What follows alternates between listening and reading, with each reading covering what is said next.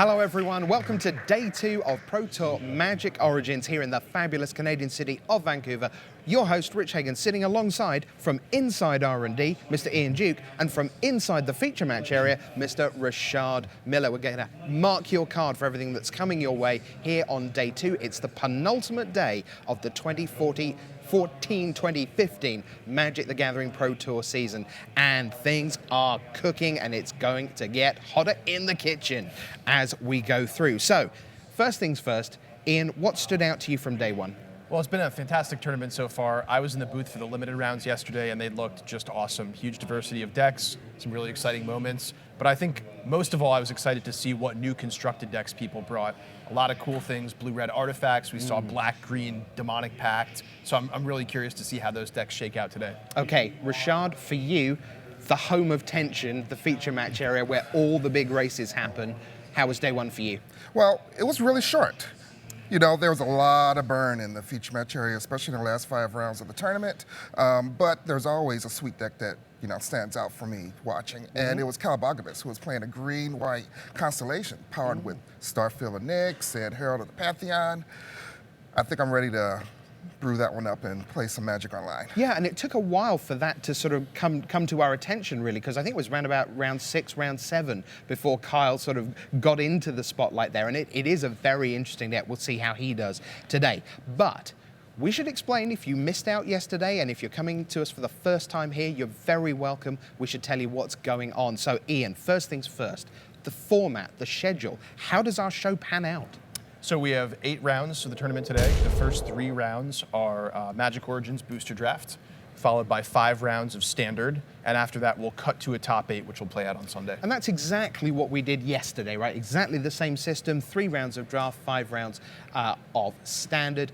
And so the top 8, once we get there, does it work exactly the same way? The top 8 is all Standard. So players are playing out single elimination, and they're just playing to see who comes out as the champion. Rashad, tell us about the scoring system. Well, the players play 2 out of 3 matches, and if you win your match, you get 3 points. If you lose your match, you don't get any points, and if you draw, you get 1 point. And you see the draw is definitely not as good as a win and a lot closer to a loss, and that'll play in the fact that 4 losses, that's kind of the cutoff to where you're going to need to get top 8, so, you know, 3 losses and 1 draw, it's going to put you right above that. Right. Now, Ian, there's an awful lot at stake apart from money. Yes. But let's not forget, there's also some money on the line. There sure is, Walk Rich. us through the prize payout. All right. So first place payout for this tournament is $40,000. Second place, $20,000. For third and fourth, you get $12,500. And fifth through eighth is $10,000. And that's just the top 8 tomorrow, Rich. Payouts go all the way down to 75th place, and that's $1,000. So that is the money, but we should touch on the fact that there are so many races going on here. So you have Player of the Year, you have Rookie of the Year, you have the Pro Club levels, Silver, Gold, Platinum. You're going to be playing for World Championship slots. You're going to be playing for World Magic Cup captaincy slots. So much going on there. And finally, Rashad, for people who want to be with us here at the Pro Tour and not just watching at home, tell us, how do people qualify? Well, there's a few ways to qualify. One way to qualify is to win a regional qualifier. That's really the stepping stone for anyone who wants to, a newer player. Finishing high at a Grand Prix, finishing high at a Pro Tour, those also earn you slots. Being any Pro Club member will qualify you in a certain way. And Hall of Famers, they get to come to any Pro Tour they want. All right, well, the good news is that everyone is ready for the draft of the morning. It is time to head down to the booth, and our 8-0 players are waiting to give us what will hopefully be another limited clinic on Magic Origins Draft. Let's head down and join the team in the booth.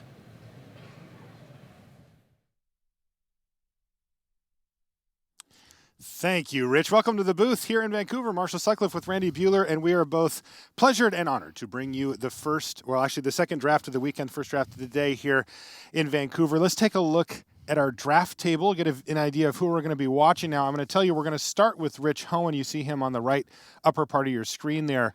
And this is our top pod, right? Yeah, I think that the order is the other way around. I can see on the table that it's actually Brian Gottlieb who's feeding Rich Cohen. So if okay. you pretend you're passing to the right, then this is the graphic. But yeah, look at this table. Mike Sigrist is, thrusting himself into the world's conversation. Rich Hohen is undefeated. Kentaro Yamamoto is undefeated. This is going to be fun. Yeah, we saw Scott Lipp with a good performance yesterday. Joel Larson and Right. Timotei Simino. He was the king of the hill with that insole artifact. Yeah, deck. he lost one match on the King of the Hill, And then but he was then won done. the rest. Yeah. 7-1. All right, so let's do it. Let's head down to the feature match area for the first draft of the day here from Vancouver.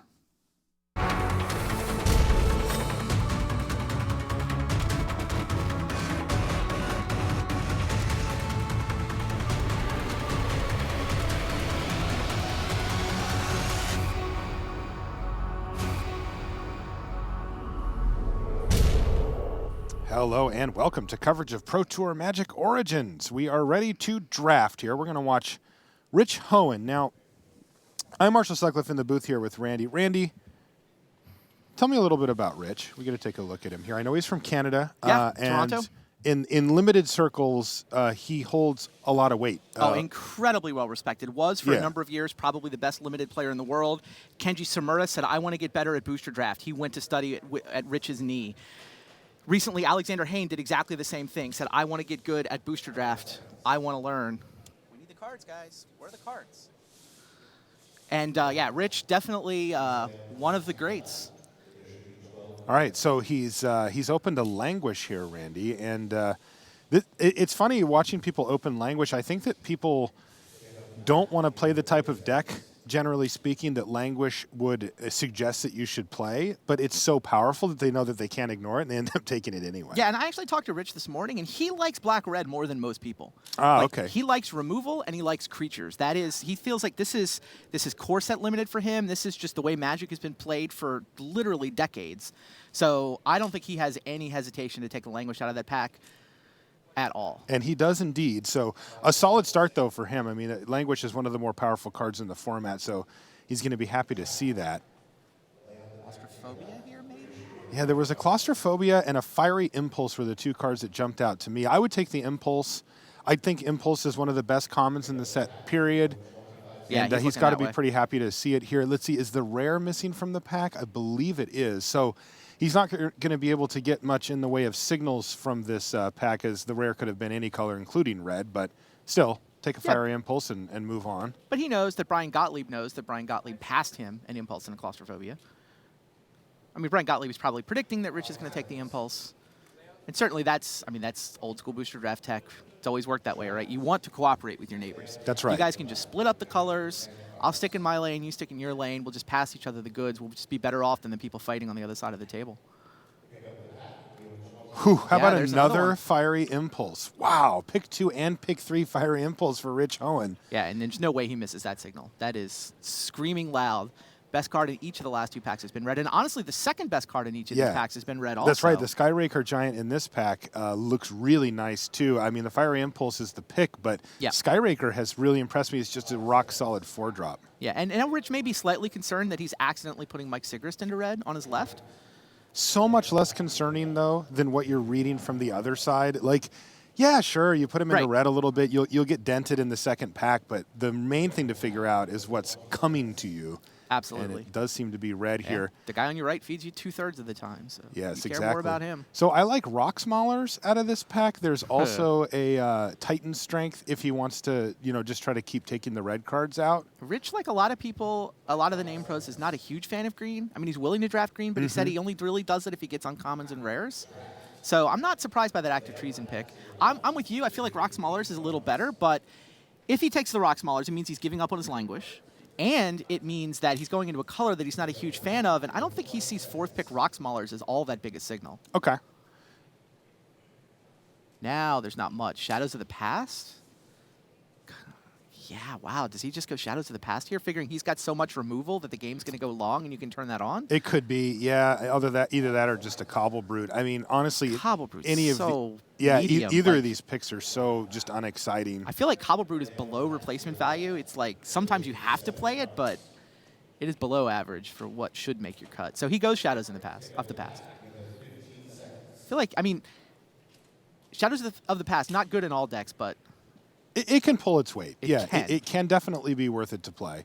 And he has so much removal, he will be able to get some value out of this scry. Yeah, black is not open. Black is not open, though. Llanowar Empath, the best red card here is the Titan Strength. It might just be the only. He's going to take the Llanowar Empath sort of begrudgingly, Yeah. shifting Exactly. a little bit here. And now maybe he retroactively wishes he had the Rock Maulers instead of that. Yeah, I mean, active look, treason. I think it's more a speculation thing, right? Like, you take a green card, it doesn't mean that you don't play your black card, it just means that you're testing the waters a little bit. And instead, he has an active treason in that spot, which is okay. Still playable. Yeah. It's good in the aggro red decks. It's not good in the removal heavy red Yeah, decks. and I mean, he is thinking he's red-black when he takes it. There's a prickle bore right. for You Rich get, here. you get an Nantuko Husk. get a You Husk. can sacrifice their guy. It becomes a removal spell. Exactly. Pickle Boar's pretty straightforward pick that pack. Yeah, that card's been fine. Oh, this is nice. Deadbridge Shaman has come back for him here. I assume that's just the pick, yeah.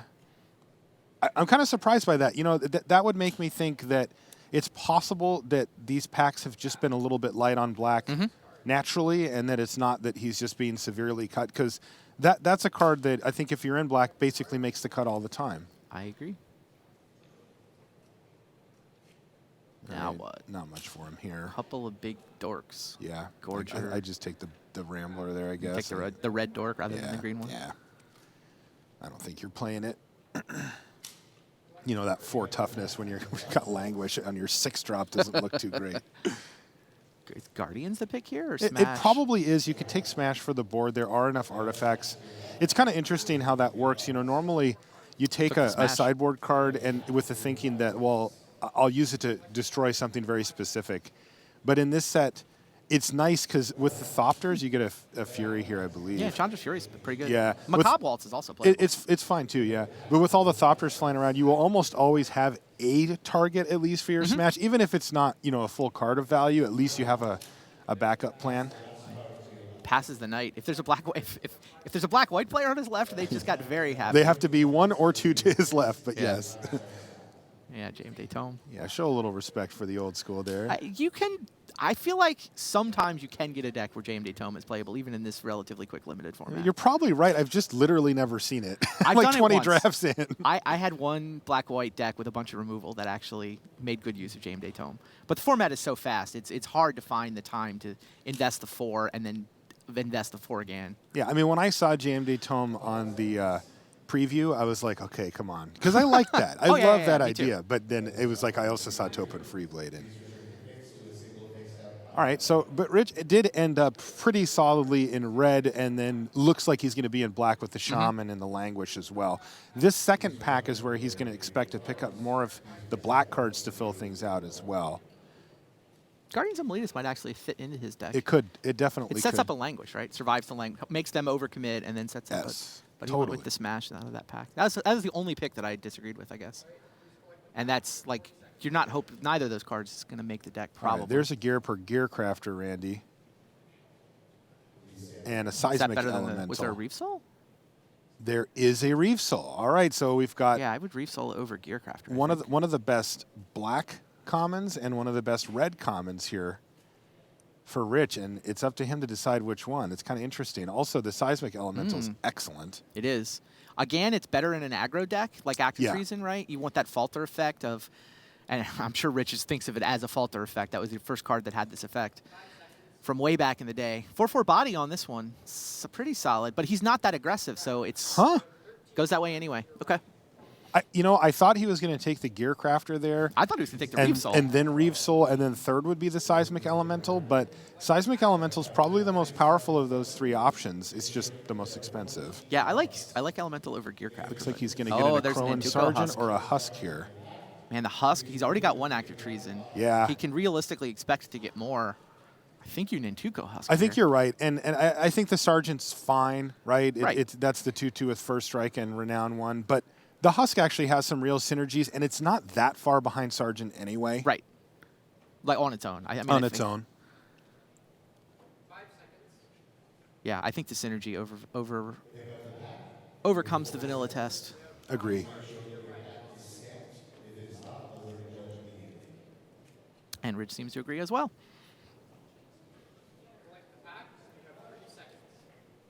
This has been a real weekend for Nantuko Husk, by the way. Oh, yeah. We've seen it picked a lot in Limited, and it's getting its time to shine in Constructed as well, which pretty cool. How high are you on Revenant? I am low on Revenant. Yeah, me too. Yeah, like there's a Rabid Bloodsucker in this pack, and I would rather have that, for example. Oh, wow. I don't have it below Rabid Bloodsucker. But Yeah, I think Rabid Bloodsucker is just fine, and I think Revenant ranges from literally unplayable, like if you cast it, it immediately dies, to mediocre. He took a Separatist Void Separatist Mage. Void Mage with a little smirk on his face. There really wasn't much for him in that pack, though. I, you know, we're going back and forth about 2 cards that we really don't want to have in our deck. Right, right. What did he Now find what? here? Oh, there's another Crowan Sergeant. What are the it's other fine. options? A Way to the Underworld? I would take the Sergeant here. He's got There's he's also a heavy Flesh removal. Bag. Oh, Flesh Bag, sure. He's heavy on removal. He's light on creatures. Sergeant is a solid guy. It's definitely between that and the Flesh Bag. He goes Sergeant. It does feel like the Flesh Bag would be having him sacrifice a real creature at this point. Exactly. I and mean, it's if he pretty had, tough. you know, the Gear Crafter or a Dragon Fodder or something, then maybe Flesh Bag becomes more attractive. And it looks like we're looking at Alchemist Vial here. I didn't see a Slug. Wow. Yeah, we knew that he probably created a red drafter on his left. Yeah. Jeez.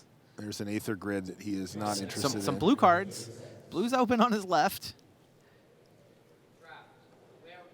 Looks like he took the Slug Yeah, there. that's what I I thought think he I would have took, too. just taken the Vial. The Slug's just so unlikely to... He's not Make going to the make great cut. use of Vial in his deck either. No, just to cycle. I mean, that's like cheap, and it does have Sure. a small effect on the board and keeps your land drops going. Wow, these packs have not been exciting for Slug Rich. does survive a languish. That's true, and it does fill that role. It's just, God, it costs 5. Man, These packs have been Pack 2 has been miserable. abysmal for Rich. And in general, I'll say too, it's not like, you know, you and I aren't saying, wow, you know, whoever's in green is sure. It's The just blue kind of mage like is getting the hookup. shrug. Blue has been the good cards that have gone through. Yeah. And another pack with basically nothing here. Second Smash Crazy. of Smithereens, Bellows Lizard, Aether Grid again. I think he's just taking the Vial. Do that or Bellows Lizard? Yeah, Vial seems better. Bellows Lizard with which somehow is a better blocker than attacker.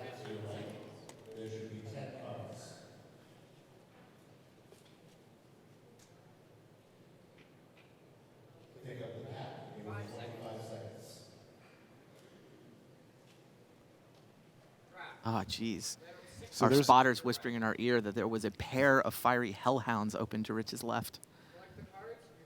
That will put a dent in your red-black deck. Yes, it will.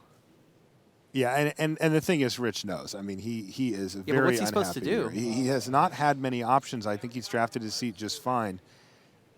Right. It's I mean, just how it's going for him this draft. the only way he's in better colors is if he's psychic. I mean, blue has, I think, been the most open color of I this think, pack, but even then, it's not like there's claustrophobias wheeling around the Right, table, right? right. Like, interesting. Took a Shivan Reef there. I wonder if that Separatist Void Void Mage Mage is, might make the cut. Yeah. He's What gonna a take brutal a pack. Night Snare. All right, well, there's a lot of heat coming down on this last pack as Rich Hohen finishes up Pack 2. Pack 3 is going to have a lot of pressure on it from his perspective to deliver some pretty great stuff. Now, red should be open, though. He's in red because he got past good red cards. So he's got to read that he should get a pretty good pack 3, at Totally. least from the red side of things. Now, he's only in black because he opened Languish. So he does not have much reason to believe that black is going to stay open. I mean, black seems to be just getting savagely cut from all sides here. Yeah, and Languish is double black, so you Like- can't even splash it very well. Like, his cards right now are Languish, Deadbridge Shaman, and if you want to count it, Shadows of the Past. He's got a Nintuko Husk. Coldblade. He's Yeah, got he a does have Nintuko a Husk. Husk. That's true. Oh, did he pick up a Coldblade? I He missed that. did, and which Coldblade is- might actually be good. in this Yeah, deck. you know, it's funny. I don't think Coldblade is generally good, but with 2 Fiery Impulse, it looks a lot better. Right. I mean, I think he's still red-black. He could splash blue. He's got the Shivan Reef and the Separatist Void Mage. I mean, he gave himself some options there. I'm brutal position. I feel like Rich navigated it about as well as anybody could be expected to. It just has not come to him. Agreed. Okay. I guess maybe he could have had that if he goes with that Rock Smaller, but did he even see green? No, not that really. pack. I mean, somebody else on his left took the Rocksmauler, of course. So, I mean, the whole world changes a little bit. Yeah, 5th pick Rocksmauler could have put that person in.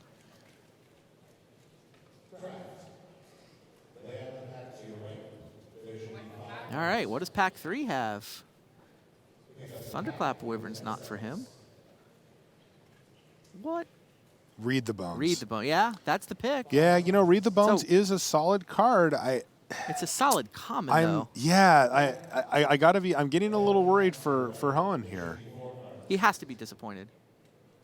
Definitely up until this point, and he was hoping to open up just a sweet bomb here, and he didn't. Read the Bones is a solid pickup. He's not Yep. going to be super bummed, but Yep.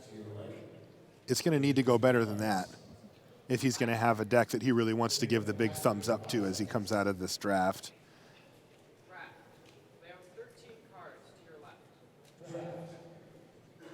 See that Ultra Pro wristband on Rich's arm? He's seems like he picked the right team to cast his lot with for this Pro Tour. Team Ultra Pro has been putting up good results and doing so again.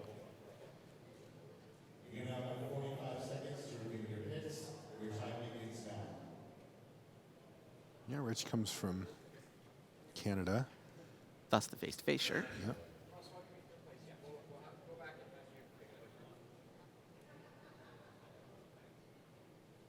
Interesting. There's a marked card in Rich's pack. They're And- giving him a replacement pack because there was a marked card. Yes. So one of the cards was visible from the back rather than have everybody know who took that marked card. And now, yeah, he's splitting them out on the table. They can make sure none of these are marked, but Does he he gets a give the redo. Read the Bones back? Apparently. He gets to just spin the wheel on opening something Read great the Bones here? goes away, marked card in the pack. They didn't discover it until he picked, but they're replacing his pack. And You got a Conjuring. That's not going to do it. Somehow he's opened a worse pack? No, I guess he's going to get in a Cron Sargent out of the deal here. wow. That was weird. Yeah, I haven't seen that before. You know, I think you would mulligan a Oh, Read I the would Bones, totally though. mulligan that pack. He didn't really do better. He did about the same. He Maybe did about the Sargent same. slightly better. Yeah, I don't know. I feel like Read the Bones, they're pretty similar. He needs the Sergeant a little bit more. I don't agreed. know. Enthralling Victor in there? Enthralling Victor, and what was that last red card? I can't Yeah. see. He's so fast with it. Subterranean Scout and a Majoring Bully, I believe, at the back. Yeah, that is what it is. So Is he desperate for a 2-drop? he's getting that way. Yeah, I still think Enthralling Victor's Victor, probably especially the pick. with one Nentuko Husk and the ability to possibly get another one. So Woodland Bellower in there in green, is that right? Yep. Yeah. If he'd been green, he'd be really happy with that Woodland Bellower for Yes, sure. he would. All right. Well, I still think it's Enthralling Victor I do for too. his deck. Yeah. I do too. He also has a reasonable shot to get that Majoring Bully back. It only goes in red decks, and it only goes in ones that want to be particularly assertive or have a lot of cheap removal or any removal like he does. Jeez, these packs have been raw. He's going to get maybe an Act of Treason. I guess. That sounds better than second Macabre Waltz. Second Volcanic. Yeah, or another Dork. Alchemist Vial. Wow. I guess he was supposed to go into green? Takes the Act of Treason. His draft works out better if he takes that Rocksmauler and goes into green. I think. Yeah, I don't know. Do the green I cards would have taken the Rocksmauler out of the pack. I don't know that I would have ended up in green, though. It's hard to say. He gets a Lightning Javelin here, which is fine. Yep. Oh, no, he's got a Shambling Ghoul? Oh, yeah. I would take the Shambling Ghoul here. Is that a Summerwald Alpha floating around the back of the pack? Yeah, It is. Yeah, sure green was. is. Green is Green flowing. would have worked out. Yeah, he did take the Ghoul That here. doesn't mean it was correct. It doesn't mean he drafted incorrectly. It's, the difference between the psychic play and the correct play. Sometimes only the psychic play works out. But green is, in fact, open. Wow, second Somberwald Alpha. Another Rocksmauler. Here's a Shambling Ghoul for Rich, though. He's getting cards. They're not as good as the green cards he's passing. Yeah. But these 2-drops that, can get the beatdown process going and sort of back up his removal are a welcome sight. I don't think he has any... I don't think he's sad about Shambling Ghoul. I'm just watching what could have been float through his hands.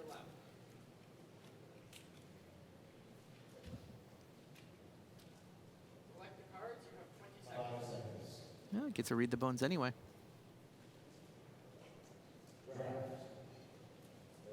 That's a nice pickup. Yeah. This is about where you want to pick up a Read the Bones, not the first Right. one. Right.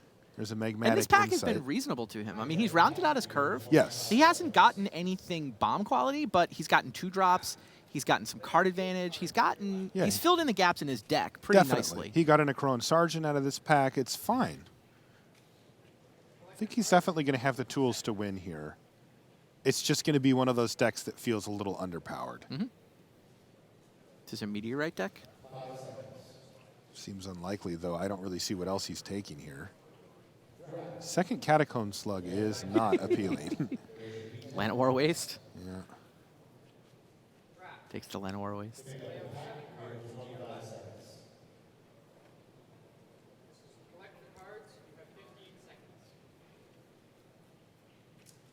Guess you could take a Ram Roller. I don't think he Bonded has any Construct artifacts. blocks okay. Yeah, that's true. I don't mind playing a Bonded Construct. I mean, it needs help to attack, but being able to play something on the first turn that can block their Topin Free Blade, their whatever. It's important. It is. It really is. And fine, maybe they have a combat trick, so the Free Blade wins the fight, but then you slog through their combat trick, and you're ready to play the next blocker, right? Yeah, I played a Bonded Construct a few times now, always with the intention of having it be that blocker early in the game. I think it's a little ambitious to think, oh, I'm just going to attack with this. Now, I have seen some kind of one-drop style decks that people have drafted. Yeah, Still the Elvish green is Visionary? just absurdly open here. I mean, Elvish Visionary is a solid card. Yeah. Yeah. Heading into the sideboard. So, what do you grade him on drafting his seat here? B plus, A minus. Like, I think he did really well. Look, I mean, like I said, I would have taken a flyer on the Maulers. I'm not quite as green averse as many of the top guys. I get it that green isn't amazing, but I am willing to just let the flow of the table dictate where I'm at a little bit more, even if it does put me in the color that isn't the best. Yeah, I kind of only give him a B for the same reason. Rox Mauler would have worked out better, and it was a legit option at that point. I think his deck, what do you give the deck? I think the deck's like a C. It's fine. Like, he's got a Languish, he's got multiple removal spells, and he has a decent creature curve. It's just he doesn't have any big punch. It's probably like a C plus. I was going to say C plus, B Yeah, minus. it's fine. It's I got mean, tools. Like, Rich can 2-1 with this deck. Totally. I don't think does not look like a 3-0 deck. he has to run well to 3-0. Right. Good. That's for sure. Good player with removal and a decent mana curve, though. I mean, it looks like he's got the tools to 2-1 in my mind. I think so too. And I have to give him credit here. That was a tough seat. I mean, Oh, yes. every pack he looked at was just miserable. He kept seeing pack after pack of mediocrity. And at some point, you can kind of hit the panic button a little bit. And I think that's why we're both giving him kind of a B for drafting the seat. Like, the degree of difficulty on that seat was, very high. A plus or is that an F? I don't even know which way you grade degree yeah. of difficulty. That was a tough seat. Yeah, it was very And tough. It would have been very easy to just have your entire deck train wreck in that second pack. Right, and he didn't. He stuck to his didn't. colors, Right. and he pushed through, and he did get paid off in the third pack. That was what he needed to happen. It wasn't a huge payoff, right? Sometimes we see the big payoff, but in this case, it was a little bit more like, okay, well, he picked a couple of Shamagals, he picked up some 3-drops, a little bit of removal to read the bones. He really did kind of fill everything in with what he needed. So I do think he got there, and I think that he did a reasonable job of drafting what was ultimately a pretty tough seat. Like we said, he moved into red-black early in his pack, and he was getting shipped. Yeah, None of it. Not knowing 2 Fiery Hellhounds were on his left. Right, and Fiery Hellhound, I mean, it's weird. You don't normally see those go that early. True. Like normally the Fiery Hellhounds are kind of get sorted out down the line a little bit. All right, well, we're going to send it back to the news desk when we come back here. Next time you see us, we're going to be watching round 1 of action, but there's still another draft to watch, so send it to Rich in the news desk. All right, thanks very much to Marshall and Randy with the call there on the first draft of the day. We've got another one coming right up. Now, when we came into this weekend, 51 people could theoretically have been Player of the Year by the end of the weekend. I say theoretically because for a lot of the people down the bottom end of that list, well, it would have to be a Tuesday in March. The year would have to be 3358. We'd have to be broadcasting from Mars. Quite a lot of things had to go right. Round about number 49 of those 51 potential Player of the Years was Kentaro Yamamoto of Japan. Then he went 8-0 yesterday. Well, the thing is, it's still incredibly unlikely that he's going to be Player of the Year. But something that's a lot more likely is that he could make the top 8 here as the overnight leader along with Rich Hohn at 8-0. One thing that's certain is that we recorded his draft, and we're going to show that to you right now.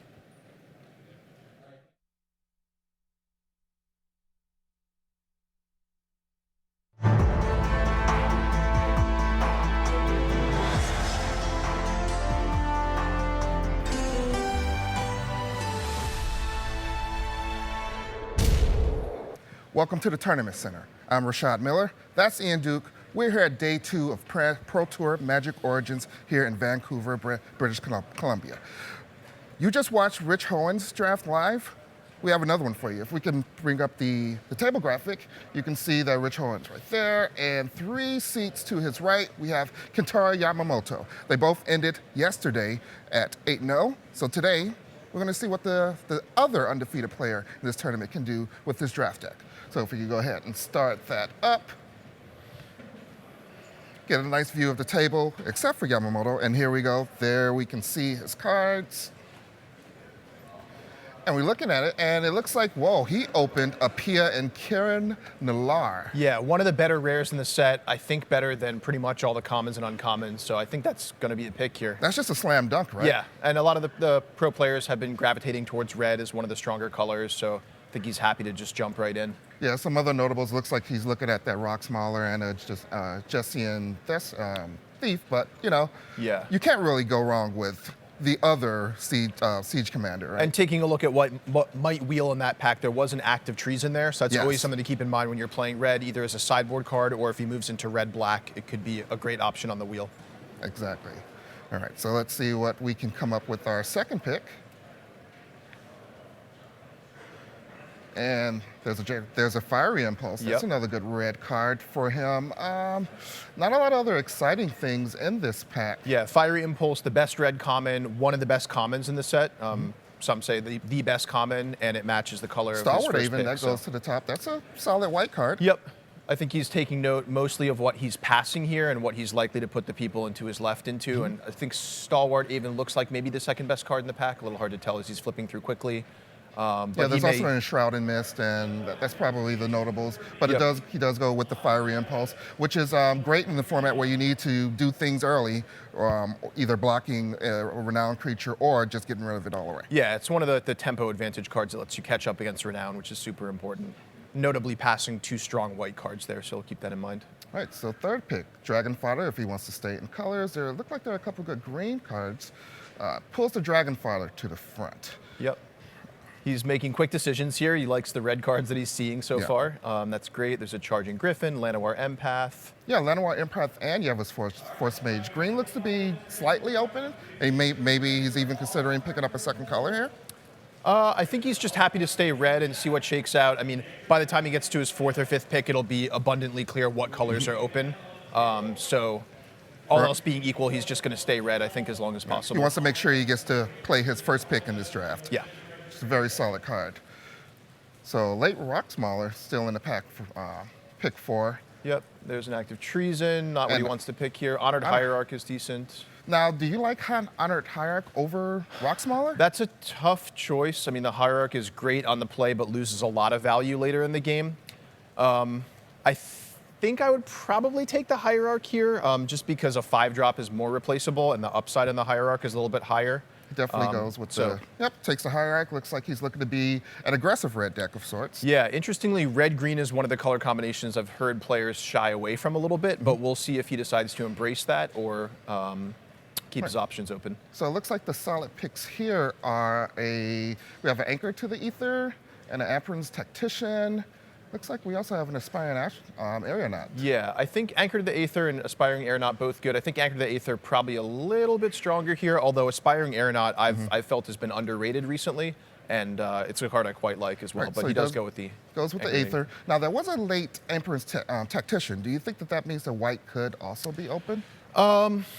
That's a card I wouldn't necessarily take as a signal that white is open, and he's passed a few strong white cards so far, so I wouldn't be ready to jump in if I were in his shoes. Well, but here's a second one. So He's looking at a second one, and in the colors that he's taken so far, it doesn't look like anything else is really catching his eye. yeah, Chief of the Foundry can be good if you move into the Thopters, but it looks like he goes with the Tactician here, possibly picking up on what you were pointing out, Rashad, that white may be open despite him having passed some strong white cards. So he's still looking for a second color, it looks like.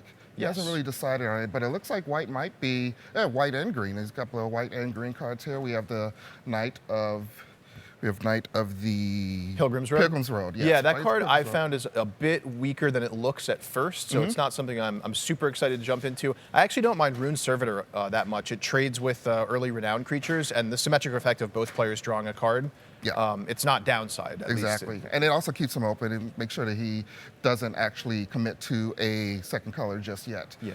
So second Knights there, and also a Skyraker Giant. Yeah, that's a great pickup for him here. The one color he's sure he is red so far, so I expect him to go with the Skyraker Giant. But wow, interestingly, he goes with the Knight of the Pilgrim's Road. Okay. Maybe deciding to move into white a little bit harder. Yeah, it seems like he's seeing the signals here and wants to stake his claim on white.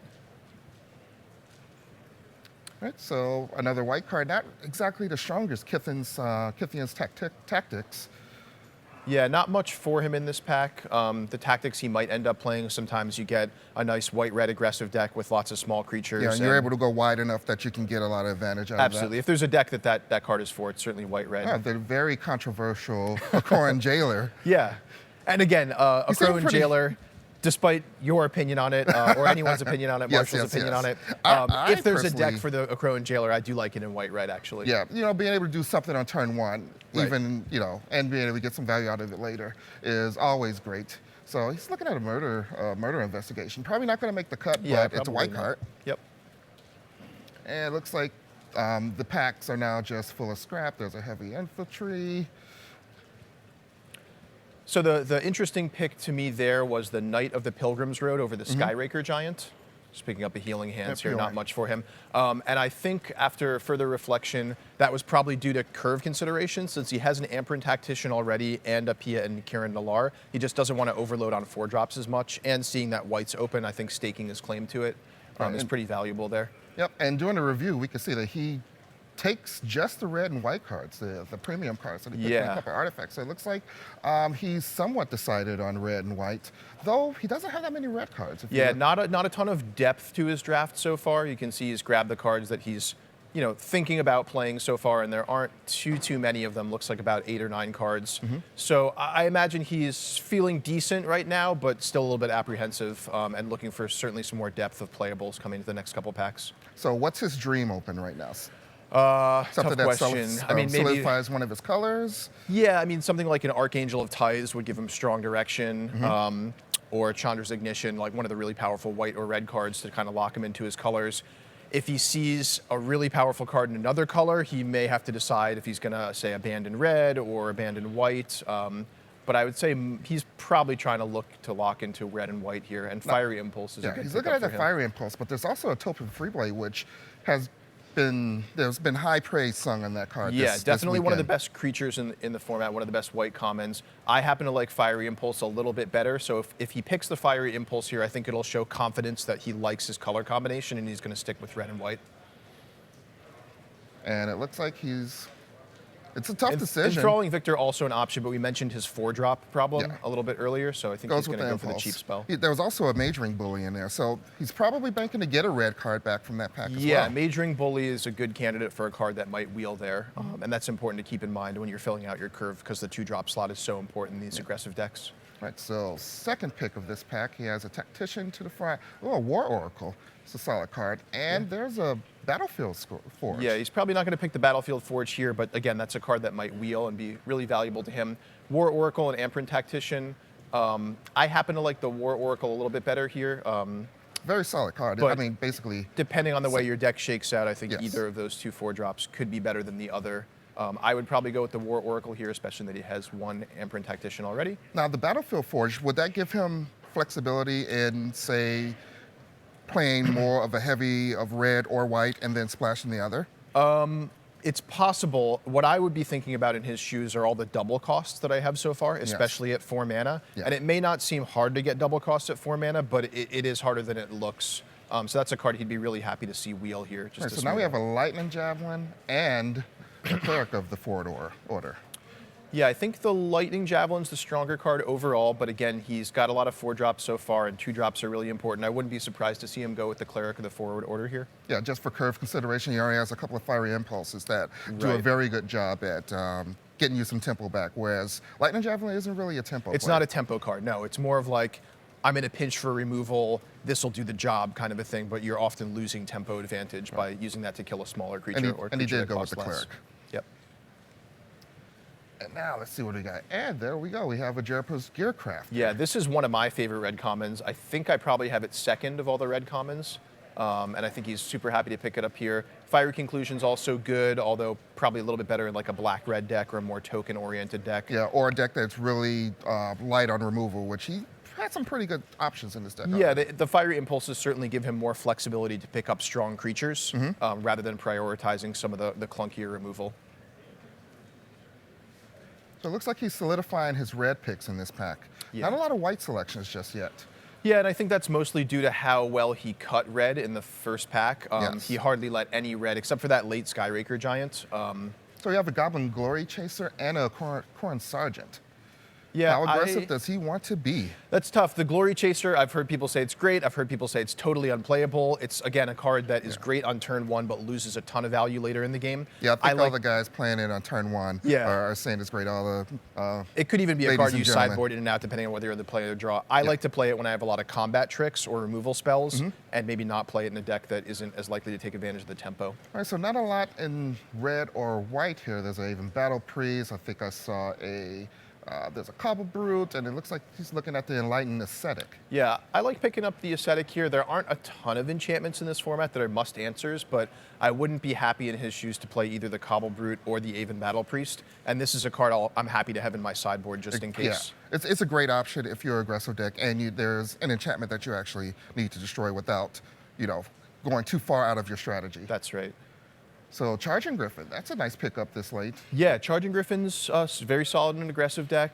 Guardian Automaton is also a card I've heard a lot of praise for this weekend from the pros. Looks like he does go with the Griffin here. Now, is Yamamoto looking for any artifact synergies to go along with this P and Karen Nilar? Yeah, he has the Gear per Gearcrafter already. He did pass a Chief of the Foundry in Yeah. pack 1, so there may be someone else that's going a little bit heavier into the Thopter theme. I don't think he really has quite enough at this point in the draft to move in on artifacts. He'd have to see sort of a conflux of several artifact-related cards in a row to really pursue that. Picks up a late Alchemist Vial, but wasn't really much else in the pack, and if he's in a pinch for playables, he can play that. And it draws a card. It actually has some value in the game. Still not a lot here. Yeah, the Rumbler might be fine for top end if he doesn't pick up anything else. Guardians of Meletis is also a pretty good sideboard card here. He's a pretty aggressive deck, so it doesn't really fit his main strategy, but if he's up against another aggressive deck or a deck with a lot of renowned creatures, he may want to bring that in. Hey, and the Battlefield Forge came Yeah, back. that's pretty exciting. Gets to play that. Okay, helps he goes straight for it. I was going to discuss some of the other options there, but it looks like he just loves the Battlefield Forge, and I agree. Red and white in particular in this format have a lot of double cost, especially at the 4-drop mark, as we mentioned earlier. Right. Cobble Brute is probably going to be the pick here. It's not much else. Nothing else in its color. A couple of nigh unplayables in that pack. Looks like Artificial's Epiphany is not getting any love in this tournament. Infectious Bloodlust looks like it's going to be the pick. Yeah, Infectious Bloodlust can be decent if you pick up a number of them. I think that's his first one, so probably not something that's going to make his deck this time. Hate draft the Catacomb Slug. I don't think he could ever beat that card. Yeah, some of these high toughness creatures are actually really important and valuable in this format because of renown and the way the games play out. Yeah, he got a last pick Rabid Bloodsucker, in case you were wondering. Sure. All right, so now we're looking at his deck, and it's looking a little better. It looks like he's got a plan. He's got a better curve.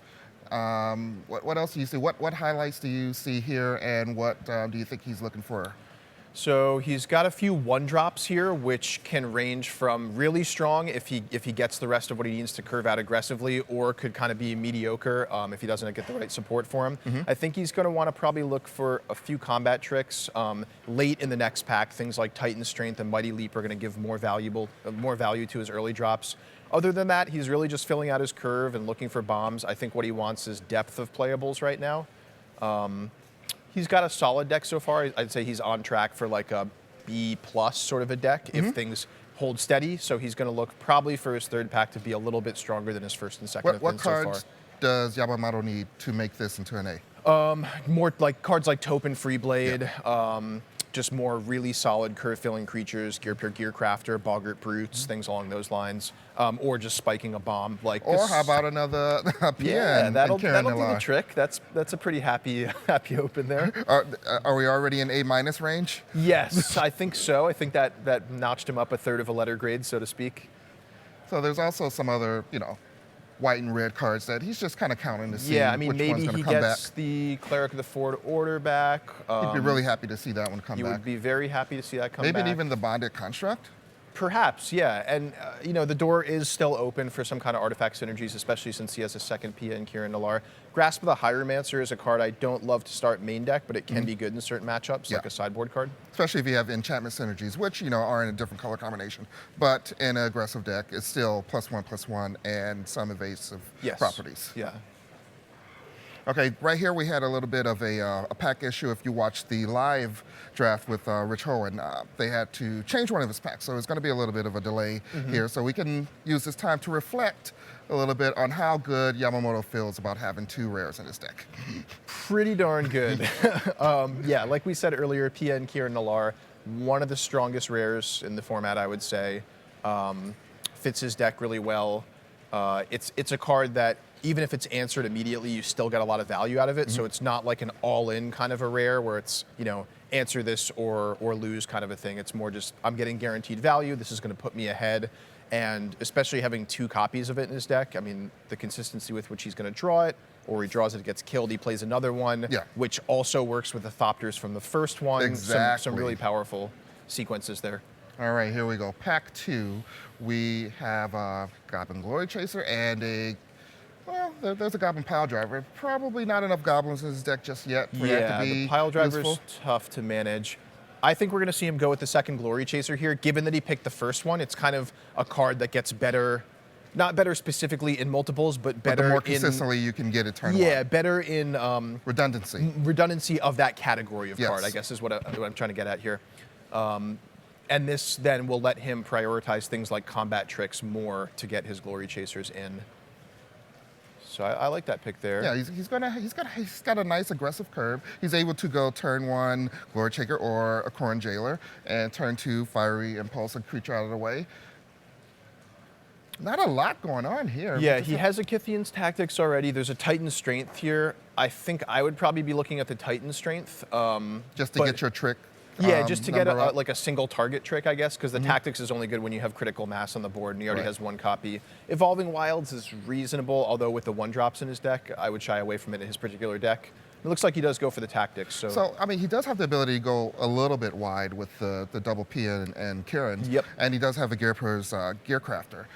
And he has a bunch of 1-drops. Well, not a bunch, but he has more than a lot of decks usually play in this format. Right. So maybe that's his plan. There's a Nightly Valor. Nightly Valor's nice. Another Akoran Sergeant. I don't think he took the first one, but it's the second one that he actually saw. There's a Meteorite that he has to the front.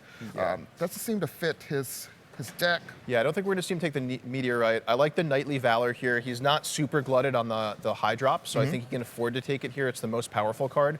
You can make a case for some of the cheaper creatures to fill out his curve, and it looks like he does go with that. So that's good discipline there, I think. Yeah, and Nightly Valor it obviously is better if you have a creature in play, but if your creatures are already pretty small, it doesn't really give you any evasion. It just, makes true. a 1/1 into a 3/3. So there's an Emperor's Tactician, and if he's looking at Yamamoto's looking at the Gore wide strategy, that's another way to benefit from having a lot of creatures. Yeah, the Tactician and the Cleric are the options here. Looks like he's eyeing up the Tactician. Oh, there's Lightning also a Javelin Lightning goes to the Javelin front there. also. Okay, any of those 3 you can make a case for. It's a little hard to tell without having the deck laid out in front of us. Right. Looks like he does go with the Lightning Javelin there. Also gives him For a little sure, bit of his reach removal. because, none of his removal and none of his red removal can actually target a player just yet.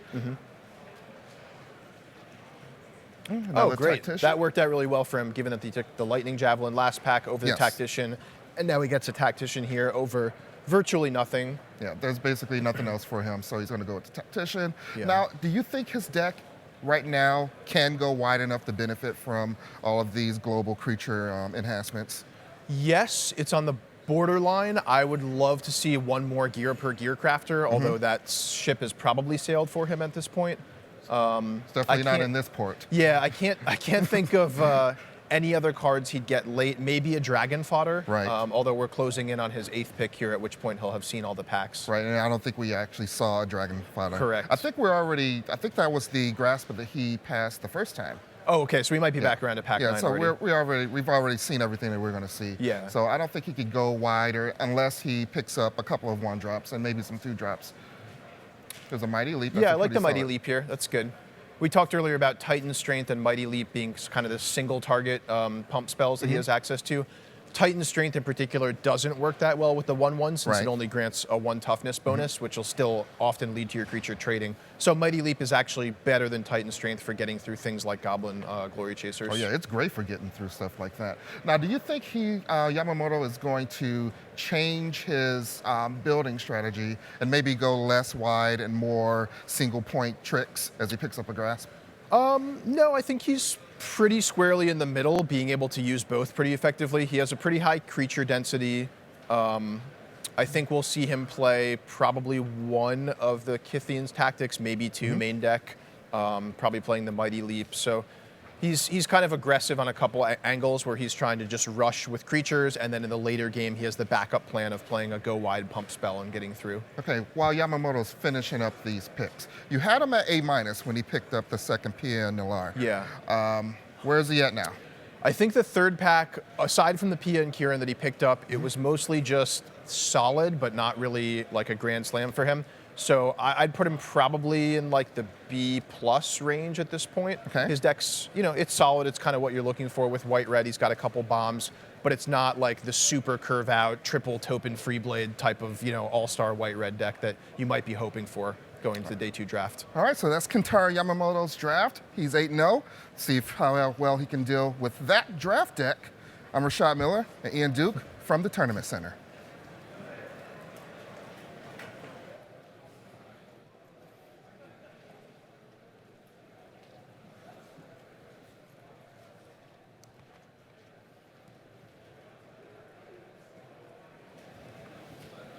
All right, thanks very much to Rashad Miller and the man who's just joining in beside me, Ian Duke. Interesting stuff there, Ian. Mum and Dad and Mum and Dad. Awesome. That's great stuff. So 2 8-0 players. You've seen the drafts of Rich Hone and Kentaro Yamamoto. Now, we're not giving away anything here. The way that Swiss pairings works means that if you are paired against someone with the same record as yourself. There are only 2 8-0 players. We know that Rich Hone and Kentaro Yamamoto are on a collision course. We've also been joined at the desk by Pro Tour historian Brian David Marshall. At BDM, this is our first chance to chat today, so before we get into all the races, I do just want to touch on yesterday. Huge day for you as the historian, and for the 3 members of the Magic the Gathering Hall of Fame who were announced yesterday. Yeah, it's always great to watch players who've been playing for more than 10 years on the Pro Tour get chosen by the people who make the Pro Tour, officiate the Pro Tour, and especially play on the Pro Tour, vote people into the Hall of Fame. And we saw Eric Froelich, the current Player of the Year frontrunner, nicely tied in to what we're going to be talking about shortly. Shota Yasaoka, the former Player of the Year and Pro Tour champion, and Willie Adel, the 4-time Pro Tour top 8 competitor, and beloved community figure, which is really nice. And what I thought was really special, by the way, is this was the first year the voting was opened up to the community. There was a collective ballot by the Magic community that was submitted. The contents of that ballot was a 3-person ballot. It was Eric Froelich, Shota Yasaoka, and Willie Adel. Oh, wow. So kudos to the Magic community. You guys voted better than many other people voted. Yeah. You did a great job. That was perfect. Yeah, that's very reassuring as well. That means that the rest of the voters are reflecting also the community. That, Yes. that we all kind of arrived at, that there's not a lot of random people with votes. on this list, and we did end up with a great class again. And yeah, well done to the community for investing in that as well. It was great to have you on board as part of the process, and so many great conversations around the internet. I know it was especially very moving for Willie to hear. He's been doing stuff for years, and we talked about it. And he's like, he doesn't do it for the recognition, right? It's not like something he's doing cynically, not something he's doing to get into the Hall of Fame, And he was kind of like, oh, it was just kind of nice to hear from people that, when Paulo says, when you helped me get to the Pro Tour and helped me become a Pro Tour Hall of Famer, I appreciated that, and I couldn't have done that without you, and that's important to me. And hearing that time and time again from people in his community was really moving for him. Well, if you want to get in the Hall of Fame, you need to be playing on the Pro Tour for 10 years or more, and that probably means you've done rather well at a Pro Tour. These people are doing well at this Pro Tour. Why don't we take a look at our overnight leaderboard right now? And as we've mentioned, there are 2 players undefeated on 8-0, Kentaro Yamamoto of Japan and Rich Hone of Canada. Rich Hone is literally just focusing on this event. He's not, the only way for him to be platinum is to win the whole thing. He's not in contention for a World Magic Cup slot or a World Championship slot. Magic is not an important part of his life right now. It's just, hey, I got to qualify. I'm in my home country. Fantastic. And isn't he ever making the most of it? Ian, what stands out to you amongst the slew of 7-1s from 3rd down to 14th? Let's see. Definitely catching my eye. Brian Gottlieb. I believe he tested with some of the New York area crew. Right. He's doing really well today. Joel Larson, one of my favorite European pros that I love to watch. Also great to see him doing well. Scott Lipp, longtime player, has been playing since 1997, I believe. Yep, 7 PTs before now. And he's on a heater in the Grand Prix circuit, as I understand it, so it's great to see him doing well. Yeah, absolutely. BDM, lots of North Americans, as we would expect. 9 and 10 on the list there. Pat Cox and Sam Black. Yeah, I mean, Sam Black is really where my eye is going immediately on this list. Sam Black is currently 3 points behind Eric Froelich in the Player of the Year race. And this is a huge leg up for Sam Black. He's 3 full matches ahead of Eric Froelich in the standings today. Yeah, we will get into the Player of the Year in a moment. But on the right-hand side of that screen, as we look at some of the 6 and 2s, just above them with a draw there, you've got Makahita Mahara at 6-1-1, and just the way that the breakers worked out, Shahar Shenhar, double world champion, at 6 and 2. Remember, draft pods of 8 people were decided today, and that means that the second pod was just ferocious. You had Wilson Mock, Stephen Neal, Pat Cox, Sam Black, Makahita Mahara, Shahar Shenhar, Michael Dirtso, and Max McVitie were the second pod. So you've done all that hard work of getting to 7-1, and suddenly you get, let's just add Makahita Mahara, Hall of Famer, and a double world champion to that pod. And it's the waters look pretty sweet at 7-1, but there are some very dangerous rocks under there. Someone is going to be 7-4 at that table, right? You're looking around the table and you're like, we're all 7-1. Oh, one of us is going to be 7-4. Yeah, that's the Paul Rietzl line Right. from the second morning of the Pro heard Tour. that one. Hey, great job yesterday, guys. Someone's 7-4. Yeah. So that's what's going on with the leaderboard. But there are so many races to get into. The most prestigious, clearly the sort of gold standard in all this, the Player of the Year race. Now there are 51 players who came in who could theoretically do it. 18 of those wouldn't necessarily have to make the top 8 to be Player of the Year. Of those 18, 16 are still playing and 15 can still make the top 8. Here is your 2015 Player of the Year race leaderboard coming into the weekend. And BDM, let's just go with the headline. The only person of the 16 still playing who cannot now make top 8 is Eric Froelich. He is 4-4. He, in fact, had to win his last round to stay in the tournament, to keep playing. That's the cut from day 1 to day 2. You got to go 500. And it's not a great spot to be in. You're in day 2. It's better than, staying home and drafting today.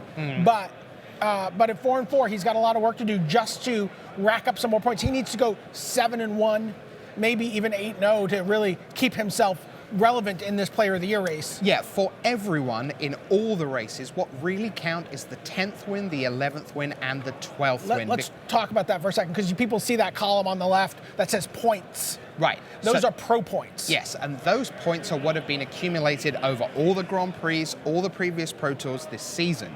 And what when we're talking about the match points here, every match win gets you 3 points here, but in terms of the pro points being awarded at the end of the day, the 10th win gets you 3 extra pro points, the 11th win, 4 extra pro points, and the 12th win, that's 5 extra pro points. And that's really backbreaking in terms of how many matches people have to win to catch you. So we've established that Eric Froelich is in trouble at 4-4.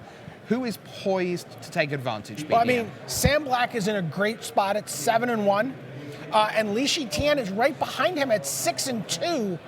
Both players, if they can rattle off a streak of wins today and put themselves into that, really kind of elite territory of 12, 13 wins, then, things start to get really scary for Eric Froelich. Next up, Yuya Watanabe. Now, he is gone. He is out of the race. He will not be your Player of the Year. Let me ask you a question.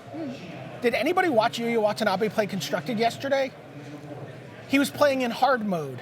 Literally hard mode. He was playing a hardened Scales deck Wow. in Standard. I was going through the deck list this morning, and I'm like, what is this? So Not quite sure how that occurred.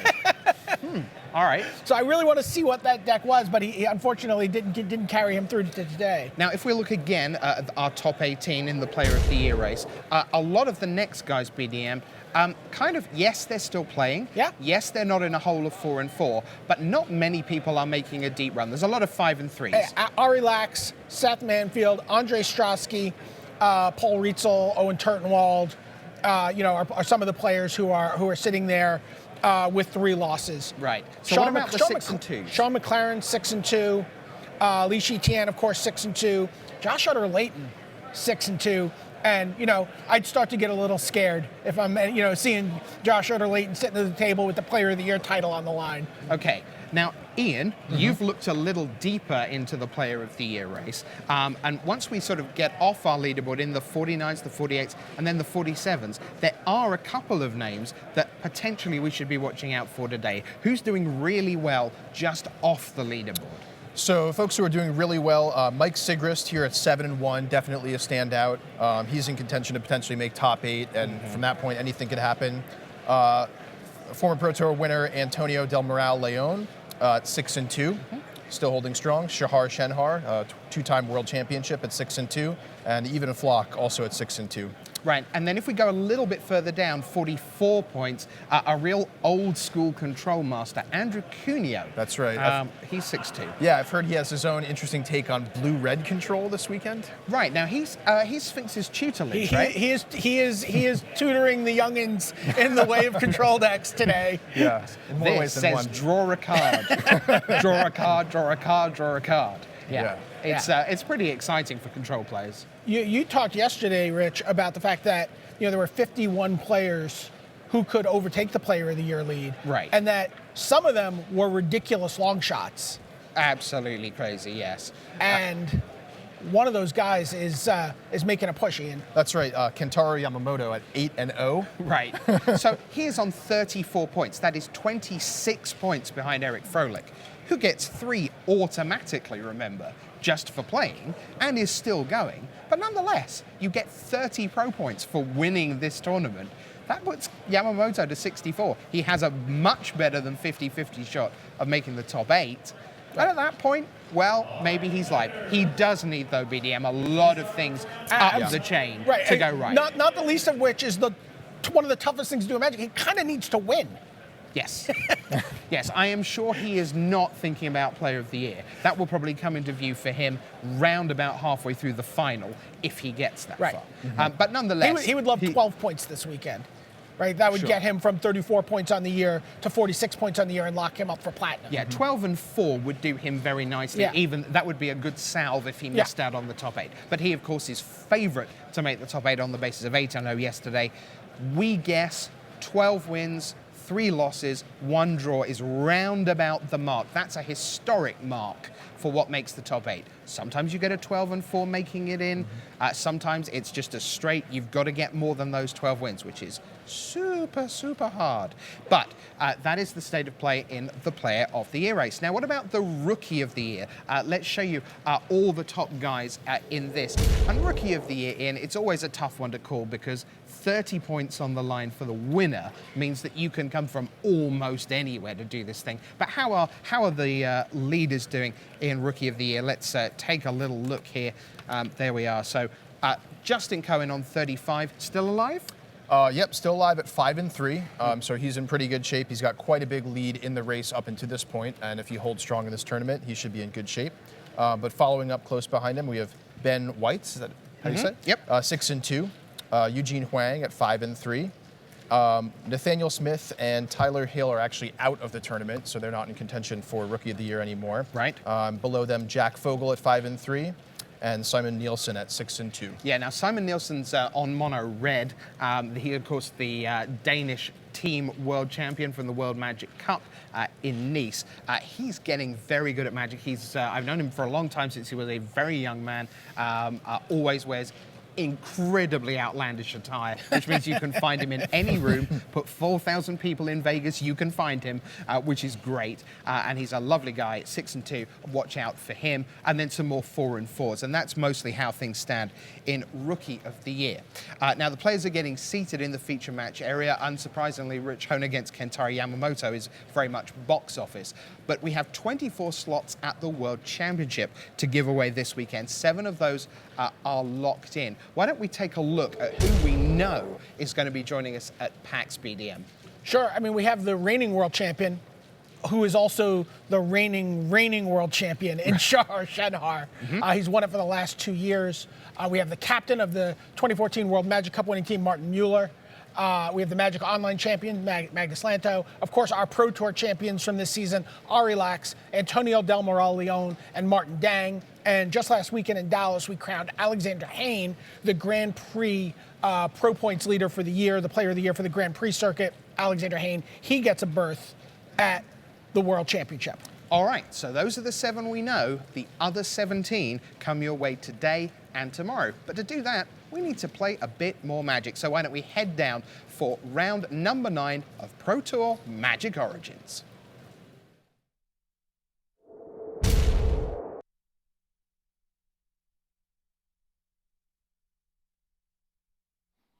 Thank you, Rich and the guys. So we're back in the booth here. That's Randy Buehler and Marshall Sutcliffe, and we're all set for round 9 here from Pro Tour Magic Origins.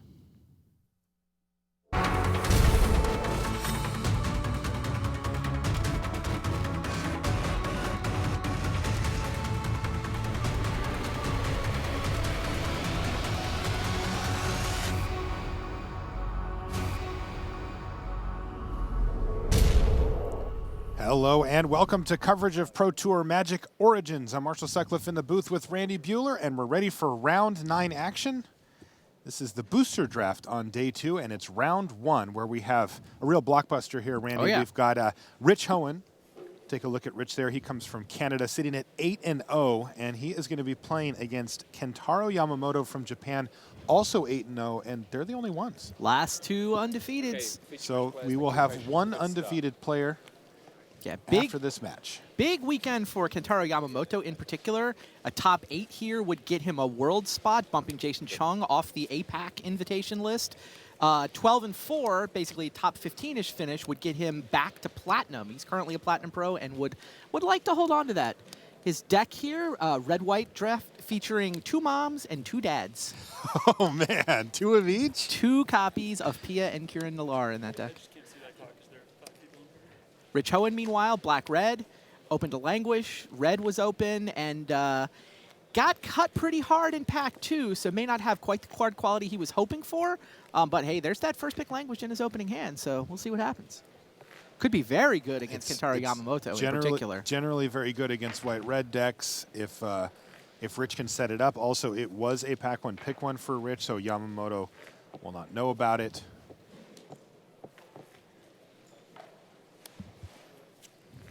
Grasp of the Hieromancer. Grasp of the Hieromancer it is. And he's going to attack for 3, knocking Rich Hoenn down to 17. So a pretty aggressive start here for Yamamoto. 2-drop into, well, another 2-drop, and it wasn't a creature. So And yeah, Kentaro's built his deck to go wide. We don't have the actual deck lists just yet, but he put a lot of value on Kythian's tactics during the draft, rather than say, you know, single target creature enhancers like Titan Strength. But I mean, going wide against the Languish deck? Yeah, we'll see what happens. That's a bad combination for Kentaro. These guys have a little bit of breathing room. I mean, obviously winning is better than losing, but they basically only need 5 wins on the day to make top 8. 5 and 3 should do it. all right, so this has worked out nicely for Hoenn. He played in a Crowan Sergeant, but that got a Fiery Impulse out of the hand of Kentaro Yamamoto, which is theoretically playing further into the Languish plan that Hoenn is lining up here. He's now down to 14. Is Yamamoto going to add anything to the board? No. 4, 3, and 1 may actually be enough for top 8 for these guys. Pretty sure I just saw Forest in Rich's hand. Really? I think I did. Yeah, I did. I know he's got a Llanowar Waste as well. What is he splashing for, though? I remember he picked up an Empath at some point. He did pick up a Llanowar Empath. He's just trying to go with the sort of grindy card advantage. We'll check when we get That's the list. definitely a I am Forest in curious his- now. Yeah. It's definitely a Forest in his hand. But he passed both those Rock Maulers. Oh, back table update. Li Shi Tian up a game on Jerry Thompson. Yeah, We've both of got- those players at 6 and 2. Yeah, both Li Shi Tian and Sam Black in the feature match area this round. They're tied for second in the Player of the Year race, and with Ifro only putting up a 4-4 yesterday, they're both very live.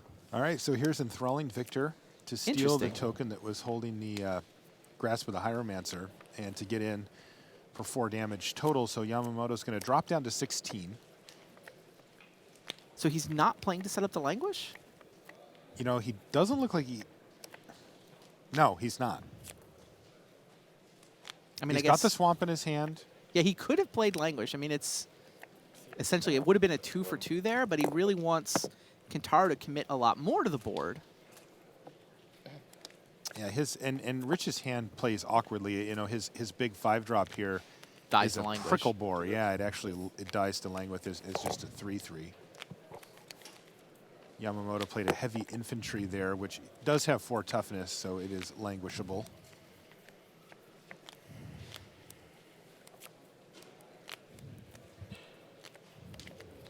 Hoenn goes into the tank here.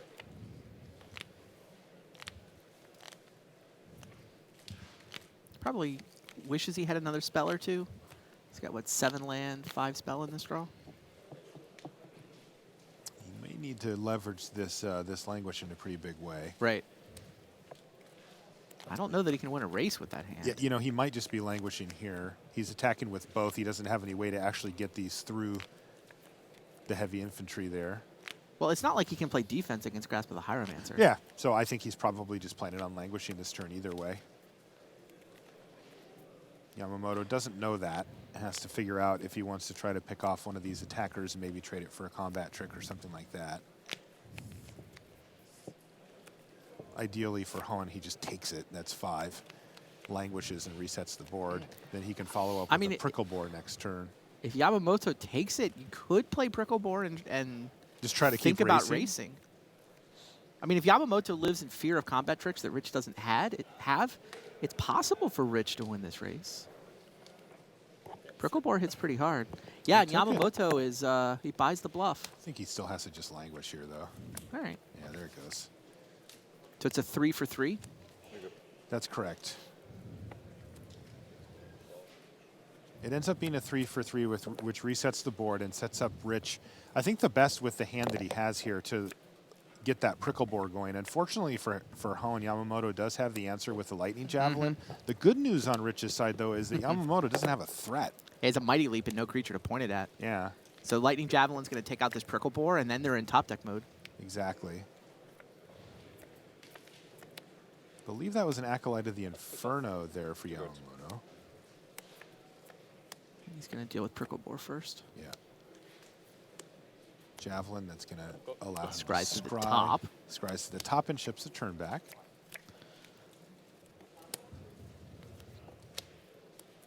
All right. Pressure has been acquired by Han. He has the bonded construct. Oh, jeez. Well, now we know why he left that on top Yeah. of the library. Pia and Kieran Nalar has entered the battlefield here and brought 2 Thopters with them. You know, the flavor on these, of course, is that this is Chandra Nalar's parents, so the nickname for the card is Mom and Dad. Which sounds nice. Card's not nice. Card's real mean. These are some They're strict artificers. parents. They are artificers. And you can see the card on your screen there. You can sacrifice any artifact and pay 2 in a red to have 2 damage go wherever you want. Yeah, Kintaro doesn't currently have the mana to do that, but he does have Mighty Leap mana up.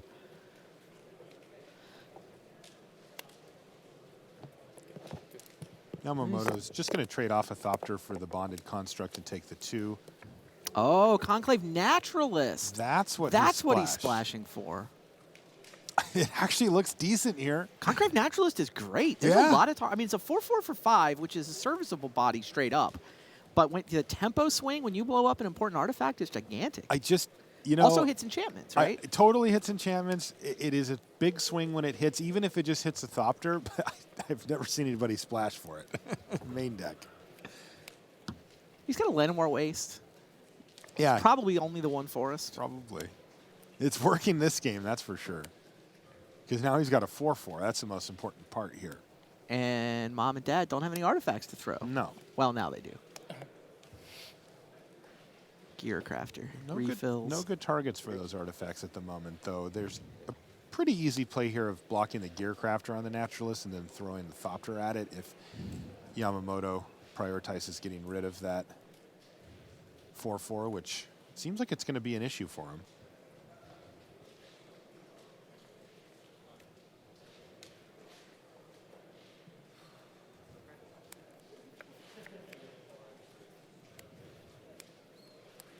Attack. Okay. Rich is going to swing in with both creatures here. Clean this board up a little bit.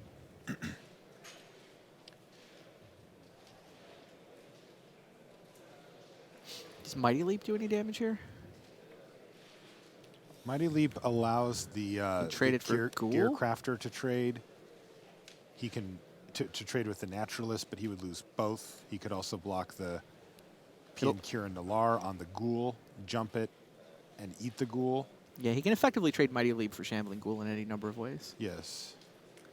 But then what does he do about the 4/4? Yeah, then his plan would probably be to trade a Thopter and a Gear Crafter for the 4/4 next turn. Well, if Pretty you're going to do clunky, that, though. if you're going to do that, you could also do that now, right? Block, throw the Thopter, Yep. And leave Rich Hone with just the 2/3. which you have, and still have a Mighty Leap in your hand. Yep.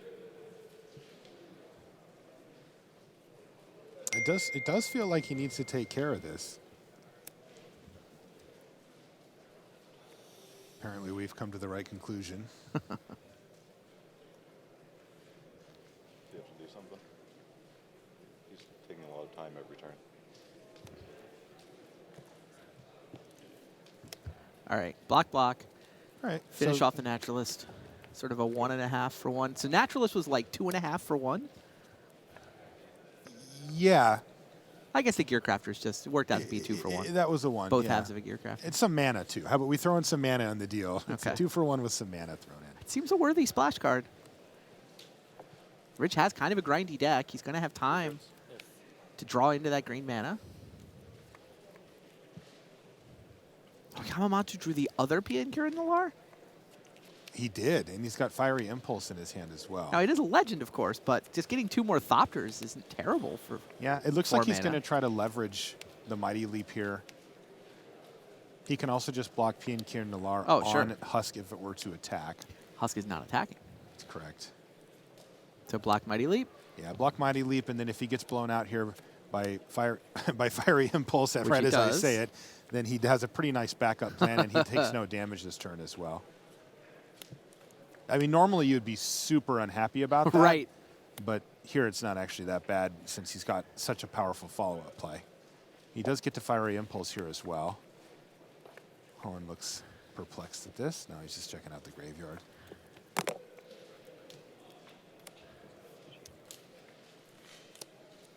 Back table match. Sounds like Raph Levy is up a game on Paul Cheon. Yeah, both of those players are also at 6-2 here. Questing after platinum. Yeah, Paul needs to 6-2 again. Meanwhile, Jerry Thompson has evened things up against Li Shiqian. Love seeing Jerry out here at the Pro Tour again. Yeah, it's his first Pro Tour back since he did a stint as inside R&D as an intern.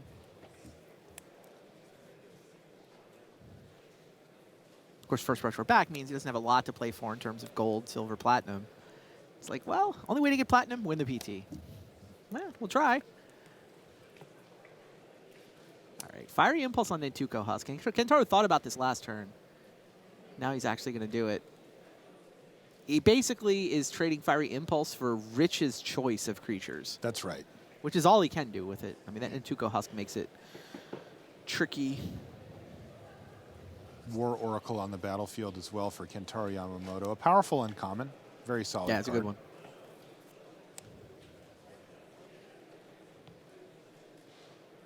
So Rich gets to decide which one he'd like to keep. He's going to go ahead and sacrifice, make sure he gets that scry trigger there as well. Put a card on the bottom. This is all, of course, from Shadows of the Past. He certainly has enough creatures in his graveyard to start activating it once per turn. He's even got the mana up for it. So this is going to be interesting down the stretch here. As Yeah, I thought that card might actually work out in Rich's deck when we saw him drafted. with all the removal. And, Right. Yeah.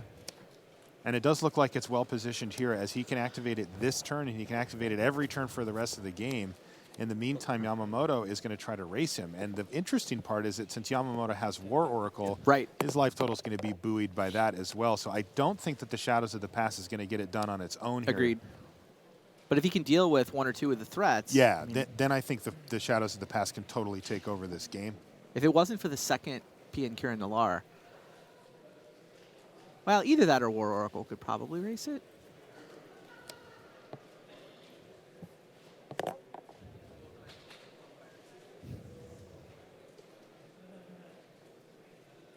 Owen's at 10.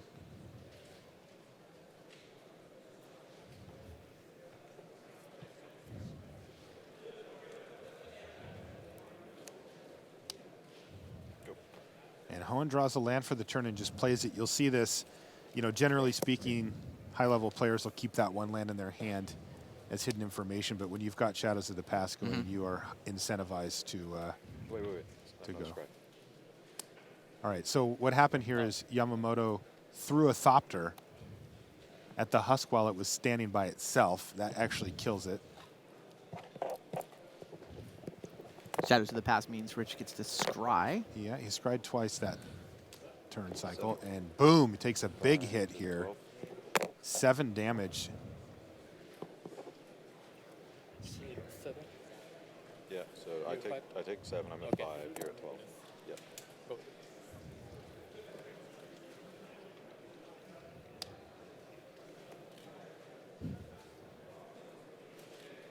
Can you see your critter? And this is a graveyard check from Rich Hoenn, as this could be signifying the end of game 1 here. Yeah, what do I need to be thinking about next game? That's what that looks like. This is good diligence here by Rich. Sometimes it's easy to just, oh, thought I was going to win, get frustrated. And that will do it. So Kentaro Yamamoto grinds through there and finds the victory. He's going to go up 1-0 over Rich Hoenn, and we will be back right after these messages. Outfit your Magic collection with the newest Magic Origins accessories from Ultra Pro. You can see the full array of card sleeves, deck boxes, playmats, and portfolios showing off your favorite Magic artwork at ultrapro.com. The battle for Zendikar is coming to PAX Prime, and the Eldrazi are taking over. Join us for a special 1-hour Battle for Zendikar preview show hosted by Ashley Birch and featuring the Wizards of the Coast R&D team as they pull back the curtain on Magic's most exciting fall release ever. And welcome back to the feature match area here in Vancouver, British Columbia. Marshall Sutcliffe and Randy Buehler bringing you some draft action here. Why don't we jump down to one of our side tables? We've got Patrick Cox versus Sam Black. Is this, what game is this? This is game still 1 game according one, wow. to, yeah, game 1. Sounds like Sam Black's deck is the Liliana story from Magic Origins. Both Liliana Yes. the Heretical Healer, and also Kothafed, her mentor.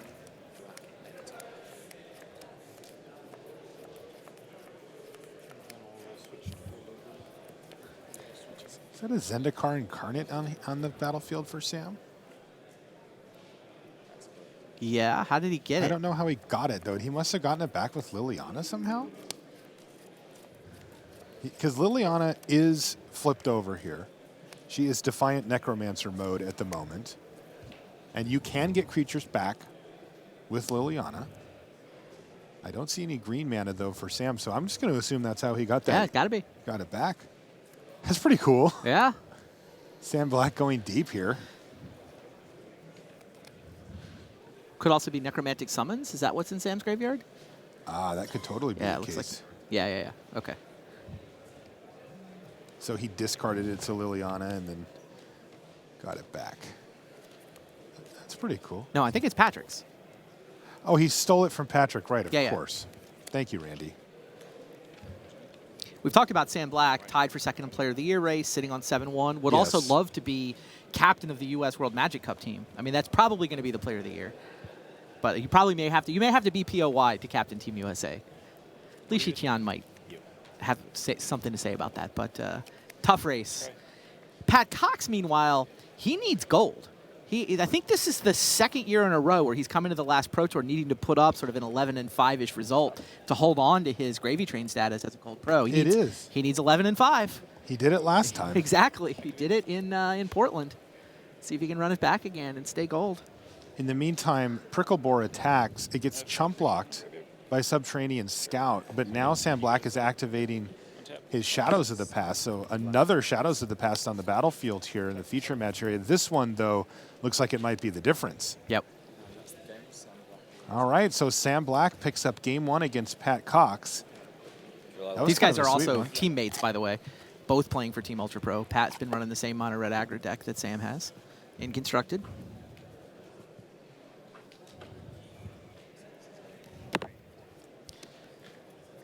Okay, looks like we're looking at game three already. Jerry Thompson and Li Shiqian have gotten off to a couple of quick starts here. Yeah, 6-2 players here. Li Shiqian still trying to climb up the Player of the Year leaderboard. Jerry's first Pro Tour back. All his goals. His goal is to win the Pro Tour. Pretty simple. Win the Pro Tour, go to Platinum, go to Worlds. Well, Enthralling Victor is going to help him out with that. He just looks like Li Shiqian's just going to take all of it here. That's 7 damage. Li Shiqian's down to 7 life.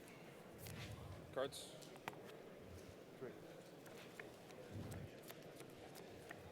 And Thompson has to decide if he wants to block the Knight token here. See that there's a Patron of the Valiant with Knightly Valor on it. It's a big flyer. Like Archangel Plus. Yeah.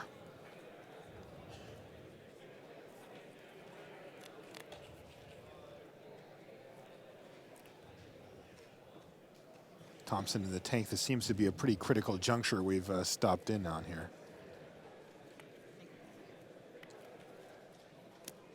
Let's just, you can see in the upper right part of your screen that Hoenn and Yamamoto have just began play, but we're going to hang here for just a moment because this seems to be kind of the down the stretch moments here of this match, and this is a game 3 as well. Yeah, I mean, Li Shiqian picks up a third loss here, and he's really got his work cut out for him for POY. Yes. Big match. I see Planeswalker in hand for Thompson. Is that a Chandra? I heard there were 3 different Planeswalkers in the feature match area. All right, but he's not going to do that. He's actually going to Rogue's Passage here and jam, and Celestial Flare gets him. This is bad news for Jerry Thompson. Celestial Flare. Thompson's down to 4. This is one draw step that he gets, Yep. and that's going to do it. Li Wow. Shiqian picks up the game and the match. Let's jump over to our primary table here. Huge Celestial Flare. That Rogue's Passage line looked right to me from Jerry's perspective. I mean, he if could have attacked with his 2/2. yeah, but then you're going to get Celestial Flare on the next turn. He needs 2 attacks anyway. It actually doesn't work anyway. He gets Celestial Flare that turn, just he takes 5 in the process. Right. Yeah, Celestial Flare gets the job done there. And yeah, a much quicker start here to our main match, though it does look like Rich has all of his colors of mana. Got that swamp down there again, but you can see there's a Malakir Cullblade and an Enthralling Victor are the creatures for Hoenn. He's got that Shadows of the Past going again as well. Yamamoto, on the other hand, is attacking with Cleric of the Forward Order and a Knight of the Pilgrim's Road. And Yamamoto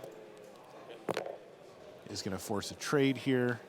Triggers going for Rich Hoenn. He's going to grow his Malakir Cullblade up. He's going to get a Scry from his Shadows of the Past, push a card to the bottom. And another Scry. These are 2 Scry ones he's resolving here. So once he puts a card on the top, they will just stop, but he's gone bottom. And War Oracle follow-up here for Yamamoto as well. So a nice sequence for Kentaro, but Rich Hoenn has his own stuff going on as well.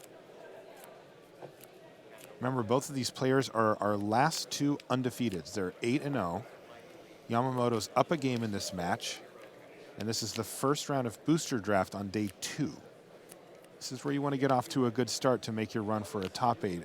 And these players are going to have that sort of vaguely in the back of their head. You know, they got a lot of business to take care of here, but once you 8-0 day 1, it's got to creep into your head of, you know, what do I actually need to do to top 8? And it's not that much. Oh no, another Shadows of the Past. That's really not that great.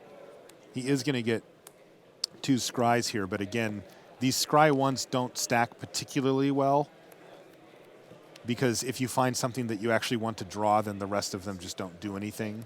Though he hasn't found anything he's wanted to draw. He's put 4 cards on the bottom now. He's now safely at the point where a shuffle effect is bad for him. War Oracle battles, and Mighty Leap is going to eat up that Malakir Cullblade here and get another 2 Scry ones for Rich. Something? Got a keeper? Hoenn's picky.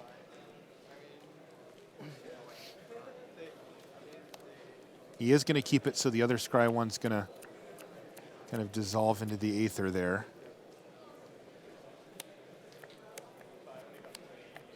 And a Necroan Jailer for Yamamoto. Could be okay here. Not a big punch, but he does have enough mana to activate it and maybe even play a spell next turn. The downside for him, of course, is that Hoenn is still at 16 life.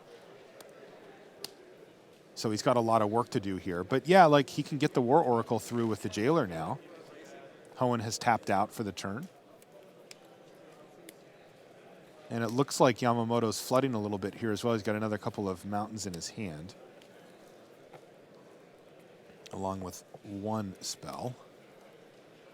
So here it goes. War Oracle in. Hoenn down to 13. Renown Trigger goes on the stack. And just a land for Yamamoto. The other player really feeling the heat here, in addition to Rich Hoenn, is Jason Chung. Jason Chung thought he had that spot at Worlds. Thought he was in really good shape to get the 8th box back to Worlds, but Yamamoto makes his top 8. He's going back to Worlds, and Jason Chung will be watching from New Zealand. Oh, man. Do you think he's watching right now? Absolutely. Hi, Jason.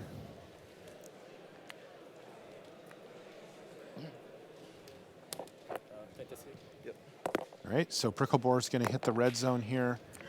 But this is not a winning line for Hoenn. He's going to have to do more than this, as even with a big hit of 5 from the Pricklebore, Yamamoto's only down to 23 after that. And boom, there goes all that work. 9, 27. As he jumps back up to 27 life.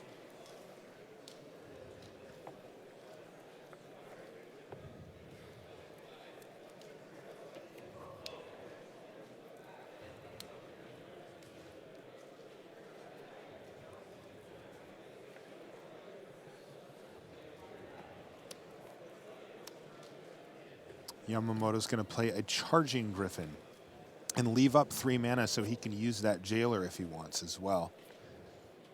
Yeah, I know you're pretty anti-Aggro in Jailer, but oh, I'm deeply anti-Aggro in it's starting Jailer. to grow on me just a little bit because it gives you something to do with your mana in the late game. Okay. Like, just having a 1-mana 1/1 isn't terrible in a really aggressive deck. And being able to, you know, get through a Renowned Creature once or just have something to do with your mana in the late game, I'm not saying it's good, but I'm upgrading it to playable. Okay. Your upgrade has been noted by the committee, and a report will follow. I mean, in particular, I think these red-white decks just have nothing to do with their mana in the mid-game. That is the case. All right, it was a Conclave Naturalist there for Hoenn. So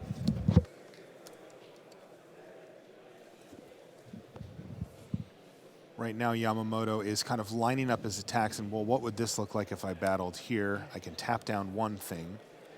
Yamamoto, again, at such a high life total that he just doesn't have to worry Sure. about any crackbacks here. He can stay quite aggressive. He would like to try to finish off this game in 2 turns if he can.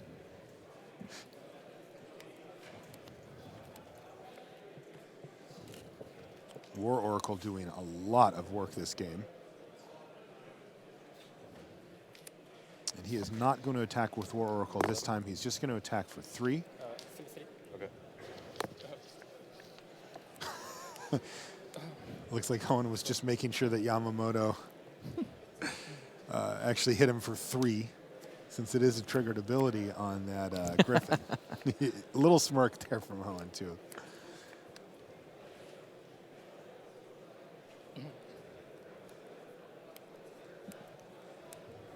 Combat. Tap down the Conclave Naturalist here. Yeah, you know, with the land-heavy draw that Yamamoto has, that Jailer has done work. Mainly enabling attacks. Again, his life total really isn't under too much assault here. Ooh, there's an Amperin Tactician off the top. Is that enough? No, he's just going to keep attacking in the air, not bother risking his War Oracle here and passing the turn back. Look, if things stay the same, he wins this game in a couple of turns. I don't think that Rich can even activate his Shadows of the Past yet, so it's actually just next turn that he would kill him. Yeah, he's only got 2 creatures in the graveyard, does Hoenn. Yeah, it's part of the reason I think he doesn't want to attack with the War Oracle. He doesn't want to let Rich trade off creatures and get Shadows online. Yeah, he's got 2 Shadows of the Past that are sitting there just doing nothing.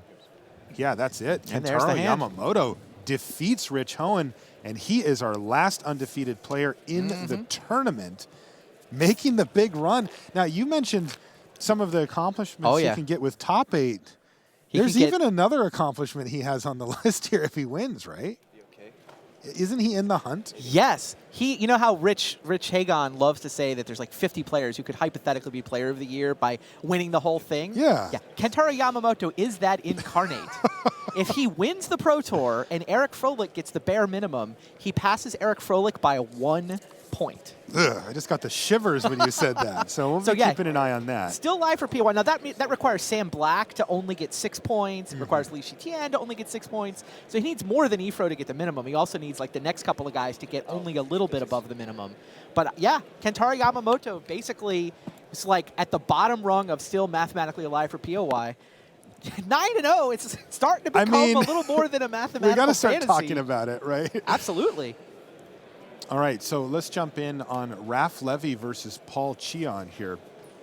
We've got Paul Cheon on 6 life. He's at 6-2, down a game against the French Hall of Famer here. He's got Kothafed on the battlefield. Is that Kothafed and Evolutionary Leap? There is an Evolutionary Leap on the other side for Raf Levy, I don't see anything. Maybe I just saw. So he can use the demon against Paul? How does this work out? Next step. Well, it says basically whenever a permanent from your opponent hits the graveyard from the battlefield, which is what happens when you sacrifice a creature, of course. So Levy can sack all of his creatures to force Paul to pay the life to Kothafed and burn Paul out. Right?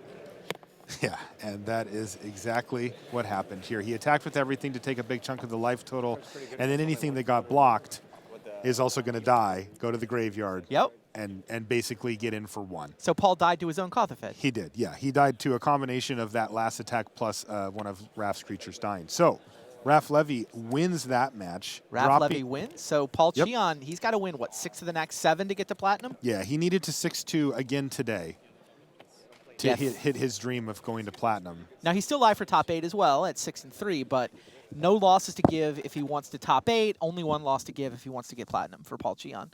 And then our other match just ended as well. Who won between Sam and Pat? Oh, Sam Black. Necromancer summons again to get the Zendikar Incarnate again. It stole the Zendikar Incarnate again. The one that was so confusing for me for some reason, even though it was quite clear that it was. Well, this one would have been more clear because he had spell mastery. So, so it had even the 2+1+1 bigger, got the counters. 2+1+1 counters. So Sam Black is 8-1. If the tournament ended right now, he would be in the top 8, and he would have like 78 pro points or something. Which Plus, would put him. could still go to Sunday. Yeah, he is. Wow.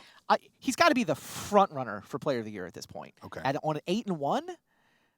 He's got to be the front runner. And Li Shitian lost, right? We had Li Shitian, and he did. He lost.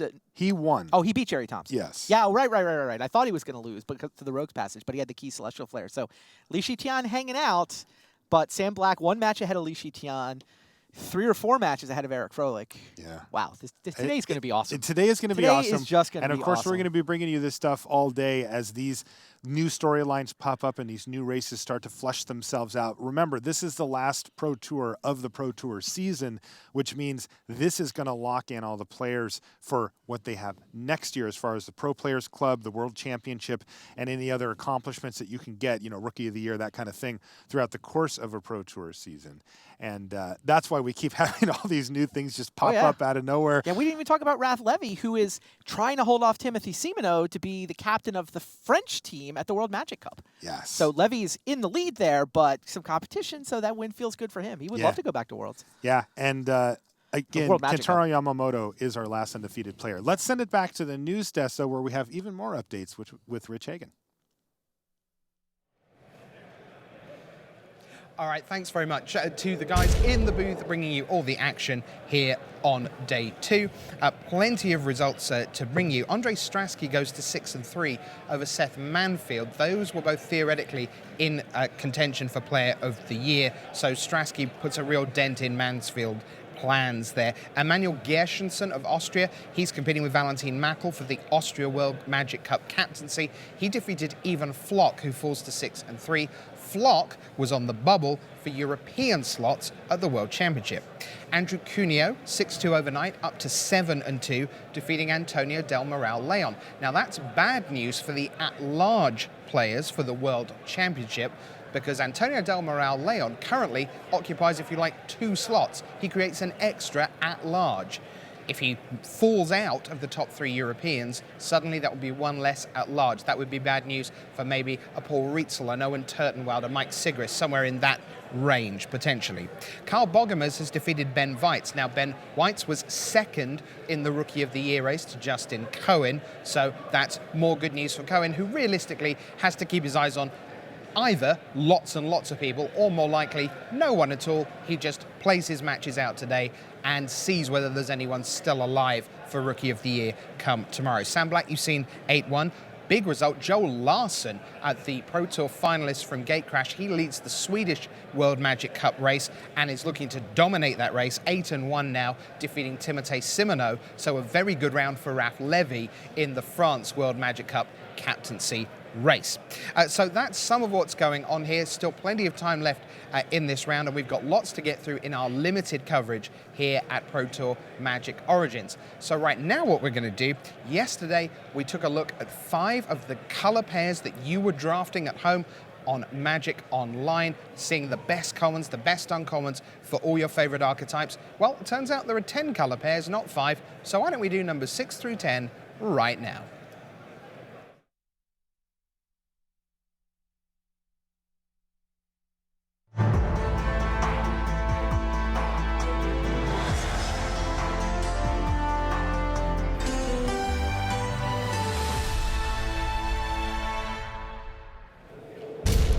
Hello everyone, welcome back to Pro Tour Magic Origins. Rich Hagan alongside the Pro Tour historian Brian David Marshall, and at BDM yesterday we went through a draft and a draft viewer and got all the goodies in the world of limited, and today we get to do it all again.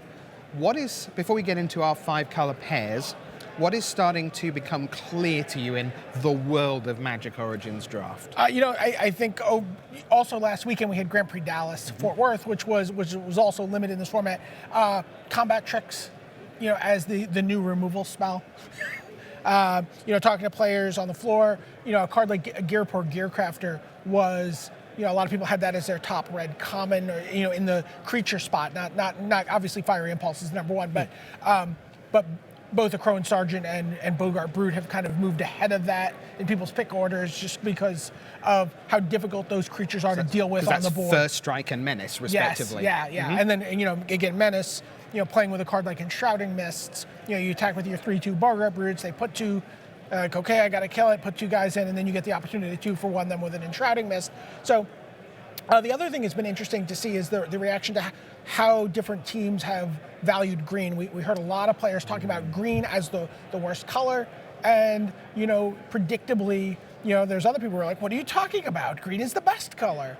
So it's been really interesting to see that sort of strife among some top drafters. Isn't there always a sense, and perhaps it's clearer in core sets than it is perhaps more under the hood in some of the more complicated and moving part sets, that the best color is always the worst color. It's always my favorite color.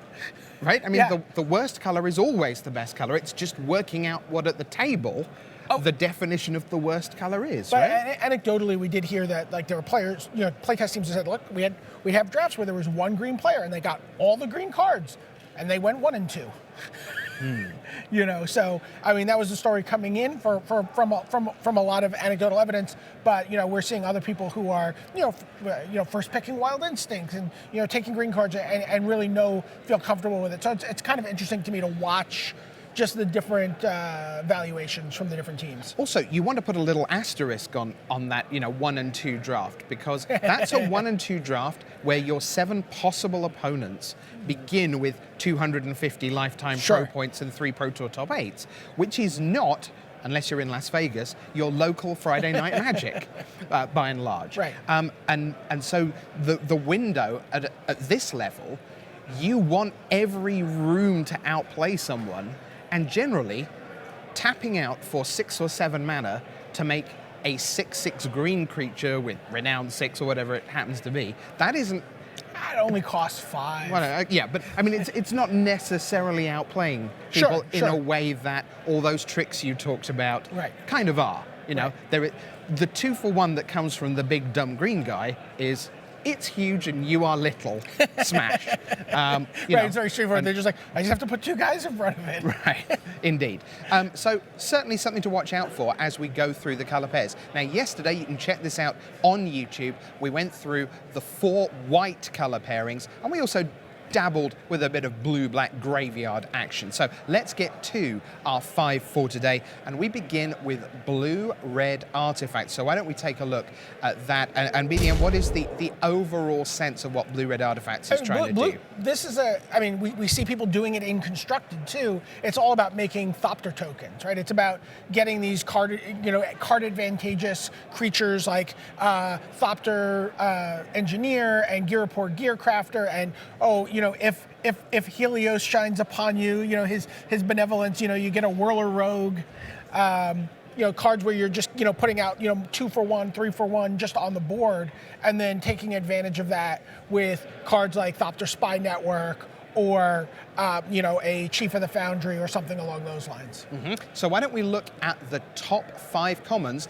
as being picked by you on Magic Online, the 1st through 5th picked commons amongst draft winners. So these are getting the job done, BDM. Yeah, so on Kaladesh, the gear crafters are very popular. This is, again, very familiar to people who are just coming out of our last draft format where they made, Sandstep Outcast is a card that's going to be very familiar. Puts a 1/1 flyer into play. It leaves a 2/1 body in play. You don't have the option of putting a +1/+1 counter on your gear crafter, but let's be honest, that mode was rarely ever engaged on the Outcast. So this is a card that gives you a threat in the air, gives you a body to trade on the ground, and it's just a solid foundation for also all the Artifact Matters cards that come later on. in your packs. Does this tie in with what you were talking about with this idea of here are all the tricks that are 2 for 1? But it turns out that if the 2 is a Ghirapur Gearcrafter and a 1/1 Thopter that came with it, it negates the 2 for 1. Well, you're getting your 2 for 1 right there on the board, right? You're getting a creature that's going to fly. It might get in there for 4 or 5 damage. It might force your opponent to engage with it, where you get to use another combat trick on it. They block with a spider. You Titan strength it. That's pretty sweet. You have a 2/1 then on the ground that you're able to trade with their cleric of the forward order or whatever. Sure. So it's just really nice. It lets you engage on 2 fronts. All right, let's take a look at the uncommons then. What are you picking at home in your Magic Online winning drafts? Whirler Rogue, Thopter Engineer, Jessian Thief, Reclusive Artificer, and Ravaging Blaze. To me, that list should be Whirler Rogue, Whirler Rogue, yeah, and then 2 of course. Thopter tokens. But, Right. I mean, that's the card you most want to open in draft. And you know what I mean? Like, that's the card you're really thinking about. You don't want to, it's hard to expect a rare to be there, but there's a really good chance that this uncommon Whirler Rogue's going to be there, and that's going to be the card you're most often going to first pick. And it's one of the problems, actually, to me, with the blue-red artifact deck, is that, it's not like the Whirler Rogue has the same casting cost as, say, Reclusive Artificer, which limits it to that red-blue lane, right? Because it's blue, the blue-white Flyers deck can play it, the blue-green Tempo deck can play it. Like, I'm going to make my giant green fatty unblockable, and I'm going to attack. You don't get past these. You need to open that. Same thing with Thopter Engineer, and the same thing with Ghirapur Gearcrafter, right? Those cards don't kind of like wind their way around the table to you very late. So you don't get to be pushed into the artifact deck. You got to really kind of open some of the cards there, like a Whirler Rogue. Speaking of Whirler Rogue, I know that you do a lot of drafting, and therefore you will have played a lot with and against that card, but in a limited environment. Did you take a moment in the past couple of weeks to think about Whirler Rogue in Standard? Did you see that coming? No, I didn't see the blue-red artifacts decks coming. I mean, it makes some sense.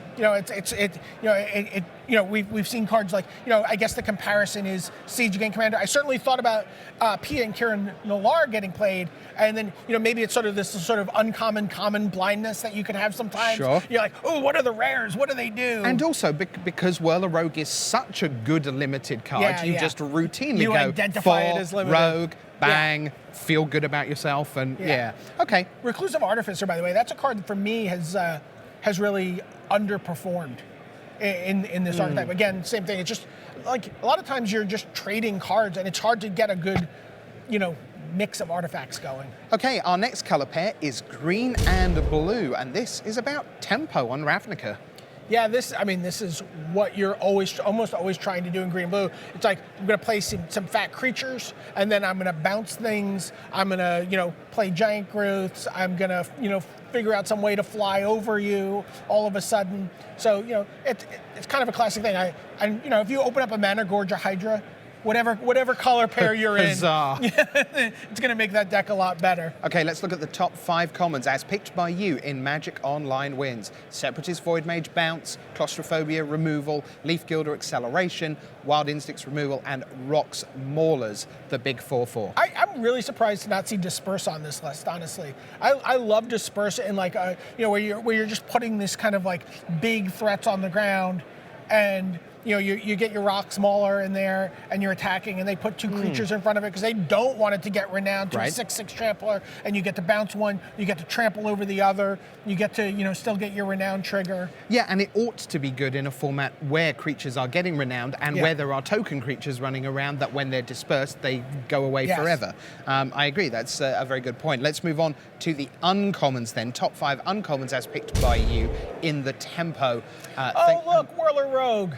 Yeah. Also, Bounding Crazes, which card I like a lot, Sky Snare, Spider, Undercity Troll, and the 2/2 fly for 4 Tower Geist. Right, again, talk about your 2-for-1s. You play your Tower Geist, you get to look at the top 2 cards of your library, put one of them in your hand, one of them in your graveyard. Oh, by the way, sometimes that's really good, right? Sometimes that gives you spell mastery, or that gives you something to, grow back from your graveyard with a graveyard card. So, excellent card. You are well known as a Simic acolyte, adept, one of those I think is Yeah. probably the right term for Simic. Mad scientist. That'll do fine. Is it? The mad scientist. But aren't you, how do you feel about blue-green in terms of your ability to draft it regularly and play with it? Is it fun blue-green for you? So, unlike some other sets where blue-green is really pushed, like there's nothing super enticing that like you're like, oh yeah, I'm gonna get to do this, and you where you have that fantasy, I'm gonna get a reclusive artificer, I'm gonna kill their guy, I'm gonna get in with everybody. But that said, I really like the deck. Right, I really like what it does. I like ramping things with Leaf Gilder. I like bouncing things. I love the Void Mage Separatist.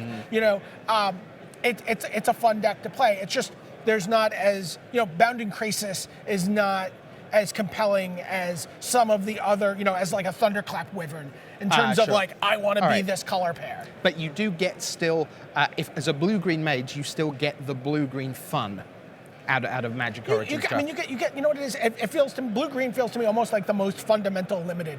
You're playing just like, you're like, I am going to play a really good creature on every turn, and then I'm going to bounce things or do things or counter things or draw cards or do something that, you know, just pushes me over the top of you. Just to fill you in, by the way, time has been called on the main round. Still some results to come in, so you're missing no magic. The second they're ready, we'll be right back to it. Yeah, But- just to give you, we're talking about card. I had a deck yesterday, blue-green, Nissa's Revelation at the very top of my curve. You know, gain 5, draw 5, scry 5. You don't always Yeah. get to do 5, but sometimes you do. Yeah, especially when you're you. Yes. All right, let's move on. Next up, it's black and red. And actually, this is a pretty flavorful black-red mechanic. We're basically talking about sacrifice on the home plane of Regatha. Regatha. That's fairly new for us. But yeah, we watched this deck get drafted yesterday by Yu Yu Watanabe. You know, we saw things like Nantuko Husk and you know, all the threat and effects. Enthralling Victor and Active Treason. Yeah. So this is a fun deck to draft. Yeah, so you temporarily steal your opposing creatures, and then it's not that temporary because you sacrifice them and buy. Although that's been around pretty much since the beginning of the game, it still remains one of the filthiest normal things you can do in the game. Yeah, Fiery Conclusion's a card that does a lot of work in this format, but you don't always feel great about it. Right. Unless you're doing it with your opponent's creature. Steal your creature, I'm going to attack you with it, and then I'm going to sacrifice it to kill your other creature. Right. So let's move on then. What are the top 5 commons being picked in the black-red sacrifice archetype? Let's take a look at what you've been drafting in the Magic Online for the commons in black-red. So here we are, Fiery Impulse, Reeve Soul. You'd expect to see that, Lightning Javelin. So there are your 3 removal spells. You've got the Gear Crafter, which we've talked about, and there's Nantuko Husk because sacrifice outlet. Right, and then, you know, we were talking about the Gear Crafter earlier being selected for other decks. In this deck, something like a Gear Crafter is great because it gives you 2 pieces of fodder, like a dragon fodder, for your Nantuko Husk. So it lets you, you know, you can play it and then you can sacrifice and you make your Husk, you know, as big as a 6/6 just off of that one creature. Core sets are often a great place for newer players to learn. I think Nantuko Husk is a fantastic training card because there are so many awesome things you can do with it, and there are also so many things you have to think about on the other side of the table against it, and there is just enough room on the card that it doesn't just say, I am unbeatable. And there are ways to do very, like, disperse. Yes. Which we just talked about. I've seen a lot of sad trombone moments with Nantuko Husk at FNM already, where someone's like, well, no blocks. They're like, okay, put a counter on my Hangerback Walker, sacrifice my Hangerback Walker, get 4 counters, sacrifice those 4 counters, you're dead. Yes. Oh, I should have blocked. Just excuse me one moment. Have you ever seen a happy trombone moment? No. I didn't think so. I thought they were always sad. Fine. So there we are. That's black-red. What else have we got in the black-red? What about the uncommons? What makes things really tick in the black-red sacrifice? Once again, gold you expect to see there with Blazing Hellhound. Ravaging Blaze once again is popular because it's an X spell. Cruel Revival, Enthralling Victor, well done Victor, and Fleshbag Marauder is back. Right, so Active Treason, attack you. Oh, I don't want to block it because, you know, 'cause I'm getting it back. I'm going to kill 2 of my creatures. Then you play Fleshbag Marauder after combat, sacrifice their creature. They sacrifice their own creature. 6 mana, lots of fun. Yeah, and there's also that nice tension of traditionally, if you don't have the sacrifice outlets around, then it is quite straightforward. Act of Treason is, okay, you steal my guy, you hit me with it, I get it back, the game moves on, I was at 13, now I'm at 6. Ideally, the game doesn't move on when you're playing Act of Treason that way. From that point of view.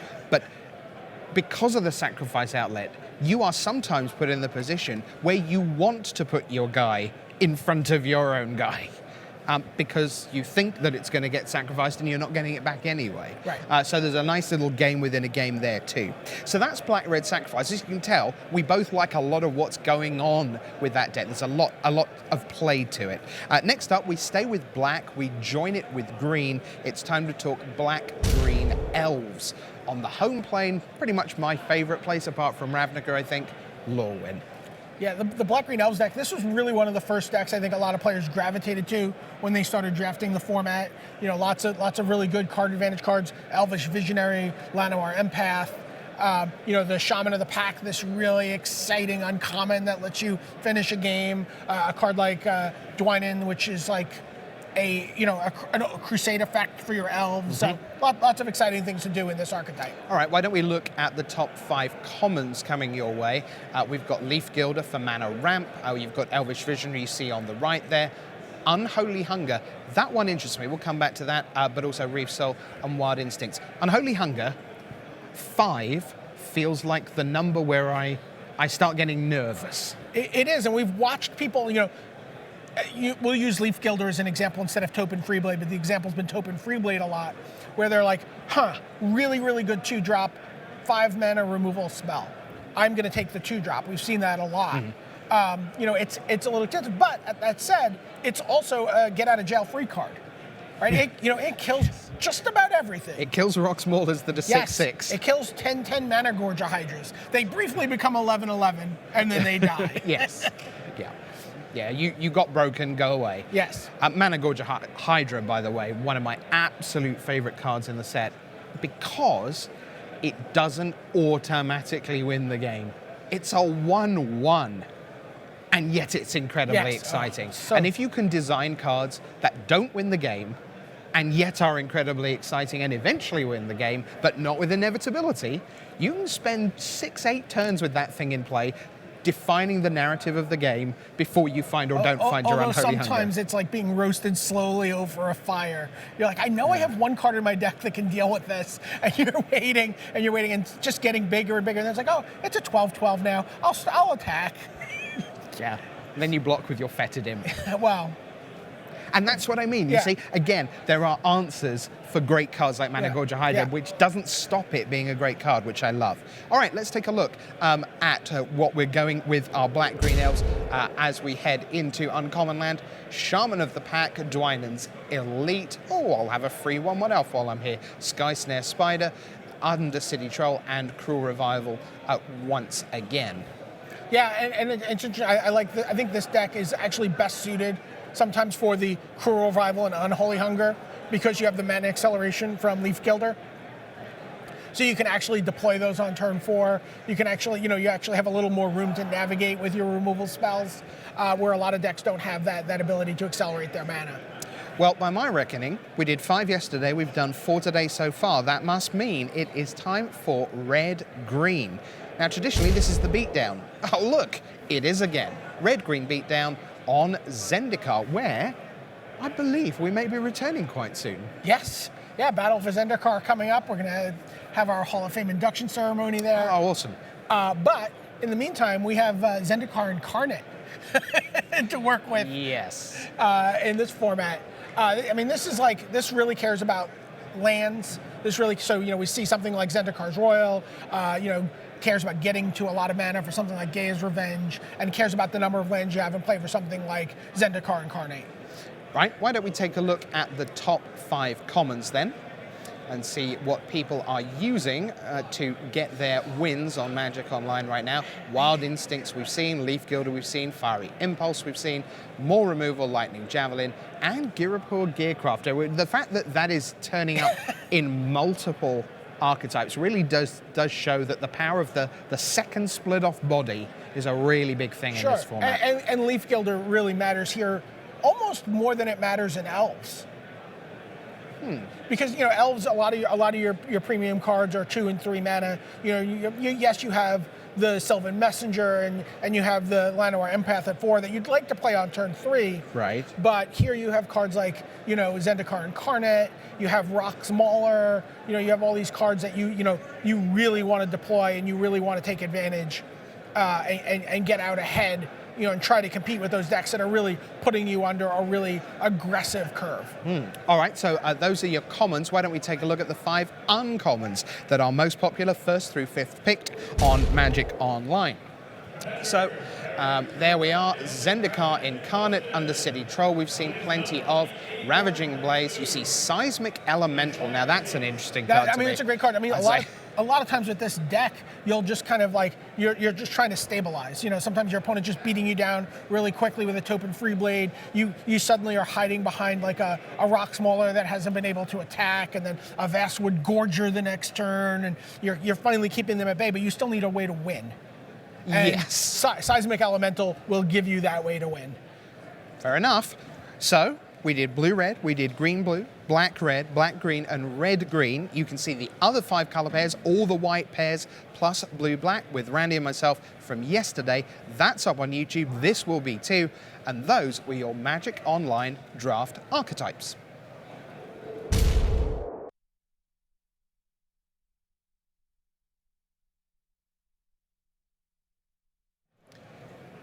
All right, welcome back to the news desk. I can tell you that the players are gradually getting seated for round number 10. It's the middle round of draft.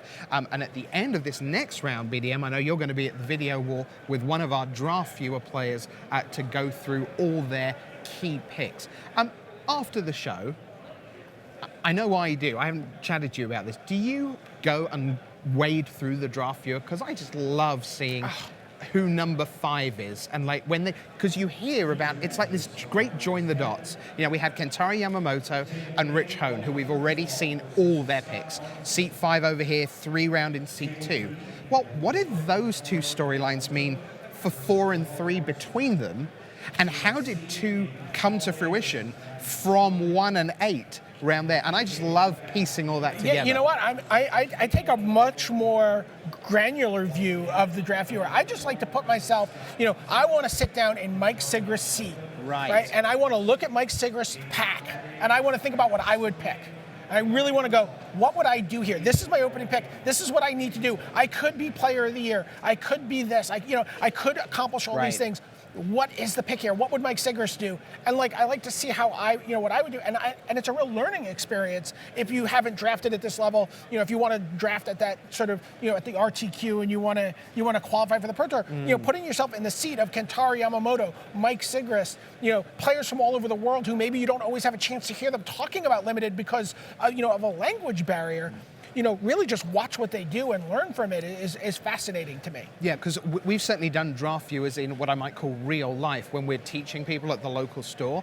We will lay packs out almost like a watch and say, okay, so here we are, we're all sitting in seat number 2. What do we do here? And because drafting is solitary, you don't often get to discuss all those picks. And the number of times I've sat with 3 of us around a laptop looking at the draft viewer. Absolutely. Because that is a great way to learn.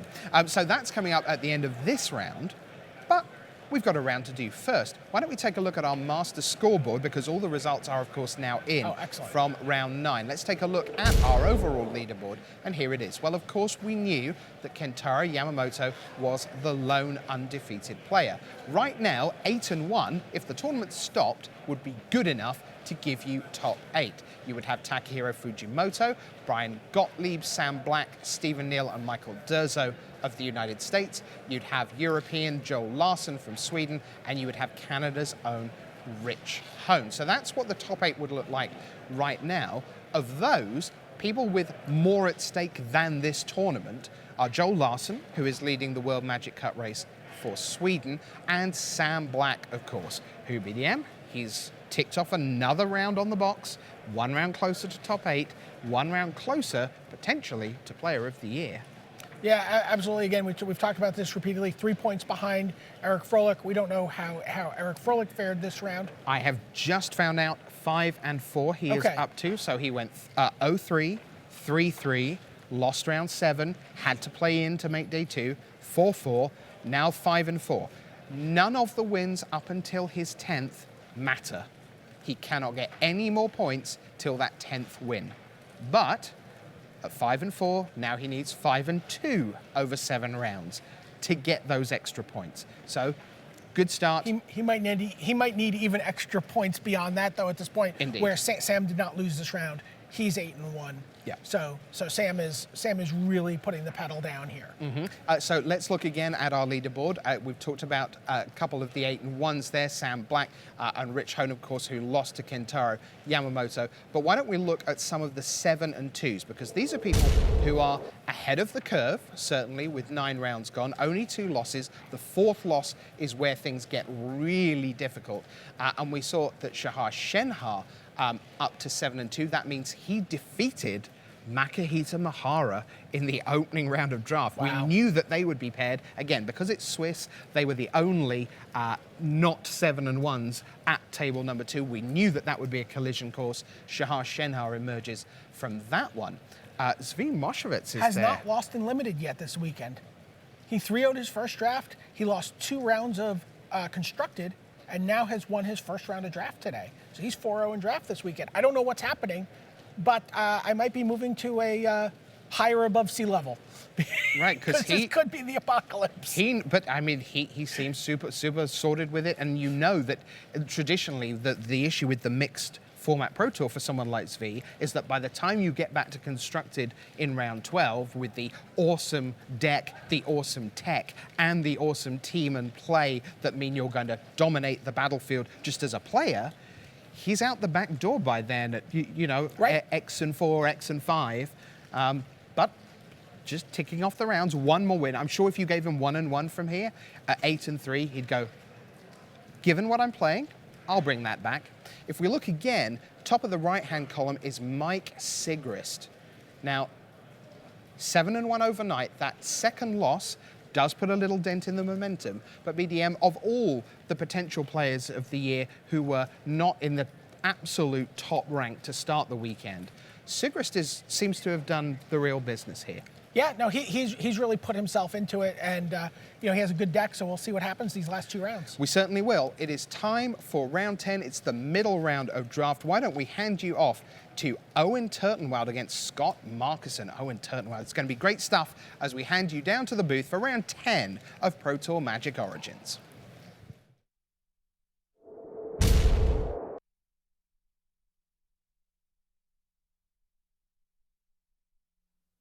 Hello there. Welcome back to the booth here in Vancouver. That's Randy Buehler. I'm Marshall Sutcliffe, and we're ready for round 10. We've got Owen Turtenwald. Now, you probably know who that is. Scott Markison, his opponent.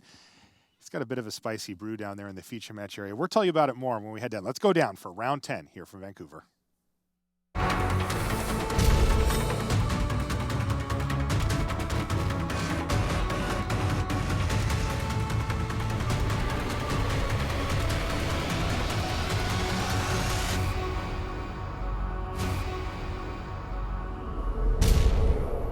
Hello and welcome to coverage of Pro Tour Magic Origins. We're in Vancouver. I'm Marshall Sutcliffe. I'm in the booth with the Hall of Famer, Randy Buehler. And we're ready to head down to the feature match area here for the 10th round of action. This is, of course, round 2 of the draft here on day 2 at the Pro Tour. We've got Owen Turtenwald. You can see him there, former player of the year. Lining up against his opponent here, that's Scott Markison. Now, Randy, there's some wild rumors flying around about Scott Markison's deck. Yes. That he has a bit of a brew on his hands here, built around one of the, we call them the gotta catch 'em alls, gotta get 'em alls, collect 'em alls. These are a cycle of cards in Magic Origins that rewards you for having multiples on them. Which one has he chosen to exploit here? See, the first copy is already in his hand. Undead Servant. He drafted not 1, not 2, not 3, 8. He 8 drafted of them? 8 copies of Undead Servant, and he's playing all 8 of them. Wow, okay. You know, I was speculating. So somebody told me, look, he's got a lot of Undead Servants. And I thought, well, I don't know how many is a lot. I was asking around. I asked a couple of pros. I asked a lot of the guys on the coverage team, hey, how many is the most Undead Servants you play? And the average answer I got was 6. And Scott has blown by that by a full 2. And how it looks so far, this is a matchup that it should be fine with, right? Now, Owen is on blue-green, which is going to put a decent amount of creatures on the ground. Could have some flyers as well. You know, the kind of thing, if I'm Scott Markison, that I don't want to see are really fast decks, Right. and decks with a lot of flying. Right. Just the one.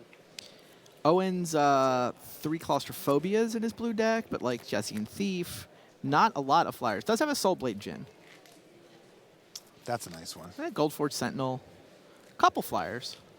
But not, you know, the critical mass. He's not like a blue weight flyers deck that's just going to run over, you know, fly over those undead servants. He's much more on the like double Llanowar Empath, double Wild Instinct, push through on the ground side of things. Speaking of Wild Instinct, he just used one to killed kill one. an undead servant, Uh-oh. and I don't think Scott could be happier. Now, he doesn't happen to have another one in his hand yet, it looks There's like. 7 left in his deck. Yeah, so he has got to be so stoked to see an actual one-for-one here. Oh, you know, he's flooded big time. oh, he is big-time flooded. He's still got more lands in hand and just a Shaman in the pack, and he's going to play that here. It can trade for the Guardian Automaton, but any follow-up plays by Owen could potentially be disastrous here. Anything big from Owen. Wow. And it Couple does. of Was that a Caustic Caterpillar for Owen off the top? He's going to play a Vastwood Gorger this turn, so this is a big turn for him. Yeah. There is a Caustic Caterpillar in his main deck. Wow, I'm surprised to see that from Owen. Another land off the top for Scott. This is getting a little brutal for him. Couple super quick updates, by the way. Matt Sperling already up a game on Nathan Holiday. Those Holy guys are 7-2. And Antonio Del Moral Leon is already up a game on Nikolai Herzog. 6-3 apiece for those two players. And we thought the standard format was fast. First, second, pass parity. All right, so Scott is going to just say, you know what, I'm going to take this Vastwood Gorger off the table by double blocking and hope that you don't have anything big to follow up with. Unfortunately for Scott, he does. He's got that Goldforge Sentinel. All right, the Caustic Caterpillar does its duty. It's the bin, getting discarded to the Deadbridge Shaman. But the 4/4 flyer is really nice here. And could it be Owen another land for That's Markison? insane. Oh, no. He has 10 lands in this draw, 11 lands in this draw, and like counting. 3 spells. 11 land, 3 spell is tough to work with, even when you have 8 undead servants in your deck. Sure. All right, he's Read the found Bones. Read the Bones here, With though. 4 mana left. Undead Servant doesn't do anything about Goldforge Sentinel, though. Just draw it. Yeah, so that is the real issue, is that he needs to find removal for the Goldforge Sentinel, and he needs to get his ground game going as well. So this is going to have to be a pretty miraculous Read the Bones here. Let's see what he's found. Yeah, pretty visibly frustrated by his draw. Yeah, you can tell by his mannerisms because he's playing a Leaf Gilder here. Jeez. And he's following that up with Yeva's Force Mage, and he just flippantly passes the turn back because he hasn't really got a chance to play much here. Owen's had a fairly pedestrian draw, just curved up to 6 mana, played a couple of 6-drops, and looks like he's going to be in the driver's seat to take down game 1 here. And this is a Claustrophobia, which is going to allow the Automaton to attack. That, of course, is a lethal attack, forcing the block by the Leaf Gilder, and that is going to do it. He did actually draw an Undead Servant on that last turn, but it's just too late. So that's it for game 1. Owen Turtenwald, in short order, defeats Scott Markison. Hopefully we get to see a little bit more of Scott's deck after these messages. Qualify for the next Pro Tour on Magic Online. Go 5-0 or 4-1 in one of 10 preliminaries to advance to the finals. See the full schedule at mtgo.com. Start on your road to the Pro Tour by playing in a preliminary Pro Tour qualifier. With more than 2,000 locations running events, you're sure to find one near you. Visit magic.wizards.com/pptq for schedules and information. And welcome back to the feature match area here at Pro Tour Magic Origins.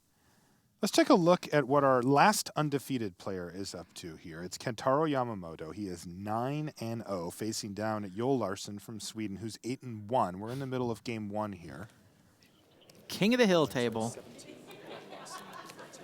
That's 13, not 30 for Joel Larsson. Yeah, 17-13 are the life totals here. Joel needs gold this weekend. That is his goal. And he's well on his way, sitting at 8-1, playing to be King of the Hill this round, actually. He doesn't have gold locked up yet. I mean, 8 points doesn't guarantee him anything above the minimum. He needs a good, deep sort of, I don't know if it's 12-4 or 11-5. I don't remember off the top of my head, but Got some points from the Grand Prix last weekend, needs some more points to make sure he stays on the gravy train, but very capable of doing it.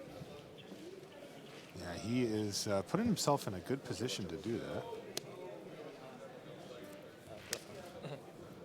Yeah, I mean, with the top 8, he's still live for platinum as well. I mean, obviously, anybody's still live for Worlds if they win the Pro Tour. Right. That one's always out there. Yep. That dream is alive as long as you are live for the top 8. In the meantime, Yamamoto is going to attack with 2 of his creatures here. The War Oracle, which has Renown, so it's a 4/4 with lifelink, and then the 3/3 now flying Griffin are going to hit the red zone here, and it looks like Joel Larson is forced to trade off Rock Smallers for the War Oracle here. Otherwise, he can't win that race anyway. So that thing's going to hit the bin.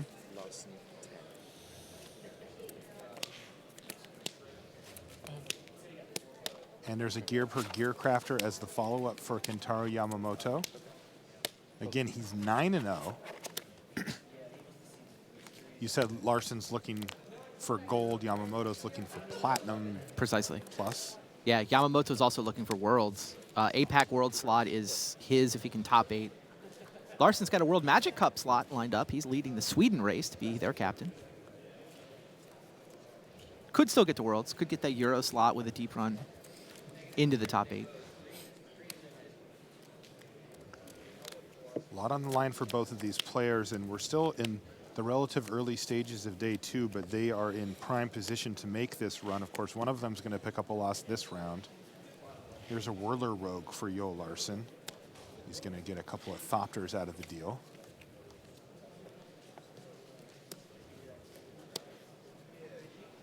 And he is going to give his Wardens Unblockable. I like this play a lot from Yol. Remember, the Valerian Wardens has Renown 2, so it's going to become a 3/5. And draw a card. Yeah, it's actually, they actually put the dice on wrong. It's actually Renown 2, so we'll get that fixed. Yeah, news to Joel Larson, it seems, too. So It's even better than I expected. that's what I was going to say, Joel. Even better than you expected, my friend. So, and also, of course, he gets the draw card when it becomes Renown, which I think was the part he was excited about there. But a 3/5 attacker is nice, or even a blocker on the ground. Why don't we jump back over to our main match, Owen Turtenwald versus Scott Markison here. Looks like they're just underway in the early stages. We'll keep an eye on that top tables for you and bring you updates from all of our feature match areas as we transition back down to our main match, where we have, wow, 2 nice 2-drops here. A Sigiled Starfish for Owen Turtenwald, who decides not to use it on his upkeep, it looks like. And there is a Leaf Gilder powering out a turn 3 Undead Servant here for Markison. Go. A Leaf Gilder to mirror here for Owen Turtenwald. And he's still got that Sigiled Starfish at the ready. Jeez. How many Undead Servants does Markison have this time? Just one more in his hand. Okay, he's got another in his hand already. Attack and see if Owen will trade? Yes. I think it's just win-win for Markison, right? Yeah, he either gets through damage or he gets, yeah, just attack first. He's also got a Dwynen's Elite that he can play and get the token from thanks to the Leaf Gilder. A Reeve Soul could take out either of Owen's creatures if he wanted to do that. Oof, Soulblade Djinn in hand there. Interesting. For I think he's going to lead with the Reeve Soul. Okay. All right, so there's Reeve Soul on Sigiled Starfish. Owen's going to activate it in response, keep the card on top. Maybe Scott thinks Owen is more likely to block Undead Servant now? That could be. Okay. He also wants to go ahead and get in with the Leaf Gilder. I like it. That's 5 damage. He is trying to slow down Turtenwald. Yamamoto won that game 1, by the way, over Joel Larson. Go. There is the Soulblade Djinn, and that's why Owen had no interest in blocking. The awkward part for Owen, of course, is that the Djinn's got 3 toughness here. So the Undead Servant can safely attack into it, assuming that Owen wouldn't want to trade. And another interesting question here, if you're in Scott Markison's seat, is what else can you get away with? Send them attacking? all. Yeah. Send them all. I mean, worst case scenario, Owen picks off your Leaf Gilder, but you get through 3 extra damage. Owen's going to pick off the Dwynen's Elite. Fair enough. Interesting to not pick off the Leaf Gilder. Yeah, I there. would have picked off Leaf Gilder. He killed the 2-2 rather than the 2-1. I don't know. I value tapping for mana more than a point of toughness. Maybe Owen has a way to deal one damage to things. I don't know what the blue-green deck would have. All right, here's another Dwynen's Elite. Crazy. Yeah, just turn them all sideways. That should be good enough this game. Yeah, something like a Hitchclaw Recluse comes to mind as a Oh, card sure, that sure. Owen can have. And Yeah, Hitchclaw Recluse is a good answer. by the way, he just drew Elvish Visionary. There you go. So genius mode engage for for Owen. Nice rip. He's going to play the Visionary, draw a card. I see he's got an Anchor to the Aether in his hand as well. Like I said, clearly you blocked the 2-2, leaving the 1 toughness creature alive if you're Owen Turnwald. I think that's what I said. That was the recap, yeah. Turnwald finds himself at 9 life here against Markuson, who's had a pretty darn aggressive draw. Double Dwynen's Elite, both active, plus a turn 3 Servant, and he's even getting in there with his Leaf Gilder, means that Owen Turnwald's certainly under pressure, even though he's had a pretty darn reasonable draw himself. All right. Put Undead Servant on top of the library. That is not what Scott Markuson wants. He wants them to die. Interesting also, Scott Markuson, no sleeves. Oh, yeah. You know, I think we should make a rule that if you play with no sleeves, you have to wear a sleeveless shirt as well. Just no sleeves at all in the feature match area if you're going to run it. We'll leave it on top. Owen just debates the scry. Goes for the top. And he's going to leave his Soul Blade Djinn back to Yeah. block as he 9 is. life, he's got to play defense. Definitely. Also, it worked out well last time for him. He got away with it. Yeah, once you get away with it once, now you kind of know your opponent doesn't have any combat tricks. Yep. And Markuson, it has to be content with just recasting. Yeah, he would have gotten through for 2 damage with an Alpha Strike, but lost 2 guys. You know, this is actually really interesting. Owen can set up some pretty insane turns here. So the card he left on top was Titanic Growth, but he's also got Stratus Walk. That's double triggers on the Djinn. He can get a creature in the air, pump it, and get 2 triggers for all of his creatures on the Djinn. I think he's actually going to try to set this up for next turn. Because look how many creatures he has now. Sure. Each of those gets +1/+1 anytime he casts a non-creature spell. He can cast 2 in a turn. That's going to pump all of his team, including the Djinn, by +2/+2, and he can add +4/+4 and make one of them a flying. Build your own overrun. Build Yeah. your own Jiraga's Invocation. Yeah, with flying in this case, too. The question is, can Scott, you know, reduce his forces through attacks enough to make it worth it? And don't think he can. Yeah, the Orchard Spirit is also pseudo-flying. So Owen effectively That's will have right. 3 unblockable creatures. Yeah, all a at 4/4, +2/+2. Yeah, a 6/5, and then whatever else he puts That's the other thing lethal. on is going to be 4 damage as well. That is more than 16. Now, The question Scott is, does does have Scott untapped tap mana. out? Yeah, and yes. he does. bye-bye. Yeah, good game. I guess the aerial volley is about the only thing Scott could have here. For the 1 green, yeah. But yeah, Owen's going to go for this, as he should. Stratus Walk, trigger. Trigger this thing. Yeah, 3 unblockable creatures. Titanic Growth is +7 damage It's here. +7 here. And that's going to do it. And Scott Markuson, you can see the disappointment in his face, Yep. although they actually both have the same expression right now somehow, even though Owen Turnwald is the winner of our match. He wins 2-0 here. Owen Turnwald still live for everything, by the way. He came in 5th place in Player of the Year. He does have 3 losses, so if he wants to be Player of the Year, he can't afford to do much more losing, but still live for it. That's awesome. Oh, yeah. I'm going to keep an Very eye on that. sort of quietly. He's a great player. He's capable of putting a real run together today. Okay, it looks like we're back on Yamamoto versus Yoel Larson. We remember that Yamamoto won that game that we checked in on earlier, so this is game 2. And Larson is trying to equalize, and wow. Looks like he's doing a pretty darn good job. 10, 15. All right, so Yamamoto's on 10 and Larson's on 15 here. And Yamamoto looks pretty far behind here. Goblin Glory Chaser You don't think Glory Chaser can hold off that whole is his team? only creature. Yeah. Okay. What's happened since then? Okay. Ah. Ace never paid green. Result from the back table. Antonio Del Moral Leon wins 2 games to 0. Sounds like Blightcaster got it done against Nikolai Herzog. We've got A couple Knightly Valors. Knightly Valor, pretty good on its own. Even I better might with give the credit Blightcaster. to the, the Knightly Valors on that. Yeah, last we heard, Matt Sperling was up a game over Nathan Holiday as the other match going in our feature match area now.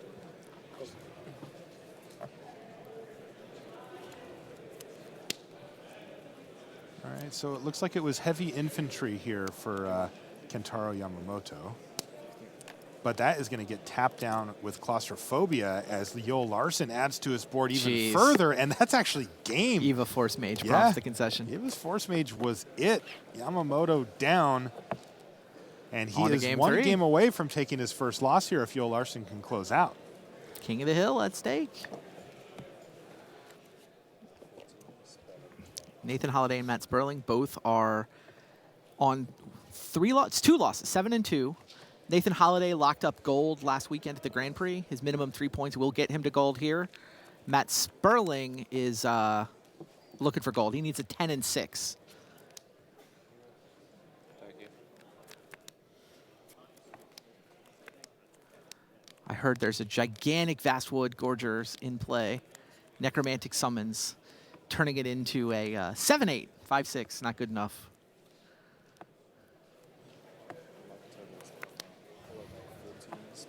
Block with everything. Yeah, Holiday, the one attacking with the Order 1, summoned Gorger. 2, 3. Sure. So we have 2 green decks just. Pass. Okay. I gave Was 3 up to originally 2. Matt's Vastwood Gorger. I heard. I 15. think, yeah, it goes to Matt's it didn't graveyard. match his sleeves. Yep. So that was another Necromantic Summons. We saw one of those earlier for Sam Black. Sure. And there's a Fetid Imp, which generally does quite well in scenarios like this, though as we Yep. see, Nathan Holiday far ahead on board. Go. Crits. 3. And Sperling, this is game 2 with Sperling up a game. Sperling is up a game, yeah, game 2. Rocksmaller's wearing Weight of the Underworld. Yep. Yeah, I would expect to see a lot of attacks here, especially after Holiday just drew another copy of Undead Servant.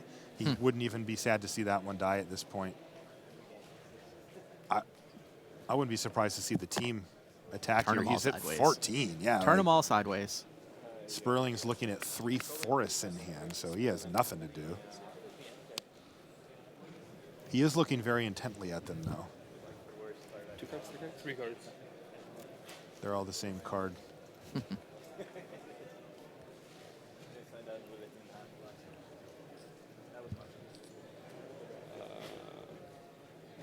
I'll attack like this, trigger this. Gain 1. He's going to gain a life off of Dwynen here. Go ahead and block, and the obvious block is Rune Servitor on the Servant.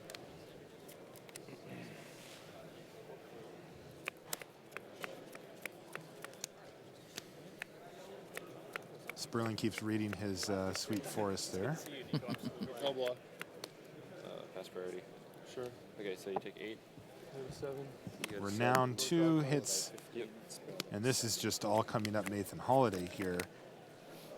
And in fact, even with the board state as it sits, there's really nothing to, even Chandra's Ignition doesn't get Sperling out of this thanks to the Weight of the Underworld there. I think Holiday can just play that Undead Servant, build out his board even further, and try to ensure the victory next turn.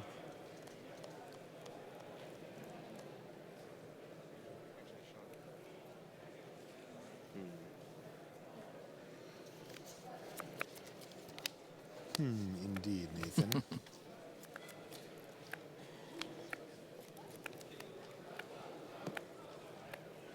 Holiday has 2 different copies of Necromantic Summons in his list. Also, Liliana, the Heretical Healer. Looks like Holiday decided just to pass a turn here. He's worried about some kind of sweeper, like a Chandra's Ignition, I guess. Yes, like a creature into Chandra's Ignition. There is no Chandra's Ignition in Matt Sperling's list, though. And that's going to be 1-1. Yeah, our graphic actually shows Nathan Holiday having won a game, Excellent. Yeah, Nathan Holiday wins that game. We are now on our way to game 3. Can't say for sure, but it didn't seem like you drew a lot of spells.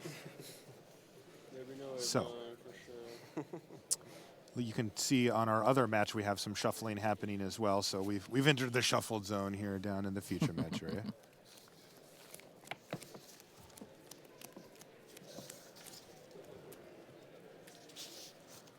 I think we'll go back to Yamamoto Larson. We'll go back to them, and we'll keep an eye on the other match. We might even be able to catch it, and they're still in the middle of sideboarding. They've got a little ways to go. So this is a super important match for both of these players. Looks like they're both down a card. Yep. Mulligan. 6 cards and a scry. This will be that scry, though.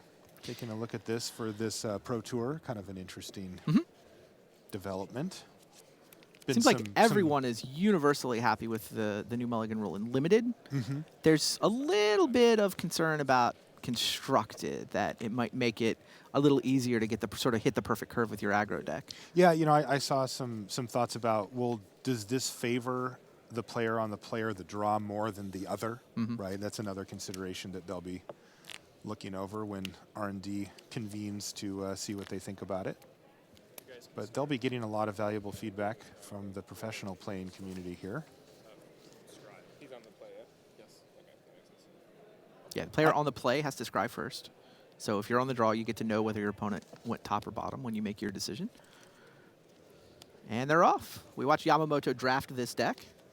It's red-white, 2 moms, 2 dads, a pair of Pia and Kira Nalar. So good. It's like almost as good as having 2 Whirler Rogues. Joe Larson has a pair of Heralds of the Pantheon. Does that count for anything? That does not count for anything. A pair of Rock Maulers? That counts. A pair of Claustrophobias? I like those too. What about the pair of Scrapskin Drakes, both in the sideboard? I think that's probably where they should be. He does have a Whirler Rogue, by the way. And he has a Whirler Rogue too? My Indeed. goodness. All right, so Fiery Impulse takes down the Rune Servitor that was looking to hold back the Goblins or threaten to trade for the Cleric of the forward order, but instead 4 damage is going to hit Joel Larson, and he is going to need to stabilize this board and quickly. Yeah, Charging Griffin now too from Yamamoto, so really clean start here. He went 2-drop, 2-drop, 1-drop, 4-drop. This is a nice sequencing from Yamamoto, who's used up all of his mana and maximized his damage, though next turn's when he really gets to start pounding. If Larson can't do anything, he's cast Anchor to the Aether on the Charging Griffin, but hasn't affected the board in any other way, though he did leave the card on top of his library from the Scry. 4 more damage into Joel Larson here. Yoel's actually got kind of a nice artifact synergy in his deck. It's surprising for being blue-green, but 2 Ram Rollers and a Hangerback Walker. Okay. Guardian Automaton, Rune Servitor. Those Ram Rollers should hit pretty hard in his deck. And making things unblockable with the Whirler Rogue is also going to be online often. Oh no, here's Heavy Infantry to get the Rock Maulers out of the way and clear the path for 3, 4, 5, 6, 7 damage. Larson's going to be dead in the air next turn. Yep. If he doesn't have something here. He draws Hangerback Walker, perhaps the best card in his deck, but looks terrible here. And you can see a little frustration on the face of Woodland Larson. Bellower. His deck looks great, Oh, but so could not get it brutal. done there. What a great draw from Yamamoto. He sequenced it all Absolutely. out and smashed Joel Larson, who had good cards and reasonable mana. It was just too fast. I see that too often in this format where, you know, you think, oh, I'll get away with playing a few of these kind of cute cards. Smash. That's why people like red-white so much. Yep. That is the case for red-white on display. Joe Larson had such higher card quality that compared to those 2 draws, but Yamamoto just tempoed him out. Heavy Infantry, the MVP there on that last turn. That's 10-0, by the way. That's 10-0 for Yamamoto. Larson's going to have to settle for an 8-2 here, but it looks like we're just in time to watch Nathan Holiday versus Matt Sperling. This is Game 3. Sure. Okay. Both of these players are sitting at 7-2 in the tournament. What do they have on the line, Randy? Sperling's playing for gold. Okay. He needs 10-6 to get gold, so off to quite a good start here on 7-2. 3 more wins. Nathan Holiday actually already clinched gold last weekend. So pretty similar spots within the Players Club. I mean, their top 8 is also still live. I mean, both of these guys would love to put top 8 on their resume. Yeah, you know, it's funny. I was talking to Pat Cox about what he was going for as far as gold, and he's like, well, I'm playing for top 8. I was like, Nice. yeah, of course. Perfect. He said gold's the backup plan. Sure. I like that attitude. Yeah, Sperling top 8 at the last PT last season, which I believe he also went into needing some points for gold. He's like, I'll just put up the top 8. Sperling at 7-2 is in a reasonable position, but he's going to need a nice run. Off to a start here, though. He's got Leaf Gilder with veteran sidearm. Oh, it's going to get Reeve sold. That's also going to clear the way for an attack from Holiday for 2. So a nice tempo and board swing there for Holiday, and no play on turn 4 for Sperling. That could be very bad for Matt Sperling, as you got to figure he's got something here, right? 4 cards in hand? Nope. Wow, 3 3 mountains lands. and a Titanic Growth. This is rough. He flooded out in the last game. We saw when he lost, he had 3 forests in his hand. There's a Fiery Impulse off the top. That could help buy him some time. He really needs a creature here, though. He's going to Impulse right now, play around any possible pump spells, and get that Undead Servant in the graveyard, where it's not that unhappy a lot of the Yeah, time. he's hoping Nathan doesn't have a second one to follow up Yeah, with. that would be fantastic here for Holiday. Believe Holiday plays 2. All right, well, that could have gone a lot worse for Sperling. Holiday spent 5 mana and 2 creatures, and he produced 1 power. So, all right, there's a nice draw for Sperling, or at least a decent one. Unfortunately, that Fetid Imp is going to be pretty annoying, but when you're flooding out, Zendikar Incarnate is not that bad. It's already a 6/4. It's going to be a 7/4 next turn, but again, that Imp, pretty darn annoying. 8/5 with the sidearm. Still Yeah. dies to the Imp, though. Still dies to the Imp. Man, Sperling would love to have that Fiery Impulse back here. Sure. He didn't want to take the damage from it, so it makes a lot of sense to just take out Yeah, I the thought his 3 play was power. correct. Me Just didn't too. quite work out. It's just one of those ones where you're like, oh. Yeah. Because now all of a sudden the Zendikar Incarnate would hold back the 3/2, and he could use it, in fact, to kill the Imp as well. Timberpack Wolf, equip, go. Yeah, that Fetid Imp is going to do work here. That's a tough one for Sperling. That Imp is really annoying. Yeah, Fetid Imp's a lot better than it looks. You know, because normally off everybody. It does. Normally the Guardians of Meletis would be pretty good enough to hold off most of the threats that Sperling could make, even like a Rock Smallers like what Nathan Holiday just played. But the Zendikar Incarnate just gets so much bigger than that, it's not effective. But yeah, the Imp is doing work. And Rock Smallers of Sperling's own. So a couple of nice draws in a row for Sperling, but you heard the nickname for the Imp, by the way, Randy? What's that? Typhoid Bat. Oh, I like it. Yeah, it's I like actually it. an Imp, but it still It's got works. wings, looks like a bat. Yeah, Typhoid Bat. I think Sperling is declining the trade, not because he has removal. The Fiery Impulse is, in fact, his only red removal spell. He's got a Wild Instincts, but he's got a Rogue's Passage, which would be kind of a great draw here. Wow. He's You could also just got two-shot him? Right. He's also got a Somberwald Alpha that he can start handing out Trample. Right, and you don't mind if you trade the cards if the thing takes 100. Yeah, it is interesting how this is played out, because now the Guardians of Meletis is going to hold back the Rock Smallers of Sperling, and the Imp's holding back the Zendikar Incarnate. I couldn't see what's being played here. It looks like Nissa's Pilgrimage. All right. That, again, you know, if you're Sperling, you've had some pretty big sigh of reliefs here. Again, the turn 5 play from Holiday producing 1 power that's not even attacking. Nissa's Pilgrimage at this point just doesn't look good at all. And what did Sperling draw? Wow. I don't want to scoop Rich Hagon too much, but I did just see a Sam Black result come across. He's 9-1 now. Sam Black 2-0 so far today. Defeated Stephen Neal. All right, here it is. Call of the Full Moon. That's nice here. Speaking of trample. Yeah, double trample, as it were. He's going to play Call of the Full Moon on his Rock Smallers. He's also going to equip it up with the Veteran Sidearm. So we now have a Werewolf Rhino with a knife. And it is attacking, and he doesn't mind if he trades it off for the Imp, and it's too big to get blocked profitably by the Guardians of Meletis. So business time here for Matt Sperling. Remember, this is a game 3. Holiday was off to a much further start than Sperling, but has not been able to capitalize on it, and now it looks like Sperling's slightly ahead here. So last turn you cast Mrs. Pilgrimage. Did. And played a land from it? Yep. Did you play land previous to that? I thought I didn't, but it's possible that I messed up. Okay. Hold on, we're just going to check real quick. Sure. Yeah. We'll just check it. All right, you guys heard what the judge is saying. I'm Just to pretty make sure I to see if Nathan I Holiday think I had went played down a one land card. You prior asked to me the one card on your pilgrimage. turn, right? Remember, pilgrimage puts one onto the battlefield happened. tapped I and don't one in believe your you played hand. two He played the one that he put in his hand, and the judge just Nor that you have incentive to. Double like, checking. I mean, obviously you're not shooting. I mean, whatever. I mean, I'm pretty sure that I went down to one card on your turn and then drew this and cast it and I played mean, two. how much mana did you have open when you rocked? I mean, he does get it. I had two. This is pilgrimage is It one would into have to be play, one- one in your hand. Yeah, You one would into have play, one in So your you do hand. get 2 lands into play on that pretty sure I turn, had two. right? There's the one We're that gonna comes find into out. play Yeah, as a we'll see. result of resolving the Can I grab a spell, drink of water and while then we wait, or is it not gonna be that long?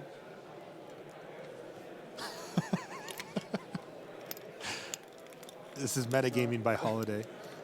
he's Sperling got asks if water. he can get a water, and immediately the water bottle comes out from Holiday. Can I just? I won't put my mouth on it. Sure.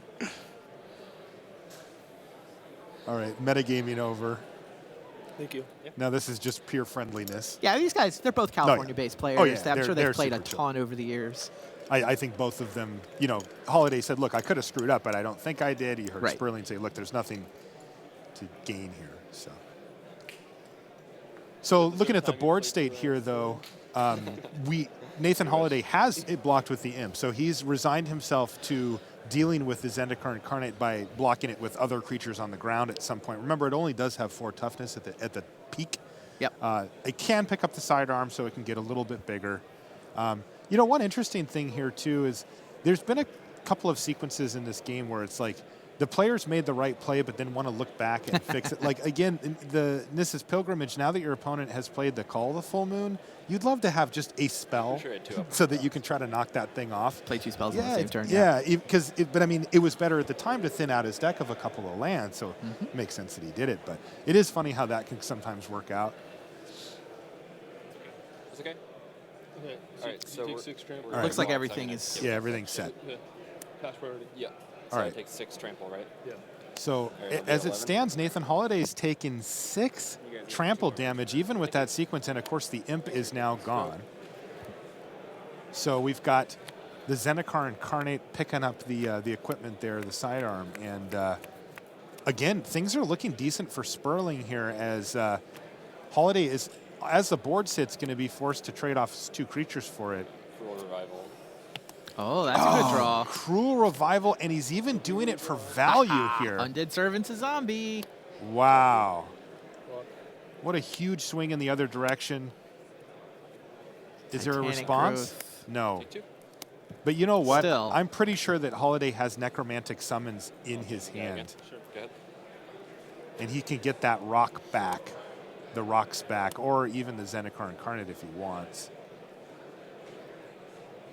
But I think a 6/6 Rock Smallers, which is, I'm assuming, what it will be, although I haven't confirmed that he has Spell Mastery.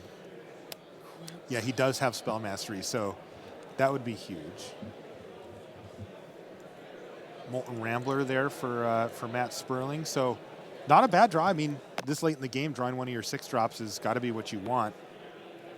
Then fortunately, that card's just not very good, right? It's a 6/4. He can dump a Right. bunch of mana into it to start pinging Holiday, but Holiday's at 11. Yeah. That's a lot of mana.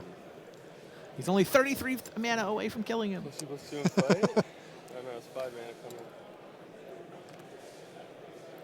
You can hear Sperling trying to predict if it was going to be Wild Instincts, but it is not. It's Necromantic Summons.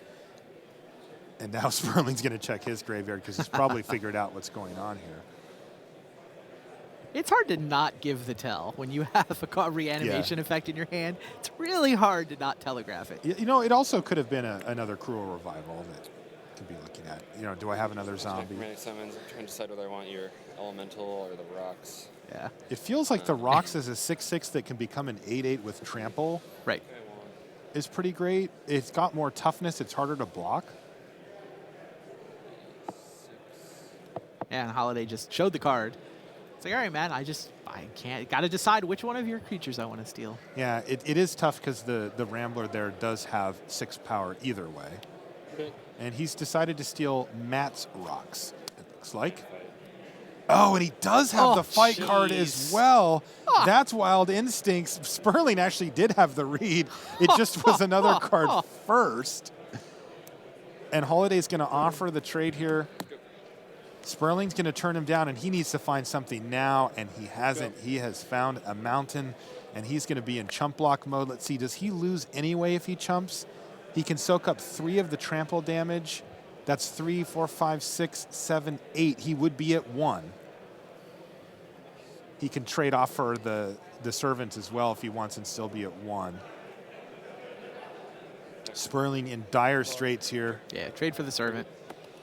Go to 1. And assuming he has no outs here, the Rocks just picked up 2 more counters, and that's it. Even another 6-drop. The Vastwood Gorger off the top for Sperling is not enough at 1 life, and Nathan Holiday defeats Matt Sperling 2-1. So 8-2 for Holiday now, Randy, and Sperling has dropped to 7-3. Sure. You said that he's going for gold. He needs to get 10-6 record. Sperling does, yeah. Sperling. Yeah, Nathan, I don't know if he I mean, he's playing for top 8 is what he's really playing for. Okay. Top 8, I think, would actually get him to platinum. It might be possible he can get to platinum without a top 8, but he's basically just playing for top 8. Okay. The usual. Welcome back to the booth here. That's Randy Buehler. I'm Marshall Sutcliffe, and that was some exciting stuff. We've got one more round to go of limited here at the Pro Tour. After that, it's all standard for the rest of the day, and of course, the top 8 is going to be standard as well. One more exciting round of limited to go. Let's send it back to the news desk and Richard Hagan. No. Oh, we're actually going to do an interview?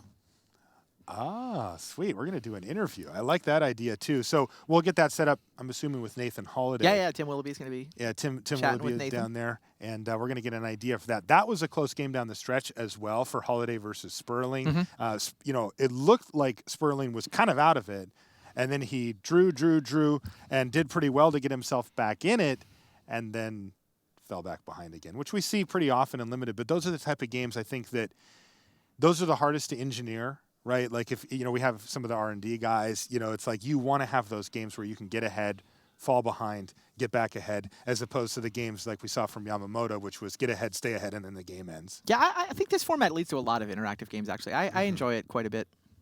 Yeah. I guess we're ready to head down for our interview now with Nathan Holiday. Hello and welcome to the feature match area. I'm Tim Willoughby here with Nathan Holiday. Now, Nathan, 2-0 in this draft, in a pretty nice position for this Pro Tour. How are you feeling with one last draft round to go? I'm feeling great. I think my deck's pretty good, so we'll see. It's very powerful, so hopefully I draw the right cards at the right time. I mean, we saw that this is a very fast format, that your first game basically over in a heartbeat. Yeah, he went Timber Pack Wolf, Shock Timber Pack Wolf, Zendikar Incarnate, and I died very quickly. But luckily my deck's really powerful, so the other games were slower. Now, you locked up your gold status last weekend in Dallas, so in a way, a little bit of pressure off this weekend. What were you really looking to get out of this Pro Tour? Well, with gold locked up, I mean, X4 gives me platinum, or I could top 8. Anything less than that is like some cash, but, whatever. So I really want to spike this one. Yeah, all about the levels, all about the points, still a huge amount to play for here at this Pro Tour. And how's your constructed deck been for you? Very good. I'm 4-1. I've lost only to the mirror. So I think our constructed deck's great. And which team was it you were testing with on this one? Channel Fireball and Face to Face. Yeah, we're playing the artifact deck. So. Fantastic stuff, making plenty of Thopters, causing all sorts of trouble in this feature match area. Yep. Congratulations, Nathan Holiday. I'm sure we'll see plenty more of you in the next few rounds, but now we're going to head things back to the news desk here at Pro Tour Magic Origins. Thanks very much to Tim Willoughby there with Nathan Holiday, part of the Global Ginger Alliance. Good boy. Well done. He's doing very nicely. Other people are doing very nicely. Let's talk about the top of the Player of the Year race. Eric Froelich came in as leader, but had to win his last round yesterday just to come back today at 4-4. 5-4, now 6-4. The 10th, 11th, and 12th win is what really counts for him. That's where his pro points will start stacking up. So a long way away still, but he has won first 2 today. Sam Black, win-win, 9-1. Li Shi Chan, He is at 8-2. So keeping track on Sam Black, just one win away. Both of those are ahead of the curve for top 8. And if they both made it in to tomorrow, well, then you would be looking at probably one of those two, whoever went the furthest, really, being Player of the Year, along with potentially being a Pro Tour champion. So great job by both of them. Other people in the mix for this tournament. Pat Cox is at 8-2. Stephen Neal lost to Sam Black, but is still at 8-2. Mike Sigrist, 8-2, the number 20 ranked player in the world. He is still very much in with a shout of a World Championship slot, in with a shout of the top 8 here. And then you've got at 7-3 the likes of Brad Nelson. Mike Flores is 7-3. 2 Australians at 7-3. Well done, Luke Mulcahy and Paul Jackson. They're both in the running. Jackson looking to overhaul Don van Ravenswijk for the Australian World Magic Cup captaincy. And then just coming in, Sean McLaren is up to 8-2. Because Jacob Wilson, I can tell you, is down to 5-4 now, that means that pretty much puts Sean McLaren in very much the box seat for the Canadian World Magic Cup captaincy race. Although Alexander Hayne, who we've not seen a lot of through the weekend, he's up to 7-3, already locked for his slot at the World Championship. Hayne at 7-3, trying to chase down Sean McLaren, but Hayne would need at least the top 8 really to overhaul McLaren in that particular race. So still blended results coming in, but it's time to go deep inside Limited, inside the draft viewer. One of our favorite European players, Pro Tour Gatecrash finalist, is waiting for us. Here's Brian David Marshall with Joel Larson.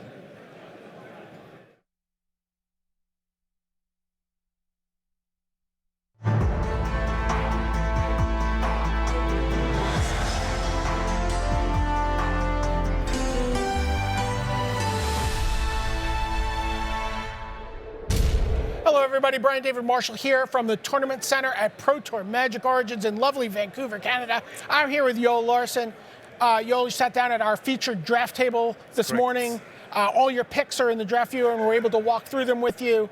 And we were talking a little bit before the draft about colors, and blue-green's not your favorite color combination to be in. No, I think it's probably the worst one. Maybe white-black is among those lines, but I think it's probably the worst one. So, but you know, much like an all-night diner, sometimes it's the only thing that's open and you have to go there, right? Yep, sometimes you're hungry. All right, so let's take a look at your table first. Here we see you're getting passed to by Scott Lipp. Mike Sigrist is one away. You're passing to Fujimoto. Do you ever look at your table and think about it all? Who's there? You're just like, all you care about are the cards. Yeah, of course. I mean, they're all Magic players and I have to beat them eventually, so whatever. All right, let's take a look at that first pack that you had to face. And now, what stands out to you here? Like, are there any cards that get you excited about where you're going to go? Not really. I think this is a pretty weak pack. We have the Spoiler Souls, which only is good in like really aggressive decks. And I think it's hard to get a real aggressive deck in black. So I was looking more to Reedy Bones, Charging Griffin, and Conclave Naturalists. I don't like green. I think it's the worst color. But I think the Conclave Naturalist is such a strong card that it goes over Reedy Bones and Charging Griffin. Right, you like it better than both Llanowar Empath and Yeva's Force Mage. Yes, and I also think Bounding Crassus is a very hard first pick, especially if you don't like blue-green from the start. And it doesn't really compel you to be blue-green. Like, there's not a huge reward for it. No, I mean, it's obviously great, but it's not a bomb in any sense. Okay, so let's take a look where you go from a Conclave Naturalist. Yeah. What's standing out to you here? Well, I think the best cards is like Skyrake Giant, Charging Griffin, Rocks Maulers, and Timberback Wolf. And since I already have a 5-drop, and as we all know, 2-drops are super important in this format, I think I need to take a 2-drop. So I went with my green card and. Okay, so you're going to stay on the color. Nothing's making you want to switch here. And even though Rocks Maulers is objectively more powerful than Timberpack Welch. I think they're actually pretty close. Really? But, I mean, it's objectively much more powerful when you cast it. Sure. Which you are, I mean, some games not even going to be able to do because it's so fast, this format. But okay, so 2-drop Timberpack Wolf. Yes. And now we get to our third pick. Yeah. And what's going on here? The only real green card is Herald of the Pantheon. Yeah, and it's a 2-drop, so it's fine. Like, I'm in mono green right now, so I can easily be green-white. So I can roll those enchantments, like playing for lower cost, like Lift of the Higher Master. So and suppression bonds. Exactly, and it's a 2-drop, which is perfect for this So format. there, so I'm taking the Herald here, Okay. trying to stay on color as so well. Herald of the Pantheon is the pick. Yeah. And again, it's not like you've. I mean, Nantuko Husk we see, and we see, but we haven't seen anything that you've passed and you've been like, oh, I can't believe I didn't have No. to take that. Right? They've been fairly soft packs. Yeah, they've been fairly soft, nothing too exciting for sure. Okay, so let's keep moving on. We get to pick 4 here. Is there Yeah. anything that's going to get you off of green or? No, especially when there's Valor and Wardens in the pack. I mean, it's one of the probably top 3 uncommons in green, right? So it's super good. And like, sure, I guess I'm green then. So 1, 3 for 3, pretty good defensively. Yeah. But if you ever hit with it or hit with any other creature, Yeah, you're gonna draw a card. It becomes a 3/5. It's gonna be huge in the early games. I'm pretty happy to see that card, especially since my 3 first picks were green. So Is that means that- it's probably open. I think it's Yeah, a signal. Is that a card that forces people into your tricks a little bit? Yeah, you could definitely say that. Like in green-white, you can definitely have a lot of renowned creatures that they have to block. Otherwise, I'll get such a overwhelming board that I can use my tricks more efficiently. Yeah. Okay. All right. So let's keep moving on. This is going to be the pick 5. Yep. So again, really, Yeva's Force Mage is the only green card. Is that where Yeah. we're going to go here? I think I'm taking Ram Roller here, if I'm correct. Okay. So why Ramroller over maybe another green card? I mean, I think Force Mage is fine if you're in the right deck. Like, you need the 2-drops, renowned 2-drops to make it really good. So if like you Or- had an Undercity Troll, you might consider this more at this point. Exactly. Like, City Troll does its job on its own, but like, it's open Free Blade maybe, and those cards. So I think I'm taking the stronger pick here in Ram Okay. Roller. So Just- Ramroller is the pick. And let's take a look at your 6th pick. Only green cards, a Hitchclaw Recluse. Yes. I suspect you didn't take this based on your lament. No, I think Recluse is pretty bad. I tend to want to be aggressive in this format, regardless of which color combination I'm in, except for blue-black. And so I take Charging Griffin, seeing it as a signal, like pick 6. It's a pretty strong card too. So Now, is Hitchclaw Recluse a card you'll ever like put in your sideboard or like that you want to keep an eye out for late? yes, I mean, if my deck comes to that I'm blue-green as I ended up as, it can be good if I like really need a roadblock on the draw, but otherwise I don't like it that much. Okay. So there we see the first 6 picks was the Griffin. You get a 7th pick, Rocks Maulers. You end up with an 9th pick. You have his Force Mage out of that opening pack. And also, don't forget the Automaton. Oh yeah, which the I have with my automaton Ram turns Roller. on your Ramroller. Yep. It's pretty. So does that Bonded Construct. Yeah. probably not gonna play Probably it. not going to play that. Though. No. So tell me where you feel like you are at the end of pack 1. So I feel like green is super open since I especially get the Rocks, Maulers, and the Wardens so late. So I think I'm for sure in green, and then I could be in any other color. Like Charging Griffin doesn't really pull me in any way, and You're open to whatever the table sends you now. Yeah, exactly. Okay. So let's take a look. Pack 2. This is coming in the opposite direction. Yeah. And you talk about being open to what the table sends you.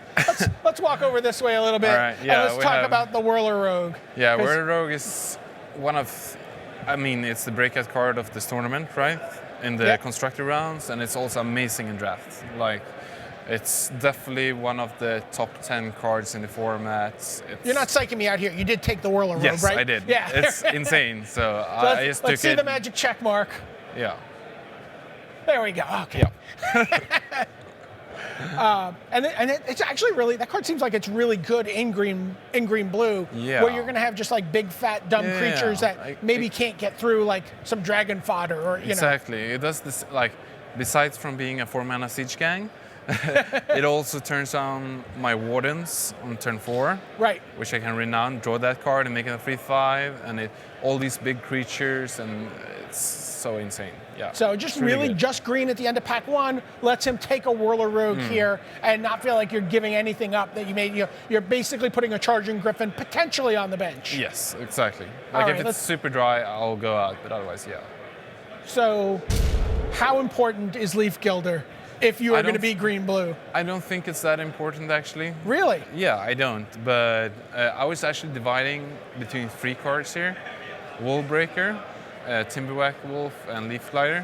Willbreaker, which is nice with tricks and potential Stratus walks, as we see here, and also especially the Whirler Rogue. Right, Whirler Rogue and Willbreaker is a 2-card combo that lets you just start stealing all your opponent's creatures. But since I already have the Naturalists and the Rock Maulers, I'm tending towards the 2-drops, and I think this was actually pretty close because Leaf Light is great because it gives you mana early on, but afterwards the body tries. It tends to fall out of fashion. Like it can't really attack into a lot of 1/1s and so on.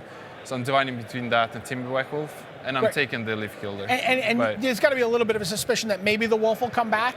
Maybe, I don't think so, since it's the only green card left in the pack. So, but I already have a Timberback Wolf, so that's the reason that why it was so close. Like. Okay, all right, let's take a look at your third pick here. Yeah. There's another Conclave Naturalist, there's Zendikar's Royal, but... I'm taking the Claustrophobia. Yeah. Because I need tricks, I need removals, I have a bunch of creatures, stupid green creatures that just has to get through, and if I'm falling behind or there's an evasion creature that keep attacking me, I just need to And green-blue just doesn't have a ton of removal, right? You have some combat tricks, you have Wild Instincts possibly, but this is a pure... It's as good as it gets, I think, for removal in blue-green. As long as you're not putting it on a majoring responder, you're probably going to deal with that creature permanently. Yes, exactly. Okay, so this is an interesting pick to me here because my eye immediately goes to Pharika's Disciple. I'm in green mode. Sure. Is that what you're taking here? No, I'm taking Rogue's Passage here, and I think it's especially good in green-blue. It's very good at finishing off the game. It's going to be great with my Rock Maulers. It's great with my Wardens, and so on. I'm kind of surprised to see you taking this card this early, but your response... Yeah, I thought it was pretty late. Maybe it is a 4th pick, I'm not sure, but I think it's so strong. Like, if the game ever comes to like a board stall, or if I'm ahead, but like not really there to finish the game, Rogue's Passage will almost always win me the game. So I'm taking it here. All right, so Rogue's Passage is the pick. And now we are, we're not really seeing a lot of anything here. This is pretty dry, and I think I took a Scrapskin Drake as a potential free drop. Like, it's pretty good in blue-green, I think. You have a lot of 2-drops in the green, so you can afford to play it on turn 3. If your first play is Scrapskin Drake, it can be pretty hard against the aggressive creatures to come back. Let's take a look at your 6th pick. Yep. And there's another Herald of the Pantheon in the pack. There's a Llanowar Empath, a Vastwood Gorger, and a Negate in the 2 colors you're thinking about. Yeah. Where do you go from here? I go with the Pantheon. I use 2-drops. 2-drops. 2-drops. So this is our takeaway from this deck tech is draft your 2-drops. Draft your 2-drops pretty highly. Like, never leave without them. Okay, let's take a look at where the rest of the pack goes. So after the Herald of the Pantheon, you get a 7th pick Draga Invocation. Which is pretty insane. I think the card is really good, especially in like green, white, green, blue, and green, black. But 7th pick is probably too late for the card. Like, it leads to huge blowouts. I'm pretty happy about that one. Another Guardian Automaton, a little card drawing possibly for you in Artificial's Intuition. Maybe. You have some artifacts. I tend to want to be aggressive as green blue, so I don't look for them to be in the main deck, but definitely a cyber card. Okay, let's take a look. Both Automaton and Stratus Walk is pretty nice for me here, I think. Let's take a look at the 3rd pack. Let's go here. So there's a kind of one card's going to leap out here. Yeah. I'm going to assume. It's Hangback Walker, obviously. Okay. The second breakout card of Starred. All right, let's take a look at your 2nd pick. And wow, this is pretty dry. Pretty dry color-wise, but you've already taken one Ram Roller. Yeah, so it's probably going to be great here as well. Okay, so. Also with my 2 automatons now. Right, 2 automatons, 2 Ram Rollers. You've got an artifact theme deck. Yeah, and a Whirler Rogue as well. Yeah, okay. Pick 3. There's a 3rd Ram Roller for you. Are you going to take it? No, I'm taking Rune Servitor here. I'm not sure, still not sure about this pick because Ram Roller is so strong in my deck right now. But I kind of like, I need another 2-drop at least, and it turns on the other Ram Rollers. I kind of went with the safe route. Sure. Okay. Pick 4. Yeah, we have Claustrophobia, which is, same thing as last time. Yeah, take my removal spell. You see another Spider going around late. There's another Wolf, Zendikar's Royal. Yeah. Is that a card you'll ever play in a deck like this? I think it's in some decks it's pretty good when you can survive in the early turns. It's good with the Spiders, for example, but it's especially a really good cyber card. Okay, let's take a look at Pack 5. Wow. Yeah. Wow. That's pretty exciting. You Yeah, get a Woodland Bellower. Yeah, it's a great top end card. Like 6 drops are usually a bit too much, but when you get 2 butters out of it, it's Yeah. pretty great. Yeah, Magic's all about 2-for-1s, right? Yes. All right. and Almost. Let's take a look at pick 6. And what are you taking here? Anchor Dater. I still need my tricks. I need my kind of removals. Sure. So I think that was a pretty obvious pick for me. Okay, and let's just take a look at your last couple picks. You do get a Might of the Masses. You get another late rock smallers. Yep. You get an 8th pick Zendikar's Royal, and you get the Zendikar's Royal. But Yeah. do either of those make your deck? No, unfortunately not. I mean, it was close because I have 2 Conclaves, or 1 Conclave Naturalist, 2 Rock Smallers. So in the main board, I just want to have the 5 drops that actually do something when they come down. But for the sideboard, I mean, it's red-black, blue-black, which is more attrition based. I have 2 Zendikar Royals, with actually 2 Herald of Pantheons. Oh, so I can play it very on turn nice. 4, play lands afterwards. So it's important to also have a strategy for your Post-board. matchups. For Yeah, post-board. yeah, Okay, exactly. so for Joel Larson, he's 8-2. I got to let him get out there. He's got a lot of work to do. Hoping to be the Swedish national champion this year. Let's He's hope. he's in a good shot, good shape for that. So send him back out to the floor for Brian David Marshall from the Tournament Center.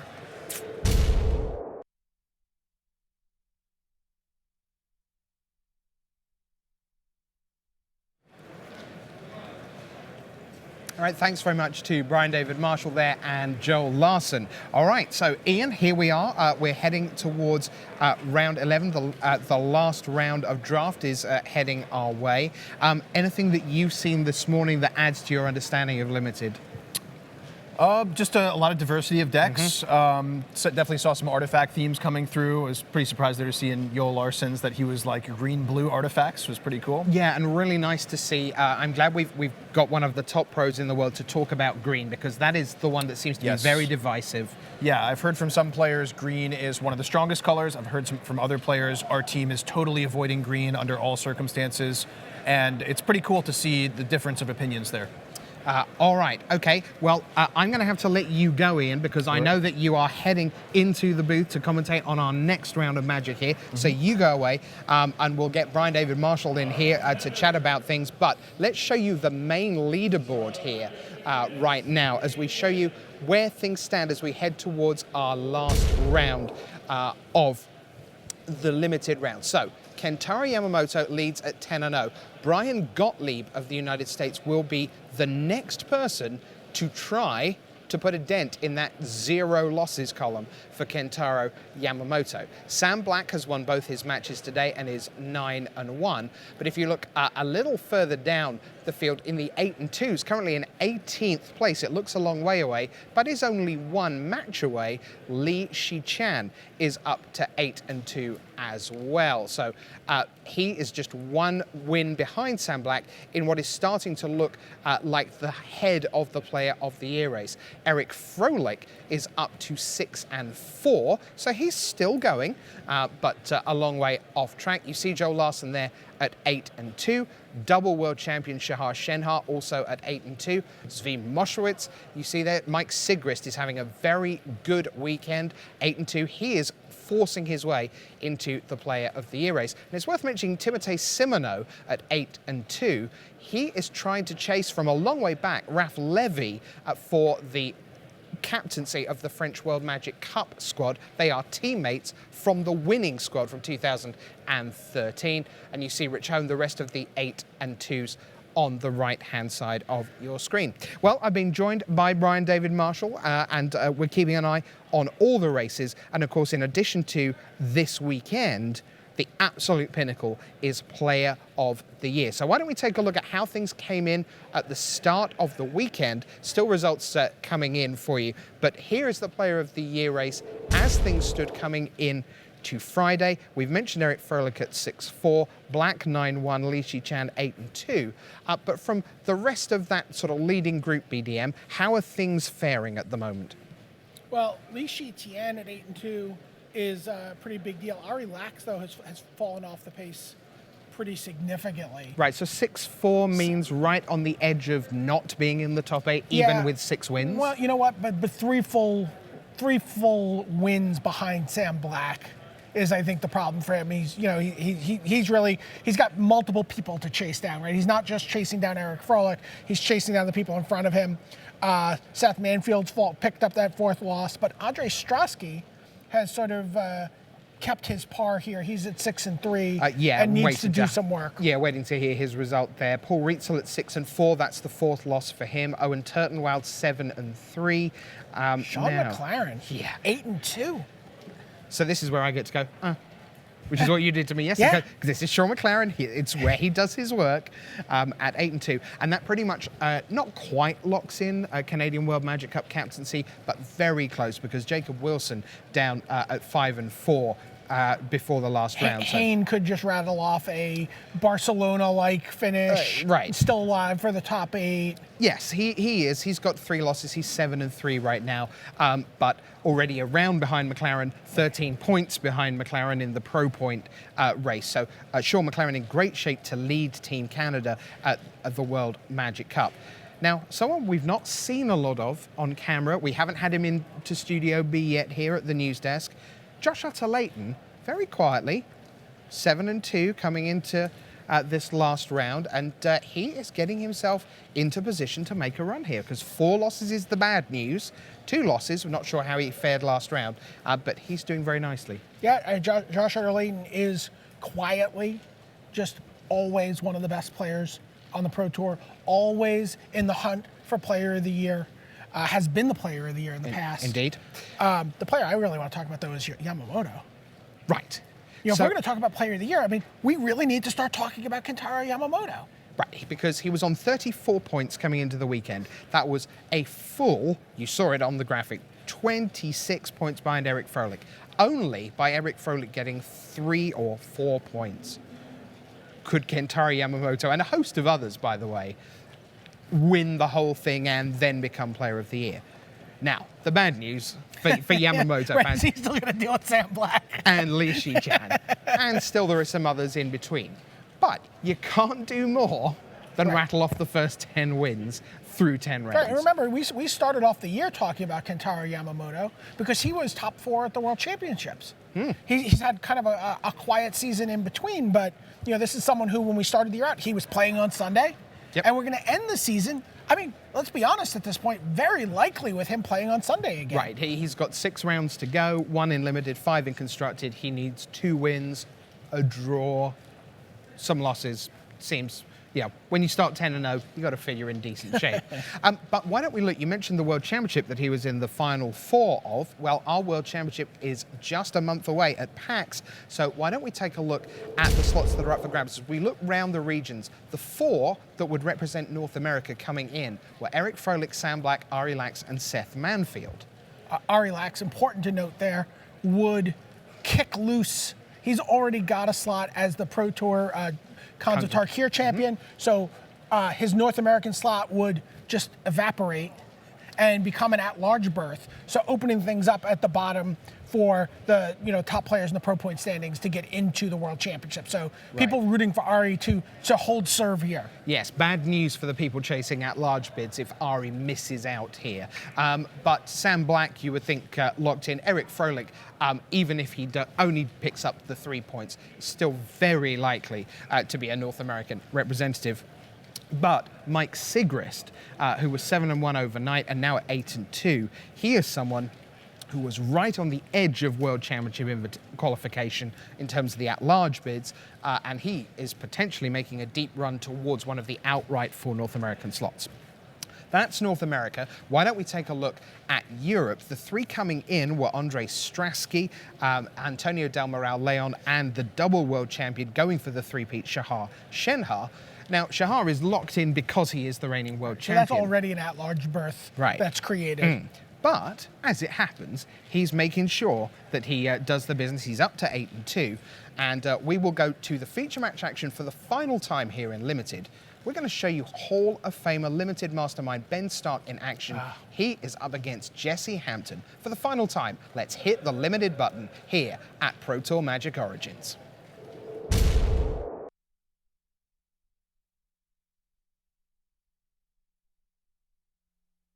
Hello there. Welcome back to the booth here in Vancouver. Marshall Sutcliffe. I've got Ian Duke with me for this last round of draft.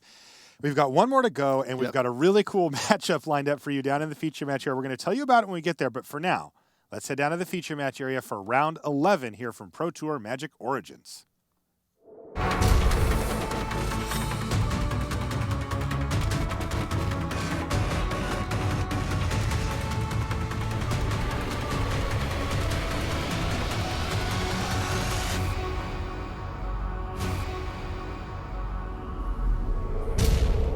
Hello and welcome to coverage of Pro Tour Magic Origins. I'm Marshall Sutcliffe in the booth with Ian Duke, a member of R&D. That's right.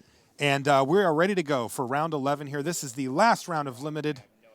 And we've got Jesse Hampton. You take a look at Jesse. He comes from Seattle. He's got a couple of Pro Tour top 8s on his resume. And he's sitting at 7-3, facing down, Hall of Famer Ben Stark, also at 7-3. Yeah. And Ben, so here's the deal. Players, they're going to get underway here. I actually was out wandering the floor, and I heard a rumor. I heard a wild rumor that Ben Stark had drafted a mill deck. Now, this is not Ben Stark's normal MO. He drafts pretty straightforward, beatdown type decks. You know, he likes his value creatures and his straightforward board affecting spells a lot. He went a little off the track this time. Yeah, this is not that. This is the complete opposite. I actually bumped into him and I said, Ben, what's going on? I've heard some stories. And he says, take a look. He says, before you look, he's like, this is the least Ben S deck ever. Now, Ben S is his nickname, and he's right. This is a completely not Ben S style deck here. And we've got Mono Blue. That's right, Mono Blue Mill. He's got 2 Sphinx's Tutelage in. He's playing 2 Talent of the Telepath. Wow, now that's the rare that mills 7 cards, right? Mm-hmm. And then you get to play a card, instant or sorcery for free from it, and if you've got Spellmaster, you can play 2 of them. And he's also playing, because he wasn't done yet, 2 Dreadwaters. So he is doing the mill thing in full effect. Now you see he's got some shields up here, and he still can't help himself from beating down at least every once in a while. And he's going to rumble for 2. Now, his opponent, Jesse Hampton, I got to tell, Ian, I got to tell the story here. So you and I were looking at this, and I was saying, this is what Ben Stark's up to. He's trying to mill out. So this is going to be very matchup dependent. And remember, we're in the finals of this draft. Both of these players are 2-0 in their draft pod here. And I said, if he plays against the red-white deck, he could be in some trouble. But if it's like black-green, then it could be lights out for his opponent, Jesse Hampton. And it turns out Jesse's on black-green. Yeah. This matchup does not look great for Jesse Hampton. I agree. Jesse's got kind of a grindier, more attrition-based black-green deck. He's got 3 copies of Unholy Hunger. He's got some late-game bomb creatures like Sky Snare Spider and Majoring Responder, and those are not going to be effective against Ben's super defensive mono-blue deck.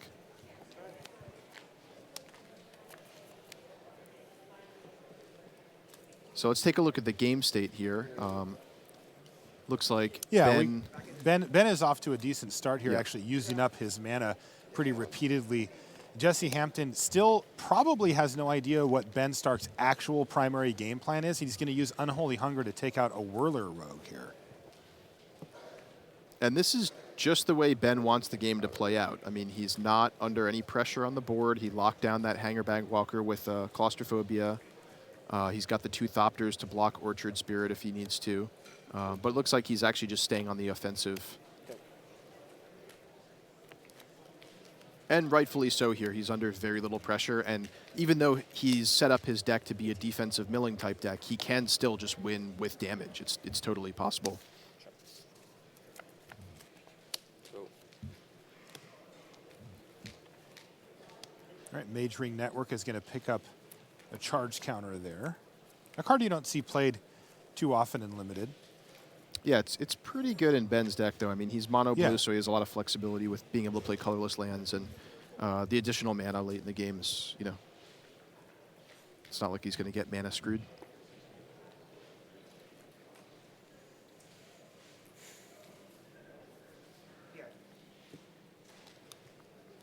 Again, it's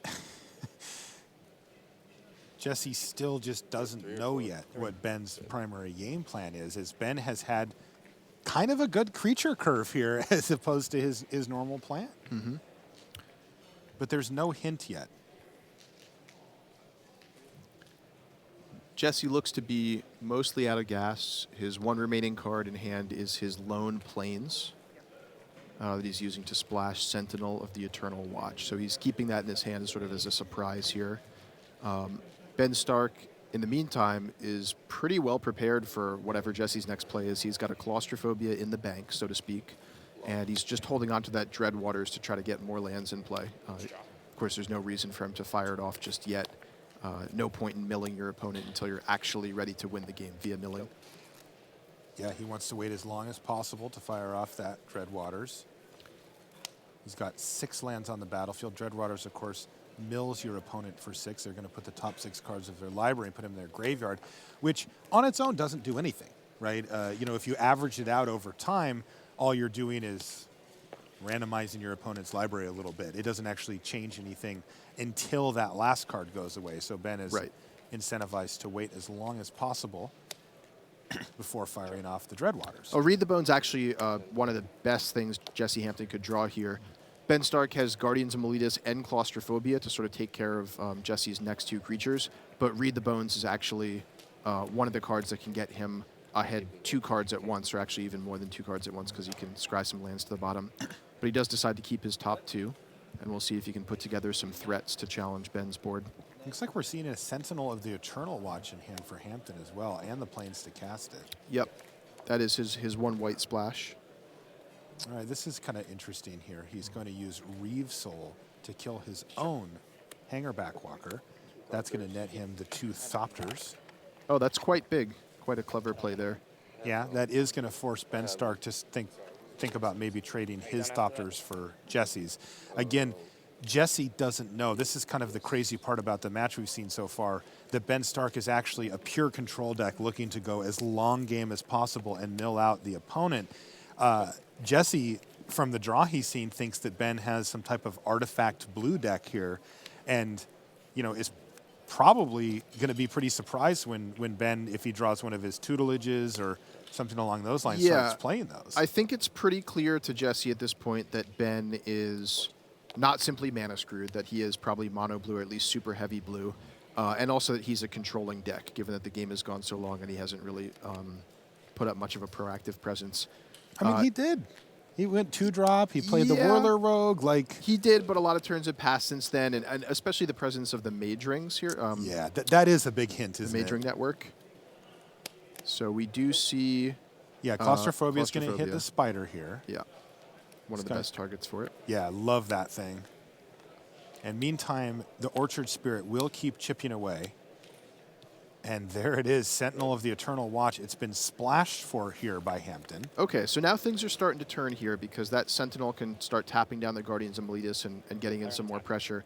If Ben doesn't put together something pretty soon, he could be dead in 2 turns. Yeah, and he has drawn a lot of lands, which a few turns ago didn't look terrible because of the Dreadwaters plan, but now it looks very bad. Yeah, and now under this amount of pressure, all of those milling cards are not what he wants to be drawing here. If he top decks another Dreadwaters or a Sphinx's Tutelage or something, it's too late for that. Right, and of course that is the downside to cards like that. He's found Artificer's Epiphany here.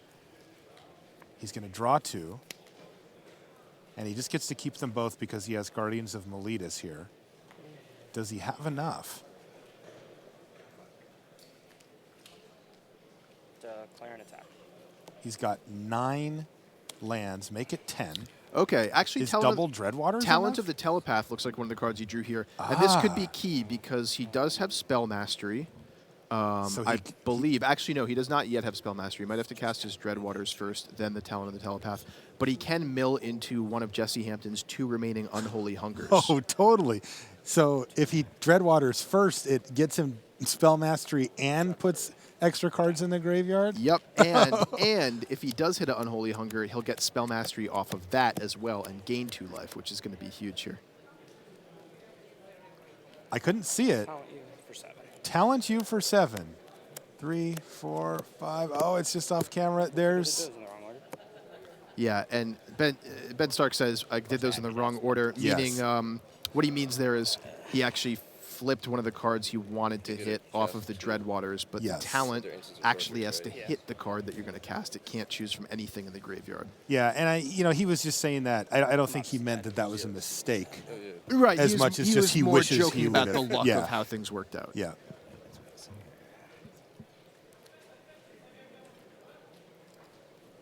So of these 7, Yeah, it's not the best deck. So I think Ben Stark, realizing he's dead, there's nothing he can do but just taking a careful look through Jesse Hampton's graveyard. Jesse remarks, yeah, it's not the best deck. And Ben said, yeah, just take a quick look here. Yeah. But he does have to scoop him up. Jesse Hampton wins game 1 against the mono blue deck from Ben Stark. Yeah, a little bit unfortunate for Ben there because it looked like he was off to a good start. All right, we'll be back right after these messages. Friday Night Magic has expanded to include all formats. Be ready for Standard, Commander, Legacy, or even Conspiracy drafts. Check out your local store for details and share your FNM stories by using the hashtag MTGFNM. Visit magic.wizards.com/FNM for more information. Put your game to the test at a Grand Prix. Now, these open tournaments feature the best players in your region as well as top Magic pros from around the world. Upcoming Grand Prix events include Hong Kong, San Diego, London, Detroit, Santiago, and Prague. Visit magic.wizards.com/Grand Prix for a complete schedule. And welcome back to the feature match area here at Pro Tour Magic Origins. Let's take a look at what our undefeated player Kentaro Yamamoto, the only one left in the field at 10-0, playing against Brian Gottlieb. Brian is 9-1. And looking to hand Kentaro his first loss of the tournament. It looks like he's a little behind the ball here. Yamamoto with 2 cards in hand. I believe he's got a Fiery Impulse here as well. You can see he's got that Akroan Jailer there with mana to activate too.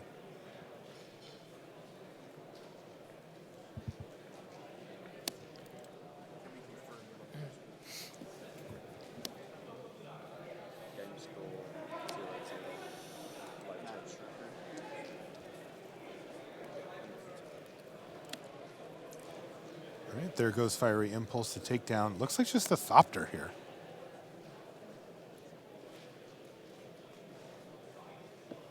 Yeah, it looks like he does not have Spell Mastery to take out the Thunderclap Wyvern. But the 2 Knights of the Pilgrim's Road could be. Mighty Leap Either saves the of them Thopter. could have, but yeah, Mighty Leap is going to save it.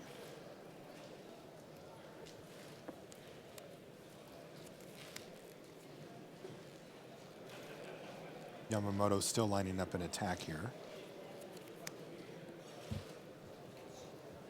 Brian is at 10 life. So we've got a Thopter that's a 2/2 thanks to the Thunderclap Wyvern. It's also +2/+2 thanks to the Mighty Leap, so it's a 4/4, but it has taken 2 damage.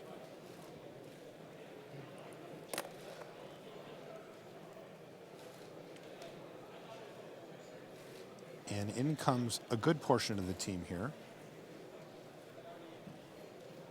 Yep, it's like a Gearcrafter, Amprint Tactician, and Cleric of the Forward Order. Yep, So all 2/2, jamming. a 2/1, a 2/2, and a 3/3. These are all trades at the least.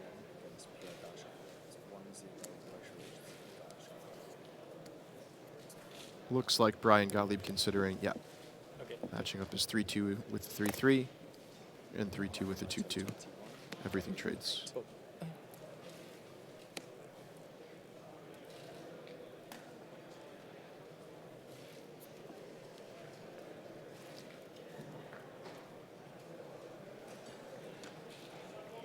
Gottlieb falls to 8, but the board has been largely cleared away. Gottlieb with the Thunderclap Wyvern and the Thopter. Yamamoto still has an activation on that Akroan Jailer at the ready here as well, so that the Wyvern doesn't get to attack, or block for that matter.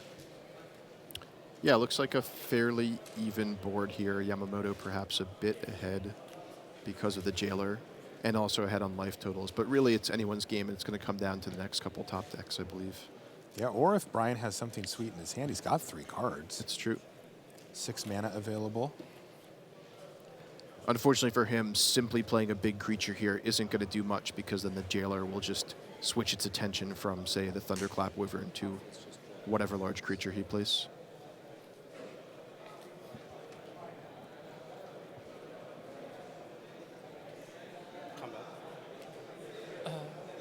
Okay, he goes to combat, tap down the Wyvern. All right, let's head back over to the main table on Hampton versus Stark here. I got to see how this thing plays out. I just haven't seen a mono blue deck like this in the format. Yeah. I'm just curious to see how it actually ends up playing out. Even with Stark falling woefully behind that game, he actually was still pretty close. You know, he got him down to 5 cards, I'd say. Yeah, that's true. I mean, you have to remember, in Limited, you're playing with 40-card decks. It doesn't take that much to mill an opponent out. You know, sometimes just 2 Dreadwaters or a Talented Telepath and a Dreadwater can be enough if the game goes a little bit long. This one's starting the same as last time. Yeah, it's actually an almost identical start, although I'm noting Jesse Hampton is lacking green mana. He has just 3 swamps here, although I see a forest in his hand. Yeah, he's as got well. a forest, so he's okay. So feigning a little bit of color screw, but should turn And out here's fine. that Whirler Rogue. So this is actually looking a lot like the first game. Mm-hmm. And Ben finds himself ahead on board. We were joking about that Malakir Coldblade, how it wouldn't be very effective against Ben Stark's deck, but Whirler Rogue is actually one of the cards that it is pretty effective against just because it's producing lots of little creatures. It's true.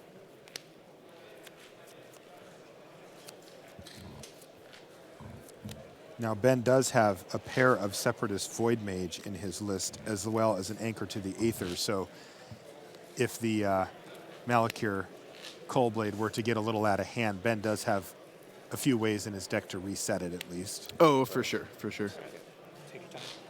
Yeah, I'm actually pretty impressed how well set up Ben Stark's deck is to supporting his mill plan. He's got Displacement Wave, a bunch of bounce spells, a bunch of defensive creatures like Separatist Void Mage and Guardians of Meletis, 2 copies of Send to Sleep, which he should have no problem hitting Spell Mastery for.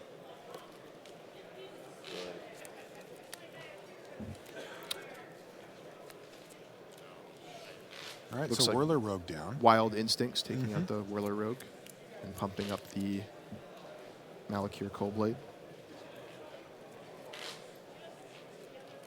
Ben's going to attack for 2 in the air with the 2 Thopters, and he's got a Water Courser as a follow-up play here as well. Yeah, Still another no nice Sphinx's defensive creature. Tutelage in sight yet for Ben Stark. He does have 2 of those in his list. Yeah, and those are cards I think he would actually rather see early in the game, provided he has enough other cards to defend himself.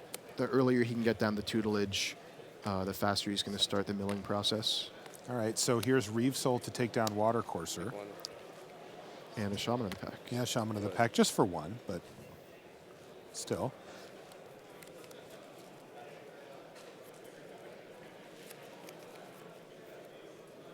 So Ben has both copies of Talented the Telepath in his hand here. And a Dreadwaters. And a Dreadwaters and a Bone Dash. Yeah, he may actually just start firing those off and going for kind of a turbo mill plan. He's got a couple Thopters to jump block with. I have to go watch that video of you tilting off for like 10 minutes. I was like 19. I know. I need to go watch it again. So I guess deciding whether he wants to leave up the Bone to Ash here. Or go I like for the chatter here, Ian. Yeah. That was like before poker and everything too. It was Hampton said that he was watching a video of Ben getting tilted, and Ben said, I was 19. He said, I've seasoned a little since then. Of course, Ben's in the Hall of Fame now. He's come a long way. Started playing on the Pro Tour when he was 15. Talented Telepath. All right, Talented Telepath Seven, it and I can is. play 1 instant or sorcery that you know. So no Spell Mastery just yet. So he'll get to play 1 instant or Maybe I sorcery. boarded them all out. Oh, I guess He not. So he bricked, he saw none, and Jesse postulates, maybe I boarded them all out, even though he's already played 2 in this game.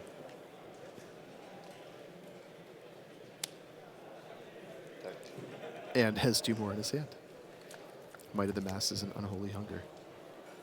Yeah, these mill do add up, but Ben's going to have a way to go here. Like, if you think about it, like, Jesse kept his opening hand, so he had 33 cards in his library to start. Ben just milled 7. He's got another 7 that he can mill here. That's 14. He'll probably do Dreadwaters for at least 7, so that's 21. Plus, we're on turn 6, so that's 27 of the 33 from draw steps and mill from Ben Stark against Jesse. And he's going to get a quick count here to see where he's at right now. Yeah. But it does feel like he's going to need one more big mill spell, a tutelage, or just some time. You know, he's going to need a 4 or 5 turn stretch where he's got the board stable and Jesse isn't able to do anything if he's going to put together a mill victory here. Right. All right, here goes Talon of Telepath number 2. He found a Read the Bones. Okay, this could be really exciting. So can't quite see what all the rest of the cards are, but Help you. Can I even read? 3, 5. I guess I can read. He's trying to decide if he can read the bones given the board state here. And he's going to read the bones. You have to choose both of them before you cast it? I can only cast one. It's if I Oh, have Spell Mastery. Okay. My fault.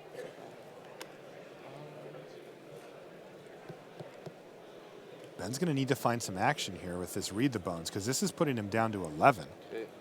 looks like you have to one island, and he drew an island. Drew another island. This is going to be really close, Ian.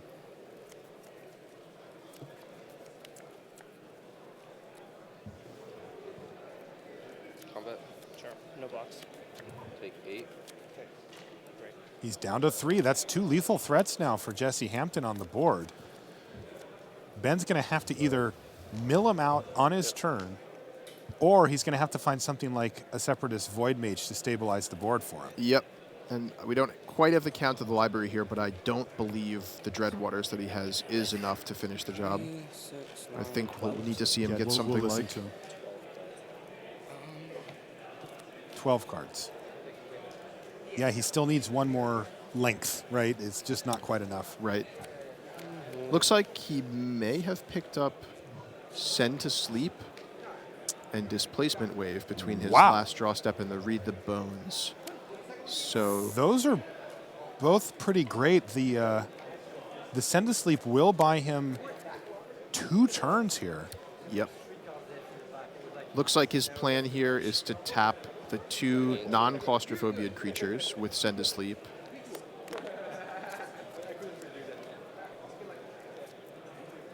And then after they untap, finally, he can Displacement Wave. Or rather, the turn when they would untap. Okay, so tap these down. He does have Spell Mastery, but Ben takes 1 here. Oh, this is so close.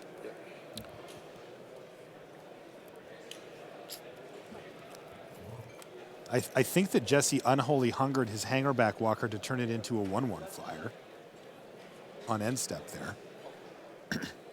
He did just get in with it. This is going to be very close here. Don't see how else it could have died there. So if we have the numbers correct, Jesse would have 11 cards left in his library. Ben has 7 lands. Ooh, here's a Guardian Automaton. Okay. Do you stay tapped? Yep. Oh, man, this is so close. Night Snare you. Night Snare you. Wow. Choose a mode. No. The target opponent reveals their hand. You do it after. Then Okay. you, I or if I apologize. don't, you discard 2. Sure, I apologize.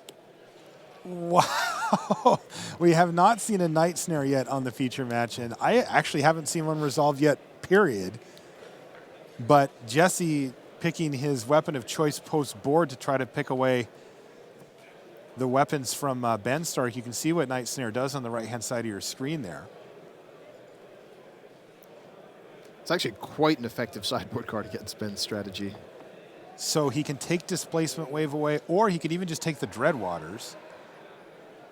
He's getting something. You have 10. You have 8 lands? I have 7 lands. 7 lands? So it's actually somewhat of a decision here because the Dreadwaters isn't lethal next turn, so he can take the Displacement Wave, relying on the fact that Ben would need to top deck something to not die the following turn. But he would need something pretty significant. Or he took the He took the Dreadwaters. Dreadwaters, yeah, which is, I think, a little bit of a safer play because it means Ben actually needs another win condition now to close out the game. Which could theoretically buy him a lot of time. Right. So King of the Hill table, of course, that's Kentaro Yamamoto at 10-0. He just fell in the first game. The one that we checked in on, it just ended. Brian Gottlieb wins it. He's up a game over Kentaro. And here's an attack now with the automaton, and he's gonna now have to displacement wave. Can he cast the automaton post displacement wave here, Ian?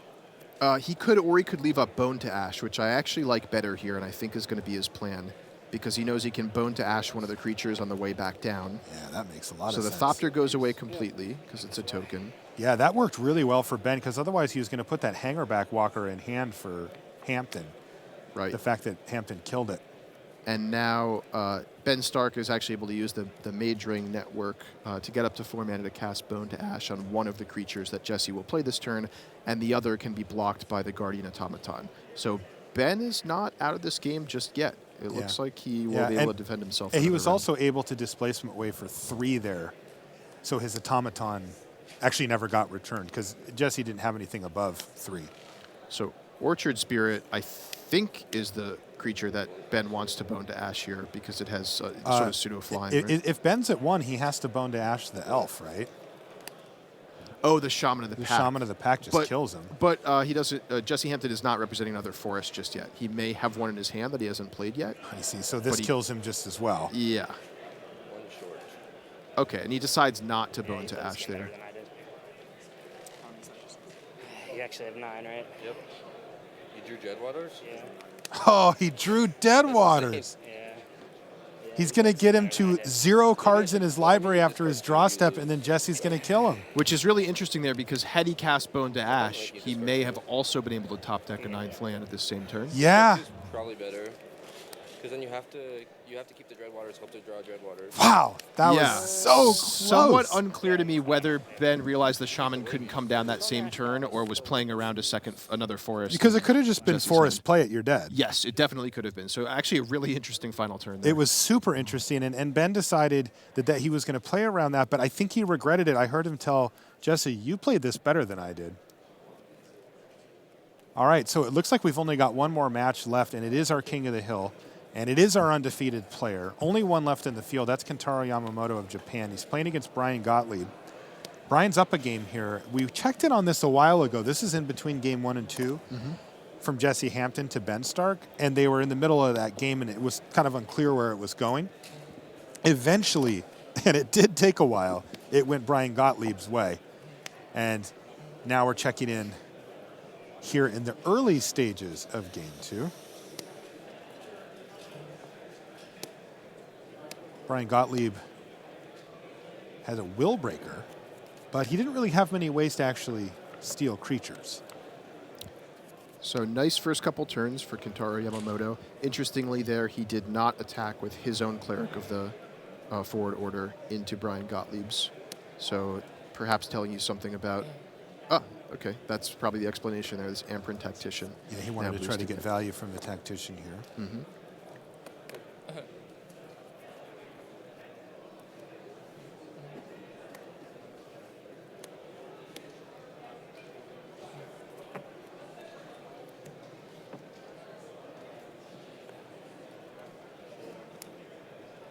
Yeah, watching these early turns and whether players try to trade off creatures or try to keep their own creatures alive can tell you a lot about their hand or the way that they want their deck to play out. Oh, geez, how about another Amprint Tactician? This is certainly the way Kentaro Yamamoto wants his deck to play out. All right, looks like we're going to see a Celestial Flare here from Gottlieb to stem the bleeding a little bit. Basically, Yamamoto has to decide if he'd like to draw a card along with Gottlieb or not. He is going to. No clean blocks here for Brian Gottlieb. And he's going to take 7 damage. So down to 11 for Gottlieb as Yamamoto passes a turn back. I see that there is looks like 6 cards in hand here for Gottlieb, including the Willbreaker. He's also got Thunderclap Wyvern, though Yamamoto has seen that now. And is less likely to want to attack into it. Also, Willbreaker, when you don't have any way to target your opponent's stuff, is a lot worse. It's a 2-3 for 5, which is, well, you know, we talk about the vanilla test on the podcast, and that does not pass. Mm-hmm. There is some element, though, of the threat of it, Mhm. sort of being a When Brian lightning gets rod on for top. removal spells. Yeah. Yeah, that is true, because you can do that at instant speed, and that really can mess up combat. Take away an attacker, changes everything. But Gottlieb's tapped out here, so Yamamoto attacks with all 3 of his creatures. Gottlieb actually looking for a trade here, not blocking with the Willbreaker. I think he knows that if this game is going to turn around for him, he's going to need to draw a few ways to target, and that Willbreaker is going to have to stick around as well. Totally agree. Unfortunately for him, Yamamoto with a pretty stacked hand. Fiery Impulse and Pia and Kieran Nalaar. Wow. Yeah, one of actually 2 copies of Pia and Kieran Nalaar that he has in his deck. We got to see his draft earlier.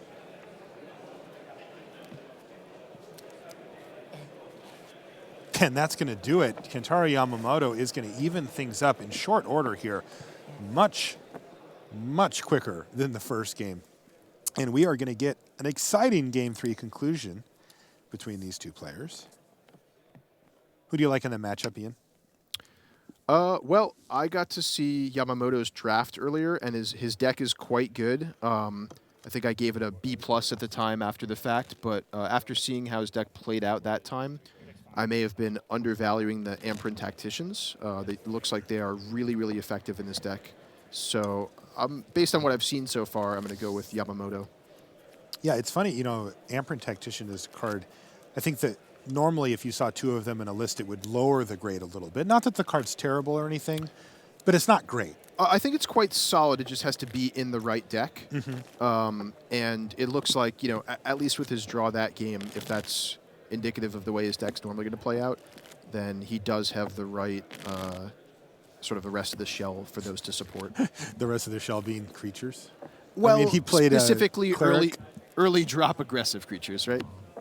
You know, he does have I mean, he his didn't share have that many there. He does have his share of grizzly bears and Yeah, Rune Servitors that's all he and things had. like that. Look at but that that's, board. That's almost exactly what you want. I mean, Yeah, of course, that's what I'm saying. You'd rather Topin Freeblade Yeah. than Cleric of the Forward Order or Rune Servitor, but at some point, it's just about filling out your curve and Yes. not about like actually how efficient the individual creatures are. Yeah, I mean, he's making that Amprint Tactician look great. Yeah. His curve was a Crowan Jailer, Cleric of the Forward Order, and Rune Servitor. Right. And Just 3 of the most run-of-the-mill. We were talking the other day about a Crow and Jailer. I know you're not a super big fan of it. I but dislike it strongly. One of the things that came up is like, what kind of decks would you actually want a Crow and Jailer Yeah. in? And I posited that this is the kind of deck I actually want the deck where I value it as a 1-mana 1/1. Yes. Sort of as its primary-ish attributes there, and that like the activated ability is more of if I flood out in the late game or the late game happens to go long, which is not the primary game plan. Right. Then it still holds some value there. And this looks like that type of deck exactly. Yeah.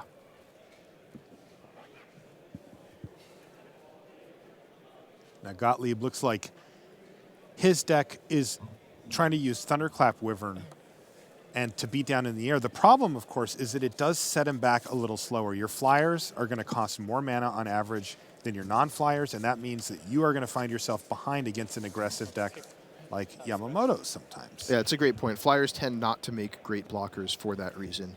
You're kind of paying a premium for the evasion, and if you're not attacking, the evasion isn't worth nearly as much. Yeah, he's got 1 Thunderclap Wyvern in his deck, 3 Cleric of the Forward Order, 2 Knight of the Pilgrim's Road. So Brian Gottlieb can certainly get his beatdown on. He's even got Screeching Scob, as you can see here on the battlefield. And interestingly, he's got 2 copies of Send to Sleep in his main deck here. Oh, interesting. Yeah, which are good tempo play if you do have a Flying Air Force or something big on the ground to punch through the Knight of the Pilgrim's Roads, whatever. But also it works well with Willbreaker. Oh, sure. Great point. Ooh, Disciple of the Ring as well, which I see on the list in front of me, as well as in his hand. Disciple of the Ring is a mythic, and it's a nice one. We'll bring up a graphic of that when he gets it on the battlefield for you guys here, but it's a complicated card. It's got a whole lot going on with it. All of it good. Yes. That one actually saw a little constructed play yesterday here at the PT. Oh, no kidding. Not a lot, but I think a couple people were running a couple of them. Very cool. All right, is this going to be a Knight of the Pilgrim's Road here for Gottlieb? What does he have? No, Sigiled Aven, even actually. better. He's got the Stalwart Aven. A Stalwart Aven, sorry. Okay, War Oracle is a nice turn 4 play. This is where you don't want to see, if you're Yamamoto, you don't want to be playing your Amperin Tactician into no board here, but the War Oracle changes things considerably from Brian Gottlieb's standpoint.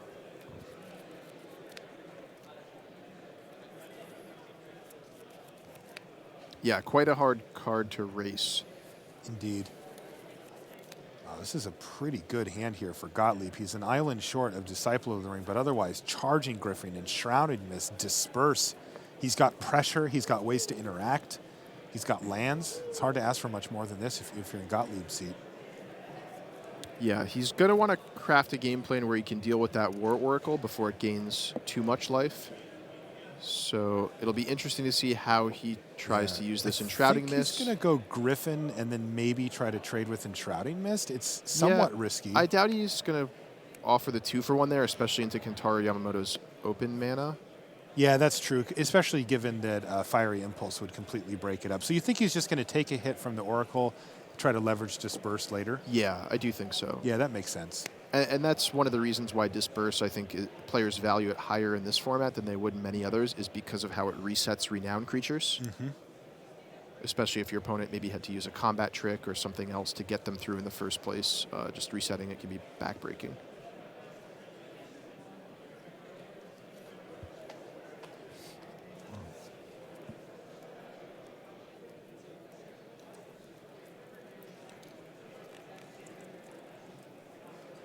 So I suspect we'll see War Oracle come in here. Yamamoto probably aware that Enshrouding Mists is something Brian Gottlieb could have. Yeah, I think he would welcome it in this situation. Oh, he certainly would with the Fiery Impulse in his hand.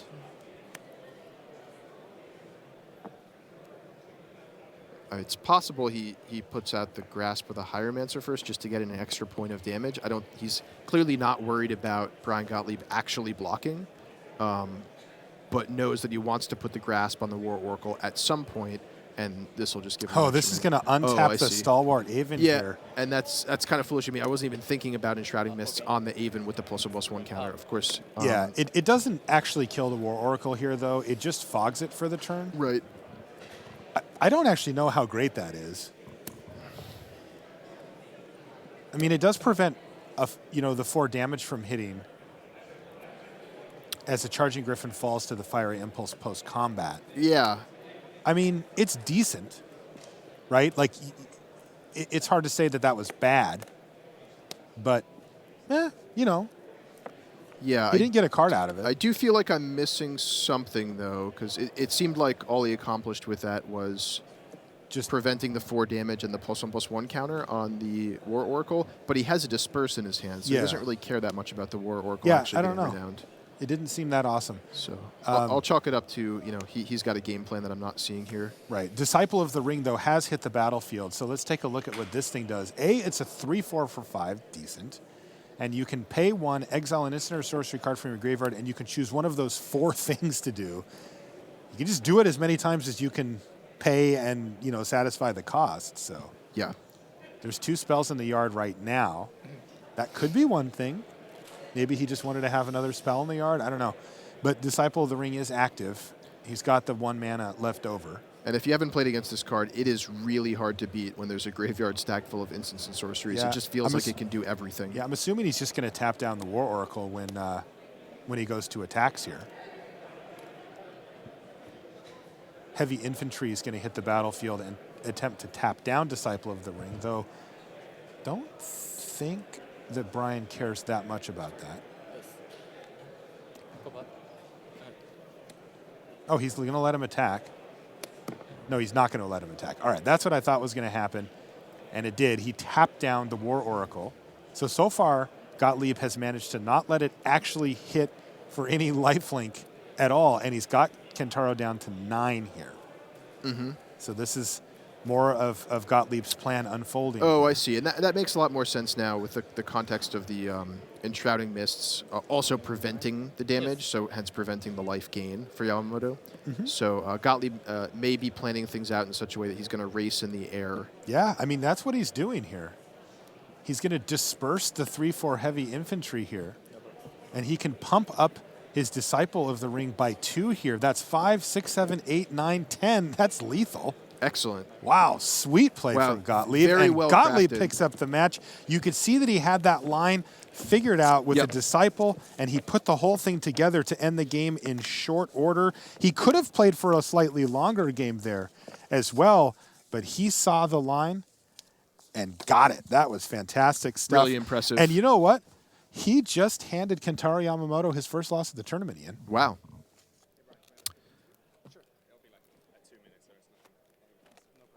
You can see that we're going to actually start to set up for an interview here. A quick word with Brian Gottlieb. He's the only one who's actually been able to take down Kentaro Yamamoto on the weekend. What do you think about that?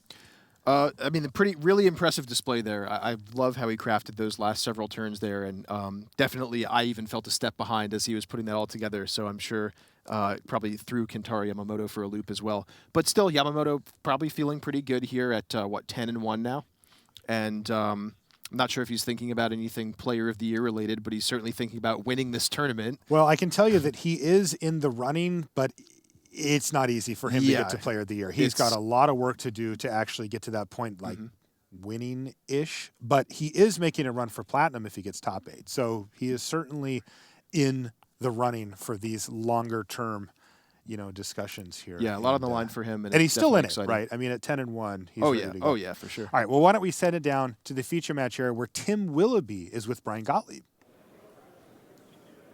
I'm Tim Willoughby, down here in the feature match area with Brian Gottlieb. Now, Brian, you've been in the feature match area a fair amount, but now you're going to be in the feature match area quite a bit more because you are King of the Hill. You're the first person to take a match off Kentaro Yamamoto, and it looked like your deck was sweet.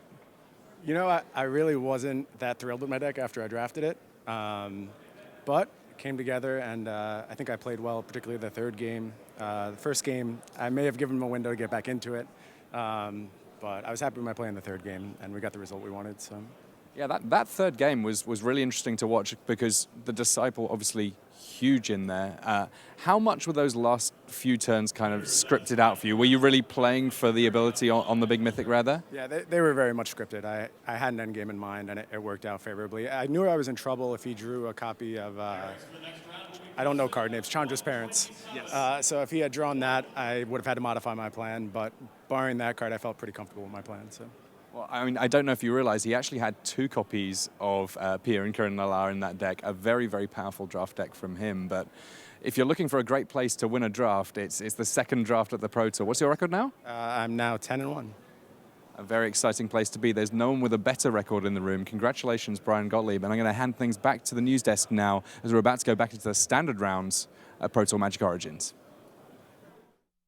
Thanks very much to Tim Willoughby there, and Brian Gottlieb, congratulations. He's done something that no one else has managed to do so far, take match points away from Kentaro Yamamoto. So why don't we take a look at our 2 top tables, because remember, in draft you only get to play within your pod, maximum 7 possible opponents spread across 3 rounds. And what that means is a ton of stuff happens to the scoreboards, because someone goes 3-0, someone goes 0-3. Why don't we take a look at our first featured pod then. So you're going to see table 1 here. This is Kentaro Yamamoto, Larson, Gottlieb, Sigrist, Fujimoto, Hone, Simono, and Scott Lipp. So work our way up. Scott Lipp came in at 7-1, and those 7 wins are where he leaves. He will be very happy to get back to Constructed, a deck that he did beautifully with yesterday and needs to again, because he is the player from Pod 1 with 4 losses.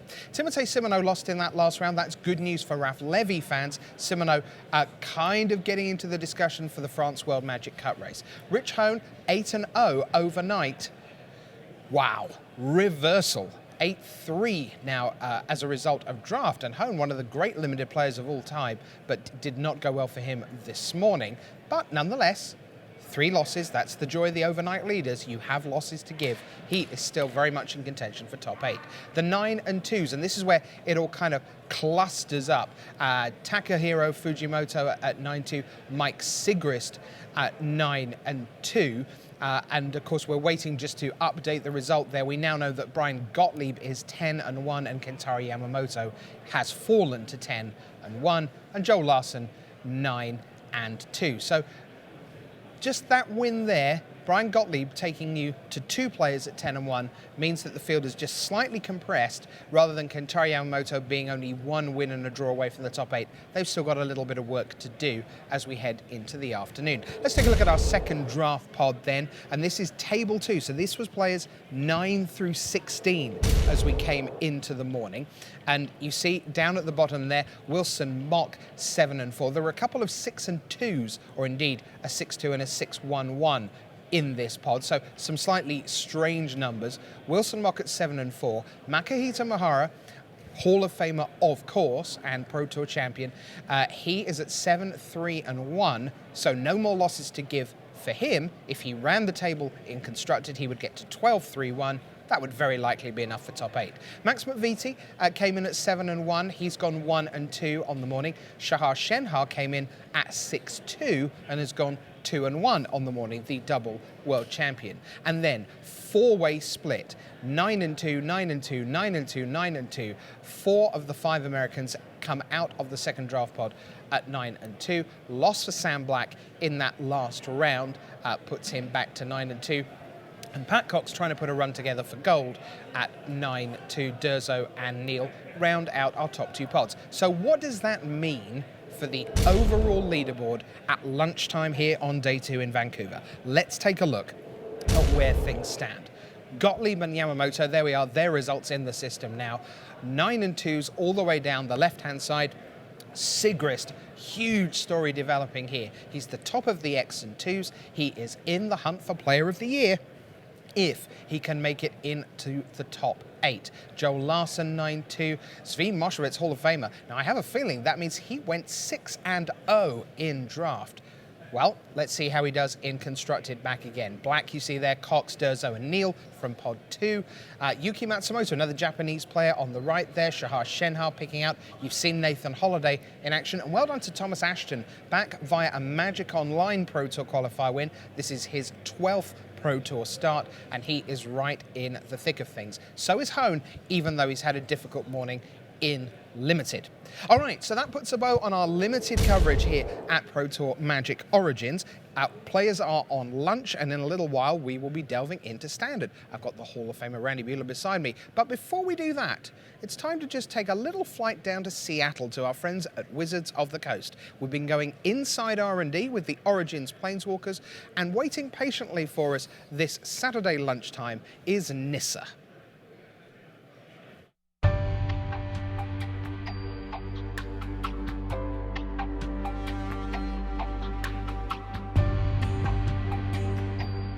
Nissa Ravane.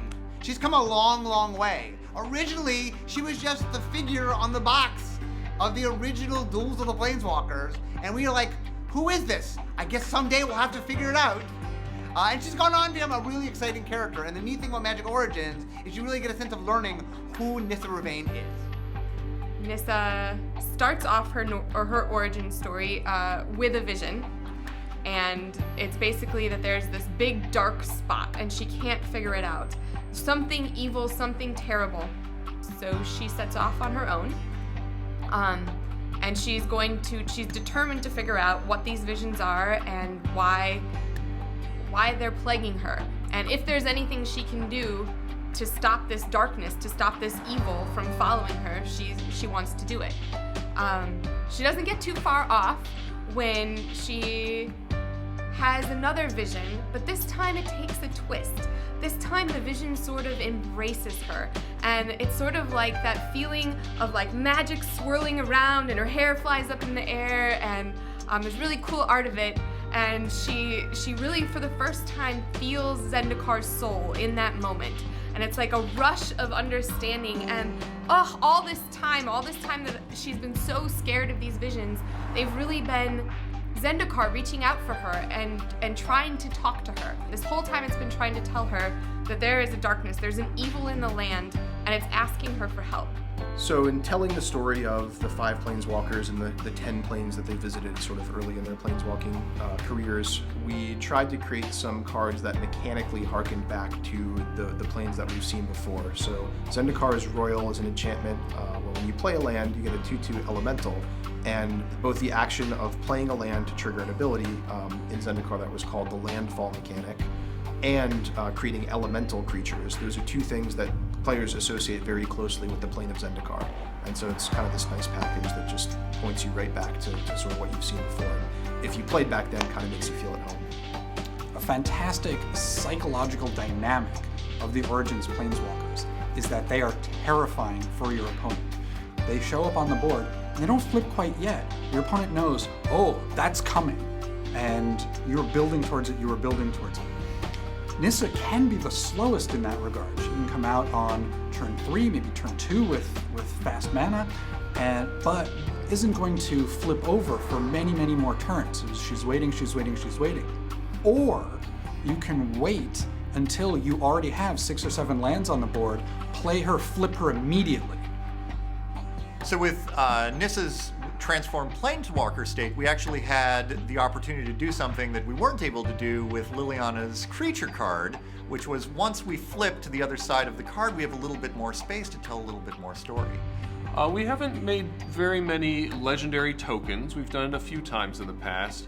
It serves both a story component, it has a story purpose in that here's this character that we can showcase, but also a developmental purpose in that we can make this a very powerful token because you're never going to have 2 of them on the battlefield at once. There's no way that this could be just a 4/4 non-legendary token given all of the other numbers being the same on the card, because it would be too powerful and Nissa would be busted and everyone would play Nissa and no one would play anything else.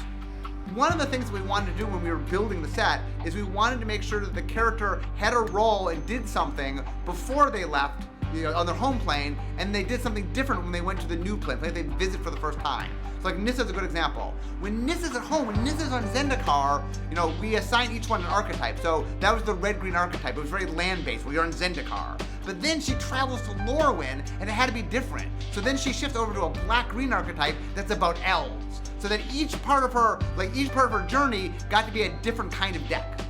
Dwynen is the pack leader of the elves on Lorwyn, and she is most interested in making the plane the most beautiful that it could be. And so she is dead set on eliminating eye blights and purifying in her vision, making Lorwyn beautiful as beauty is interpreted through her eyes. Yeah, finding the right spot for an Elf Lord was difficult. We have a lot of 3-mana Elf Lords, and so we know we didn't want something quite there. We also know we didn't have a ton of elves running around standard. There were some in M15. Obviously, there will be some in Zendikar. But Consblock not having a lot of elves meant that we needed this elf to be a little more than just a lord. We needed this elf to be kind of a sizable enough creature by itself that it was close enough to seeing play without just pumping up all your elves. One of my favorite things about Nissa is that while she is incredibly powerful, she is equally as compassionate, and from the smallest to the largest of life, she cares about everything, and she treads with care. So some people think of Magic Origins as being the last core set, but I don't think of that at all. I think Magic Origins as being the beginning, the start of something new, that we are starting a brand new era of Magic. 2 blocks a year. We're going to start telling story on a scale you've never seen before, and that this all starts right now. It starts with Magic Origins. Like take Nissa as an example. We have Nissa. Like in her origin story, you saw that she was the first person to realize that the Eldrazi were there, and that throughout Nissa's whole life, there's been a story of Nissa and the Eldrazi. Well, guess what? The very next set, we're going to watch Nissa in Zendikar finally dealing with the Eldrazi.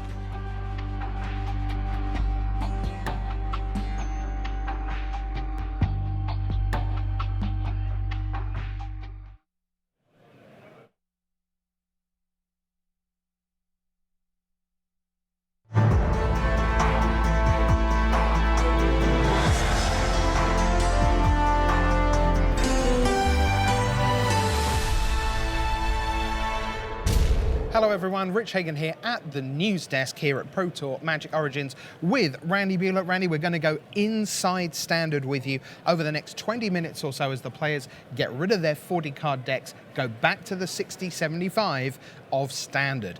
We've already had 5 rounds yesterday. We had 391 lists to look at. So give us a sense of the shape of Standard. Sure. I mean, the day one metagame breakdown was pretty interesting. Nothing went over about 15% of the field.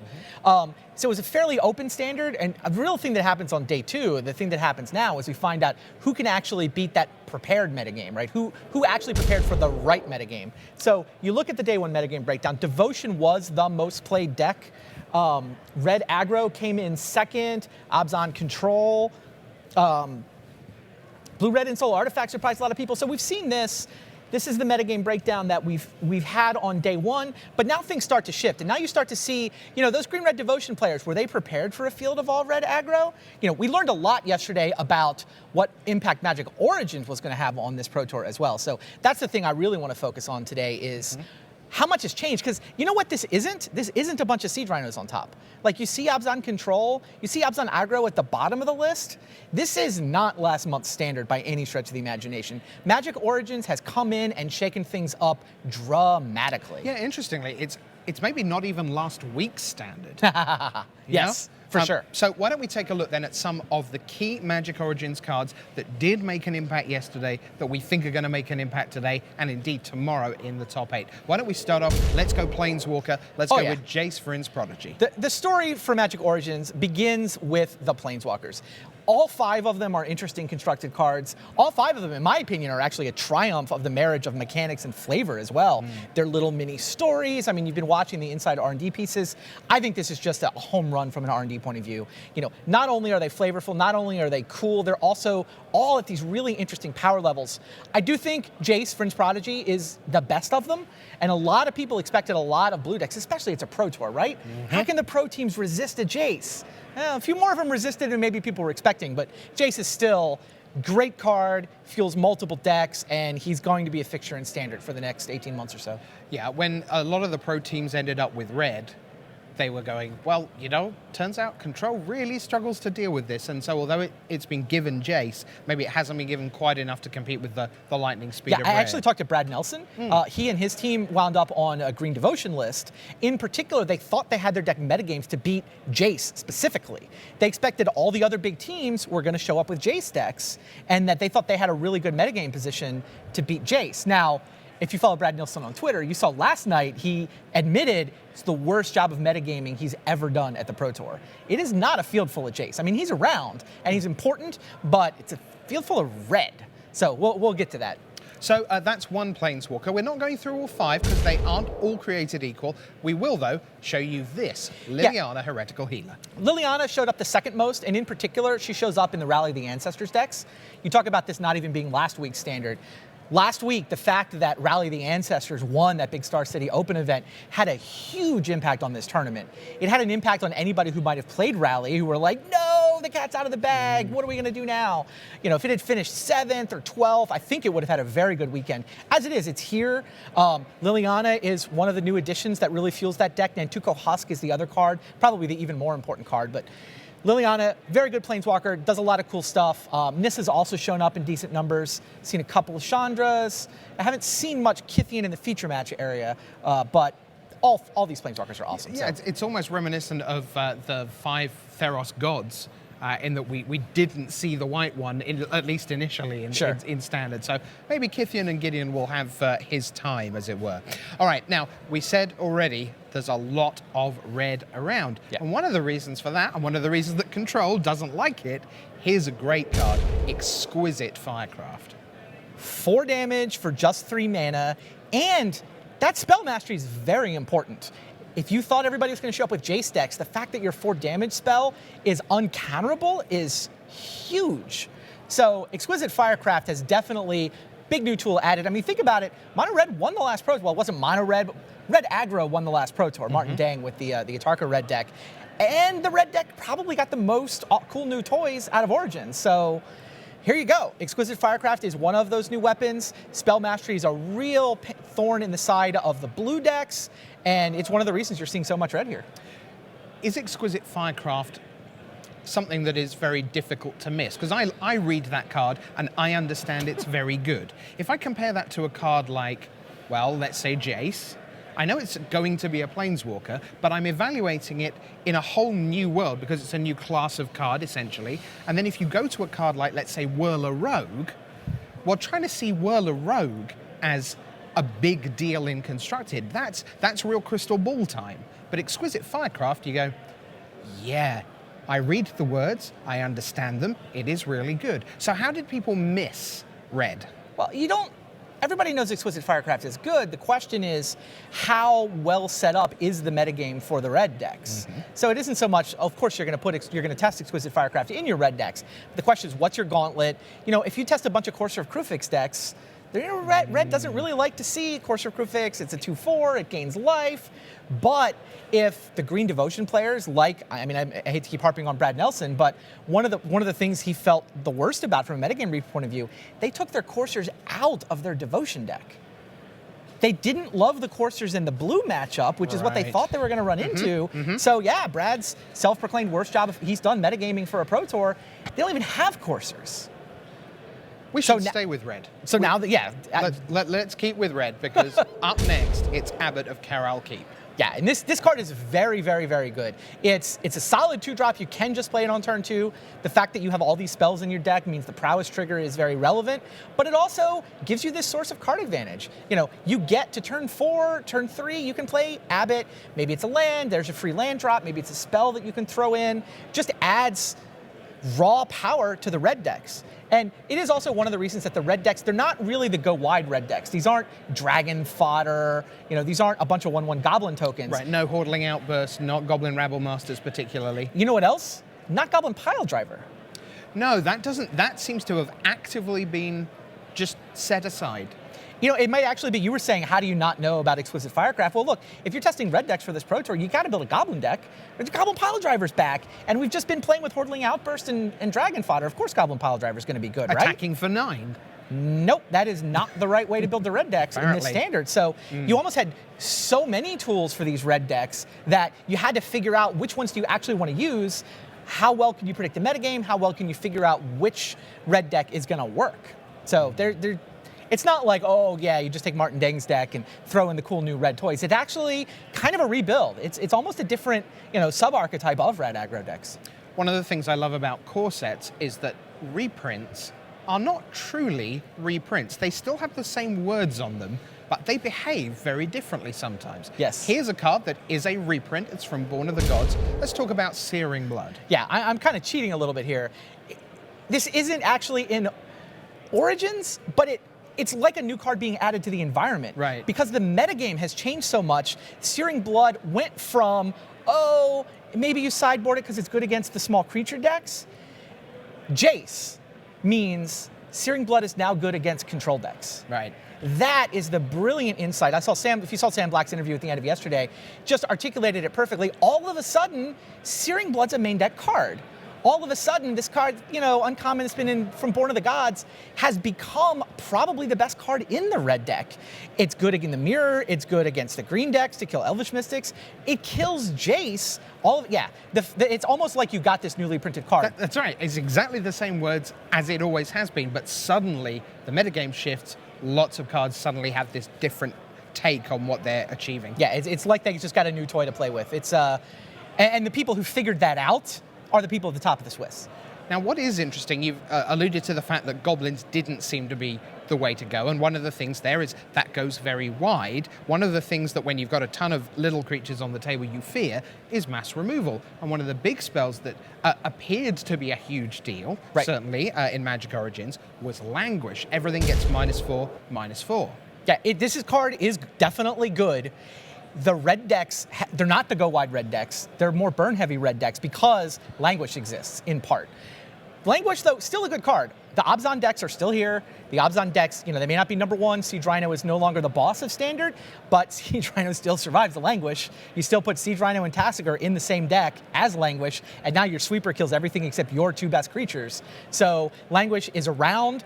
It is adding a little bit of power level to those Abzan decks. They didn't get as much as the other decks, so they're no longer on top of Standard, but this is definitely an Origins card that you're going to see for the rest of the weekend. I'm going to ask you about a comparison between a 2 black sorcery from Magic Origins and a 1 blue mana instant. And the 1 blue mana instant is called Force Spike. And my question for you is this. Historically, Force Spike is a card where once you have had your critical spell Force Spiked in game 1, you have to respect it in game 2 and 3, which meant you could always sideboard out your 1 Force Spike because it did the job by not being in the deck. Its existence was essentially sufficient. Having done it in once, you force the game to be played differently. Languish is a card that, on the face of it, if you're building this black-based control deck where everything must die, you want 3 or 4 copies of Languish. But interesting chatting to people, there seems to be sort of, well, I started with 4, then I thought maybe I'd make it 3, and then it ended up being 2 in the main and 1 in the board because actually its existence changes what everyone else is forced to do. Yeah, in particular, it changed the way other people build their decks. In addition to changing the way they might sideboard, it has an impact on just the metagame of decks you're going to run into. Yeah, Languish is not the constructed superstar card. It's not the best card in the set by any stretch of the imagination. It may have been one of the more obvious ones when the set spoilers first started coming out. But yeah, it's a good, solid role player for the Abzan decks. It's not the superstar for exactly the reasons you'd explain. Now here is a superstar, and it's a 0/0 kind of.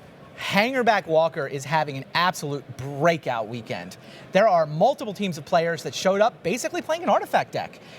Blue-red, Hangerback Walker, it's almost the standard equivalent of an affinity deck somehow. You can play Insolo Artifact, you can play a bunch of cheap artifacts, Whirler Rogues are showing up. Hangerback Walker's the superstar. This is the best card in that deck. This is the card that got people to start testing that deck. And you talk about the impact of Standard. You know what else Hangerback can do? It can block a creature with Intimidate. So if that Rally the Ancestors deck wants to, Mogis Marauder back, Nantuko Husk suddenly can only be blocked by black creatures and artifact creatures. So yet another thing. I think if you were on the edge about whether you wanted to play an artifacts deck or whether you wanted to play with Hangerback Walker, the fact that it's just naturally hoses the Rally the Ancestors deck is kind of nice. Yeah, Jeff Hoogland, who came with blue-white control in the very first weekend of Standard with Hangerback Walker into Thopter Spy Network, he said, you know what, I think you are going to see this Standard being all about Hangerback Walker mirrors, that there are just going to be walkers on both sides of the table because they're so good for so many things, which has always been true of artifacts to an extent because they are colorless, they go where you want them to go. But this one does seem to do a lot of lifting for a lot of people. Oh, yeah. Yeah, and we spent a lot of time yesterday talking about the red aggro decks, but I really do think the blue-red decks, those Insolo Artifact decks with Hangerback Walker, may actually be the best decks of the weekend. In my mind, I can't tell yet which of those decks is going to be, the deck of the weekend. They're both in contention in my mind. All right. We're going to close out this little segment on a really, really weird card. It's mythic. Of course it is. It's Demonic Pact. Well, yeah, there are Demonic Pact decks here. We saw Antonio Del Moral Leon. He's already won a Pro Tour this season. He went 6-2 yesterday. I think he's 2-1 his draft as well, so he's still very much live for top 8. Demonic Pact is very powerful. If you can make sure you don't die to it, it's awesome. Yes. I think you've said something quite important there, though, Randy. It's not that important, by the way. You get 3 turns before you even have to worry about it. Sometimes the raw advantage, I mean, you're drawing cards, they're discarding, you're gaining some life. The thing is, though, you do have to have a way out of it. And so the way Antonio Del Moral Leon set his deck up, I just love it. He's got Woodland Bellowers, which is another great new Origins card. And the thing that he gets with his Woodland Bellowers more than anything else is Invasive Species. Return a permanent you control to your hand. It's like 3/3 for 3 mana, and it's kind of like, as a limited card, that was a drawback, right? You'd have to pick up a land. Well, pick up a Demonic Pact, and then recast it. It's awesome. Woodland Bellower for Invasive Species to pick up Demonic Pact has to be the coolest thing we saw yesterday. That is filthy. That really is. Just awesome deck. Great stuff. All right. Well, how about some honorable mentions? Because there's plenty more cards to go at. And some of these, well, we said mentions, but they're more like little chapters all of their own for some of them. Let's take a look. There's the Woodland Bellower we just talked about. It's a lot of power. 6/5, go get another creature. Perfect for the Demonic Pact deck. I think it's enough raw power that people may do other things with it. The Whirler Rogue and the Chief of the Foundry are also showing up in that blue-red Insult Artifact deck as well. So these are very important Origins cards. I think at the end of the day, Origins has just had a significantly bigger impact than a lot of people expected. I mean, before the set came out, before we saw the spoiler, it was like, well, it's just a core set, quote unquote, just a core set. You're always going to come up against that, aren't you? And it's also the biggest standard ever gets. It's an 8-set standard, right? R&D has decided to shrink standard, where it's only ever going to get to 6 sets in the future because it's so hard to have an impact with set number 8 when standard is this large. Guess what? They did it. Right. Origins is huge. You see, there's 3 more cards, and we've got another graphic with 3 more Origins cards that are having a big impact this weekend. Yeah, let's have a look at Herald of the Pantheon, let's have a look at Sphinx's Tutelage, and let's have a look at Nantuko Husk. Yeah, Nantuko Husk single-handedly put the Rally of the Ancestors deck into this tournament. It is still relevant. I know Zvi Mashkovitz is piloting it. He's only got 2 losses this weekend, thanks in part to a 6-0 Unlimited. He's in great shape.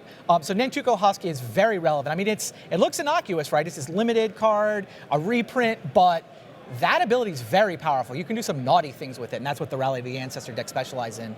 Herald the Pantheon, meanwhile, single-handedly putting Constellation decks back in the mix. You can play Abzan Constellation if you want your Doomwake Giants, or what we saw Kyle Bogomase do is to play Green-White Constellation, and he actually goes all the way up to the Sigil and just explodes Starfield of Nyx. You can do a lot of nice things, especially when your enchantments cost less. Third card, Sphinx's Tutelage. Andrew Cuneo. I mean, it's just Cuneo. I don't even know if anyone else is on this deck. I don't think anyone is. He's got a blue-red control deck. Well, we say control. He's got a blue-white mill deck. His deck is Sphinx's Tutelage and mill cards. And you go turn 2 Jace into turn 3 Sphinx's Tutelage, you can deck your opponent by turn 6. It is full of just draw a card, draw 2 cards. It's even got a Hammer's Archive in that deck to deck people twice as quickly with the Sphinx's Tutelage. So nice. Super fun. Andrew Cuneo, I'm so glad you're on the Pro Tour. My hero. Now, day 1 metagame, we took a look at the front end of this, but we're into day 2 right now, and that tends to shift things around. Remember, everyone who didn't get a 4-4 record or better is gone. So we've crunched the numbers this morning. Why don't we take a look at what's coming our way in terms of the day 2 metagame breakdown. So here it is. Yeah, this is actually still the same top 5. Devotion 1, Red Aggro 2, Abzan 3, Insult Artifact 4. But things have tightened. There used to be a big gap between Abzan Control and Insult Artifact. Insult Artifact is sort of climbing up the leaderboard. So now you've got 4 decks at over 10%. If you're prepared to beat these decks, you could have a very good afternoon coming up right here. Worth mentioning the blue-red Insult Artifact. I'm doing this from memory, but I believe there were 33 yesterday. That's the next graphic we've got for you. Right. 28 for 33. That was the best deck yesterday. Right, so why don't we take a look at how that converted. There we are, 28 of 33. 85% for the Insult. Now, some of that is that maybe those players drafted well, right? Day 2 conversion rate, it's 5 rounds of standard, 3 rounds of draft, so it's not a pure read on how good these decks are, but yeah, the red aggro story, I mean, it did fine. 65% is above par, but the Insult Artifact decks actually had the best rate at getting their players through to day 2. So, like I said, I don't know which of those decks we're going to walk away with as the story of the tournament, but they're both full of Origins cards and going to be factors in standard moving forward from here. Down at the bottom there, it said Ataka Red, only 5 of 15. Yeah, that was... As we always see, it's a world where you can't stand still. Standard is always moving. That, as we head towards the standard rounds here at Pro Tour Magic Origins, was Inside Standard with Randy Buehler.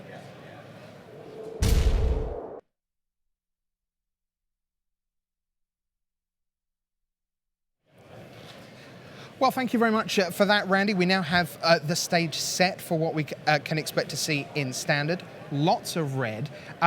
Yesterday, for people who like not to lose to red decks, one of the highlights, quite apart from anything else, was watching Paul Rietzel himself in the feature match area. So he's always great value. Yeah, with feed the clan, feed the clan, feed the clan, feed the clan, and still 50 life. Right, and still Rietzel going, I'm drawing this many cards a turn, and I'm going to grind you down. And Kalkana really went through the mill with that one. And the question is, one of the big questions we need answered this afternoon is this red menace for real? I agree. We're going to find out. Yeah. I mean, between today and tomorrow, we're going to see a lot of people trying to beat red decks. We're going to see who's got the sideboard, which is prepared to play against the red decks. That's going to be crucial. You know, coming up with the red deck's one thing. Coming up with the red deck with a sideboard plan for the mirror, that's going to be the difference between day 2 and day 3. And also between day 3 and day 4, because on Monday we can all armchair quarterback how to beat the red deck if we want to. We can go and pick through, and because there's always a way. There's always a way. But there are so many people, I know you've been talking to people who are looking at their deck boxes and flicking through the 15 for game 2 and 3 and going, yeah, you're no Nyx Fleece Ram, are you? Where are you, my red hate cards? Kakano, fully 4 copies of Feed the Clan in his sideboard. He may be ready. He's going to need it too. I mean, we've been talking about Kakano. He just needs 1 point above the minimum to get platinum out of this tournament. So that's 9 wins, 6 losses, 1 draw would be enough. Unfortunately for the calculator, he's already got the 6 losses. Ooh. He 0-3'd his draft this morning. So he goes into constructed. If you think, we're talking about like the 10th win, the 11th win, the 12th win are good for points. You can look at it the other way too. The 7th loss means you're getting the minimum. Because you cannot get to 10 wins at that point. Yeah, across 9 and 7. rounds. Once you have the 7th loss, the most wins you can get is 9. So Kakano on 6 losses. If he picks up 1 more loss, he goes home a point shy of platinum. It is worth saying. Why don't we take a look at our leaderboard, by the way, while we're chatting. Players are just sending down in the feature match area. It's worth saying that although the line for Eric Froelich has been the leader in the Player of the Year race, 3 and 4, barely into day 2 at 4 and 4, he is now at 7 and 4. Indeed, trioed his pod. Right, and there is a reason. Now, let's not get too excited. He can't sensibly make top 8 here. Correct. Because even at 12 and 4, he would find himself with abysmal tiebreakers. But were he to get that 10th win, 11th win, 12th win, he would really put the pressure on some of these people. In terms of Player of the Year in our overall standings, Mike Sigrist is very much in contention now, Randy. Yep. And Sam Black, of course. He's tied for 2nd place with Li Shi-chan. Yeah, now Li Shi-chan did just pick up a 3rd loss, so he's fallen below the leaderboard on tiebreakers. Right. Can I paint a scenario for you, though? Yeah, sure. Help yourself. Sam Black and Li Shi-tian are tied for 2nd right now. Correct, right? on 57 points. They could both make top 8. They could both go 12-4. 15 points to 12-4, 18 points minimum for top 8. Yep. We could have a tie for Player of the Year. You could easily wind up with Lee and Sam finishing with the same record, leapfrogging Eric, and we get a playoff. We get more Magic at some point, to be determined. Probably PT Battle for Zendikar, but we could actually have a tie for Player of the Year. Could be the 2nd time that's ever happened. So from the 51 who could have done it, we just decided not to let them do it. All right. The good news is that Constructed is upon us. Why don't we see what's coming your way? We have Carl Bogemers with Green-White Constellation against Christian Ahlstrom with Ataka Red, one of only 5 to make it in. Green-Red Devotion, Jerry Thompson against Mike Flores, Red Aggro. Brian Gottlieb at 10 and 1 against Yuki Matsumoto at 9 and 2 with Sidisi Whip. But we begin at 8 and 3. With Rafael Levy against Antonio Del Moral Leon. It's time for Standard here at Pro Tour Magic Origins.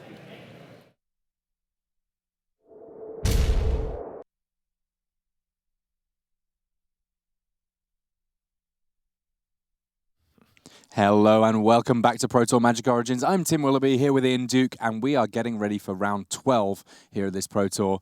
We're back in Standard, and there are some very exciting decks still right at the top of the heap. We're going to get a chance to see, for my money, possibly the most exciting deck in the room. I can't wait to see this one. Yeah, we have Antonio Del Moral Leon, Pro Tour winner. He's already heading to the World Championship at the end of the month. He's up against Rafael Levy. Let's go down to the feature match area and check it out.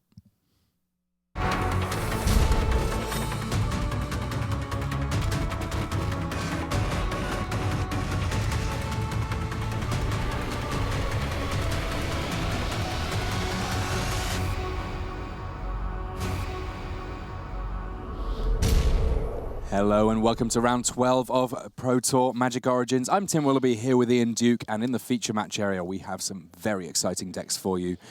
First up we can see there Hall of Famer Rafael Levy, just one of the most devastatingly consistent players on the Pro Tour today, with more Pro Tour experience than just about anyone. He's playing Green-Red Devotion, a deck that an awful lot of players were playing, but look at this. Antonio Del Moral Leon, he won a Pro Tour and he's back with a deck that I think it's just him with.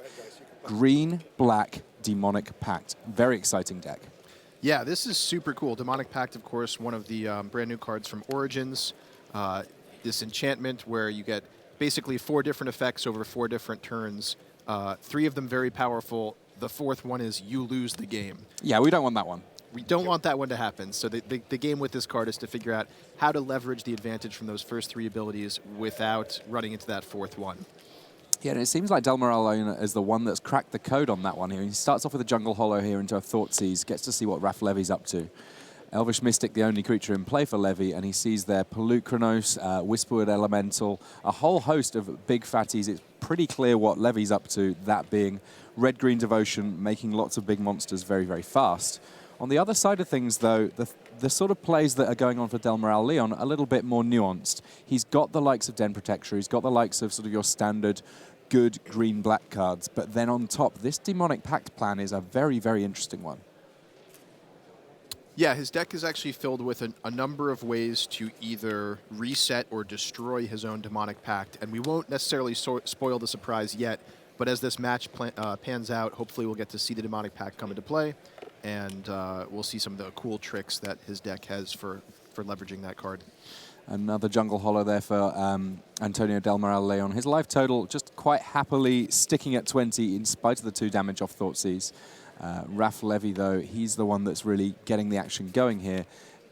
Committing more of the early permanents to the board. He's got an Elvish Mystic already, and that will mean that he can do plenty on the coming turns.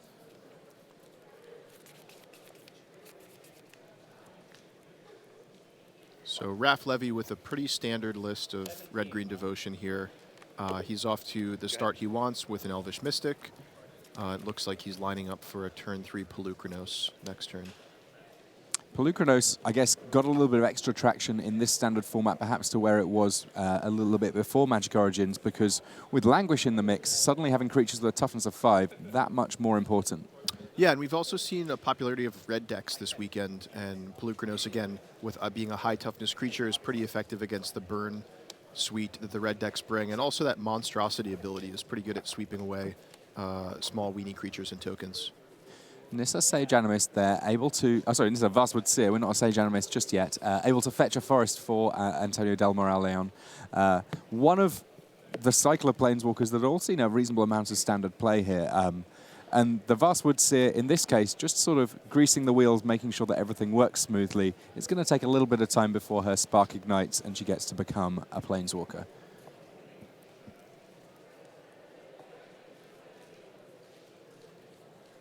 So Raph Levy here trying to figure out, is now the time to look at deploying a Nykthos Shrine to Nyx. He's got the potential to get lots of mana very, very soon, and Pelukronos obviously helping with that. 2 green mana pips there, which will be very relevant for Devotion. And Levy did pick up a Dragon Lord Atarka there. His hand was looking sort of on the verge of getting low on gas, but Dragon Lord Atarka, a pretty awesome pickup for him there. Something really powerful to ramp into in the next couple turns.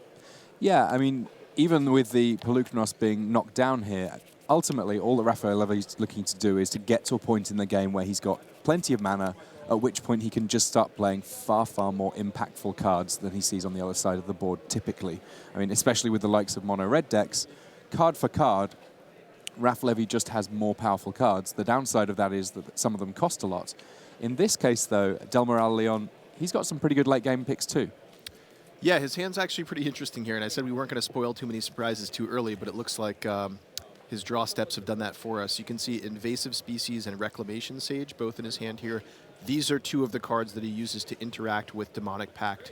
Invasive Species can actually reset the Pact by bouncing it back to your hand. You can replay it again and then get to choose the 3 favorable modes again after that. And Reclamation Sage either acting as a safety outlet to destroy your own Demonic Pact, or just a nice tutor target with the Woodland Bellower that we see there. To be a solution to artifacts and enchantments on the opponent's side of the board as well. Yeah, it's interesting. When Woodland Bellower first got previewed, I think a lot of people were just looking at, well, I can fetch a green creature with a converted mana cost 3 or less. What's the biggest creature I can fetch? How much power can I put on the board for 6 mana? You know, you can fetch your Savage Knuckleblades and similar, and that's kind of exciting. But the things that Antonio Delmarel Leon's doing with this deck show that Woodland Bellower has a few more tricks up his sleeve. Yeah, I like how he's actually using it as like more of a tutor target toolbox, where he can get utility creatures that can do a variety of different things. Courser of Kruphix being a go-to value example, but then also being creative with interactions with Demonic Pact So as when well. you play the 7th land, right? You could So Levy's just confirming here that Nissa starts doing really clever stuff once you play your 7th land of the game.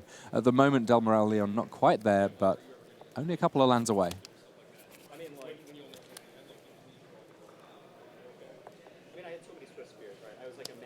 So Raf Levy here casting a relatively small Genesis Hydra, it must be said. I mean, considering some of the ones that can be cast in some turns. So it's going to be a 4/4 itself, and it's going to let Levy put one of those 4 permanents in play if it's not a land. But by the looks of things, a bit of a swing and a miss there for Raphael Levy. He had to find something comparatively cheap to put into play and did not do so. Another Nissa.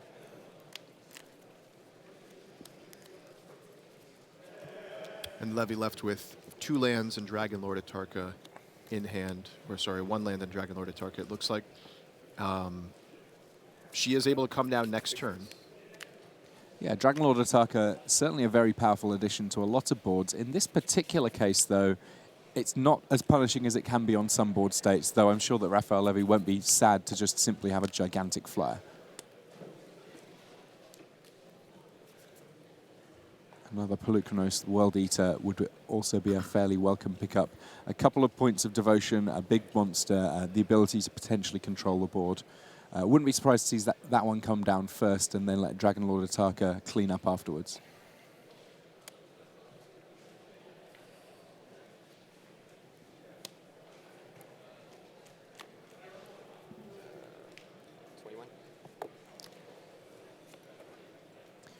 And the Den Protector in Del Moral Leon's hand there, sort of also indicating that he has got the option of doing some of the more traditional plays that we see from green-black decks. This deck doesn't need to go into Abzan to find its tricks, it's just straight green-black.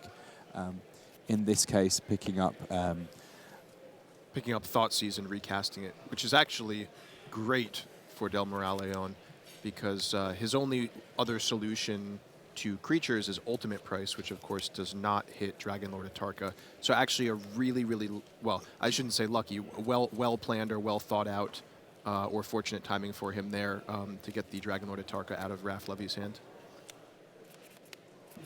Yeah, Raf Levy's not really been able to string too much together here. Just enough disruption from Del Moral Leon to be a problem. And in the meantime, he's getting creatures on the board such that there's not really good attacks that Levy can make.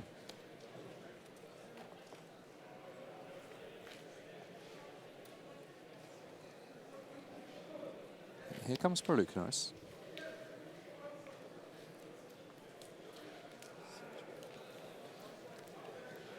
Antonio Del Moral Leon, I think when he initially burst onto the scene winning the Pro Tour, there were some players that were sort of saying, who is this guy? Where's he come from? What's he done? Is this a sort of one spiked win? But he's really put together some performances since then to show that he is a very, very worthy competitor at the World Championship that will be happening in just a few weeks' time over at in Seattle. Double block here on Genesis Hydra. And a monstrous Polukranos to make that double block relatively profitable for the Frenchman.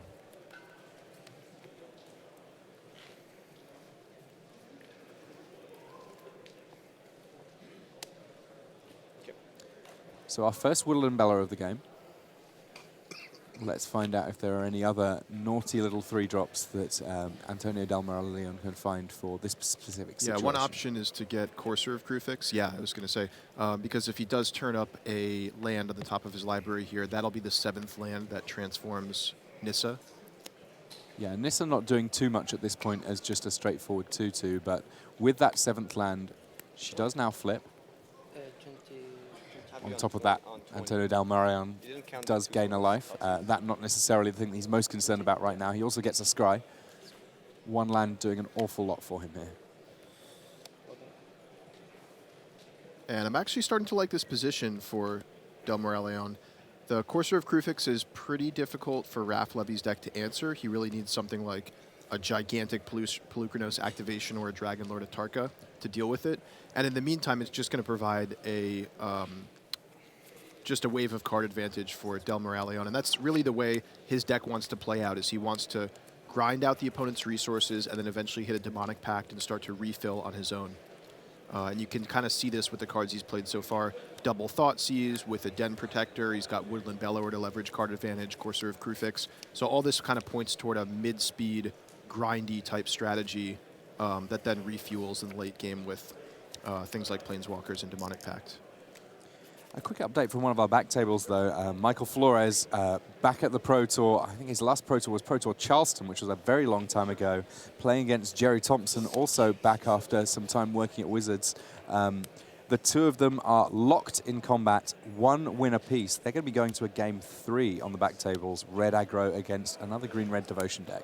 But a huge pickup here for Raph Levy. It looks like he's got See the Unwritten off the top. He does get to play this as Ferocious, so he can find 2 creatures out of the top 7. Yeah, this is the way that he can really get back in this game. He can put an awful lot of power on the board here, potentially do something very scary indeed. 1, 2, 3, 4, 5, 6, 7, 8 cards off the top. He gets to put 2 creatures from among them onto the battlefield. This is no collected company. They can be any creatures whatsoever. And Dragon Lord Atarka probably being the one that he doesn't want, that Del Moraleon doesn't want to see. And it looks like there was a Dragon Lord Atarka there, as and well a as a Whisperwood Whisperwood Elemental. Wow, that is a devastating combination of creatures. Yeah, that 20 points of life that Antonio Del Moraleon is on right now is not likely to last all too long. Between the 2 of those creatures, there's now a massive attack force for Raphael Levy. He's going to be able to take that 20 points and deal with it in short order. Remember that Dragon Lord Atarka can divide its damage among not just creatures, but also Planeswalkers. And with Nissa at 1 loyalty, we're likely to see Nissa and either her 4/4 Elemental token or the Courser of Kruphix be taken out by Dragon Lord Atarka, which is the start of a huge mounting offense from Raph Levy. I mean, the Woodland Bellower is going to be able to block something on the ground, but it's not going to be able to do a huge amount about that Elder Dragon in the air.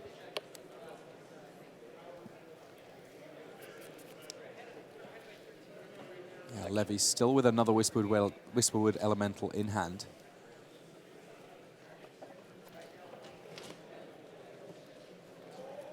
Quick to attack in there, getting the trade. Polukranos and Woodland Bellower squaring off there, and the first Manifest token coming into play for Raphael Levy, potentially the first of quite a few.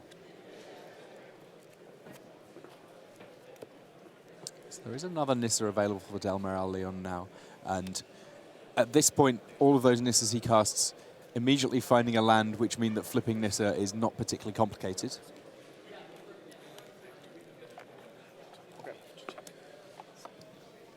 The second one potentially effectively quite a bit more powerful than the first. But worth noting that the token that Nissa makes is legendary, so this second Nissa, if it flips, is not going to be able to just pump out more 4/4s. Right, I think he's going to have to go digging with the card draw ability here. He really needs to find a Hero's Downfall ASAP to deal with Dragon Lord Atarka, but then he still has his work cut out for him. Oh, is that a Languish off the top? It appears to be a sad Crocodile, but potentially a sad Del Moraleon, because many of the creatures that Raphael Levy's playing with aren't too worried about Languish, at least on its own. Right. And with Whisperwood Elemental on the battlefield, Raph Levy can actually turn any creatures that would die to Languish into Manifests instead. Yeah, I mean, I guess that's one of the attractions of playing Green Red Devotion full stop, that some of the key answers that other decks might have are just not necessarily as powerful when all of your creatures are these massive, massive monsters. Yeah, and we've really seen Levy's deck actually go toe-to-toe in this mid-game attrition sort of matchup, where Del Moraleon is able to answer a few of his threats, but then things like Genesis Hydra and Whisperwood Elemental and See the Unwritten then actually generate card advantage for Raph Levy to counteract the one-for-one removal spells and things like Thoughtseize. So the one face down in place currently for Raphael Levy is a Crucible of the Spirit Dragon. Not necessarily the most exciting of things to manifest, but you can't win them all. And Levy here just figuring out exactly how many creatures he wants to send into the red zone. Looks like it's just going to be the Dragon Lord Atarka and that Genesis Hydra.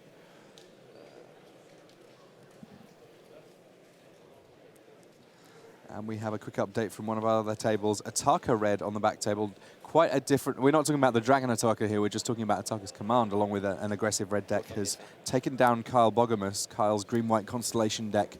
Pretty solid against some of the more burn-orientated red decks, but possibly having a bit of trouble with the sheer number of tokens that the Ataka red deck can pump out. 2-0 to the Swede, Christian Ahlström.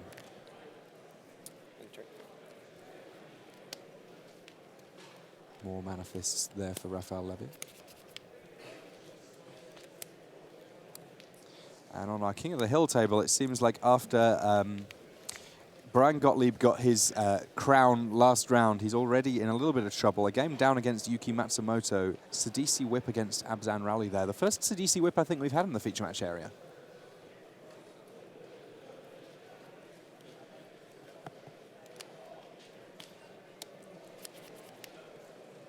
Looks like a Languish here.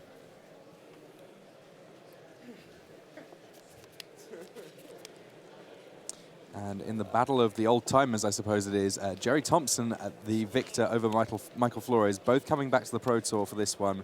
It's Jerry Thompson, the victor there, 2-1, so he advances to 9-3.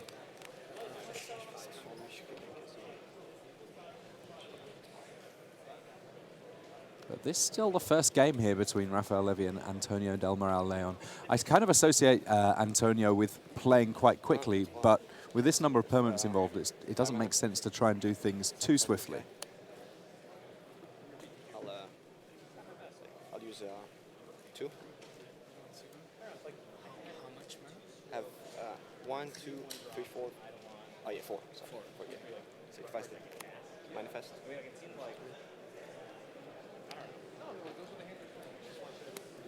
I have 2 left. So Levy effectively digging here to hopefully try and find a manifest that's going to survive this Languish. 2 manifests. So just to clarify what's happening here, Whisperwood Elemental was sacrificed, which means that any face-up creature that dies this turn for Raph Levy turns into a manifest. So Raph just doing a couple sort of shenanigans there with turning up some of his manifests so that they are face-up so that he gets new manifests when they die. Perhaps digging for, something big like a Pelucranos to then turn up. Yeah, Pelucranos versus invasive species, especially when backed up by Ataka. A good fight for Raph Levy's side of the team, for those cheering on the Frenchman.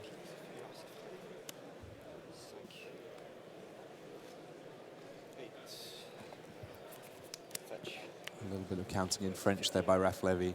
You know that you're in trouble when he starts counting, because chances are it means that shortly thereafter he's going to be attacking for an awful lot of points of damage, and he's certainly representing a fair amount right here.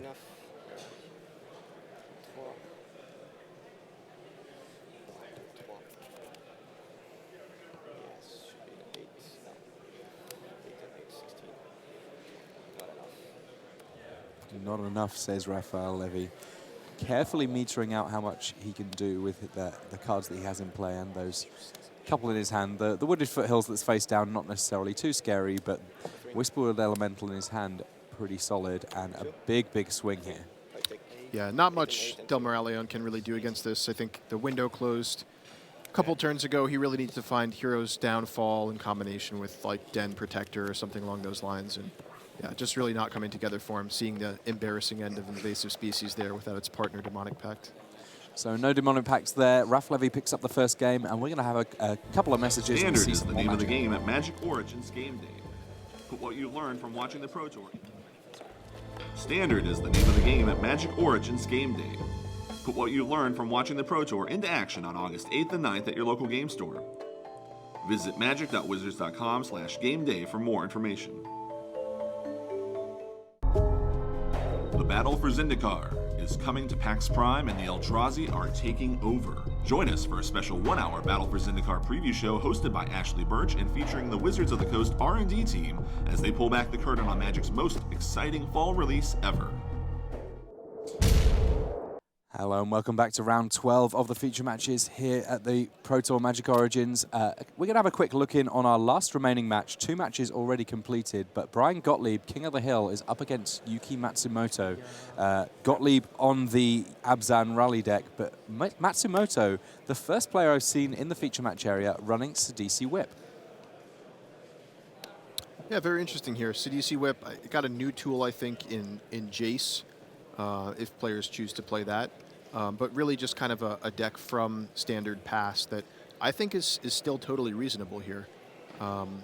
Some really interesting plays involving Whip of Erebos plus the new double-sided Planeswalkers. I mean, it's always nice that you kind of know there's a bit of a clue when you come to the King of the Hill table. All of these players on pretty fantastic records. Brian Gottlieb on 10-1. Yuki Matsumoto not quite there yet. He's on 9-2, but certainly that puts him in the absolute top echelons of players in the room, effectively at table 1. So just small little chip points of damage here going on from Brian Gottlieb at this point, but this is very much the build-up phases for Gottlieb. I mean, his Abzan Rally deck, it kind of works on an exponential curve as he gradually gets more mana going on, gets more creatures in the graveyard. If he does happen to cast Rally the Righteous for 3, he can, Rally the Ancestors for 3, he can end up just creating a terrifying board position practically from nowhere. And it looks like Gottlieb's off to a pretty good start here with Elvish Mystic into a pair of creatures here, including Liliana, Heretical Healer. That means that if any other creature on his side of the battlefield dies, he'll get a 2/2 zombie and transform Liliana. And to transform Liliana against a slower, more controlling deck can be pretty effective, as we're familiar with Liliana of the Veil, sort of plussing and making both players discard cards. Yeah, I mean, I guess discarding cards not necessarily the end of the world for Matsumoto. He is a deck that gets to use his graveyard as well. But it seems to me like Brian Gottlieb here, he's the one that's been drawing Satyr Wayfinders. That a key 2-drop for both of these decks. And when one player's got a relatively well-stocked graveyard and the other one hasn't, that's almost as important as the board position itself. Mm-hmm. Sidisi Brood Tyrant here, the original Sidisi from Khans of Tarkir. That's going to put some more cards in Matsumoto's graveyard and, of course, mean that when creatures do go to his graveyard from his library, he's going to be able to get zombie tokens. That a Japanese version of Sidisi, so he is going to require a bit of translation, Brian Gottlieb there. He's getting the English language card text just to make sure that he doesn't make any awkward strategic choices based on not knowing exactly how the card works. He finds out what it does and he says, you know what, that seems like a reasonable target for my removal.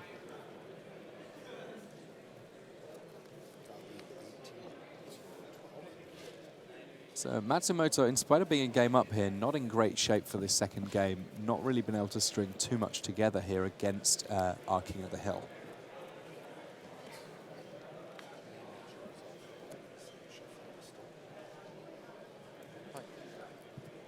So Brian Gottlieb here, he's got a relatively straightforward clock, and this one of the cool things about this version of the Rally deck, aside from perhaps some of the more colorful versions, is that he can just be a beatdown deck. He can just play these creatures that are fine. They all get into the red zone with reasonable alacrity, and a second copy of Liliana here. Do you want to explain to us how that works in terms of getting the Planeswalker flip? Because it's a little bit unusual, right? Yeah, so this is 2 copies of the same legendary creature on the battlefield. So one goes to the graveyard. That counts as it dying, which means the remaining copy will see it die and will transform and create a zombie. So Liliana actually transforming herself and creating a zombie out of herself. She managed to find a way to ignite her own spark. A little bit of an odd flavor situation there, but nonetheless pretty effective for Brian Gottlieb. But it looks like if we just see in the corner there, our main match on camera is just kicking off. We'll see if we can jump back across now, because there's just been a Thoughtseize from Antonio Del Moral Leon, and that means that we can see basically all of the action of what's going on for Raphael Levy from the get-go. He just had a mountain to start things off with, and the best card of his hand already taken away by Del Moral Leon, that card being a Whisperwood Elemental.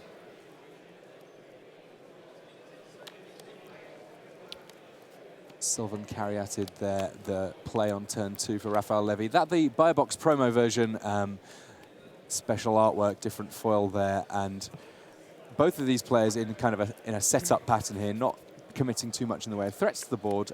Just a Courser of Crufix there for Del Moral Leon. So he will be able to play lands from the top of his deck. And he can, of course, see one there ready for next turn.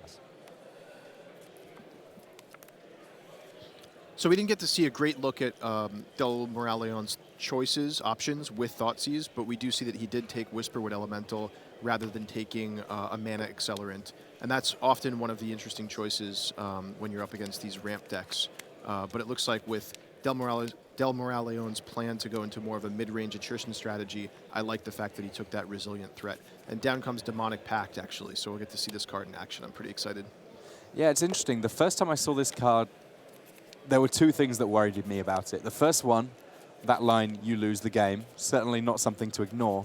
The other one being that it takes a little bit of time to do anything at all. You cast it, it's not until your next upkeep that you get to do one of those abilities. It felt to me like it might be a little bit slow, but in this case, it kind of undoes all of the attacks that are coming from Raphael Levy this turn. He gets to swing in with Pelucranos, but I wouldn't be at all surprised to see Antonio Del Moral-Leon choosing to drain Levy for 4, effectively just sort of swinging back and gaining the life that he lost from Pelucranos. Yeah, it looks like he will have enough time this game to leverage some value out of Demonic Pact, so I'm curious to see what he ends up doing with it. For those wondering at home, that is a Nissa Vastwood Seer on the top of Del Moral-Leon's library, revealed by Courser of Kruphix. And of course, they're coming down on Raph Levy's side of the table as well. Now, the interesting thing for me is that it's going to require exactly the right mix of lands and spells for Del Moral-Leon to be able to deal with his own Demonic Pact. At the point he cast it, he didn't necessarily have the mana that he would need to cast Woodland Bellower to get rid of it, though I suppose he did have the invasive species. I think one of the challenges to playing this deck, and I'm sure this is something that Antonio's practiced quite a bit, is knowing when to just go for it. And the first ability of Demonic Pact used there was the deal 4 damage and gain 4 life to Courser of Kruphix, denying Raphael Levy his card advantage engine and recouping some of the lost life to the Pelucranos.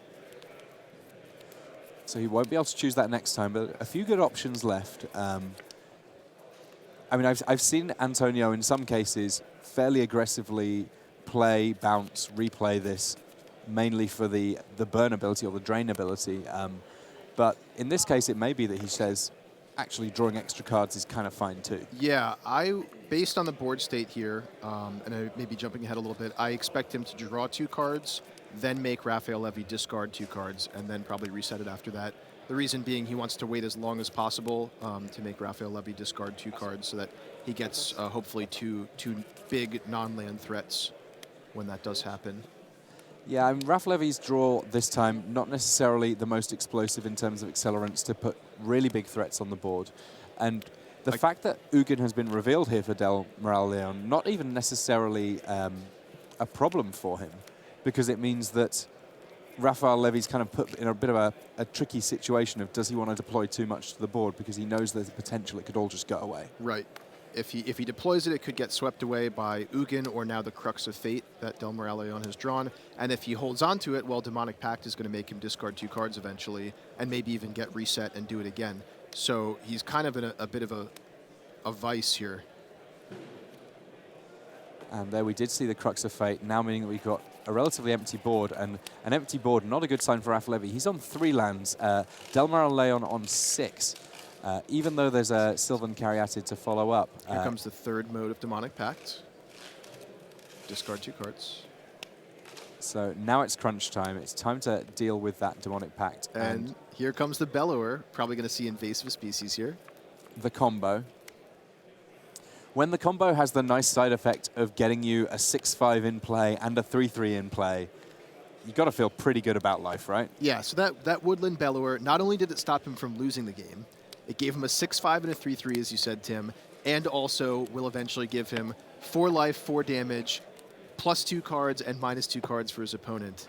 And you can see Raph Levy just scooping in the face of that. Yeah, I mean, Marshall Sutcliffe talks a lot about value.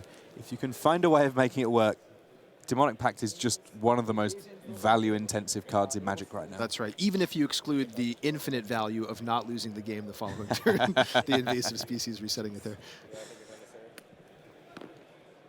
Just the talk of infinite value, I'm sure, already has Marshall pricking up his ears. We can see him, though. He's watching our other game, which we're going to get a chance to have a look in on, that being our King of the Hill table. So this is Yuki Matsumoto up against Brian Gottlieb. We're in game 2 here, and Yuki Matsumoto up a game here. Couple of zombies in play for him, but an active Liliana in play for Brian Gottlieb. Has to be a pretty reasonable spot for Brian Gottlieb, we must assume.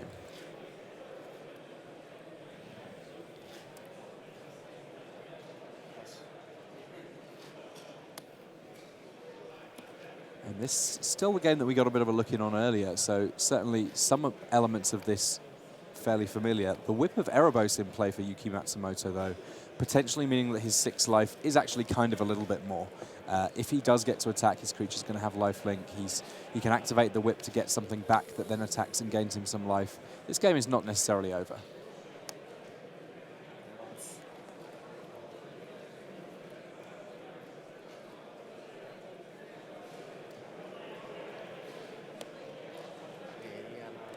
Yuki carefully considering, he says, I'm going to come in.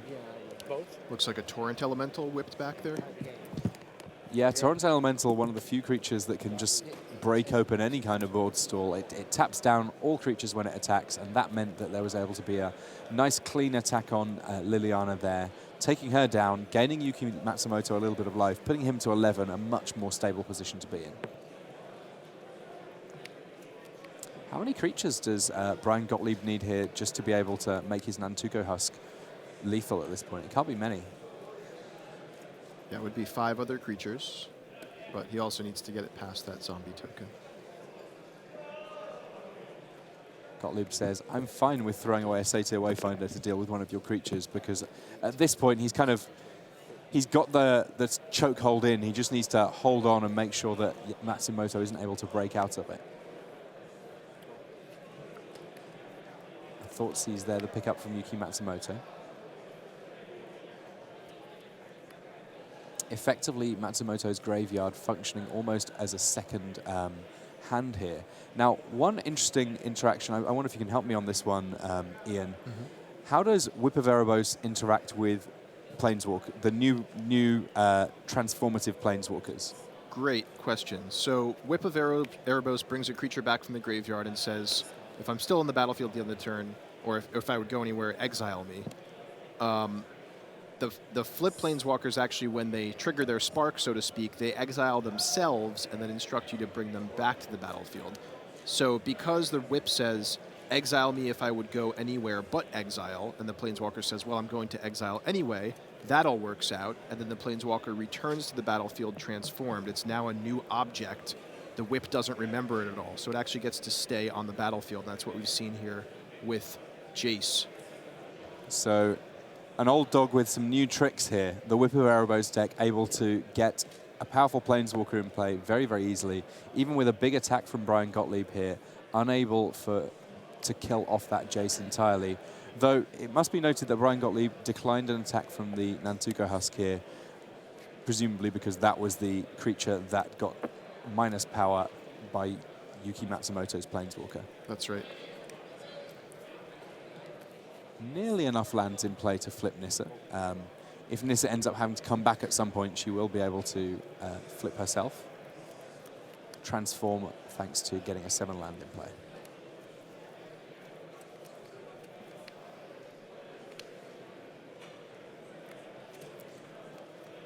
The funny thing, of course, about giving this Abzan Rally deck extra time is that it could just, at any point, I mean, I feel like when you've got cards in the graveyard and Nantuko Husk in play, it's almost inevitable that if you happen to draw a Rally the Ancestors, it's just all over. That's right. The longer the game goes, the more value you're going to get from Rally the Ancestors when you finally do draw it. So Yuki Matsumoto needs to be thinking about ending the game in a reasonable time frame. Otherwise, Brian Gottlieb will draw into a rally eventually. Now, Levy and Del Moral Leon, they're just kicking off. I kind of want to see a little bit more of how this game goes out, though, if I'm honest, Ian. There's this, when we first jumped away from it, there was a lot of play still to happen. Now it feels like we're at a crunch point. Can Yuki Matsumoto string something together in the next turn or two? If not, we might just jump back to Antonio and Levy. Of course, the beauty of our live look-in is we can see a little bit of Levy and Del Moral Leon. If we see something super exciting, do not fret. We will jump in there. That's right, Tim. I was going to say, I'll let you stay on this one for now, but if a Demonic Pact comes down, I'm going to want us to jump back to that other match. All right, it's a deal. It's a pact, if you will. Okay. But without any creatures at all in play here, Yuki Matsumoto, he's going to have to do something big. He goes for the Thoughtseize, sees a Dark Betrayal there, an interesting addition, takes that one away. A Minister of Pain hanging around. The Minister, of course, not particularly exciting when Yuki Matsumoto doesn't have any creatures at all in play.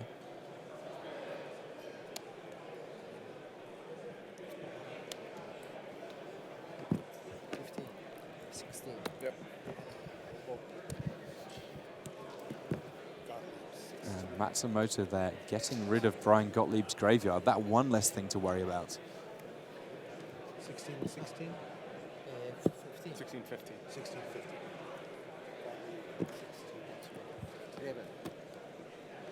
So Brian Gottlieb here saying, I don't quite know how I feel about how this is going. I'm going to just get stuck into the red zone wherever I can. And here we get to see that Planeswalker trick all over again. Nissa Sage Animist is going to be very quickly upon us because Whip of Erebos getting back Nissa. Nissa finds a land. That land gets played. 7 lands. Our second Planeswalker flip of the game.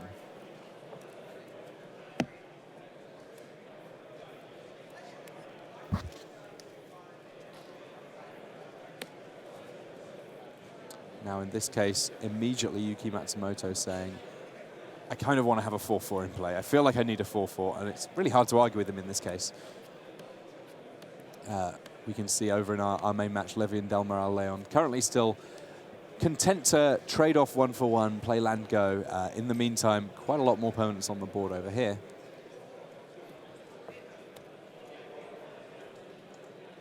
Thoughtseize there for Delmoral Leon, taking one of Nissa and or See the Unwritten, both very powerful cards.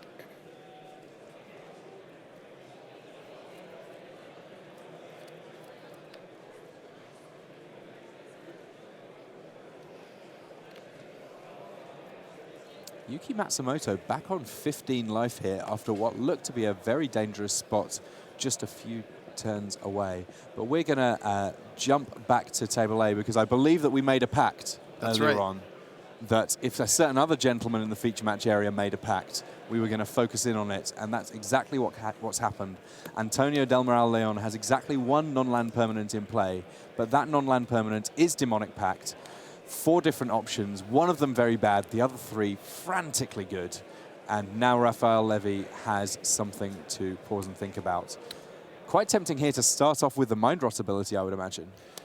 Yes, so just to catch everyone up, the previous turn, Delmoral Leon Thoughtseized Raphael Levy and saw See the Unwritten and Nissa and took the See the Unwritten. Looks like Raphael Levy is top-decked Whisperwood Elemental.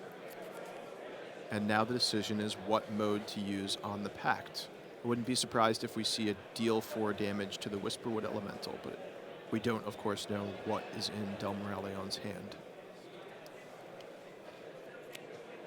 Aha, he goes for the Mind Rot type effect. So Delmoral Leon now knows that Raphael Levy is living off the top of his deck. He's got an absolutely great hand here.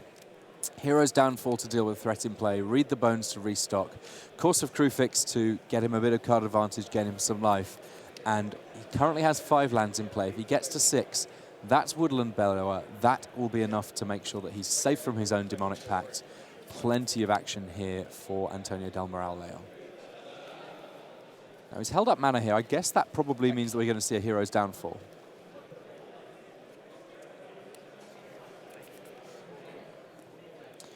And a quick update from our look in there. Yuki Matsumoto was able to gradually leverage his Whip of Erebos into a winning position. 2 games to 0 to him. He will be our king on the hill next round, so we might get to see more of that deck. But in the meantime, Raphael Levy is going to have to work out how he's going to deal with one Pro Tour winner who has made a Demonic Pact.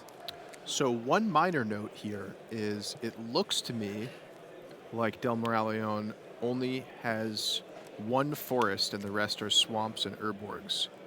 So a little bit of a question mark if he can come up with the second green mana. He does, of course, have Read the Bones and just benefited from a draw 2 from the Demonic Pact. So I think we'll see him put together that second green mana. In fact, I think I saw a Temple of Mystery. But it does give you a little sense of the sweats that can happen with this deck when sometimes you have to run out the pact without a clean game plan of how to get rid of it just yet. I mean, I guess 4 turns is quite a lot of turns, and there are a lot of ways of dealing with that pact if he needs to, but double pact. All right. So Antonio Del Mar-a-Lagon is writing some checks here. Let's see if he can catch them all. He's got his Temple of Mystery. He's got his second source of green mana. Now, as I understand it, that temple, and indeed we saw a Temple of Silence in the last game, they're just there for the scry. Yes, that does make sense, actually. The Temple of Mystery is off color. The blue, I don't believe, is used for anything. I suppose in that his own deck. for Antonio's deck, because it's such an unusual deck, we call them a rogue deck that you don't necessarily see coming, those temples definitely help throw opponents off before they really get a feel for what this deck's doing. That's right. Now that we're in day 2 of the Pro Tour, it may be that word has kind of spread around. When you see a deck like this at the top tables, people take notice.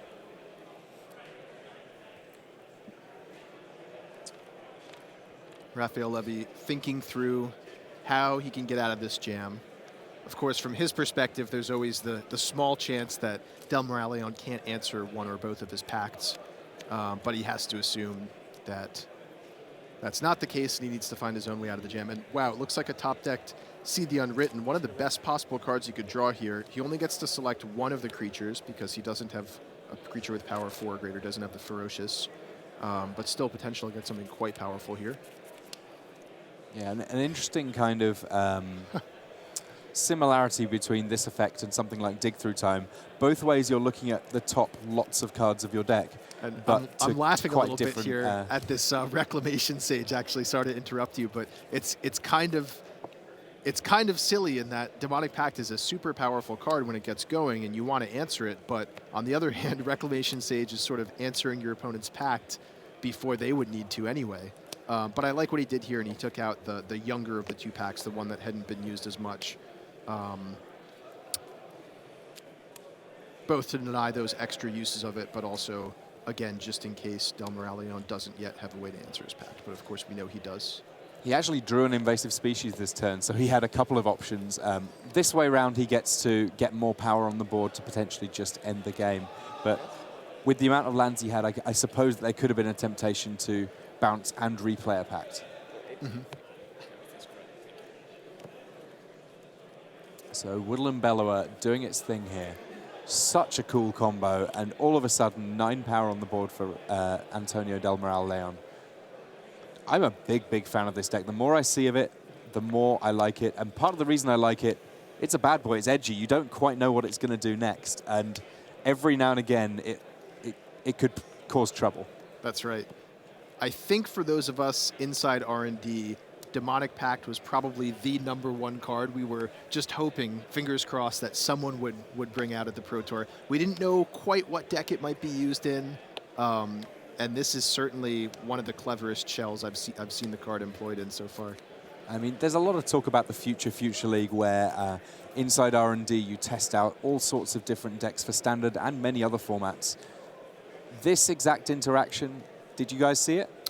Well, I don't want to give away too much, but we certainly played a lot with the card, and we explored a lot of different ways to sort of reuse it or deal with it, just because it is such a fun card. Mm-hmm. And it also, of course, went through a couple different versions along the way. So I'll leave some of that exploration to the folks at home.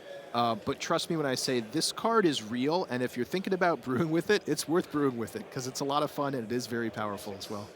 And originally this one was one where the very first template for it came from one of the community card design. That's right. This was one of the designs in contention with You Make the Card promotion that we ran a while back.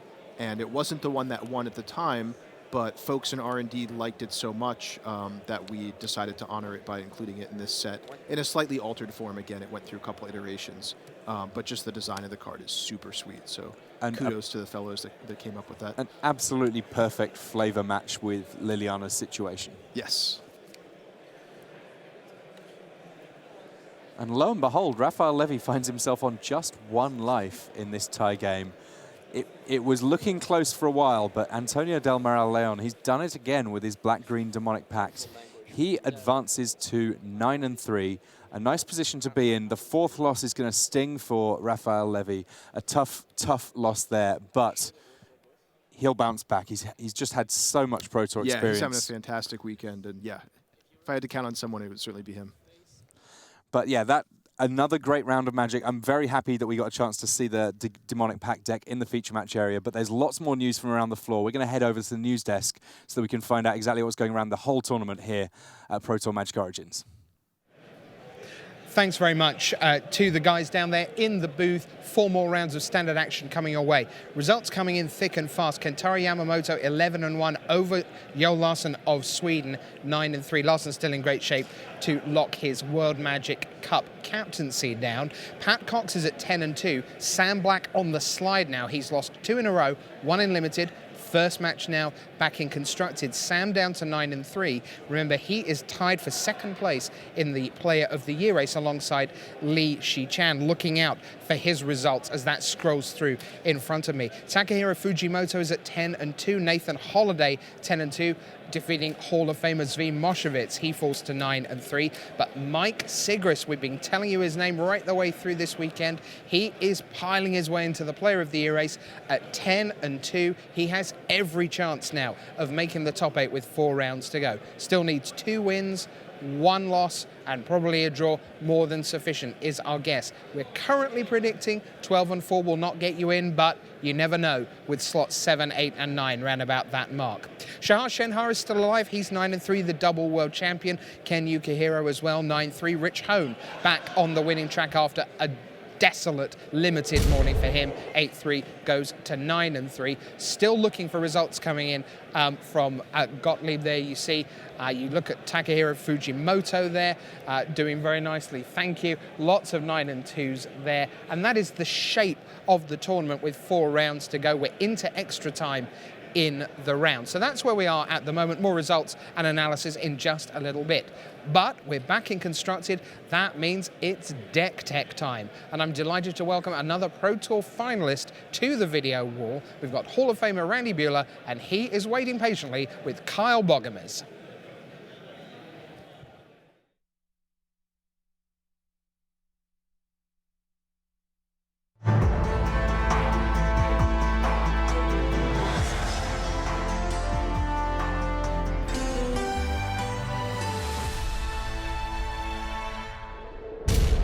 Hello and welcome. It is Deck Tech time. I'm joined by Kyle Bogomaz. Welcome, Kyle. How are you? Kyle has brewed up a sweet green-white constellation deck for you guys.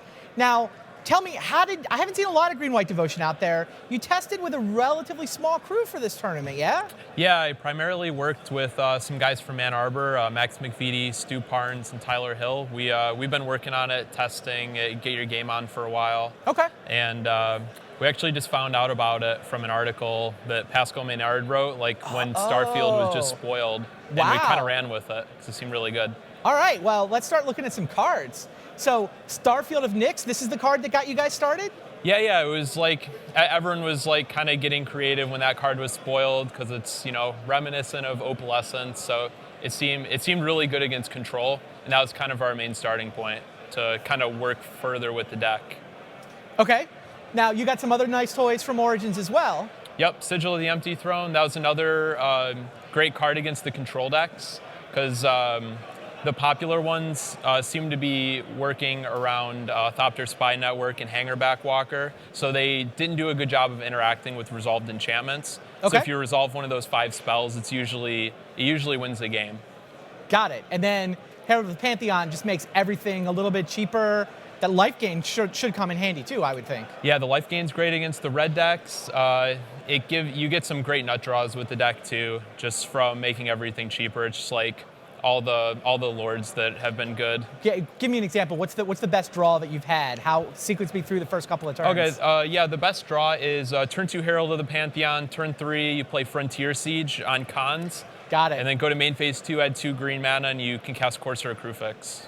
That seems like a fine start. And then you can like play Sigil or something on the next turn. Let's look at some more cards.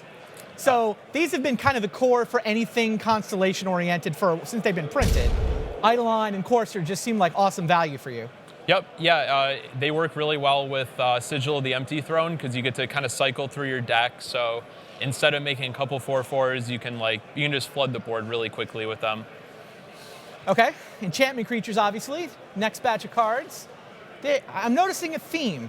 There's a lot of enchantments in this deck. There's this a isn't lot of like your, enchantments. Doomwake Giant off a dozen enchantments kind of deck. This is 31. Did I count that right? There's 25 lands, and then there's 4, 8, 27, I think. Okay. There's 4 Heralds and 4 the Heralds aren't enchantments, right. Yep. 27 Everything enchantments else in the deck. Enchantment. Frontier Siege is the one you had in your nut draw there. The mana that you make from this, it's just always cons pretty much, and then just fueling extra mana, 4 mana per turn to drop more enchantments? The game's kind of done if you choose dragons, because that means you have so much gas in your hand that you start putting 4/4s into play with Sigil of the Empty Throne, and then when the 4/4 tokens come into play, they start fighting everything. Have you gotten to do that this weekend? I think maybe once, but it was kind of I didn't even pick up on Sigil. Really Sigil of the Empty Throne does combo with it pretty nicely. Yep. It may be a win more combo, but still kind of a fun one. It's absolutely win more. It's just it's just a ramp spell, really. Nice. So Nyx Fleece Ram, 4 in the main deck. Was that a metagame call, or is that just a cheap enchantment creature is what you needed anyway? Outside of Silk Wrap and Herald of the Pantheon, there's not a lot of early drops in the deck.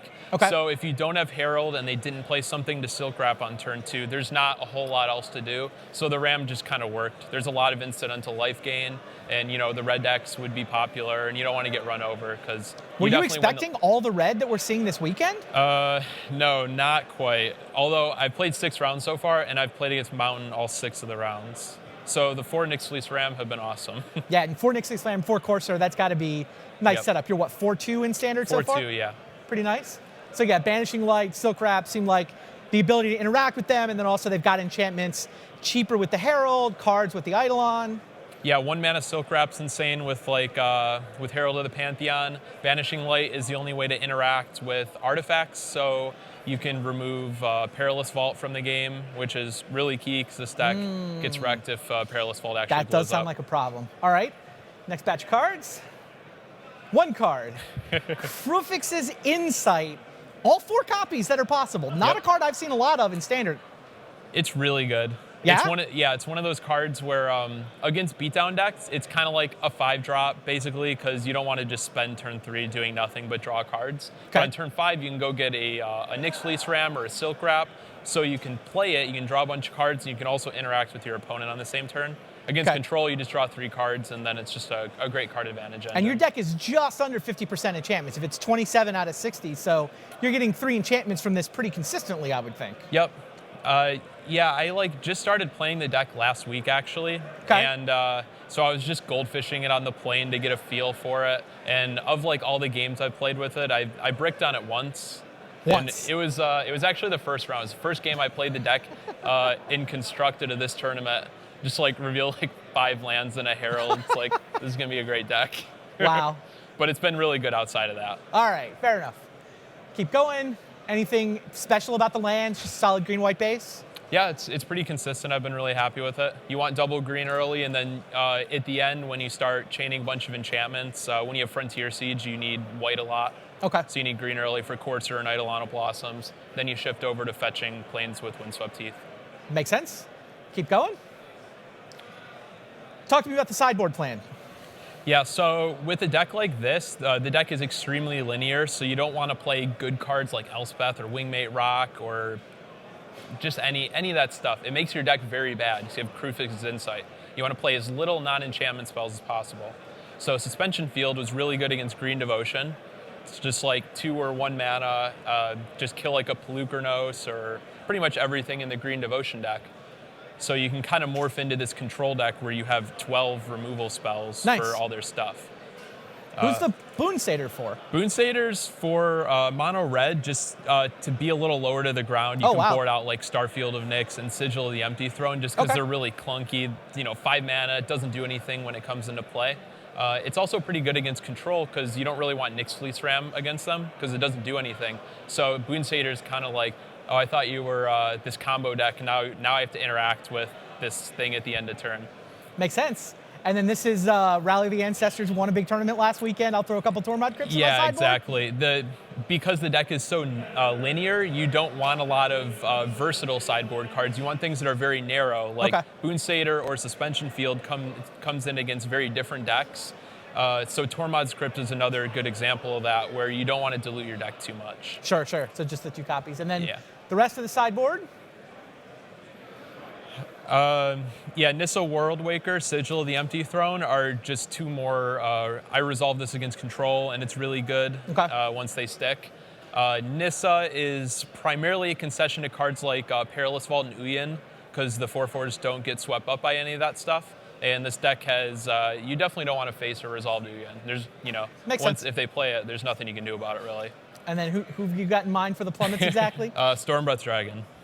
There's no other way to kill it. Got it. Yeah, all your removal is white base. Sigil of the Empty Throne makes 4/4 white angels, so you can't block it. If you draw a bunch of cards with Eidolon of Blossoms, that makes their monsters kill you very quickly. Makes sense to me. So, big picture, you played this deck. You're probably a little nervous coming in with kind of a brew.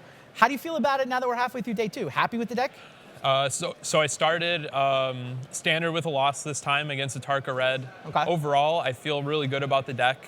In our testing, normally I play like dig through time decks. I pretty much only play good cards. So I feel really confident in this deck just because it kind of pulled me away from stuff that I'm used to. Awesome.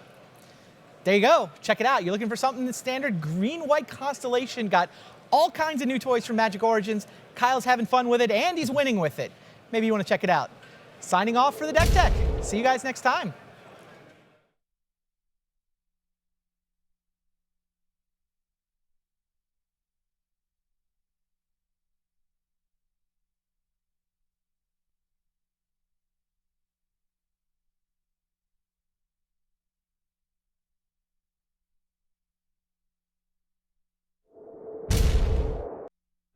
All right, I'm here with Pro Tour Hall of Famer Alan Comer.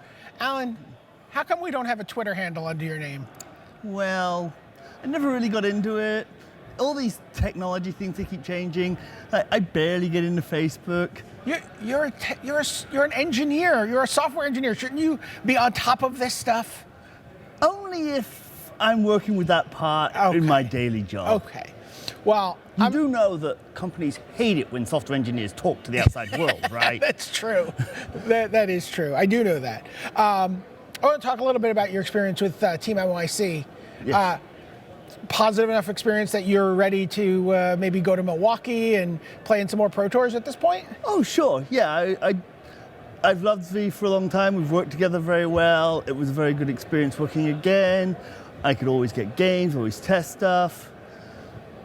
It was good. I really enjoyed being back on a good-sized team. So now I think of you as a Don Quixote-esque deck builder. You will often take some kind of like interesting, you'll have an idea about what you want to do, and even though that's not necessarily what everyone else is doing, you'll pursue it. And you played a Constellation deck here this weekend with an interesting card. Talk to us about your, Starfield of Nyx was not your big enchantment curve topper of choice. No, it wasn't. I mean, it looked great on paper, but I really found that Sigil of the Empty Throne, that was dominant much more than the other one was. I mean, the other one's sort of nice.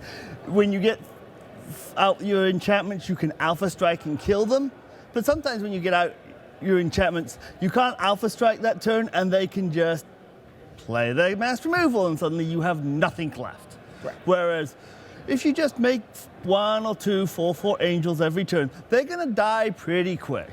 Right, and even if they sweep the board of the angels, you still have the Sigil of the Empty Throne on the board, and you can sort of rebuild. Yeah, it's so much more valuable there. Like at first it was so strong that I was just green-white. So any, after playing in the tournament, maybe seeing things getting set on fire early in curve, any changes you would make to the deck to I wish I could go back and play against the red decks instead of what I played against. Like, I have a tremendous amount of life gain, I have a tremendous amount of early blockers. I felt I was set up for that matchup. but you have to get there at all these events, right?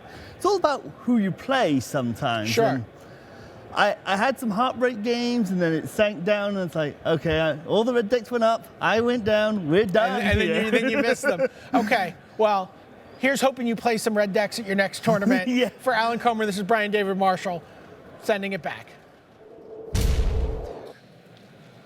Thanks very much to Brian David Marshall there with Hall of Famer Alan Comer. It's always great when Alan comes out to the PT, one of the great minds and original thinkers in the game, Randy. Definitely. Particularly now in a world where so much information is available to so many of us so quickly. Alan is truly outside the proverbial box. It's fantastic. So thanks to him for taking the time. We are going to take the time to look at our overall leaderboard here at Pro Tour Magic Origins. We're at the 75% mark. 12 rounds down, 4 to go. Of course, they are all in constructed because it's standard all the way now. There's your leaderboard. Kentaro Yamamoto came back to the field in the last round, but is now a round clear again. Wow. And at 11-1, has only 1 win, we think, and then a handshake for 1 point away from the top 8. 10-2s, well, right now there is a clear top 8. Everyone else would be at 10-2. And it is very American, Randy. Gotta like that. Brian Gottlieb, Sigrist, Cox, Neal, Holiday, and then 3 Japanese players, Yamamoto, Fujimoto, and Yuki Matsumoto. That is what our top 8 would look like right now. But then as we look slightly further down, the 9-3s, who are all just that 1 match win away from being right in the thick of that top 8 mix. Who do you like there at the moment? Look, pick out some 9-3s for us, Randy. I'm still expecting a run from Sam Black. I think Sam Black still controls his own destiny for top 8. All of the 3 lost players are fully in control of their own destiny. I see Sean McLaren doing well at a Pro Tour again. I want to root for Zvi Malshewitz. I mean, I'm an old school 90s guy. He and I were elected to the Hall of Fame the same year. He's in my class. But I talked to Zvi this morning, and he's like, I have the wrong deck. I didn't know there was going to be this much For red. constructed? He does not like his Right. constructed deck. He's historic. He's one of the best deck builders in the history of the game. He's always been known as a constructed player, but he's playing Rally the Ancestors. He has 2 bad matchups, red aggro and blue-red and Soul Artifact. That's what everybody's playing at the Super. top. Oh, so he's just wow. like, no, I'm dead. I mean, I'll try, but he thinks he has like a 25% win percent against the decks that everybody else at the top of the Swiss is playing. So he spikes limited at 6-0, but he didn't have quite the right read on the constructed metagame, and so he does not Brutal. give himself very good chances of making top 8.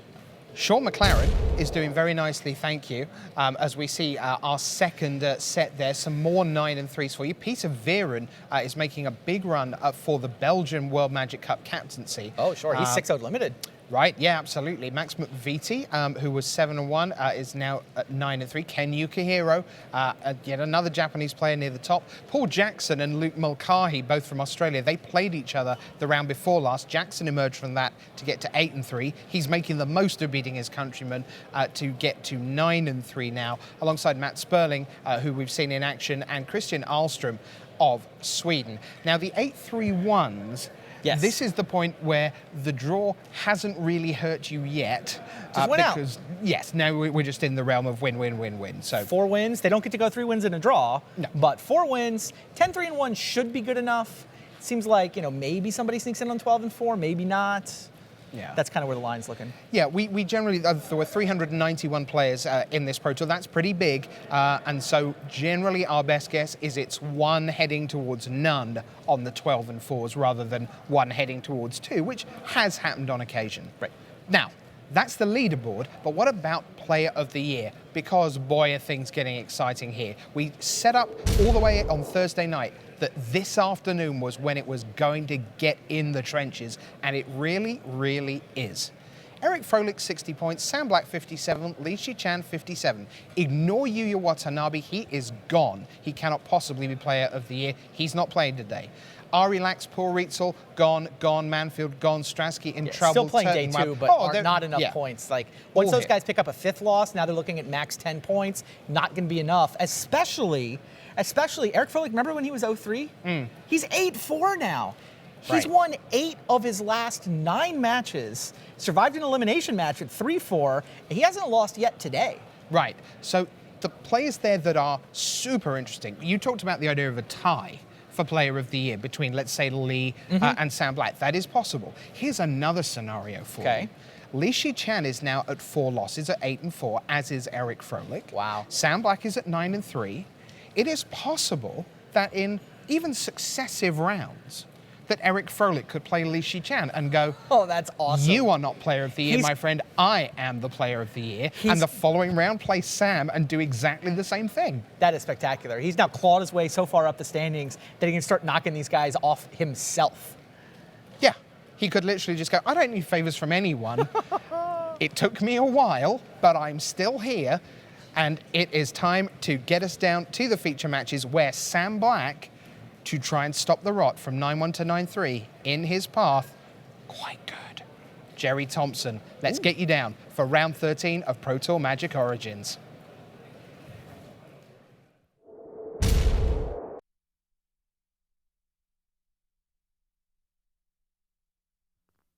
Hello and welcome to round 13 of Pro Tour Magic Origins. It's going to be unlucky for someone, but for someone else, this could be one of the very big rounds to get them that much closer to top 8 here. Let's head down to the feature match area and see what they've got to show us.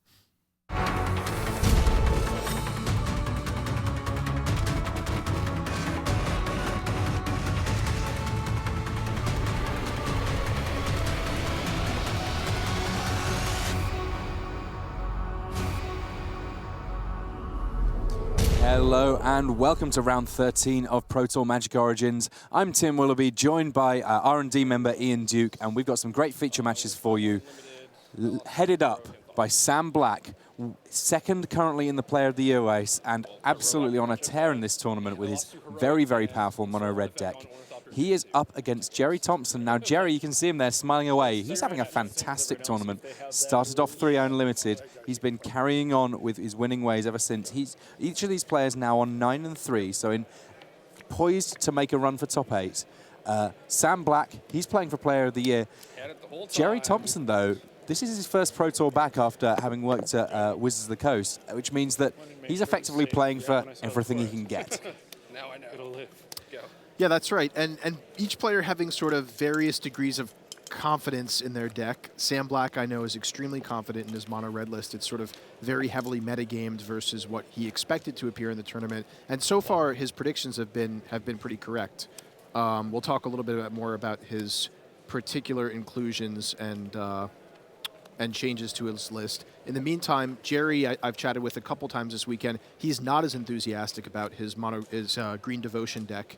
But he's had some success with it so far, so we'll see if how things play out. Yeah, at the start of the tournament, he was very excited to. He's been working with Brad Nelson, you know, one of the consensus great players in Standard. Certainly gets in more reps than just about anyone in terms of the Standard formats. But yeah, the green-red deck not necessarily been putting up the same sort of numbers that would be suggested by the amount of people that showed up with it. Mono red, Sam Black, he's just. If you talk to him at any point in this tournament, he cannot say enough good things about this exact build that he's working with. We can see here one of the new cards from Magic Origins is the Abbot of Carol Keep. Deathmist Raptor there from Jerry Thompson. He's already lost a Sylvan Caryatid to Titan Strength on Monastery Swiftspear. An unfortunate situation where Jerry kind of really had to block, even though he doesn't necessarily want to. And yes, Sam Black does have the answer. Stoke the Flames there for Deathmist Raptor means that 2 prowess triggers for Sam Black. He's able to keep on swinging. And this particular build of Mono Red, it's not running the Goblin package with the likes of Hordling Outburst or Dragon Fodder. Instead, it's got these creatures that can apply a little bit more of a beatdown, at least sort of individually. And a morph here from Jerry Thompson. Typically, the morphs in this deck tend to be Rattleclaw Mystic. And Sam Black says, well, I don't really care what it is. I have more removal spells. Immediately ditches the last creature in play for Jerry Thompson and says, I'm going to keep on swinging. 4 lands in play. If anything, a little bit more lands in play than is necessarily required for this red deck. Yeah, often red decks are happy to stop on about two or three lands, depending on their draw. But, you know, Sam's still mounting a pretty respectable offense here with a couple of prowess creatures. Yeah, Wild Slash there, triggering prowess again and allowing an attack for 7. Whisperwood Elemental does give Jerry Thompson a couple of blockers, but he's on 5 life. That puts him very much in burn range for this red deck. Yeah, and Sam Black empty-handed at the start of the turn. Not quite sure yet what he picked up there, but it looks like the Whisperwood Elemental is able to stabilize for Jerry Thompson. However, at that precarious life total of 5, he does need to close the game out pretty quickly before Sam just top decks into enough burn to finish him off. Yeah, Sam did draw a mountain there, so no help, but he's on 20 life still. Jerry needs to do an awful lot to put this into even really being much of a competition for this exact game. He draws a Dragonlord Ataka, that potentially able to deal with some of the threats that Sam Black has in play if Jerry can find some red mana. But in the meantime, he just has to hope and pray that the cards coming off the top of Sam Black's deck are nothing too scary. I mean, sadly for him, almost every card in Sam Black's deck is not one that he necessarily wants to see coming. But well, at least every non-land card. Yeah. Yeah, pretty good turn for Jerry there. Nissa Worldwaker into untapping lands into Shaman of the Forgotten Ways, which is a card we've seen pop up occasionally, but I'd call it pretty unusual as far as these green devotion decks go. So this is part of their team's interesting spin on the deck. In addition to a little bit heavier emphasis on morphs, we can see the Death Mist Raptor in Jerry Thompson's graveyard. So things starting to stabilize a little bit here for Jerry. And this is always one of those tricky positions against a red deck where you know you want to close the game out quickly before the red player top decks into burn, but you also want to leave enough behind that something like, say, a top deck Goblin Heel Cutter won't be the end of you. So we'll see how much Jerry decides to commit here and decides to try to end the game quickly versus playing a little bit more safe and closing out some of Sam's outs. Yeah, I mean, with the Shaman of Forgotten Ways, he also has a Wooded Foothills. He is going to be able to cast that Dragonlord Ataka if he wishes. He just needs to protect himself wherever he can. I mean, there's 2 cards in Sam Black's hand. It has to be a consideration for Jerry that at least one of them is a burn spell. So tapping too low might be something that he's wary of. Although, yeah, Dragonlord Ataka is nice here because it can kind of check Sam for non-creature spells. Because both those creatures had prowess, Sam might try to respond and boost them with a burn spell, which would give Jerry more information about what his actual life total is as opposed to his effective life total compared to Sam's burn capabilities. But as we know, Sam only has 2 mounts in his hand, so Jerry's able to, with reasonable confidence, start mounting an attack. So Jerry Thompson there takes Sam Black down to just 4 life. Sam absolutely looking for the top card of his deck to do an awful lot here, and I don't think there's a card in Sam Black's deck that he could have drawn there that was going to be able to do enough. Jerry Thompson takes the first game, and we're going to be going to sideboards there. But that's the end of our first game, so we're going to have a couple of messages, but we'll be back with plenty more Magic. Ultra Pro is the place to go for all your Magic accessories. With card sleeves, deck boxes, playmats, and portfolios showing off the best Magic art, Ultra Pro is the standard in safe storage. Visit ultrapro.com for more information. 24 players, 1 shot at immortality. Watch the best players in the world battle for the Magic World Championship starting Thursday, August 27th from PAX Prime in Seattle, Washington. Hello and welcome back to round 13 here at Pro Tour Magic Origins.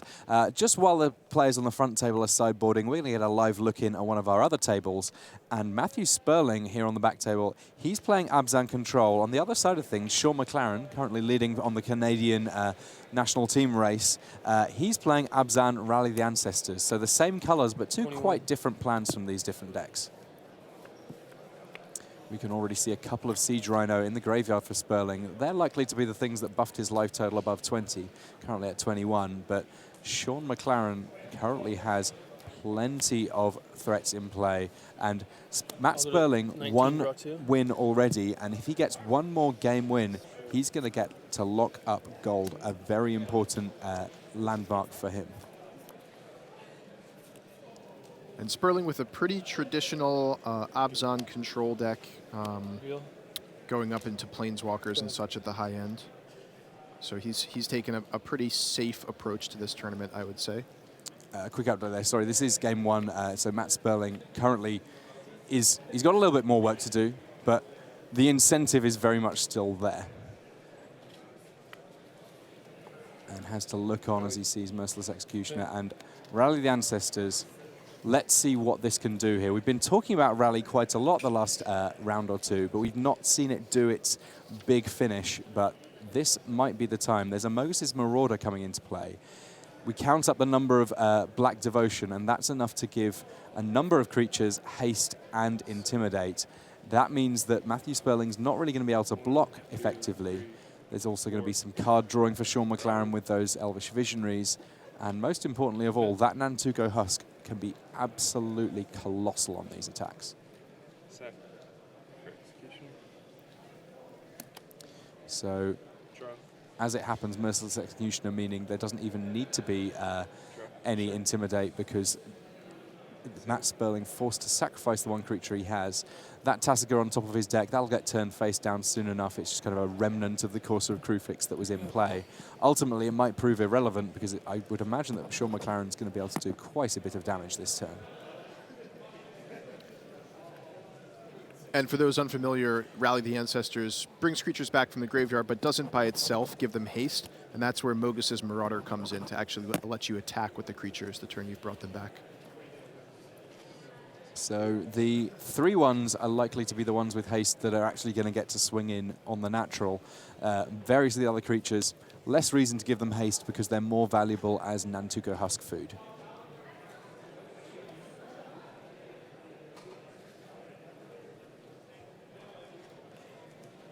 Looks to me like 1 point short? Yeah, 18 points of possible damage here.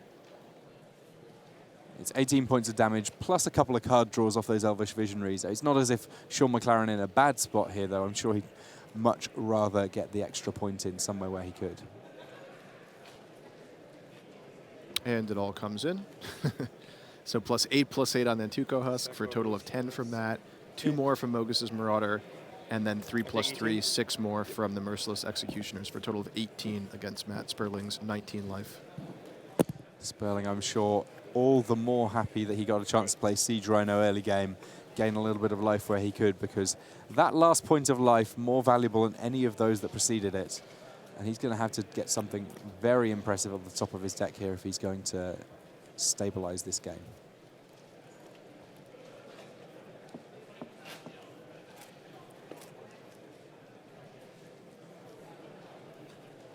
And in fact, of course, Sean McLaren knew that the card on top of Matt Sperling's deck was Tasigur, thanks to Courser of Kruphix.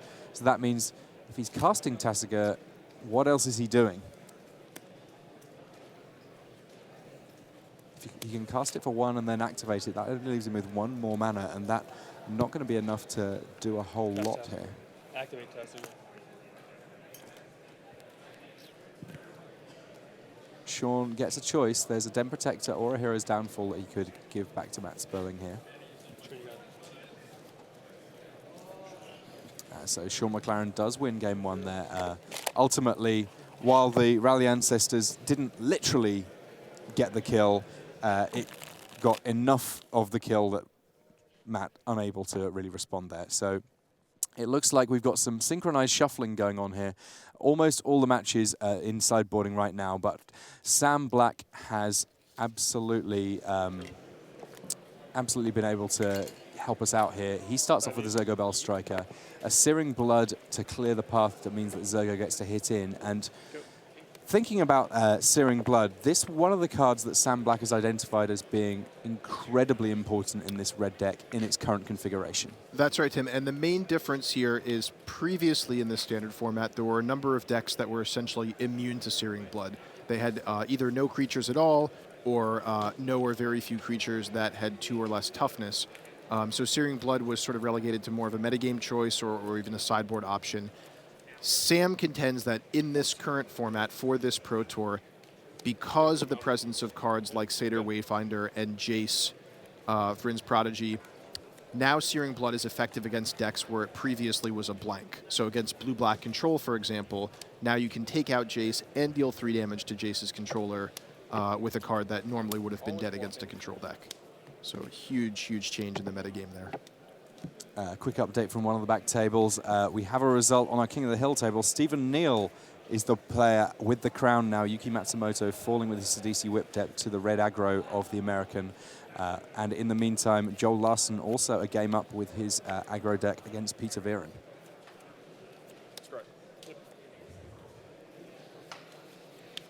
So Jerry Thompson looking to see whether or not he can press the advantage from game one. I feel like he got a little fortunate in terms of how Sam's later draws were in game one. We'll find out soon enough whether or not he has a great sideboard for this matchup. Roast there dealing with the Abbott on Sam Black's side of things, but that not necessarily, not necessarily the sort of high impact card that he's going to want lots of as this game goes longer, if it does go long. And a funny little interaction here on the previous turn. You could hear Sam attack with Zergo, and Jerry instantly blocks with the Sylvan Caryatid. He did the same thing in game one, early in the game, but at that time Sam had a copy of Titan Strength to take out the Sylvan Caryatid, but Jerry sticking to his guns and just snapping off the block with the Caryatid. I like that play a lot. He's not afraid of it. And attempts a Whisperwood Elemental, which is met with 2 burn spells, one of which is Searing Blood, but Jerry able to sacrifice the Whisperwood Elemental. So a big dash there from Sam Black, meaning that he can get Jerry Thompson down in single-digit life total. Jerry just trying to stay alive in these turns because he knows that if the game goes long, he has the special form of card advantage that comes in green of just having creatures so big that red has to use multiple cards to deal with them. That's right. Yep. And small correction earlier, I believe Sam did Searing Blood first on the Whisperwood Elemental before revealing that he had a Lightning Strike also. So Jerry then had to sacrifice and take the 3 from Searing Blood, I believe. That's the way that it played out. A little hard to tell from a vantage point. A small Genesis Hydra here. Jerry knows that he can't afford to be playing around too much. Dash. Can't block. And the advantage of not using those Sylvan Caryatids for the Genesis Hydra, again, is allows him to block. They do have hexproof, so Heel Cutter can't push past them, but it does push past the Genesis Hydra. So Jerry just deciding if he wants to get in front of the Heel Cutter or not. Push the one on Zergo. Yeah, Zergo was always getting blocked there. That the comparatively safe block. It looks like Jerry says, I'm happy to take, well, maybe not happy, content to take 3 from Goblin Heel Cutter. I mean, at the moment, if Sam's just using a lot of his mana to be dashing out the Heel Cutter, that's not necessarily as scary as some of the other options. And Titan Strength on the Heel Cutter to make it 6, with Jerry down to 3 here. Jerry preserving his Sylvan Caryatid so that he can definitely cast Dragon Lord Atarka this turn. Again, he knows he needs to end the game quickly before Sam top decks more burn. Yeah, a huge amount of top decks that are very, very powerful for Sam Black here. In the meantime, though, if you're looking at power, an Elder Dragon is certainly not the worst. Atarka coming down there, clearing out Sam Black's side of the board, but there's a roast. That now means that there's a dash and no blocking for Jerry Thompson, and we're going to game 3. A little smile there from Black. And so, yeah, we're going to get a chance to get a second look at what's going on our back text table. Matt Sperling playing against Sean McLaren. Matt Sperling currently only taken a small amount of damage at the start of our game 2. But, of course, Sperling with plenty of work to do here because last game didn't quite work out how he'd hoped for. Takes a rally in the Ancestors as soon as he can, using Caves of Koalos and Thoughtseize there to take 3 damage on his first turn, but he does not want to see that instant resolve because when it does, it's a real problem. Looks like a couple of Grim Haruspecs in Sean McLaren's hand, if I'm reading the art correctly there. Yeah, Grim Haruspecs, a card that took a little bit of time to really find a place in Standard, but certainly very powerful alongside the likes of Nantuko Husk.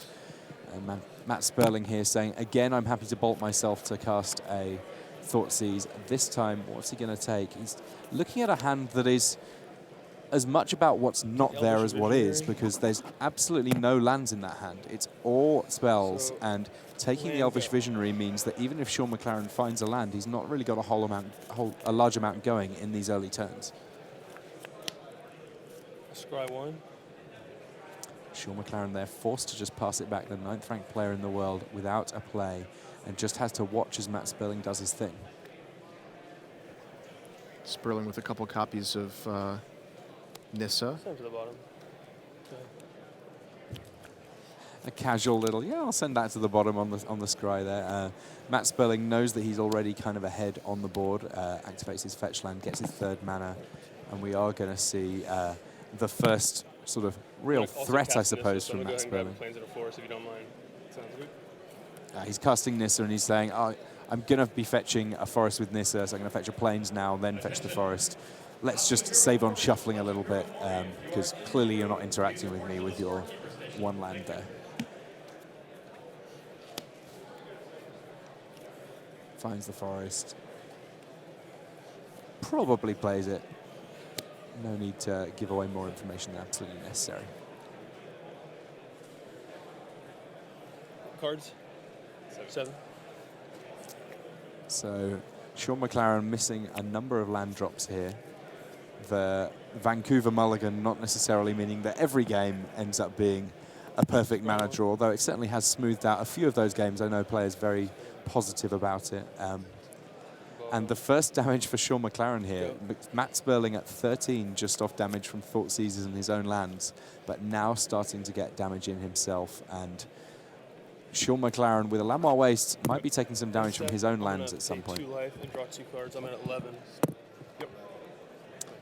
Nice crisp play there from Matt Sperling, clearly declaring his modes on his Abzan Charm, taking a few points of damage to draw cards, and continuing to beat with Nissa, and every turn extra lands coming along, which means that Nissa getting that much closer to turning into a Planeswalker, igniting her spark. Again. 9.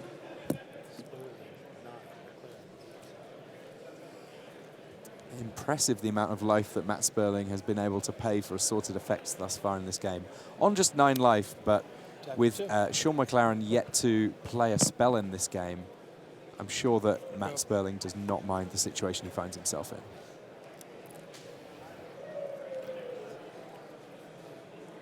Yeah, he could conceivably find himself in a bit of trouble if the game goes too much longer to something like Mogus's Marauder, but in general, this rally deck isn't that capable of pushing through small amounts of damage. And I like the way that Matt's aggressively just drawing cards, making sure he hits his land drops, so that when Sean does finally draw out of his mana screw, he's just into a powerful mid and late game, making it impossible for him to catch up.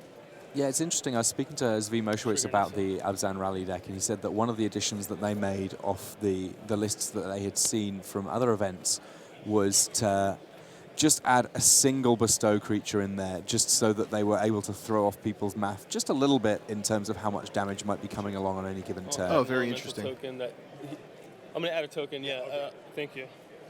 So Nissa comes along, brings with her a friend, a 4/4 legendary token.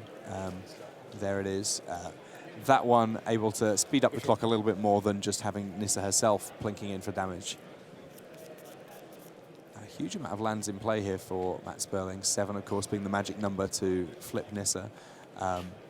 In some respects, not a huge amount of pressure for him to commit any more threats to the board.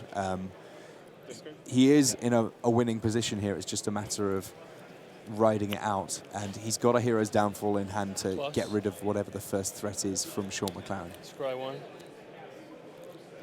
Bottom. Land 4. Go.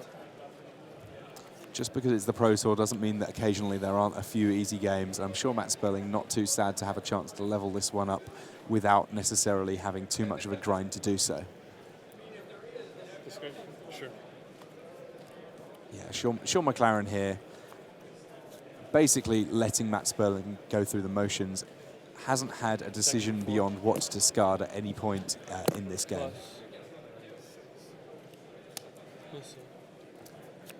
Another Nissa there for Matt Sperling. He could cast it. You can have a transformed and untransformed Nissa play in play at the same time. Matt desperately trying to find a way where the life totals can make this game look close with his Read the Bones to go down to 7 life here. Thoughts easier. Sperling continuing to deplete his own life total. He wants to deal 40 damage this game, and the only way that he's going to be able to do that is by taking down his own life total a little bit too. Take downfall. I drop to 5. Yeah, this is impressive. Just wants to watch the world burn. Everyone's going to lose some life. 5 to 6 the life total. Not really reflective of how this game has gone whatsoever. But Sean McLaren still sort of stoically drawing, discarding for his turn. Pretty shortly, I think we're probably going to jump back to our main match because I don't really think that there's a huge amount of real Magic the Gathering being played at this table. Meanwhile, Sam Black has already got in for his first points of damage. He's cast a Monastery Swift Spear. He's attacked with it, and we've got a proper race on our hands. Sylvan carried the play for Jerry Thompson here on turn 2. Again, putting into play a creature that's going to be able to block. In this case, blocking possibly more important than accelerating mana. And Sam has another Swift Spear and attacks. He's trying to sort of play a bit of mind game with Jerry here. Jerry looking perturbed. So really interesting here. In the previous 2 games, Sam showed Titan Strength. It's actually the only copy of Titan Strength, at least in his main deck. So it's kind of interesting for Jerry. He has the wrong impression of how many copies of that spell that Sam might be playing there. But does decide to block anyway and isn't punished for it this time. Yeah, and once you've blocked once and got away with it, you're that much more incentivized to do it in future. You've got a much better chance of getting away with it because the amount of prowess required to get to 3 to kill off a Sylvan Caryatid, certainly not happening on that turn, and it might take a while to get there. That's too bad. Jerry asks, is Paul dead? Of course, referring to Paul Ukranos, And it is. The 2 burn spells, though. It could have been worse. It could have been a roast. Sam does have roast, access to roast post-board and did bring it in last game. So, I mean, this way around there were lots of prowess triggers. That enough to put Jerry Thompson to 12. So, I mean, it was sort of damned if you do, damned if you don't, really. Thompson here running out of cards in hand pretty quickly. Just Death Myth's Raptor and Shame of the Forgotten Ways sat there in his hand. Not necessarily the big, powerful late-game cards, though. To be fair, he's not quite on big, powerful late-game mana just yet. but here comes Whispered Elemental. This was the card that stabilized him in the first game. And depending on what Sam has left in his hand, it could threaten to do the same here. Looks like Sam Black with an Abbot of Carol Keep. And we may get to see the strength of this new Origins card here, depending on what he flips up. Unfortunately, just a mountain for him. So no prowess triggers, no answer to the Whispered Elemental this turn. And Jerry's going to get to untapped on a stable board with a pretty healthy life total. I think he's got to be happy with how things are playing out here. I was talking to Sam Black and his friend Justin Cohen. Justin, of course, one of the leaders for the Rookie of the Year race, both on the same deck. And I was sort of saying, well, if this deck's so good, how do you lose? And Justin was pretty quick to say, well, you draw a lot of lands. That's what happened to Cohen early on in this tournament. And it seems to be what's happening to Sam Black a little bit in this particular round. Yeah, it may seem like Sam's getting excessively unlucky here, but remember, he did have to trade 2 burn spells for Polukranos. That's a 2-for-1 right there with 2 action spells. And Monastery Swift Spear, I mean, it's a great card. It's fantastic. No question it's an auto-include in these red decks. But its vulnerability is when you run out of spells to cast, it's just a 1/2 creature. And that is just tiny in comparison to these huge monsters the green decks can put up. So I think it may be a little bit unfair to say Sam's getting excessively unlucky here. He's definitely a little bit flooded, but this is the way that Jerry wants the matchup to play out. It is according to his plan. Yeah, and Sam Black here, I mean, we saw him Hollywooding a little bit about the Titan strength early on. This really the time that his acting skills are going to get put to the test because he definitely wants Jerry Thompson to be worried about what those 2 cards in his hand are. Yeah, there's always this concept of like, a virtual life total against a red deck where if they have cards in hand, you have to assume that some number of them may be burn spells. And so Jerry's at 12, but he may be thinking, well, really I'm at 6 or something if there's 2 lightning strikes there. But wow, Manifest gets turned up. It was Dragon Lord Atarka all along. And that puts Sam with just 1 turn left. And with us knowing he has 2 mountains in his hand and a third off the top, unfortunately, that is not going to be it for Sam. So He lets Jerry know that he kept a 1-lander. Sometimes when you draw lots of lander after a 1-lander, it feels like it worked out. Didn't really work out for Sam Black just there. That's right. I revised my statement. By the end of that game, I definitely would say that Sam was bona fide flooded there. But we're going to get a chance to see a slightly different brand of matchup here, because while Joel Larson is on red aggro, we have something a little bit different on the other side. Peter Viren is playing blue-black control, so more like Esper control there, looking at the land base. 2 very different schools of thought on deck building here. Hangerback Walker in play for Viren on the right-hand side of our screen. Meanwhile, Joel Larson, he's got Eidolon of the Great Revel, he's got that Lightning Berserker and the Abbot of Carroll Keep. He is on the beatdown plan. We see Joel Larson's record there. Interestingly, Joel Larson and Jerry Thompson both had their biggest success at the same Pro Tour, that Pro Tour being Pro Tour Gatecrash, where Larson made the finals, Jerry T made top 8, his 1 Pro Tour top 8. I'm sure both of them hoping to have some successes in these last few rounds to be able to round things out. Joel Larson, of course, currently very much looking like a likely worthy champion of Sweden for the World Magic Cup. And if he could really string something together, he might even be in position to look at European slots for the World Championship going on. Second Eidolon the Great Revel here for Joel Larson. Now, his deck does include quite a few more cards that are going to be triggering those Eidolons, but nonetheless, Peter Viren has to be concerned because he's the one that's really on the clock here. Indeed, and already down to 12 life here.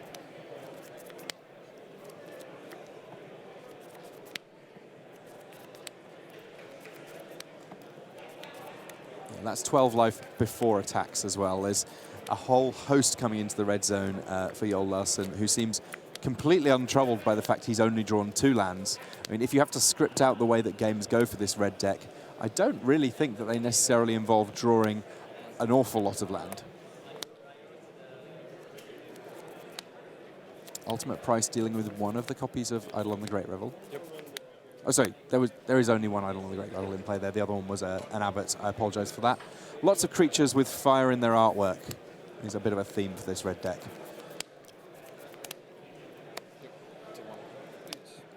Hangerback Walker ticking up. It may have been tempting there to make a couple Thopters just to have a little bit more coverage on blockers, but this puts it out of Searing Blood range. It's still able to block profitably against the 2 creatures that Joel Larson has. Viren down to just 5 life. He does have a few ways to gain life in his deck. One of the important ones is Foul Tongue Invocation. And I think him winning this game is going to rely on him at some point drawing into a kicked Foul Tongue Invocation, so to speak. Well, I mean, there's an Exquisite Firecraft in Joel Larson's hand. He just drew the 3rd land. And that means that one of the sort of key bastions of blue-black control is that when it absolutely has to, it can stop your spells with counter magic. And Exquisite Firecraft says, if I've already cast a few spells, if I've got spell mastery, then that plan, well, I mean, it just doesn't work. Yeah, absolutely a game changer in this matchup. It means that the control decks are pressured to either find a way to gain life or need to end the game in a hurry, because eventually that red deck will draw into an uncounterable Exquisite Firecraft. And Larson's still with a pretty full grip for this point in the game.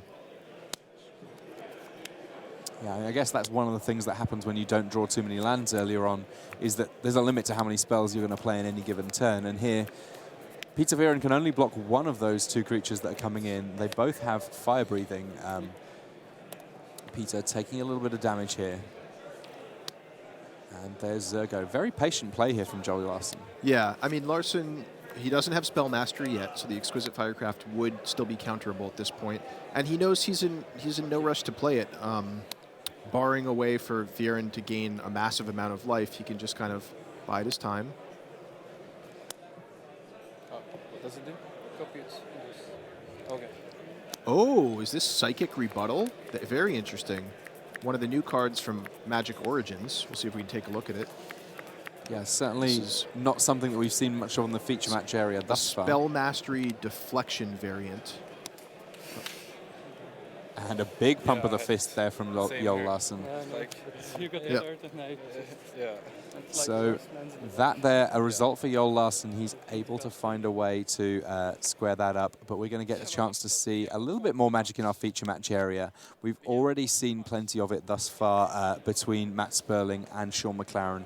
This their game 3 now, and it looks like Sean McLaren, the player with all of the creatures 16, on 20, board. Sean. A Thoughtseize there revealing that there's end hostilities and 2 copies of Elspeth. Elspeth currently not quite castable for Matt Sperling. 18, Sean.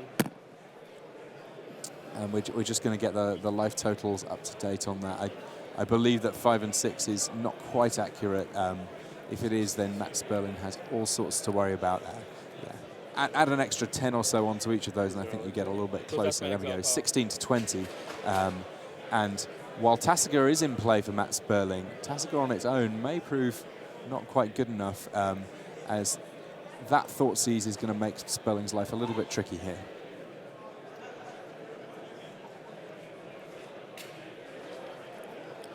If there was only one Elspeth in that hand, what do you think you'd take in, Duke? Elspeth. It's a good question. I mean, it's hard to say without seeing the rest of McLaren's hand. 14. I think that's totally the determining factor here. I mean, it looks like he already took Elspeth instead, so there must be some information in his hand that we need to learn about.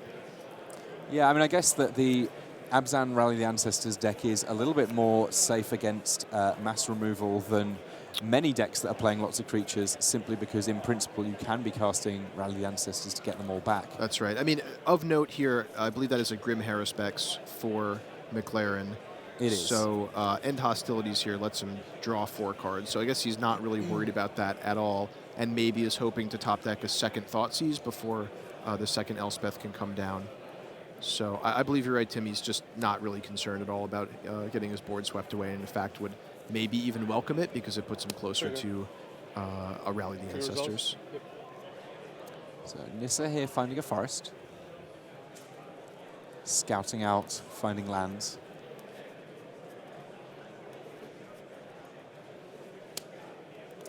As is customary, that forest immediately gets played.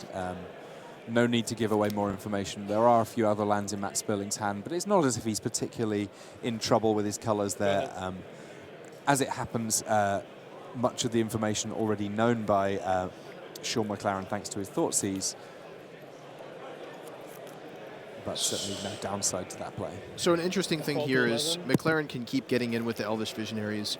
If Sperling decides to block, well, then McLaren's just up a card from the Grim Haruspex. And even when Elspeth comes down next turn, which presumably it will, even with the soldier tokens there, Sean McLaren can still just keep attacking into Elspeth or into Sperling's life total with the Visionaries, and it's pretty hard for Sperling to justify blocking there.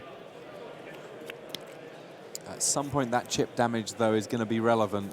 He's on 11 life now. Not too many extra blocks he can do. You can see Nissa Sage Animist. That's certainly one of the things that he's going to be looking to achieve sometime in the future. But with just 5 lands in play for now, it's going to be a couple of turns before that happens.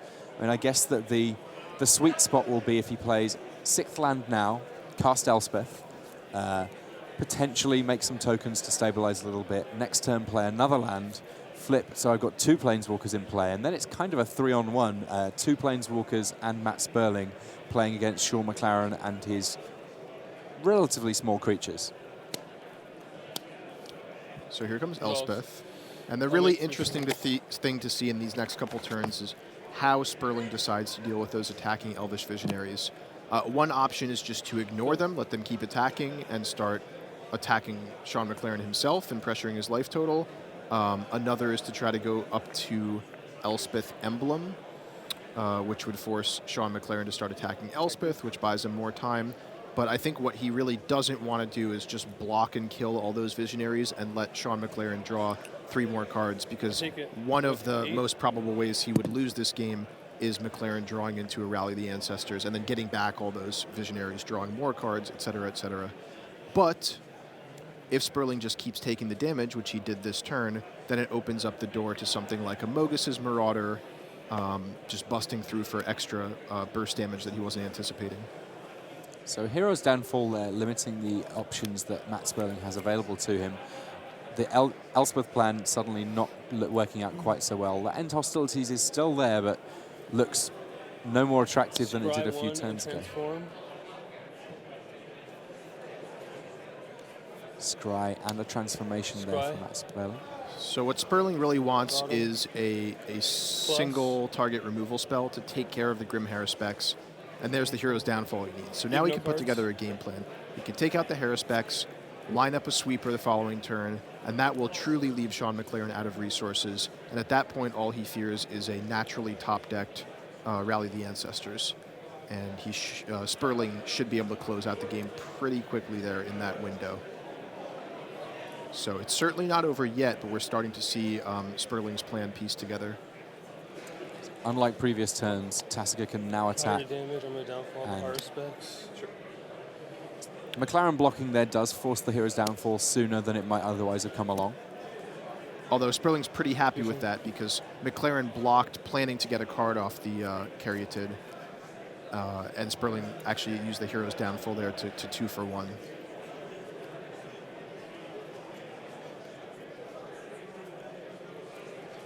So now Sean has a little bit of thinking to do.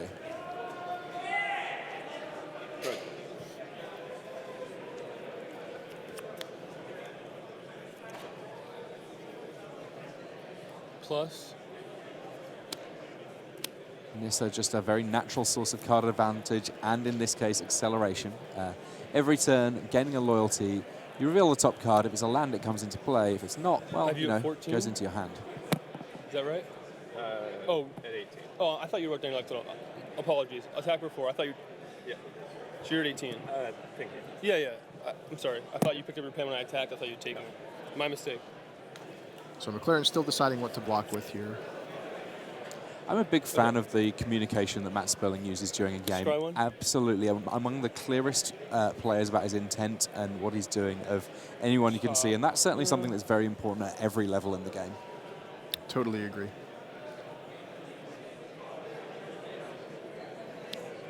Bottom.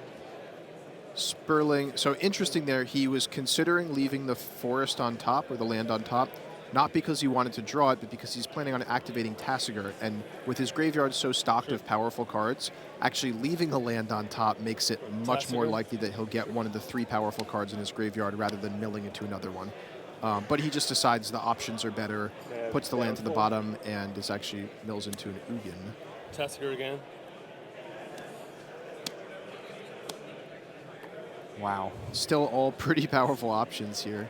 And that kind of the signature of this Abzan control deck, right? That the vast majority of your cards are at least a 1 for 1, if not better. That's and right. that means that Tasigur at its absolute best, that when Tasigur is bad, that means that Tasigur is giving just the wrong kind of answer. And when Tasigur's good, goodness. Plus. You can see here the pace of play picking up a little bit for Matt Sperling. Part of that might be because he can see the round clock and is concerned about actually closing out this game. But part of it, I would imagine, is just that he's quite excited to have all of his ducks in a row and able to do a huge amount on every single turn. Yeah. Now, did you mention before this is an important break point for Matt Sperling's pro level? I believe so, yes. I mean, ultimately, this last Pro Tour is just a huge one for everybody in terms of doing things, but he is playing this match for gold. So this is the difference between Matt Sperling being able to go to every Pro Tour next year or having to pick and choose his spots, use his silver invite wisely, and hope to parlay that into further Pro Tour invitations. Platinum will come if he makes top 8. And he's still very much in contention for that with a 9-3 record. If he wins out from here, he will definitely make the top 8.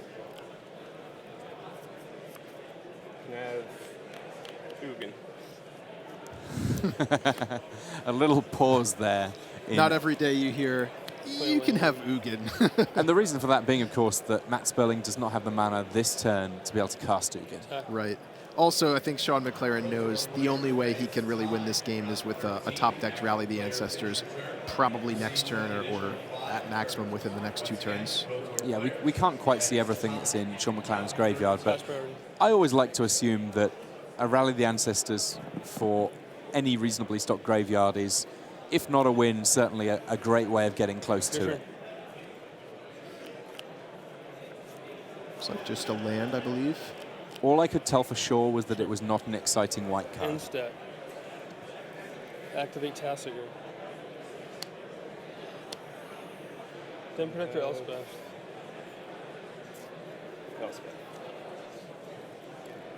Do you want to give me the card that I want to get, or do you want to give me a card that gets me the card I want to get?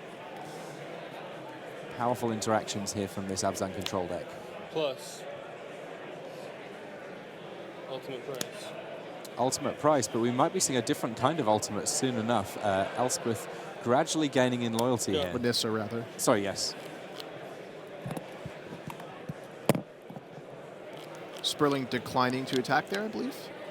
Just wanting to keep up maximum number of blockers. Keeping a variety of green and black blockers is actually important here. Since Mogus's Martyr grants Intimidate, it actually depends on what color of creature is being targeted by Mogus's Marauder. So he's thinking about combinations that could happen here with Rally the Ancestors, perhaps. You find yourself playing a funny little color matching game of wanting to make sure that you have the right bodies in place to stop. It really can get quite complicated. So Hero's Downfall dealing with Nissa, but there's absolutely the potential that she could come back thanks to Tasigur.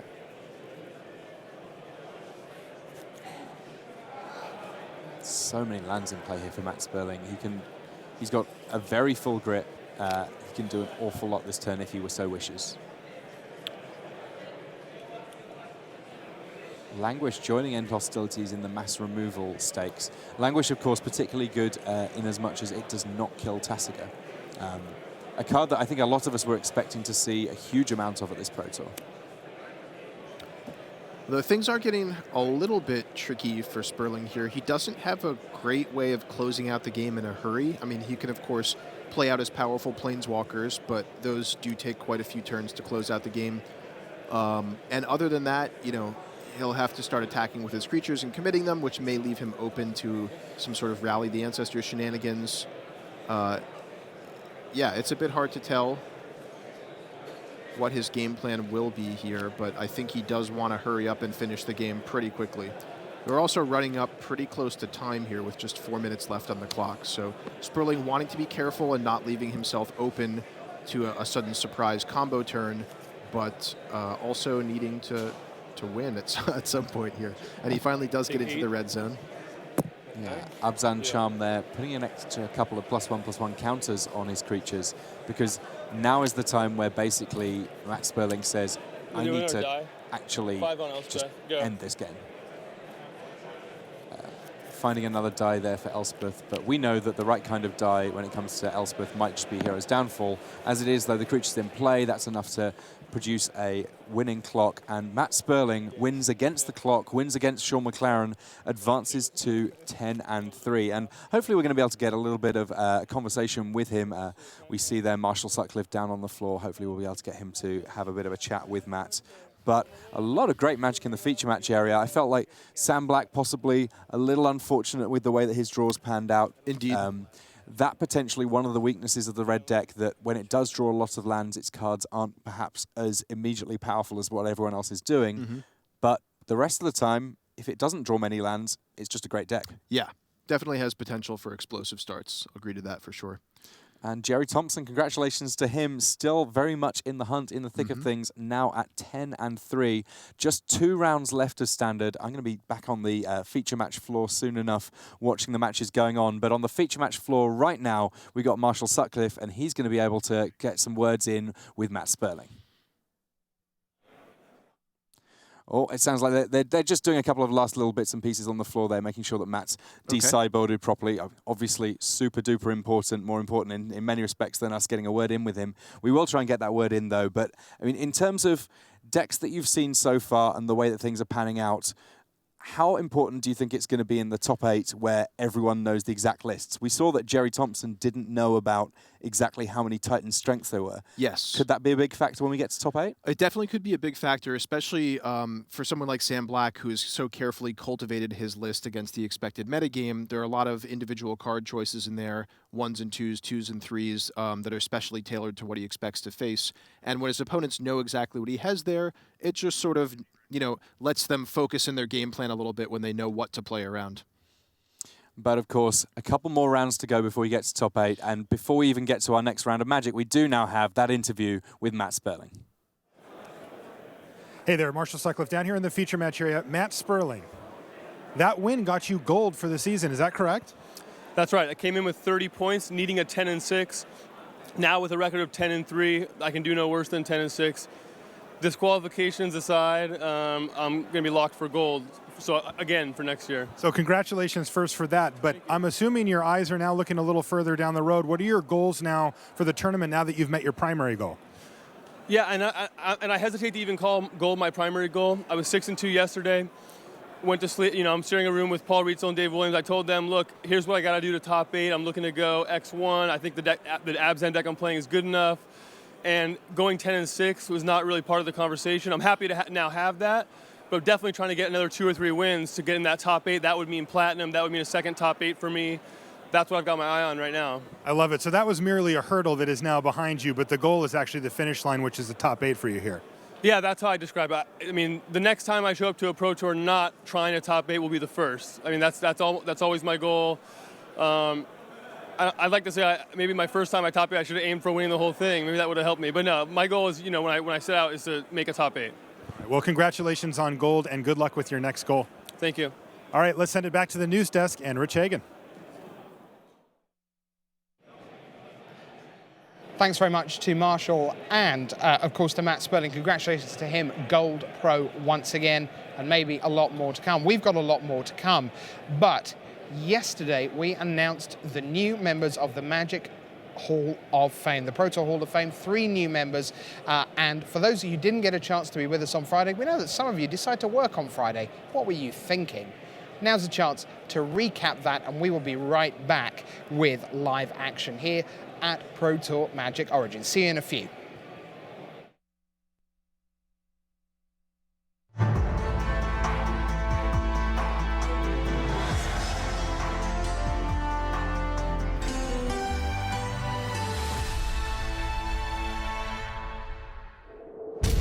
Hello everyone, welcome to the news desk here at Pro Tour Magic Origins. Rich Hagan alongside the Pro Tour historian Brian David Marshall. And BDM, I know that this is one of your most treasured duties of the Magic season.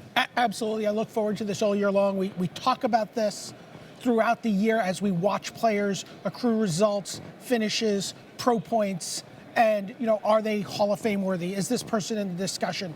And all of July has been spent talking about this as ballots went out at the beginning of the month. The voting closed 3 weeks in, and they've been tallied, and now we know who is in the 2015 class of the Pro Tour Hall of Fame. Okay, so the first question is, how many people are we going to unveil in the ceremony? So you're guaranteed to have one person. Mm-hmm. So you need 40%, you need to appear on 40% of the ballot to get into the Pro Tour Hall of Fame.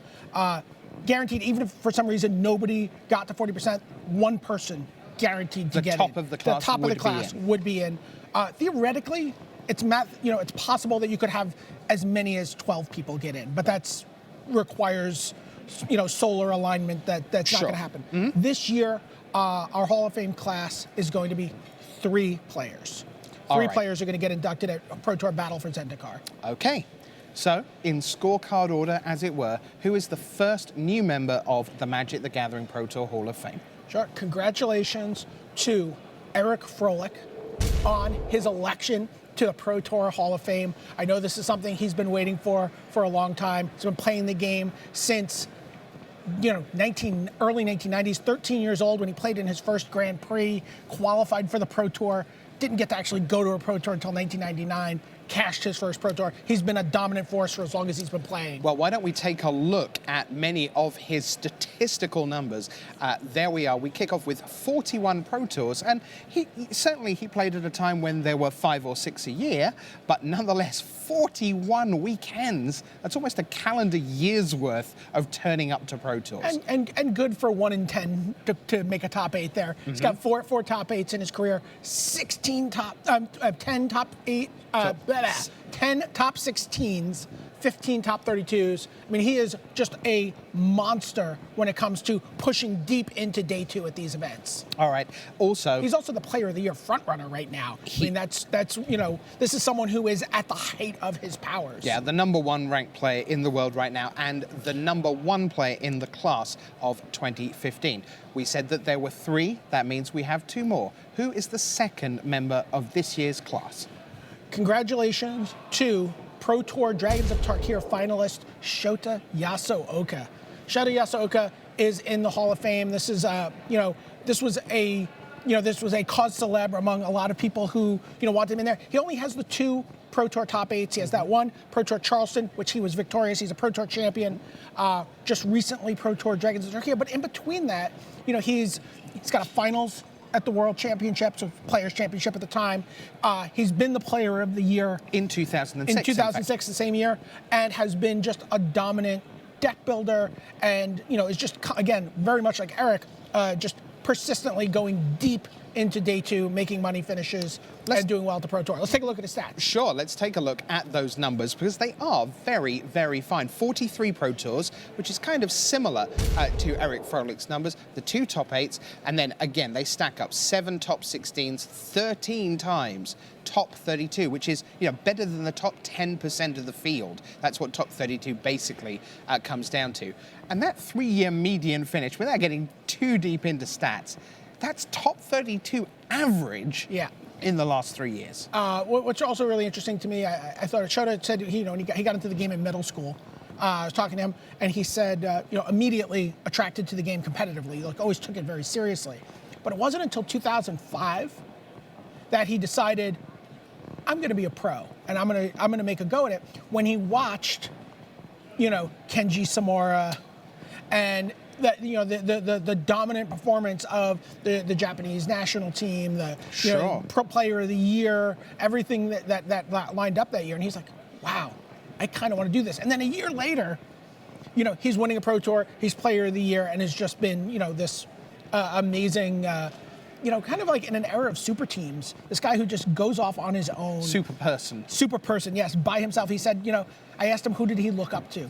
And he's a very dry person. He's like, I don't really like people that much. Awesome. Shota Yasooka. There may have been a little bit of a translation there, but Yeah. He is your second member of the 2015 Hall of Fame class. So 2 down, Eric Froehlich, Shota Yasooka. Who is the 3rd and final member of this year's class in the Hall of Fame? Congratulations to Brazil's Willie Adel.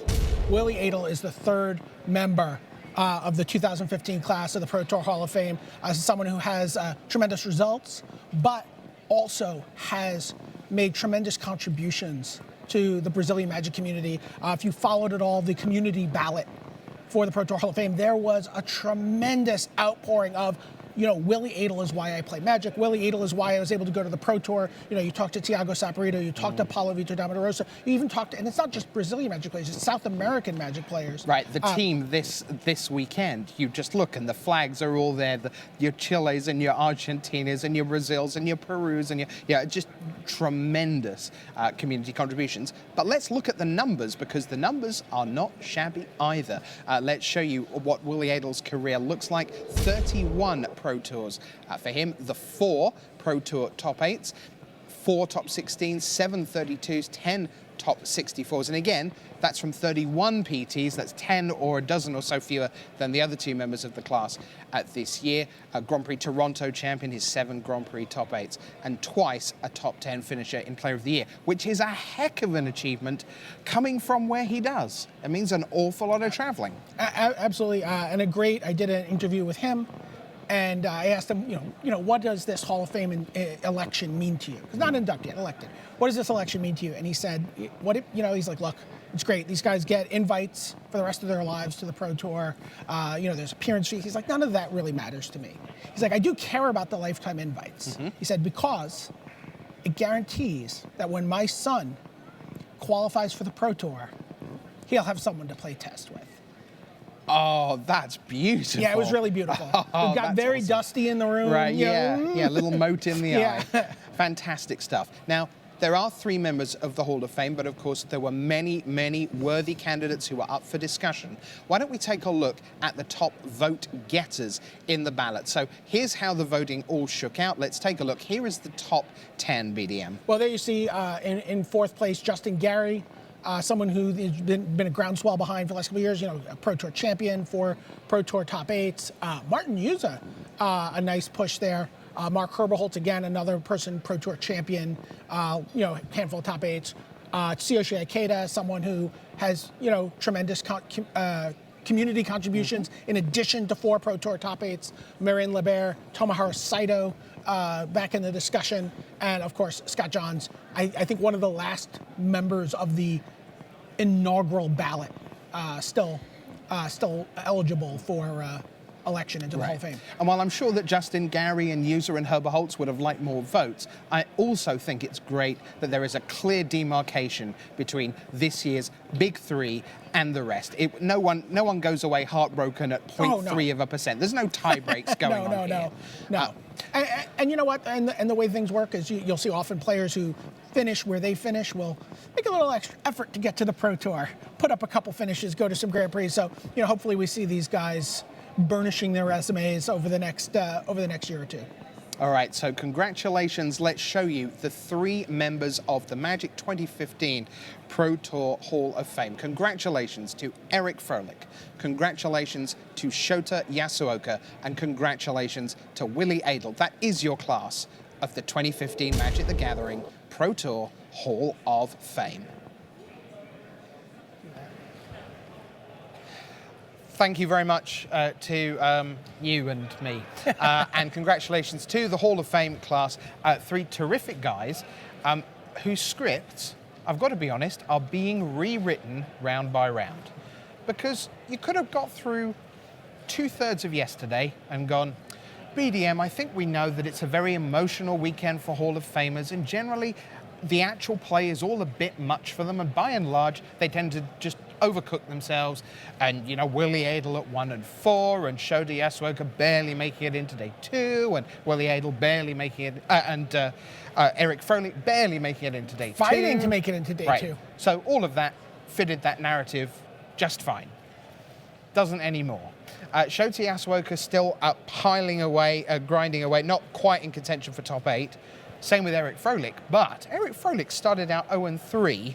He's up to 9 wins. Yeah, he's at 9 and 4. He, the sort of rock at the top of the precipice that he'd set, was threatening to teeter off. That was his Player of the Year hopes. He'd sort of pushed it nearly to the top of the hill, and it was threatening to roll back on him. But you know what? He's pushed it steadily uphill for 9 of the next 10 rounds after starting out 0-3. And really, he's in a position now to knock off his rivals. They were 3 matches ahead of him at some point. Those guys have fallen back into the pack with the same amount of losses, and he can knock off players over the next couple rounds who are trying to steal it from him. Yeah, we talked in the preview show as early as Thursday night about the idea that the matches that really matter for all the races, if you're trying for gold, you just saw Matt Sperling, 10 and 6. Ka-ching, Extra double points. fingers, extra points, that unlocks gold for him, and so on. All the races, the World Magic Cup races, the World Championship races, Rookie of the Year, Player of the Year. We said win 10, win 11, and win 12 are where the points get unlocked. Right now, why don't we take a look at our Player of the Year race coming in. We began the weekend with 51 players who could do this. Our current best guess is we're down to 6.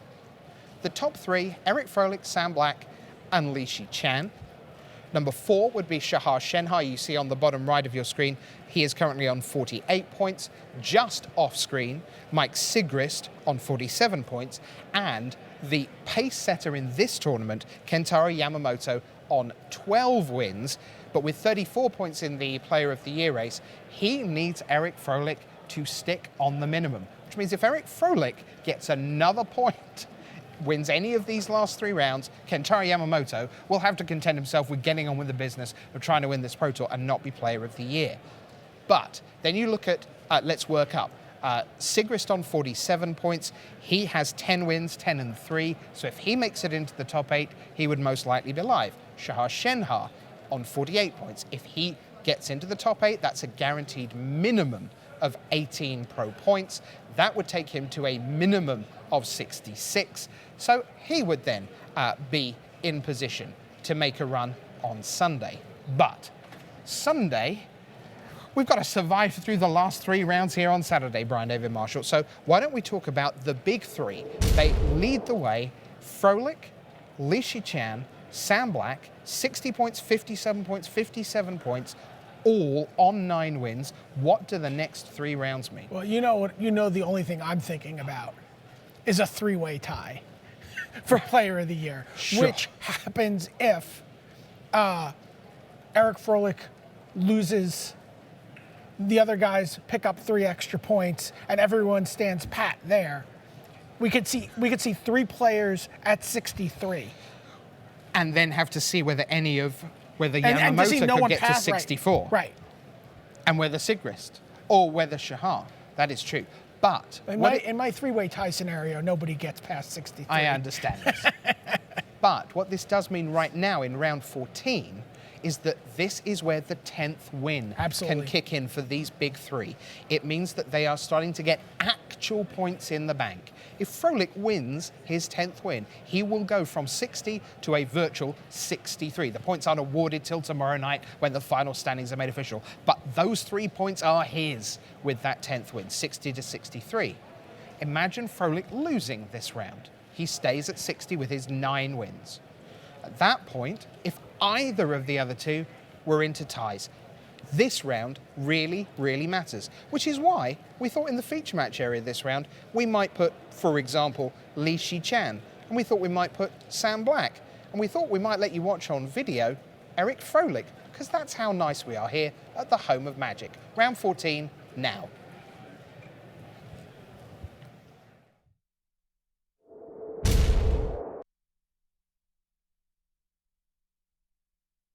Hey there, welcome to the booth. Look at this. I have 2 people with me now. I've got Randy Buehler, I've got an Ian Duke, I'm Marshall Sutcliffe, and we're ready to head down to the feature match area for round 14 here from Pro Tour Magic Origins.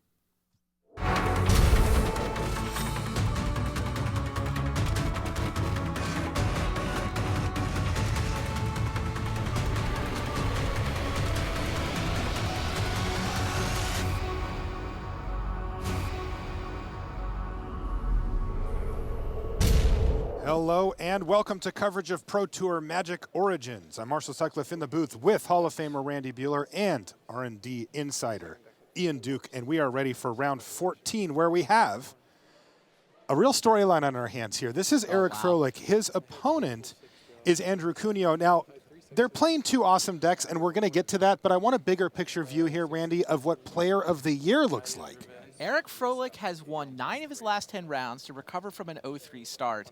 And now he can start banking points, he can start eliminating people, he can start earning that Player of the Year title. Andrew Cuneo just wants to go to Worlds.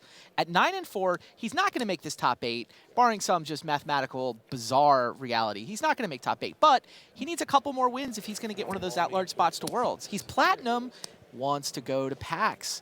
And wow, look at Fro out of the gates. Yeah, this is a very aggressive start, and this is, in fact, the namesake of the deck, Ian, Blue-Red in Soul Artifact, and we see that right off the bat here. Yeah, this is a deck that many of the Channel Fireball team brought to battle today, jokingly called Frobots on the deck registration sheet here. I think that name's taken for vintage fans. And the aim of this deck is just playing up artifact synergies. Some of the cards back from M15, like in Soul Artifact, Shrapnel How about Blast, running and Dark with Steel, scissors? Dark Can we Steel make running- Citadel. Running with scissors works. That should be the name of the deck, right? Running with scissors. By the way, Eric is doing that, and he's running directly at Andrew Cuneo's life total right now, who just discarded Yeah, Andrew kept a one slow land on one the draw. here, and he is going to be dead right away. Wow. That's game one for Eric Froelich. He's currently ranked #1 in the world, and that draw was a first rank in the world draw as well as he smashed Cuneo. This can't be a good matchup. Let's take a look at what else we have going on in the feature match area, though, Randy. There's some storylines here right after these messages. Ignite your spark. Magic Origins is now available on Magic Online. Explore the new set by signing up for Magic Online at mtgo.com. The battle for Zendikar is coming to PAX Prime, and the Eldrazi are taking over. Join us for a special 1-hour Battle for Zendikar preview show hosted by Ashley Birch and featuring the Wizards of the Coast R&D team as they pull back the curtain on Magic's most exciting fall release ever.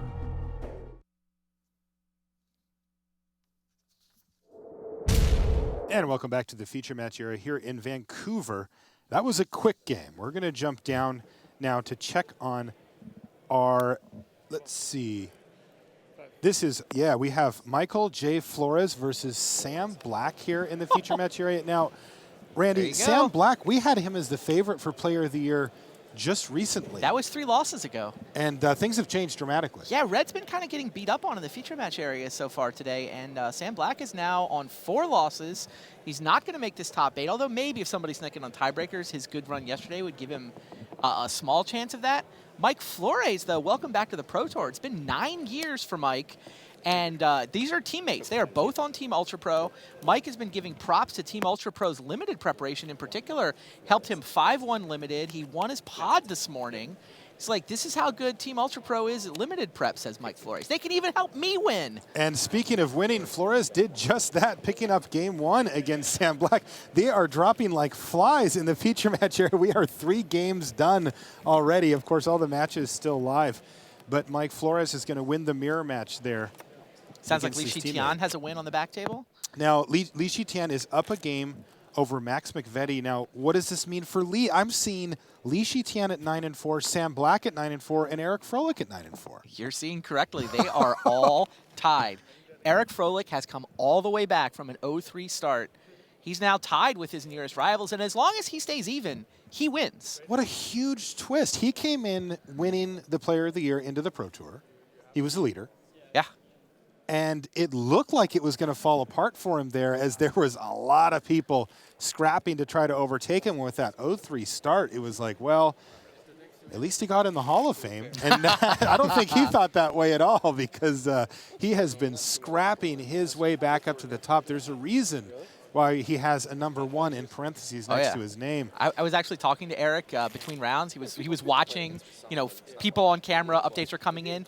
Even more important than Player of the Year to Eric Froelich, he wants to go to the World Magic Cup as the captain of Team USA. Right, of course. He's like, you know what? If Li Shitian beats me, but I finish ahead of Sam and I get to be the captain of Team USA, he's okay with that. I mean, obviously, he wants to be Player of the Year, but the captaincy of Team USA is actually even more important to Eric. It's funny, there's so much on the line, even things as big as that can get lost in the fray. Oh, yeah. Yeah, now, the one person who controls their own destiny versus Eric is actually Mike Sigrist. Siggy can make the top 8. Siggy's on 3 losses. So is Shahar Shenhar, by the way. So Siggy can leapfrog him for Player of the Year and Captain of Team USA. Shahar can leapfrog him from Player of the Year if those guys make it to Sunday. But those are the only 2 who can get ahead of Eric if Eric just keeps winning the way he's done so far every round back today. To control his own destiny. Now, the deck that he's chosen here, Ian, this Frobots, as we were calling Running it with there. scissors. Running with scissors, I like. Talk to us about it. What does it do? So the main game plan is to leverage artifact synergies. We saw in Soul Artifact last game. This can go on cards like Ornithopter or Darksteel Citadel to start attacking as early as turn 2 with a 5/5 artifact creature. But it's also got some more resilience into the late game with the new Origins card, Hangerback Walker, we've seen a lot of this weekend. Phyrexian Revoker can shut down Planeswalkers. And actually, limited uncommon all-star Whirler Rogue makes an appearance in this deck and is actually quite potent. Now, on top of all that, we have the sort of lesser-known Ghostfire Blade from Khans of Tarkir, which hasn't seen a lot of constructed play so far, but artifact creatures are colorless creatures, just as morphs are colorless creatures. And so Ghostfire Blade is actually an all-star in this deck. Yeah, Ghostfire Blade itself did 20 damage in game 1. Now, Randy, what about the other deck? Because Andrew Cuneo brought a real spicy one to the table. This is a today. brew. 4 copies of Sphinx's Tutelage. This is blue-red mill. Your goal is just mill your opponent as quickly as you possibly can. He plays Jace out of Origins. He plays Sphinx's Tutelage. You go turn 1 Jace, turn 2 Sphinx's Tutelage. You can deck them by about turn 6 in this deck.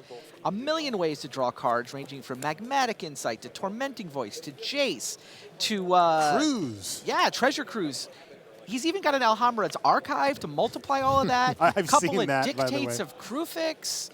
And then other than that, he's control cards, right? Anger of the Gods. He just wants to stall, and he wants to draw cards, triggering Sphinx's Tutelage as many times as he possibly can. Super sweet deck. Super just bizarre take on what's possible here in Standard. And the guy's 9-4. It's working. I think it's great. All right, so Revoker's naming Jace Vryn's Jace Prodigy. Vryn's by the way. Prodigy is what he decided to name with that. So Sphinx's Tutelage on turn 3. And not a super beatdown draw from Eric's. For Andrew Cuneo. Well, we'll see. Look, by this point, he already had the scissors running at Andrew. Oh, it wouldn't have hit him until this turn though. All So right. he's playing him out right, and here we go. 7 damage, Andrew Cuneo. You have 2 more turns to live if you do nothing. It's Grindstone, so flip over the top 2. If they share a color, then we're going to repeat. It's artifacts and lands, right? It's just color, right? Yeah. Not type or anything. Yeah, we mentioned this earlier in the day, though, Randy. A little bit of a problem for Andrew Cuneo's deck in this matchup, besides the fact that he's taking 7 damage on turn 3, is the fact that the artifacts in Eric's deck are colorless and therefore will not be the same color twice to Yeah, repeat I mean, the deck isn't super reliant on double milling. No, but a little incidental double mill here and there is nice, and it's pretty tough to hit. All fair. All right, now you can see one of the core interactions here with the deck. So he's playing Tormenting Voice, which is 1 in a red, discard a card, draw 2 cards, but it says draw 2 cards. So now he gets to trigger the Sphinx's Tutelage a few times here. He's already milled 9 cards this turn. That was from his draw step and the Tormenting Voice. But he's got big problems here, Yeah. Ian. Yes, indeed. He is going to have to deal with a 5/5 indestructible, and he's in red-blue. That is going to be a tall order. Right. I was just going to mention with red being Andrew's removal color, so to speak, indestructible is extremely potent against him. And not only that, but Ifro has a copy of Stubborn Denial in his hand, which is turned on by the 5/5 artifact creature. Yeah, this is not looking good for Cuneo. We could have a very quick one down in the feature match area here for Eric Froelich on the Eric's back gonna of pick up a 10th indestructible win. 5/5. He was 0-3. Here's an attempt at Whelming Wave by Andrew Cuneo, but of course met with... He just shrapnel blasted, Shrapnel and blast. that's it. Eric Froelich picks Wow. up the match, 2-0. Wow. That did not look like a tough matchup, although, it could have been draw dependent, but holy crap. Matchup looks pretty hard from Cuneo's Yeah, side. he killed him on turn 4 both games. So Eric Froelich is going to improve to 10-4. Cuneo's going to have to settle for 9-5. What that means is that Kentaro Yamamoto can officially no longer be Player of the Year. Unbelievable. Eric Froelich is guaranteed at least 6 points. His worst case scenario is now a 10-6 record, 6 points up to 66. Kentaro Yamamoto tops out even if he wins the Pro Tour at 64. So who's still in the race here? Siggy, Mike Sigrist, Uh-huh. if he makes top 8. Okay. Li Shitian, Sam Black. And they have to catch Eric, who just won They have his to match. pass him. They have to pass Eric, right. Right. Only Sigrist controls his own destiny from that group. Crazy. Here we get a look at Brian Gottlieb. I think there might still be some mathematical chance that like a Paul Rietzel could get into a tie scenario if Ifro finishes loss-loss, but that's about it. Yeah, if Ifro finishes loss-loss and Rietzel finishes X5, then maybe. But I mean, those are very unlikely. All right, so Ian, this isn't a happy scene for Brian Gottlieb fans around the world. No, certainly not. He led off with a turn 1 Elvish Mystic, which normally would be a great start. Stephen Neal sort of sighed and lightning striked it, presumably unhappy not to have searing blood there. But regardless, that has set Brian Gottlieb to having no second land and no second mana source. Good game. times. Okay, he said that's enough. He's had enough, and that is going to do it. Stephen Neal takes the match, I believe. Sorry, man. That's right. King of the Hill table. Stephen Neal, 1 win away from top 8 now.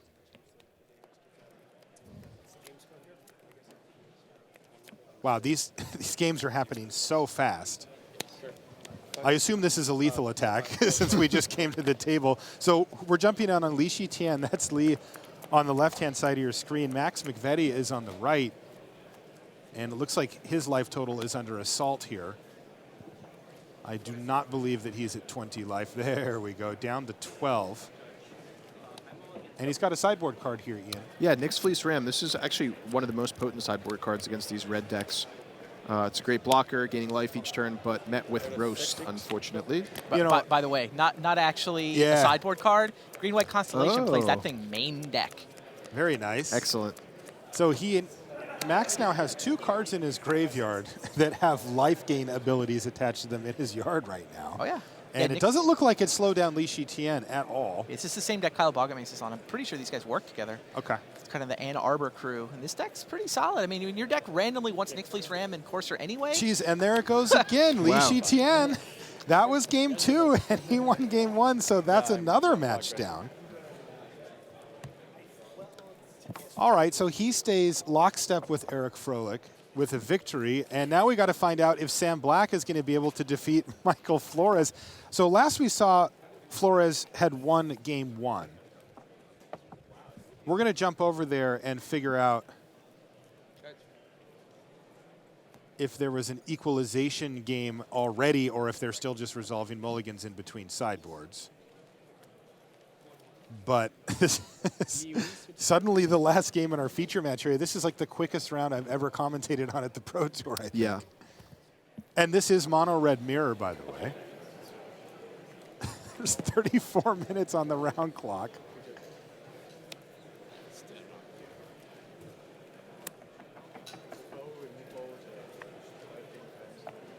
All right, so here's Zergo Bellstriker for Flores. It's going to get Magma sprayed, though. I'm assuming that comes out of the sideboard for Sam Black. Oh, and here's a sideboard card in Molten Vortex now for Flores. What do you make of this? It's pretty interesting. I mean, 2 damage kills most of the creatures in Sam Black's deck. Look at this. Flores is going to force the issue, figuring there's no 1-mana spell that he can realistically have here, and it works. And I can see if you view these red mirrors as sort of like attrition matchups where you're 1-for-1ing with each other's creatures with burn spells, Molten Vortex starts to make a lot of sense because as we've seen, actually last round, Sam Black lost 2 of his games to Jerry Thompson by flooding out with too many lands. Molten Vortex ensures that you'll never really flood out. And if you can just keep killing your opponent's creatures, the game's destined to go long, and then you're putting your lands to work as burn spells. Now, you led that off with if you view these red mirrors as attrition games. Do you? That's a great point. It's up for debate, I think.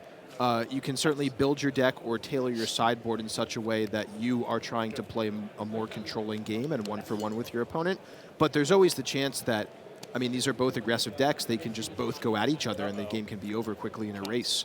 So it really depends on how each player is playing. And it looks like Sam Black has his own version of the attrition fight. Yeah. So, Randy, who wins the fight between these 2 red enchantments in the mono red mirror? I kind of like the Outpost Siege plan better. Just personally, 2-ish it cards feels per like, but I turn? mean, these are the same deck, so I mean they both have access to both of these plans. You kind of get to see which guy's draw works out better. Yeah, I believe it's a 75-card mirror. Yeah, this gets super interesting. So this is Searing Blood targeting the Abbot of Carol Keep, and I think Sam might kill it in response. Does he have that many cards that he can just basically 2-for-1 himself to save 3 damage here? It's possible. I mean, whatever he's targeting with it is probably at least a 2-damage burn spell, which could just go to Michael Flores's face instead, or kill one of his creatures. So I doubt it's worth it there, and it looks like he declines. Blood, so. Yeah. He didn't do it, though. Yeah, he took the 3. And there's the big one. Stoke the Flames. Okay. Revealed, and is he just going to fire it off here? Yeah. Throw it at your head, Michael Flores. So Flores is going to drop down to 16. Does Sam have a follow-up? Still got a mana left over. Nothing. Yes. Trigger. Yep. Flores has one mountain in hand, but the rest are all spells. Exquisite Firecraft.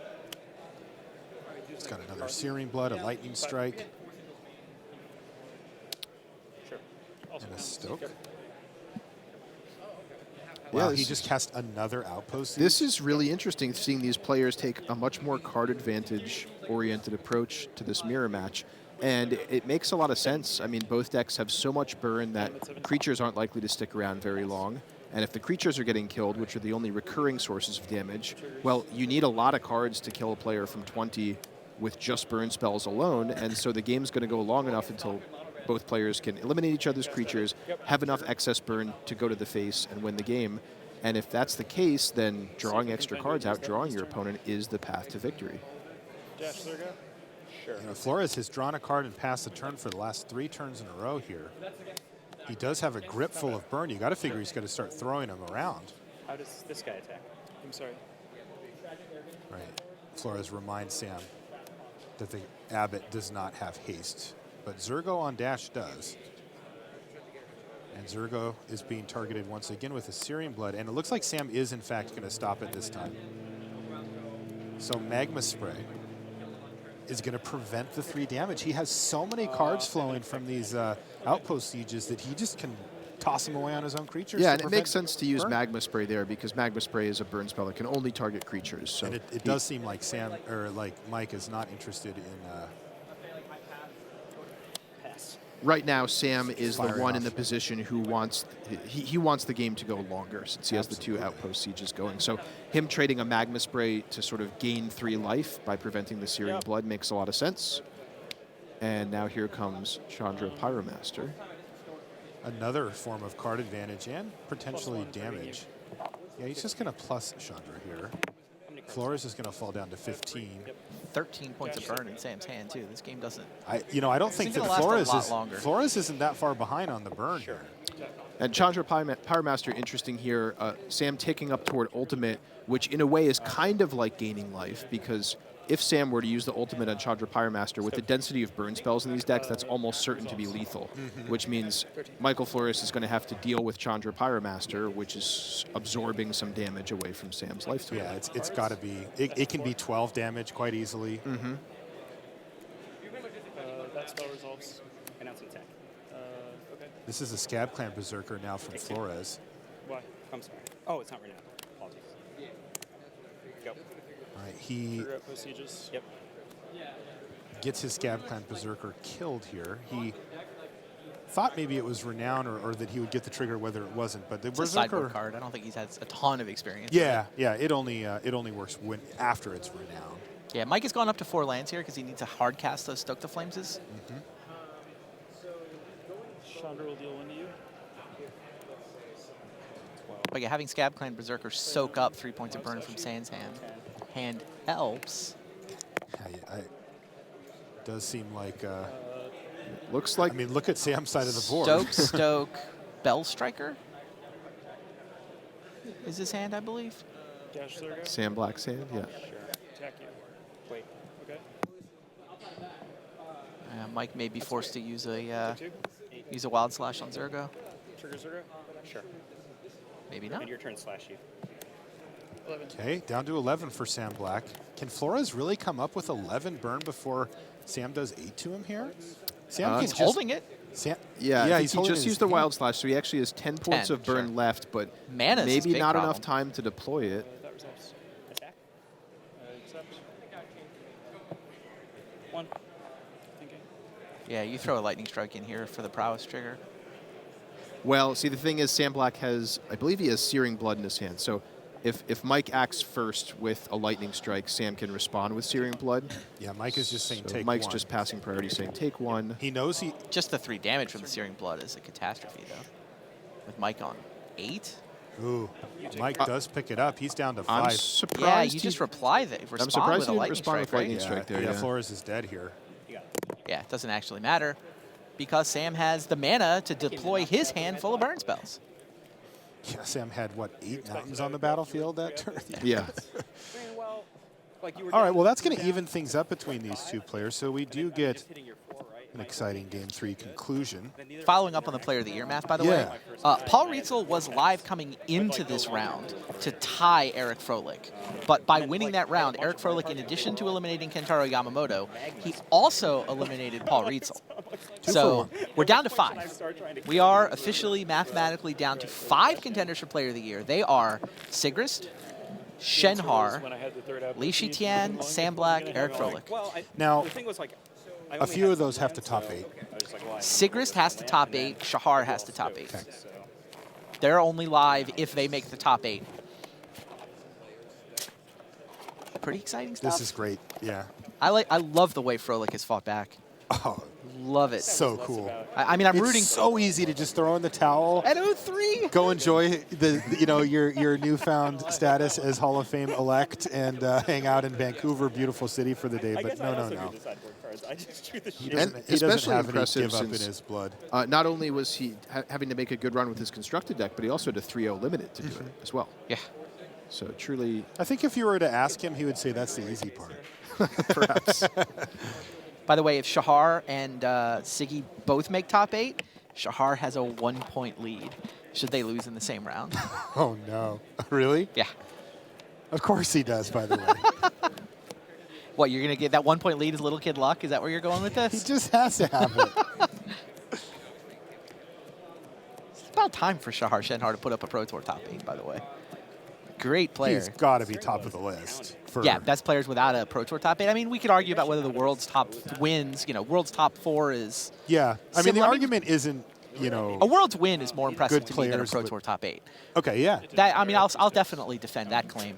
That said, I mean, Pro Tour top 8's a big deal. A lot of people count those, and Shahar doesn't have one yet. May take care of that in a couple hours. Let's see how this afternoon plays out. So what's his record at right now? X3. Meaning he does not have a loss to give. He needs 2 wins and a draw.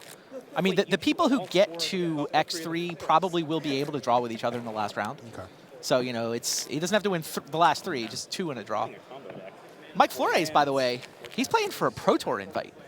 Like, this guy hasn't played the Pro Tour in 9 years, right? 9 years. X5, That's right, 2006. X5, you get to come back. So, is it this round, or does he have to win 2 more rounds? Well, he's X4 right now. He's 9 and 4. He's X4, and there's 3 rounds left. So, he has to win 2 of the next 3 if he wants to be invited to play in Milwaukee. Doable. So this is round 14. Yeah, there's 2 after this. 2 more after this. Yeah, you got to get to 11 and 5. So he wants 11 wins. He currently has 9, right? He's 9 and 4. That's correct. So he needs to win 2 of the next 3. This one's going to come down to a game 3 against his teammate, who kind of also needs the match. Sam needs to win and hope somebody stops the Fro train. All aboard. I think we've been on board for a while, quite frankly. Flores is from New York. He's a popular writer and podcaster. Yep, one of the guys I grew up reading about and watching play Magic and learned a lot from. Yeah, he's been one of the most prolific content creators the game's ever seen. He's just written infinite articles. I'm not even. He may be the most prolific content creator. Yeah. Like, who else is in the running? Chapin? Your Chapins, yeah. One of Mike's podcast partners, by the way. BDM. Right.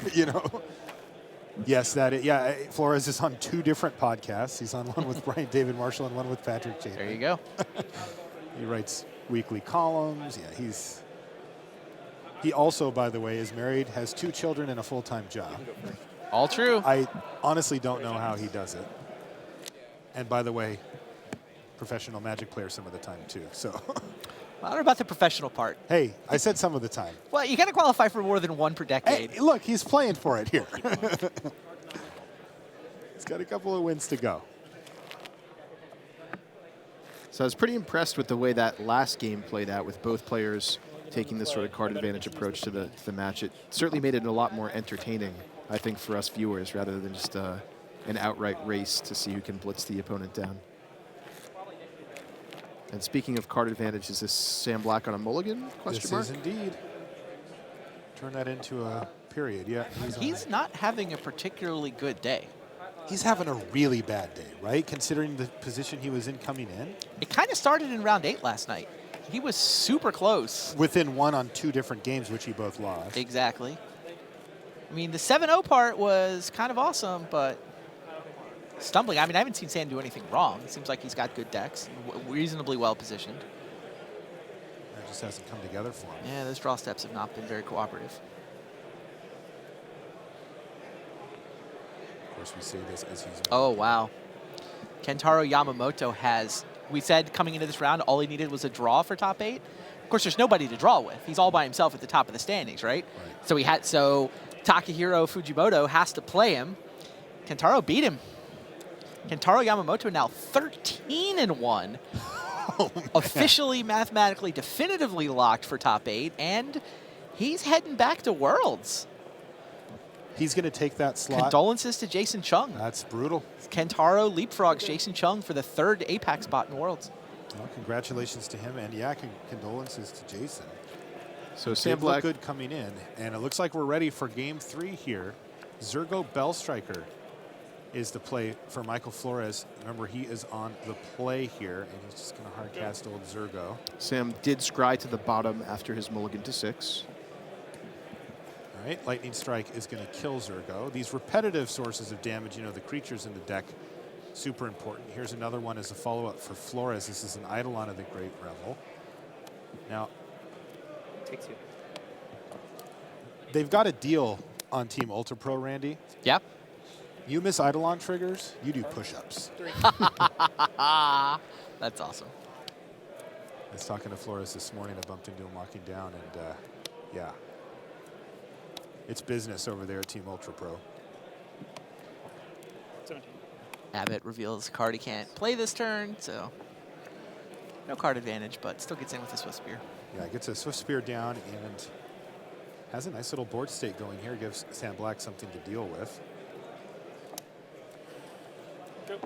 And Sam does nothing on his main phase, so he's got... Oh, he's just got Stoke the Flames and an Abbot of Carol Keep, plus a Mountain. Molten Vortex, is that for Mike Flores? That is indeed. And yeah, Stoke the Flames on the Abbot here. Wow. Now remember, both the Abbot and the Monastery Swift Spear have prowess. They both triggered from the Molten Vortex. 2 toughness. 2 toughness. It's a 3. So you have... He can't get it above 5. Yeah, he can't get it to 5. 15. Go ahead. But he is going to take 2 from the Swift Spear. The Abbot of Carol Keep is... this gets a little interesting. The Abbot of Carol Keep is going to be somewhat of a liability for Sam here, as Mike actually has 2 copies of Searing Blood in hand, and yeah, he's not even going to cast it. Yep. There's an Abbot, though, for Flores, who reveals another uncastable Searing Blood off the top of his library. Hard Sam. He has neither the mana nor the targets for it. This is really interesting now. Is Sam going to strand these Searing Bloods in the hand of Flores? No, here we go. And this isn't bad at all. He has found a window where Flores cannot cast either. And he's even hit a Scab Clan Berserker here off of the Abbot, and Sam just passes the turn back. This is a big turn for Flores here. Prowess. And he is going to get double prowess triggers and 2 Searing Bloods out of his hand here. Ouch. Wiping the board away. That was That's 10 damage. yeah. Oh, in stereo, that was brutal. Sam Black's down to 5. And he empties out his hand with Wild Slash and a Monastery Swift Spear. Kill me with that thing in play. Yep. 2. Yep. Trigger for Renowned, down to 3 Sam Black. Now, effectively, anything off the top for Flores is good here. Yeah, almost a hard lock. Yeah. So he needs to not draw spells and not draw land. Right, Sam Black's going to come back. And if Sam tries to cast spells, And that's it. Michael Flores beats Sam Black to knock him to 9 and 5, while Flores stays up to 10 and 4 and live for the Mike rerun. Flores needs to win one of the next 2 to get a Pro Tour invite. That's what he's playing for. Sam Black, not actually dead for Player of the Year, but his max score is now 10 pro points to 67. Eric Froehlich's minimum score is 66. So Froehlich can knock Sam out with anything. With anything. Any points, any Right. match points. If of Froelich any 0-2s flavor. and Sam 2-0s, Sam can get 1 point ahead of Eric. So he's still live, but he's in trouble. It has slipped sharply away from Sam Black here on day 2. You want to know who else is in trouble? Yes. Shahar Shenhar lost that round. Okay. So the only way he can get Player of the Year is if he wins some tiebreaker miracle into the top 8 on X4. He's got his 4th loss now, so Okay. mathematically his only chance is to somehow sneak into the top 8. So he's effectively out of the running, though not literally. Correct. And Sam Black is behind a lot now, Yeah, though not back out against of the the wall, no control of his own destiny. Wow. Mike Sigrist, though. So Sigrist is sort of becoming the last chance. Li to Shitian beat won that Eric. round, right? You what? Li Shitian won this round, right? Li Shitian did win. So he's still tied with Eric. Eric controls his own destiny versus Li Shitian, but Li Shitian now a match above Sam. So Sam's kind of, he's got 3 people, 3 different people he has to leapfrog now. Yikes. Yeah. This is not a good day for Sam Black. Not a good day for Sam Black. Every round something changes here. Whoa. And one thing that keeps happening is, what do you got, Randy? This just in. 4th loss for Mike Sigrist.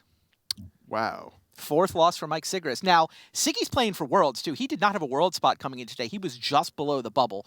Great weekend for Mike Sigrist. He's very likely to get to PAX. I'd have to do all the math on the at-larges to know for sure, but I feel like he's going to get to PAX. He was 1 below the bubble, and he's still just now picked up his 4th loss. That said, though, he's now with Shahar, where his only chance at POY is some kind of tiebreaker miracle, Mize into top 8. So who's left? Eric Froelich, the Hall of Famer. Who was 0-3 on day 1? That Eric Froelich? That's the one. There are, how many of the Hall of Fame contenders have a better, how many of the POY contenders have a better record than Eric Froelich right now? 0. Li Shitian's tied with him. Sam's a match back. Shahar and Siggy are tied with him. Nobody's ahead of him right now. So basically what you're saying is Eric threw the first 3 rounds to make it exciting for us. But then it was like, just kidding, guys. Win, win, win, win, win, win, win, win, win.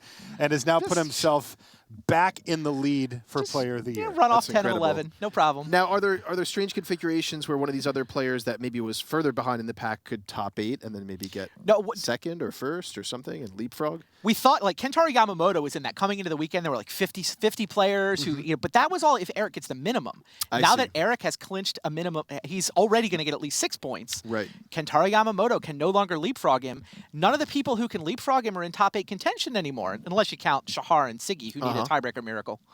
Wow. All right, well, it Eric sounds Froelich, like, ladies and gentlemen. Yeah, Eric Froelich. He's insane, and there's a reason he's number 1. All right, let's have a word, though, in the feature match area right now with Michael J. Flores. I'm Tim Willoughby down here on the feature match area floor with Michael J. Flores, hot off a win against Sam Black there. Now, it's been a little while since you were last at the Pro Tour, right, Mike? That's true. I think circa 10 years. And you're one of the first crop of people that won an RPTQ. Now, there you were playing like 5-color blue dragons? I was. I did. I played that's a factually true statement. And now you're on red. What changed? I mean, first of all, a whole new set came in. And the set is full of wonderful cards that are in my deck. Okay, that's one thing.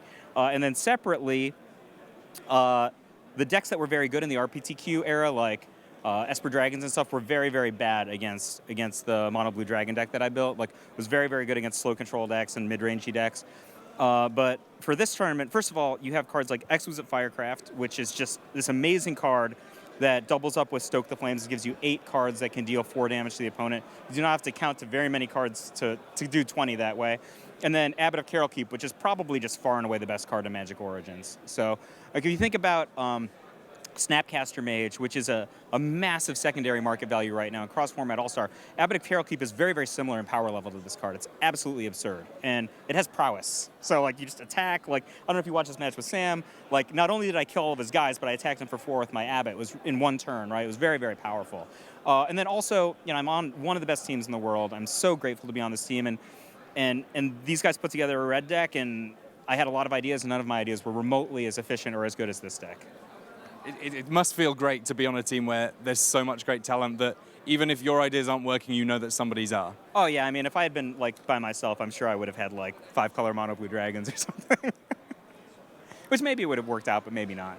And in addition to, obviously, all the help that came through and constructed, You've got some powerhouses unlimited in that team too, right? I don't know if folks at home are watching. Like, if you follow Patrick Chapin, who's my partner on Top Level Podcast, Patrick Chapin has gone on an amazing Grand Prix run since he and I together joined Team Ultra Pro. I think he cashed and pointed every single Grand Prix that he played in. And for a Hall of Famer with multiple Pro Tour top 8s, et cetera, he's never been like one of the greatest Grand Prix players, right? But the limited preparation on Team Ultra Pro is shocking. Like, I have never been known as a limited player of any skill. And I won my draft pod today, which had multiple Hall of Famers and multiple Players of the Year in it. And I was able to go 3-0, and I would 100. Is there a number bigger than 100%? Like, that's how much credit I would give to the Team Ultra Pro level of preparation. It's flabbergasting. A player of my limited not ability would be able to go 5-1 in the limited portion of the toughest tournament in the world, and it's all credit to the team. And of course, I mean, you qualified for this Pro Tour by an RPTQ. Yeah. Effectively, you're kind of in your PTQ final now to get along to the next one. Not really. I'm 1-1. I can even drop around and I can still stick, but I hope not to, right? So, I'm just taking every round as it comes, just trying my best. Like you said, it's been 10 years for me.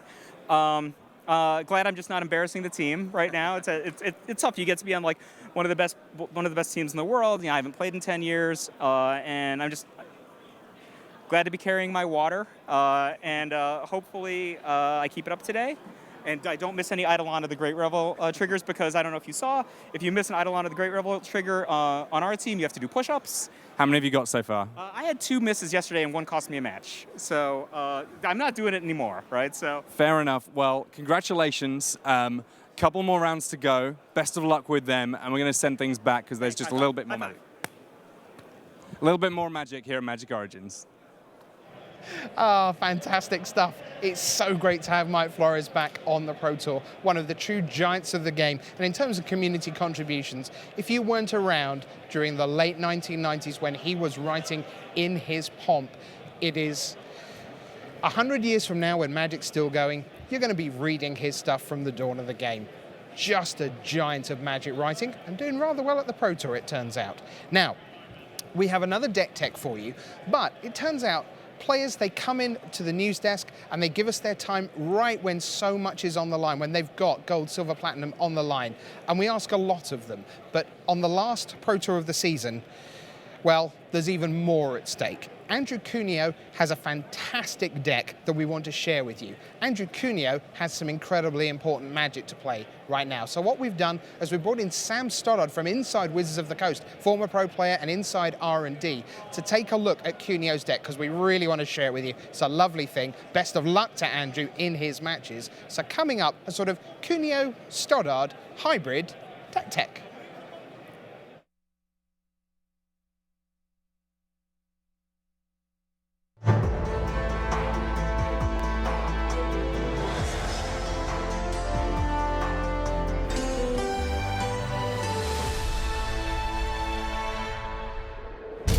Hello, everybody. Welcome to the Tournament Center here at Pro Tour Magic Origins in Vancouver, Canada. I'm Brian David Marshall, and I am joined by senior game designer at Wizards of the Coast, Sam Stoddard. Sam, you were the lead developer for Magic Origins. This is my first lead. It was my first lead set.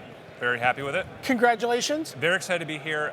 It's just great to see all the things that we were thinking up and these decks we built, and then seeing which one of them's transitioned to actually being Pro Tour decks, and which ones, are sorely missed. Now, there are a couple of cards that I know, we were talking on Thursday night, Yeah. we had some really nice sushi, we were talking, Great and you said sushi. there were a couple cards you really wanted to see in action. I Right. really wanted to get you in here to talk about this deck, because one of those cards It is. is hanging out here. It Let's is. take a look at Blue-Red Tutelage, and let's talk about some of the cards here in Andrew Cuneo's deck. Come on over here and talk to me a little bit about Magmatic Insight. So, Magmatic Insight, it's just kind of an interesting card. It gives a new spin on the whole red likes to loot thing, but you can only do lands, unlike Tormenting Voice right next to it. That is 2 mana, but that's 1 mana. Right, so both of these cards have important phrase, draw 2 cards. Right, they have true cards. It costs you something, but, you do get to draw cards. You kind of filter through your deck. Right, and it's kind of like often 2 cards for 2 cards, which Right. is card selection Right. versus card advantage. Red has to stay kind of at card parity. It can't really go up cards very easily. Okay, well, blue on the other hand. Blue gets 2. Not this card, though. This one doesn't technically right away go up cards. it just loots. It gets you, 1 for 1, but the other side, maybe that one goes up cards a bit. Okay. So we have all these cards that are saying draw cards, even if we're discarding cards in the process. Let's take a look at the next set of cards and see. Did you really did? Come on. No, okay.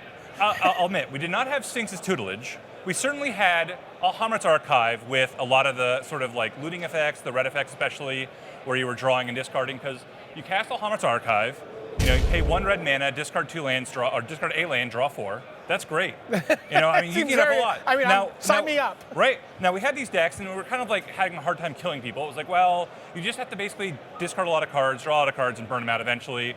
Had some goggles in those decks to kind of help out with it, but they were like a little too early, never really kind of got there in our own Future League. But the part we never put together with it is going, oh, well, what about Sphinx's tutelage, where, and it's the 4-1 split. It's you play the tutelage, and it's amazing how fast you burn through your opponent's library when you're drawing 4 cards a turn. It's surprising. It's amazing, really.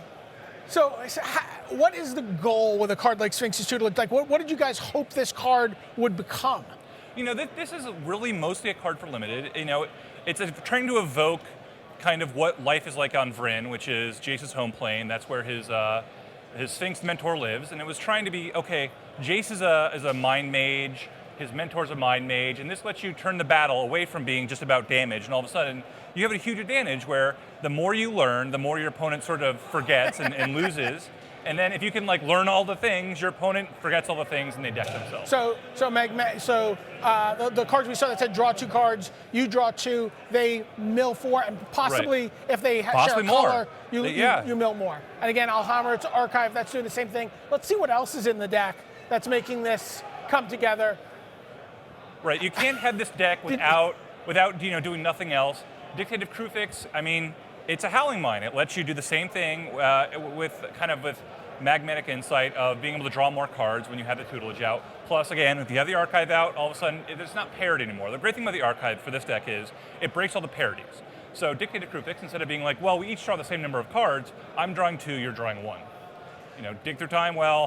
that's just an unfair card. We understand that works. That's just a fair card. That's just good bread and butter magic. I got to tell you, I watched Andrew Cuneo play a match against Shota Yasuoka. So it's blue-black control against blue-red control, and I basically watched Andrew Cuneo treasure cruise to the win. It's nice. Yeah. And the interesting thing about this deck, of course, is that most decks what you'd see are a bunch of Dig Through Times and only maybe 1 treasure cruise, maybe. This one's actually looking for that phrase, draw a card. Dig Through Time doesn't draw cards. Dig Through Time gets card selection, it gets cards in your hands, but it doesn't actually trigger either Alhammar's Archive or the Sphinx's tutelage. Okay, let's keep moving along. Let's see what's going on here. So the control elements. You got to kill things. I was certainly not expecting to see Send to Sleep anywhere in Constructed, but hey, happy to see it. 2 copies of Send to Sleep, 4 copies of Anger of the Gods, especially with all the rally decks going around right now. This seems like an excellent card. Oh, for sure. This is just going to be able to deal with those, the mono red decks. Keeps everything kind of low to the ground. Yeah. Roast, obviously. How happy are you to see Whelming Wave? I've had many arguments within R&D about whether or not Whelming Wave was something that would ever kind of see constructed play, and I was like, oh, you never know. Blue doesn't get Wrath of Gods. It doesn't, it got Ether Spouts. It gets a little bit of stuff like that. I had some faith that someone somewhere would find a deck where Whelming Wave would be very, notice he doesn't have any Leviathans, Octopuses, or Krakens. Right. It's not overwhelming. It's not overwhelming. It is just whelming. But he is, he's using this. His opponent, let's say they put a scissors on something. All of a sudden, it's just okay, well, get rid of the enchantment, put your Darksteel Citadel back in your hand. Right, you actually get to return a Darksteel Citadel. Right. And there's actually very, very few things we've seen in this format that actually successfully deal with a Darksteel Citadel. Right, this is one of the great ways of doing it. Yeah, all right, let's keep moving on. We'll look at the lands. Temple of Epiphany, Swiftwater Cliffs, 4 Shivan Reefs. A deck like this, you need to stay alive, Radiant Fountain. And again, the Alhammar's Archive doubles life gain. So all of a sudden, Saltwater Cliffs, it's 2 life. Oh, look at Radiant this. Fountain, 4. Always thinking Thought that about Andrew Cuneo. Okay, well, let's keep going. I think we got we got 4 islands, 5 mountains, a strand, a mire. I think that's it for the main deck. There's a card I really want to talk about in the sideboard. Okay, good. So let's look at it. Repellent of the Telepath. Yep, that is another card I'm really happy to see showing up. It's not a card you want main deck usually because there are just too many decks where you're going to play it and just totally whiff. There's a lot of very heavy creature-based decks.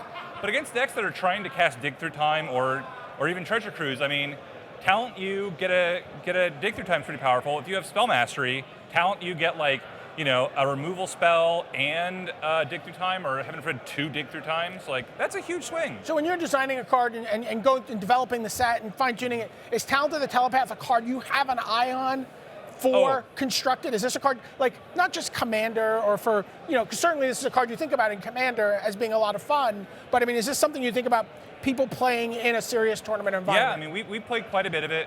I know it wasn't necessarily the best card that we had, but we certainly were playing around with it just to make sure that, it wasn't something where it's like, if I just cast it, well, what happens if I cast it? Like, you don't want to let a card like this that has a huge ability to dodge mana just randomly go out in the world without spending enough due diligence, making sure that you're not going to do anything too crazy with it. So Talent of the Telepath, I mean, it's basically dig through their time. Dig through their time. Yeah. Not my time. My time is valuable. Your time I can use. All right, let's take a look quickly at the rest of the sideboard. Disperse, Encase in Ice, Seismic Rupture, Fiery Impulse. Yep, just more removal, more ways of dealing with the decks that the deck, this is going to actually have issues with very aggressive decks. And so it looks like there's a lot of things to bring in against this. You're going to give me some secrets from R&D here now about how I can tune this deck to bring it to my Friday Night Magic this week? If you're going to Friday Night Magic, I would put more Harmut's Archives in, mostly, but that's the fun part of the deck, is when you're doing the really crazy stuff, when you're, every turn you're like drawing 8 cards and milling your opponents out. Cuneo, he very well might have had the right number there, but it is more fun if you're doing bigger things. He doesn't have the most fun. He hasn't maximized He doesn't have fun. He's not maximized fun. Okay. All right. For Sam Stodd, this is Brian David Marshall, maximizing our fun as we send it back to Rich Hagon at the desk.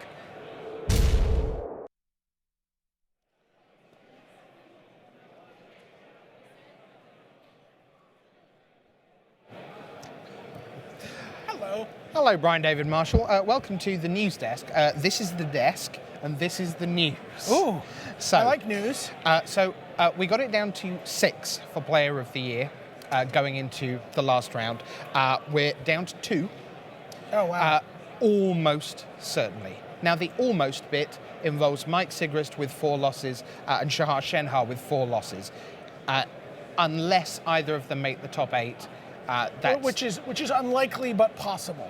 Just about plausible. But yes, the person who would have been most likely in that sort of scenario would be a Kentaro Yamamoto falling back from 12-0 to 12-4. Picking up that 4th loss in the last round, somehow being forced to play. Right, that kind of thing. Sure.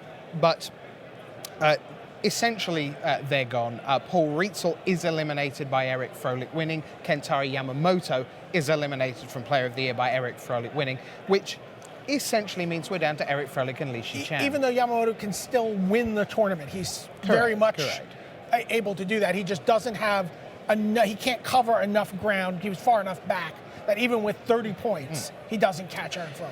Yeah, and Sam Black, even though he is at 9-5, can get to 11-5. So we'll see how things pan out. But what is looking clear here is that Eric Froelich could play Li Shiqian in the next round. That'd be kind of interesting. So we'll see what happens with that. But why don't we look at our overall leaderboard? Let's do that because tomorrow 8 players will be coming back to play for $40,000 and the prize as the champion of Pro Tour Magic Origins. So here's our leaderboard for you. And Kentaro Yamamoto of Japan has dominated proceedings. He really, really has. Kentaro Yamamoto at 13-1 is utterly locked for the top 8. Nothing can stop that. Stephen Neal, hats off to him. Great job at 12-2 with 2 rounds to go. It looks overwhelmingly likely that he will be able to shake hands with somebody along the line in the next 2 rounds and be in. Although, it all depends, as he played Kentaro Yamamoto in Constructed already. If he plays against an 11-3, they will have to play him. So Stephen Neal, not utterly certain, but nonetheless, things look very good for him. Then we get the 11-3s, and they stretch from 3rd down to 10th. So you've got Brian Gottlieb, who's been right up at the top of the standings. He was 9-1, so he's gone 2-2 since then, so a little rocky there. Joel Larson's been in contention throughout. Takahiro Fujimoto looking to join Kentaro Yamamoto. And Rich Hone, big round of applause for him. Great job. But what I think is really interesting there is he was undefeated overnight. We see that 3 on the right side of his ledger, the 3 losses. I believe all 3 of those losses came in limited. They did. He is still undefeated in constructed. This is someone really known for his limited prowess, and he's gone 11-0 in standard with his deck, and split his 2 draft rounds. Oh right, yeah, not 11-0, but that's right. So he's right up there now, 11-3, 2 rounds to go. Yeah. So his 11 wins now needs to go. Let's see if we can get in with 2 wins. Right. So right. 8 wins in standard, 3 rounds in right. So that would get him in. Let's take another look at that leaderboard. See who else is on the 3 loss mark. Pat Cox is there. Steven Berrios, who we haven't spent a lot of time discussing at all, because he's kind of always been 1 round adrift, and we have time to tell you about the world champions and the Hall of Famers who are winning. And meanwhile, he just beats somebody good quietly every round, and here he is at 11-3. Matt Sperling is now a gold pro and looking for much more. You know who else is a gold pro? Paul Jackson won his last round. He becomes, this is going to sound like a weird statement, the first gold pro from Australia. When I was talking to the guys, who were all teaming together for this event, I know who you're going to say. Well, wasn't Jeremy Neiman a gold pro? So this is a technicality. They had the levels then. It was so he was a he was a level 7 pro right, or a level 6 pro. Yeah, but he wasn't gold. Right. So since they've switched over to the metallurgy, there hasn't been a gold pro from Australia. That also means that Paul Jackson jumps into the lead for the Australian World Magic Cup team. Oh, so he's going to get in front of Don van Ravensway. Yes, I believe who, of course, wasn't here this weekend, so he had to sit on his lead, and it looks like Paul Jackson's got there. He making the most of beating his countryman, Luke Mulcahy, at the early rounds of Constructed. So he's in with a chance. Another Australian in top 8. Where are we now? 4:45 here in Vancouver in the afternoon. Let's see, we're 8 hours forward there, and are you already in Sunday, Australia? Are you? That doesn't count as playing on Sunday. No, but yeah, I'm pretty sure Australia's already into Sunday morning. Yeah. Paul Jackson is basically playing his winning in this round. Right. Well, best of luck to him. And if we look again at that leaderboard, 11th and 12th, 2 terrific players we've not talked a lot about. Valentin Mackel of Austria, who has been locked in the battle with Emanuel Gershenson to see who would be the Austrian World Magic Cup captain. I think Gershenson has just slipped away a little bit, but Valentin Mackel can still make the top 8 at 12-3-1. And so, is this the first time we've mentioned him this weekend? Guillaume Wafatapa, yeah, we talked about that idea that you can fall a little bit further down in the standings and sort of claw your way back up. And Guillaume had a draw early that kept him probably down off the leaderboard, and he's just been steadily progressing his way up. And now here he is, really needs to win 2 in a row, and he could be playing in another top 8 here, the Pro Tour Hall of Famer. Now, underneath Guillaume Wafatapa there, you see Mike Sigrist and Shahar Shenhar.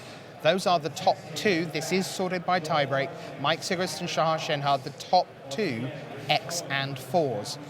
But the likelihood is, Brian David Marshall, that with Yamamoto successfully in, you have to imagine Stephen Neal will get there somewhere along the line, and then pairs of 11-3s, 4 sets of 11-3s this round will add in 3, 4, 5, and 6.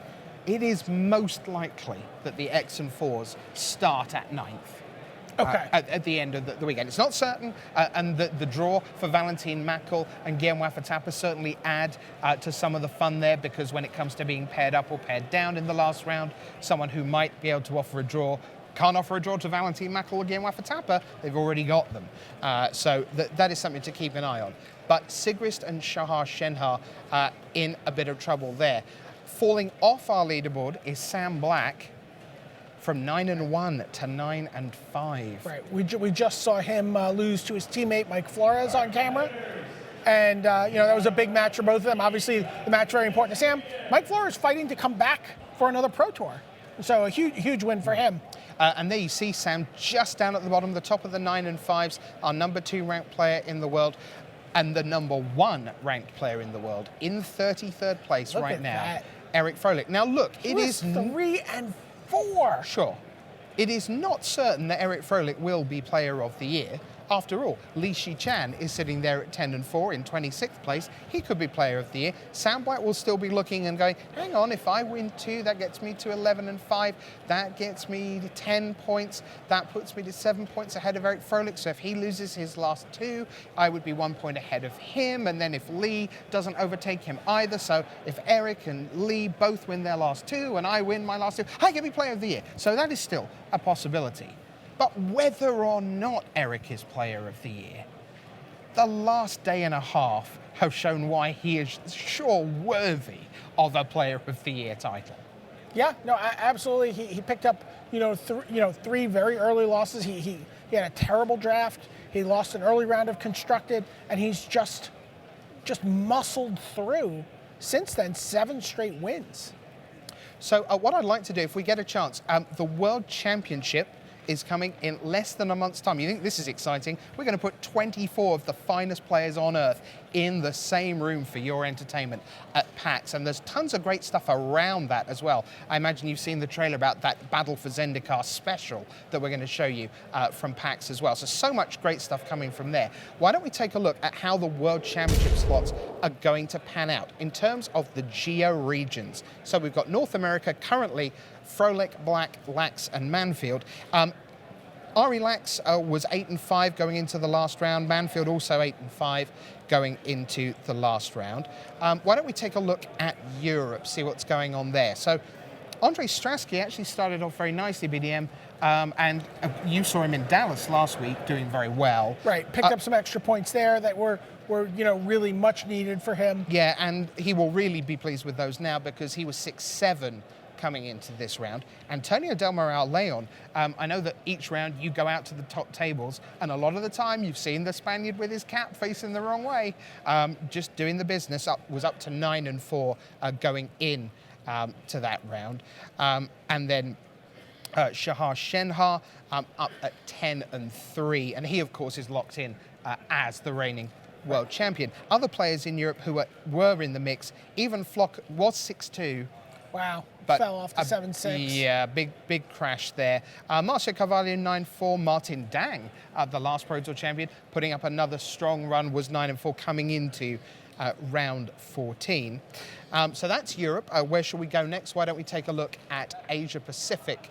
And you have Li Shichan. Well, he of course is right in the mix at 10 and 4. Yuya Watanabe, even though he was out on day 1 BDM, he had 56 points locked away, 59 by playing here this weekend. And it's Jason Chung who was, we always knew he was vulnerable as the 3rd slot, and that is how it has panned out, because although Yasuoka, Ichikawa and Kakume haven't overhauled him, basically, Kentaro Yamamoto just went, well, I started with 34, you can start with 51, that's only 17 different, I'll make the top 8, that's 18 for me, and I'll see you in PAX, thanks so much. Yeah, no, it's an incredible run from Yamamoto, who of course was in the top 4 of the World Championships to start this year. So, we're going to see him bookend some really nice results in this tournament and get himself back to the World Championship. Why don't we look at Latin America then, our 4th region for you. So this is Paula Vita Dama de Rosa and Thiago Saporito. They came in as the holders. Now, they haven't had fantastic weekends.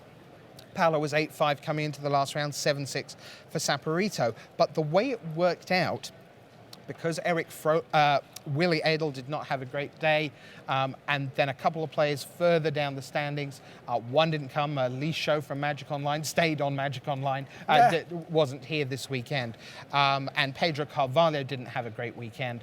That means that almost certainly we think Paolo Vita Dama de Rosa and Thiago Saporito will represent Latin America. Then things get very, very, very complicated. By the way, that also means Paulo will be at the World Magic Cup as the Brazilian national champion again. That's right. Yes, indeed, he will. So why don't we look at the at-large? Oh, this has got to be a mess. Yes. So this is what happened before the tournament. Rietzl, Turtenwald, Wilson, McLaren, Nelson, Utter-Leighton, and Steve Rubin. Now, those 7 slots only exist because some of them are pass downs, if you like. So you're from already regions. accounting for Arilak, Shahar Shenhar, Antonio Del Moral Leon in that equation. Yeah, there are 4 pass acrosses, pass downs, if you like, right now. And Eric Froelich, again, you would find if he is Player of the Year, he will send out the North America and you'll get an extra at-large slot. So 7 is by no means guaranteed. Of those 7, Sean McLaren's in pretty decent shape. Brad Nelson has a perfectly fine weekend. Owen Turtenwald didn't quite get there. He was positive, but not quite. Steve Rubin in trouble, and Mike Sigrist is looking likely to gain in a big way. Well, I can tell you that the players are ready, and as we like to say, it's time for the best hour of the Magic weekend. It's the penultimate round of Pro Tour Magic Origins.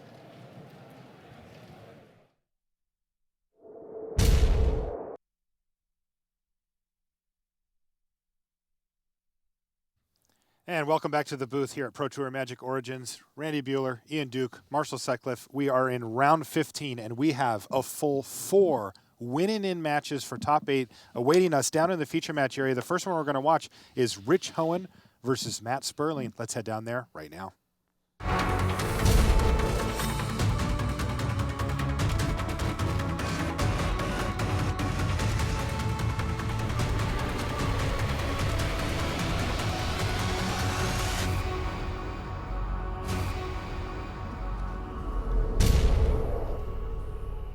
Hello and welcome to coverage of Pro Tour Magic Origins. We're in Vancouver, British Columbia. Marshall Sutcliffe in the booth with Randy Buehler and Ian Duke.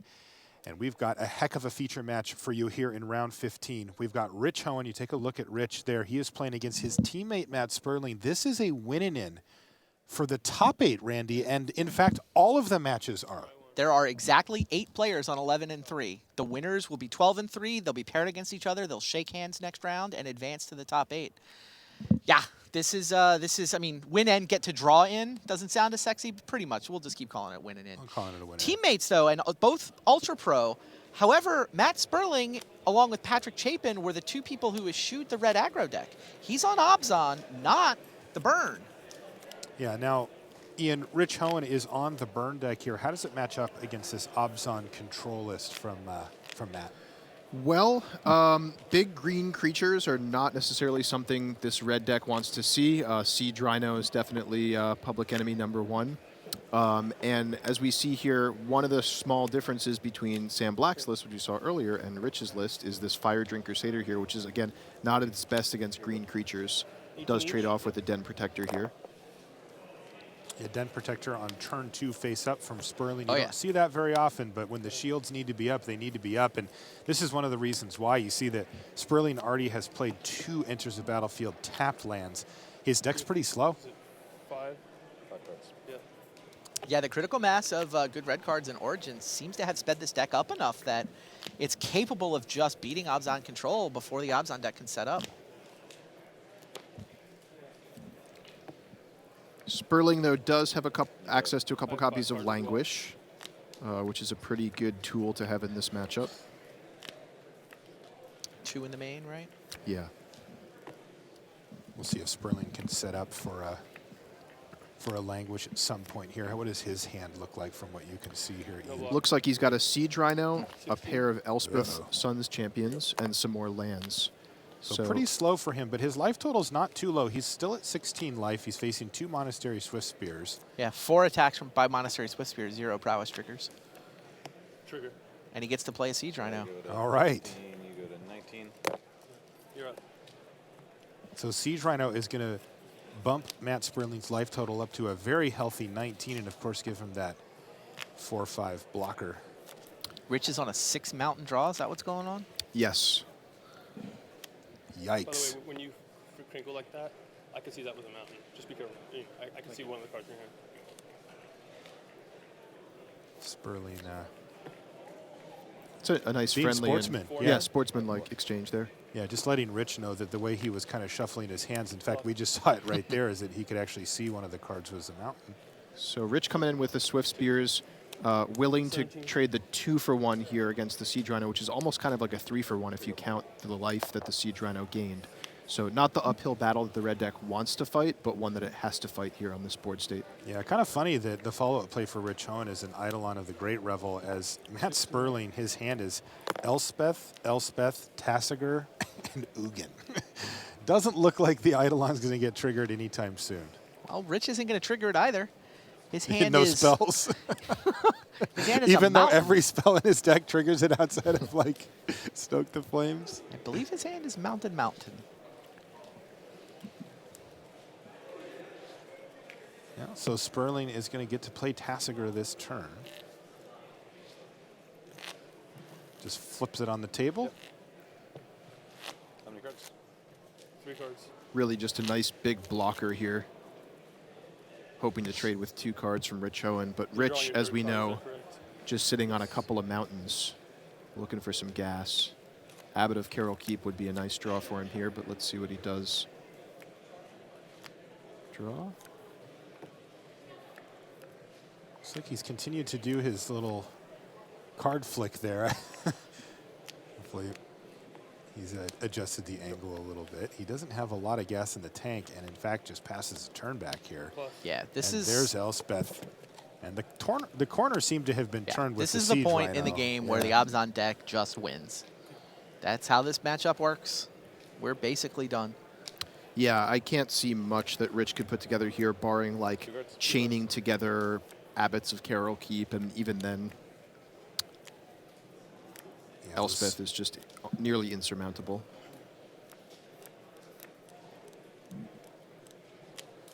Was that a back table result coming in?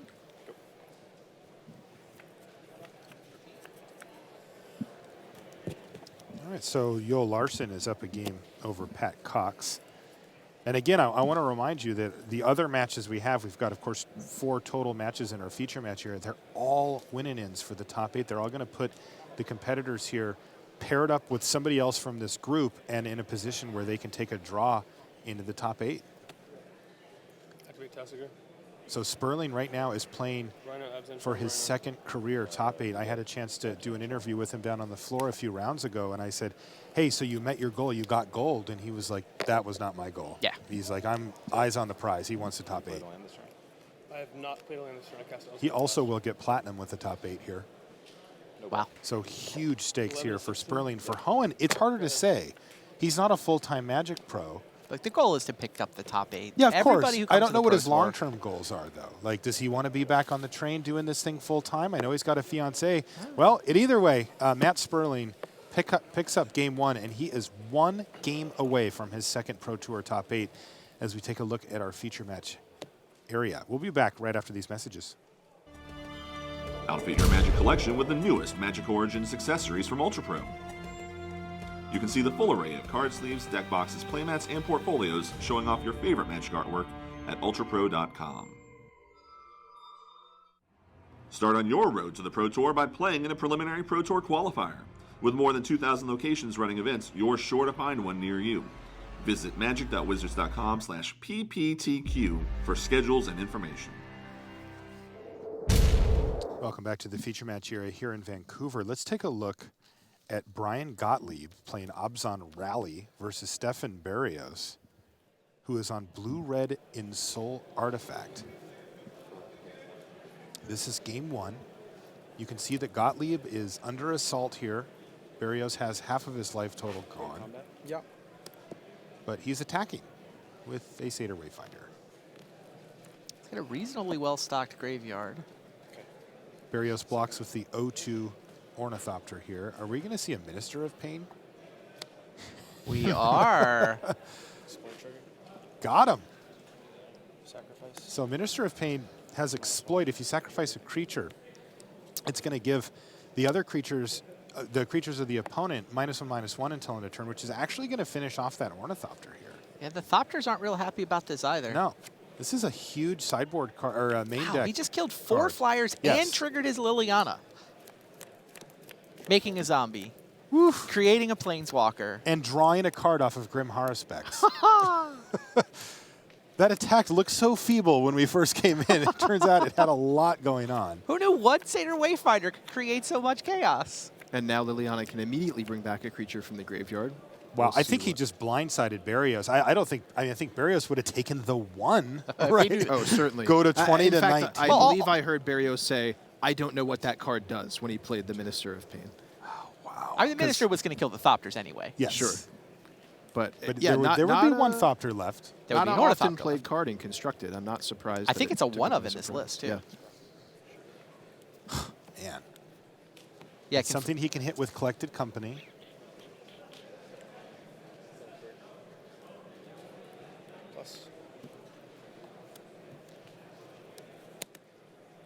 Takes out a Pia and Kieran Nalar from Barrios' hand with Liliana. And I thought I snuck a peek. The other card is a Shrapnel Blast, I believe. Yeah, he's trying to rip in Soul Artifact here. And if he did rip in Soul Artifact, but it's not. His Thopters are gone. His Thopters are gone, including. Okay, so Shrapnel Blast targeting you. Oh, but he has a Thopter Engineer for haste on And the he's Thopter. got haste, Wow. and so he still wins this turn. Oh, unbelievable. Stefan Barrios picks up game 1. Wow. Oh, the Thopters get haste because of Thopter Engineer. Correct. He made 2 fresh ones. All of his flyers were gone, including the Ornithopter. But he had one with haste, and he top-decked the win there. 10 damage in 1 turn. That was sick. Wow. Stefan Barrios up a game over Brian Gottlieb. Brian Gottlieb's one of the New York City guys, right? Tested with Zvi Malchowitz? He is indeed. Yeah, Zvi was not happy about their deck choice, talking to him today. He felt like they just underestimated how good these red decks were. They didn't really find the blue-red artifact deck, and they thought they didn't have a sideboard plan for those decks. They had the wrong deck for the field. But, I mean, Zvi's been fighting through. Brian Gottlieb's obviously, he made it all the way to a win and in. So, I mean, they've been fighting a good fight, even if Rally is maybe not the perfect deck for today's metagame. Wow. All right, we're going to check in on Takahiro Fujimoto. Is this the versus Goblins Paul deck? Jackson. This is the Goblins deck, yeah. Randy. What is going? You know, we were having lunch. Look at the A couple of the Goblins! coverage guys were like, I want to see a Goblins deck. Well, we got one.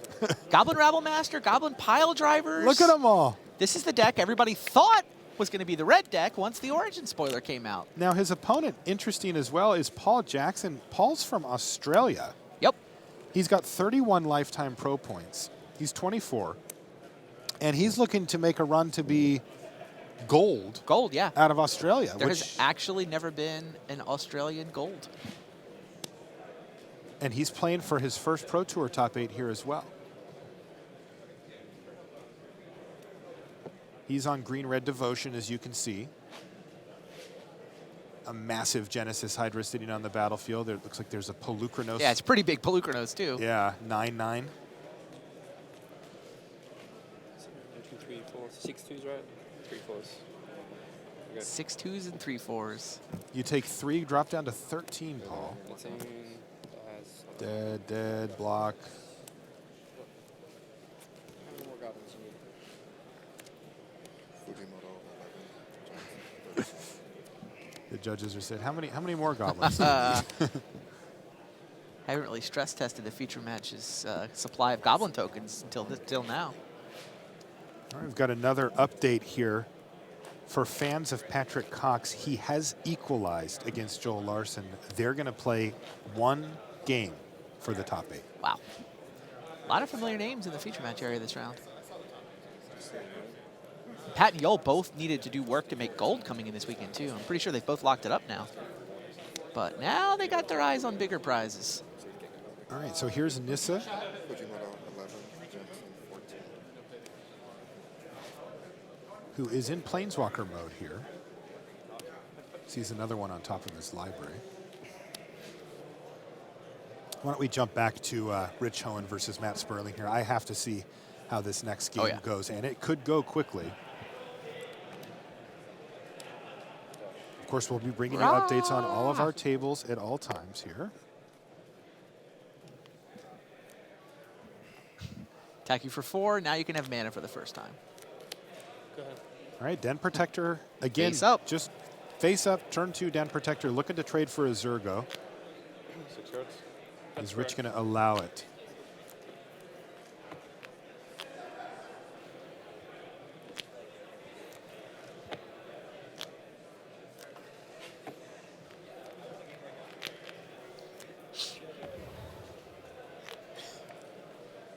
So Rich, interestingly, doesn't get to play Magic all that often anymore. I heard that he actually qualified for this Pro Tour by winning a PPTQ in the Philippines while he was there on work. and then A playing buddy of his was headed to the PPTQ. He tagged along, qualified, went home to Toronto. A different buddy said, no, we're not playing basketball. Skip your Saturday afternoon basketball game. We're going to the RPTQ. Wow. And he spiked that too. Awesome. Now he's yeah, playing in the for Philippines top for eight. work. In How the crazy is that? Philippines, The RPTQ was back home though. Boxes are go. All right, so 15. the offer is accepted. Zergo's going to trade off for the Dent Protector, and Sperling's going to drop down to 15. Replacement Zergo, so you can see why Rich didn't mind trading there. All right, so Jackson was able to close out that game against Takahiro Fujimoto, and Devotion he is seemed up to have one that game. well under control. Once you get to block the Rabble Masters, that was kind of the last-ditch attack. I know that there's going to be a lot of people from Australia rooting for Paul Jackson here to make the top 8, and he's a game away. So Keep an eye on Corsair that of match. Crewfix coming down for Matt Sperling, but Rich Hohen at the ready with a roast, I do believe. Did limited push-ups. Hello. Matt with a greeting for the top card of his library. Virtually guaranteed to be another one underneath it. If you watch coverage, you will know that these rhinos tend to travel in packs, superstitiously. What is a pack of rhinos called? It's called a Marshall? crash. A crash. Yeah. Attack for 6. Mirage taught us nothing else. Taught us the name for a collective of rhinos. All right, so there's the rhino. Can Sperling stabilize? Down to 8. This is going to help. Up to 10. Yeah. Down to 7, up to 10. He had to crack a fetch land to be able to play the rhino this turn. So And Rich had to use his roast on the Corsair. Their list doesn't have that many roasts in it, does it? They have up to Oh, it's 4 on on the board? sideboard, yeah. They have all 4 on their sideboard. Is that actually a rule? It's not a shortcut or anything. Unclear whether he brought it all 4 in this matchup. I think they're there probably more for Green Devotion, but yeah, really effective against Corsair of Crewfix and Sea Rhino as well. Now, Rich does not have another roast in his hand. He has that Lightning Berserker he's been dashing out and a mountain. he draws a mountain off the top of his deck here. It's not really what he wanted. So is this rhino going to hold down the fort with Matt Sperling at 10 life? Well, with a 5th Mountain, Lightning Berserker can attack for 5. Ah. And so also sending in the other creatures and saying, I know you're going to block the Lightning Berserker, so take 3 while you're at it. Rhino trades for Berserker. Ooh, there is an ultimate price off the top for Matt Sperling, but his life total is falling, and of course we're going to get into burn range pretty quickly here. He's almost there now. So the last game we saw Matt Sperling stabilize at a nice, comfortable, I think, 16 life. Yes. This game, it's not as clear cut. I mean, Sperling's still at 7, so he's got a little bit of wiggle room. But he does need to shore up the ground quickly. He can both Ultimate Price and Tasker here? No, he only has the 1 black mana.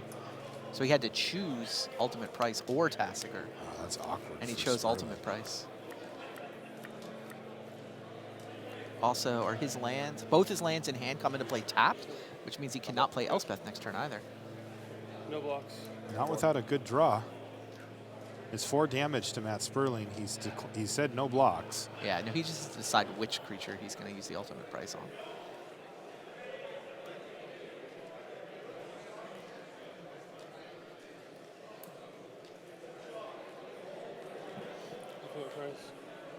Chooses the Swift Spear. Take 3, or do you have effects? No effects. Take 3, you go to 4. All right, he goes down to 4, so he is in range of 8 of the burn spells in Rich Hohen's list. Scry 1.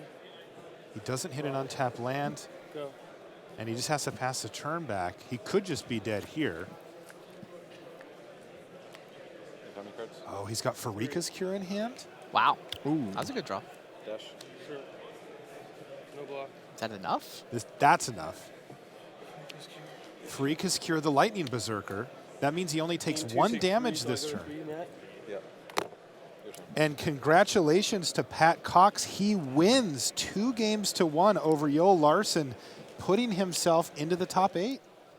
Wow, Sperling down to 3, Sperling, but now though. Elspeth? Oh, he is at 3. There are so many cards that he can draw. Yeah, And there it is. there's one Stoke of the them. Flames off the top is On going to to force a game game 3 here. Matt Sperling almost able to stabilize, but the red deck does what it does well.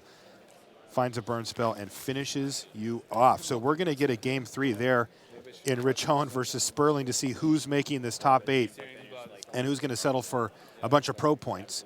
Again, Patrick Cox wins his match. You see him on the top there. He's the one closest to us, so a big win for Pat. Let's take a look at the Goblins again here, Randy. We were pretty excited to see what was going on there. And also, again, Paul Jackson from Australia. This is a cool story developing here, too, if he can make the top 8. Stoke the Flames. Down goes Courser. Is a Courser, and that's pretty important here. You can see the top of the library. Nylea's Disciple there is going to gain him 3 life this turn, though. You got to wonder if Paul has a great sideboard setup here. I mean, this Disciple can do serious work. Looks like he's going to sweep the board beforehand, though. Yep. And this also lets him cast an elf, so he gets another spot of devotion here. Seismic Rupture, was that?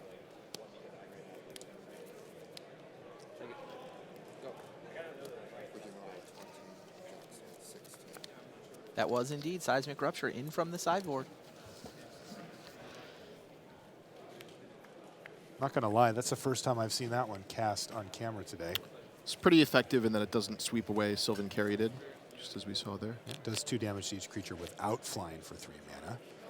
Very effective against this Goblin strategy, especially if your follow-up play involves gaining a bunch of life. And it looks like Paul at 16 feels comfortable enough to build out his board and use up his mana as efficiently as possible. So when he finally plays that Nylea's Disciple, he's going to gain tons of life.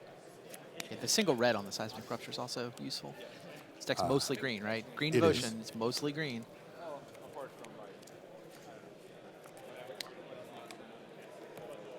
Now, I see a full grip here for Takahiro Fujimoto. He's got like 6 cards in hand, but you got to figure that Jackson is in good shape here.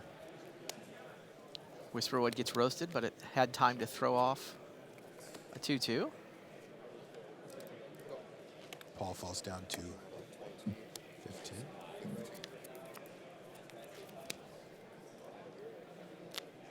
And back to Paul Jackson. Still only on 3 lands.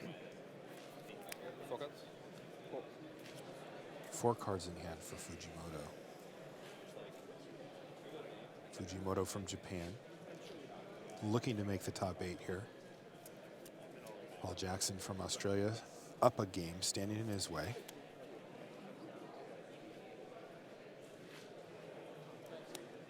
We'll be going back to the main match once they're done, but we're going to hang here for a few minutes until they're ready.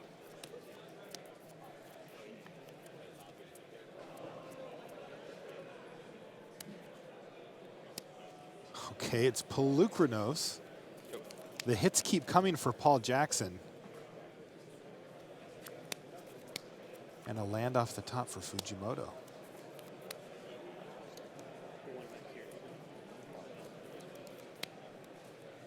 That manifest creature also sitting there threatening to block the Rabble Master. 2 cards. Here's Syrian Blood. He's going to use it on Polukranos, so that means that there's a follow-up play here.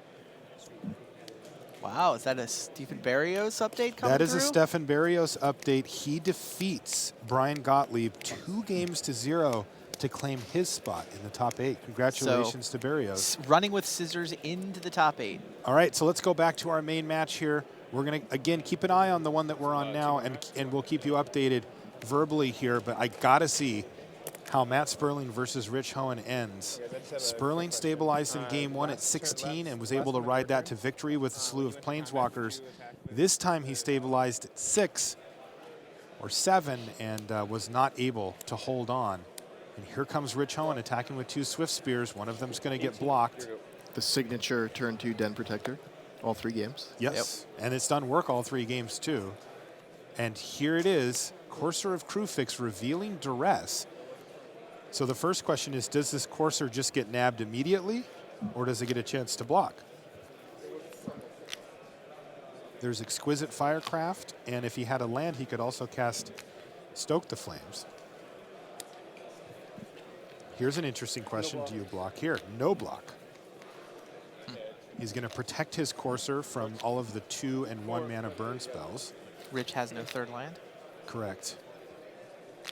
But of course that means his hand is 20 damage or something absurd. Sure, but it's also 3. There's only the 8 expensive burn spells, and he's got 3 of them, plus a 3-mana sideboard card.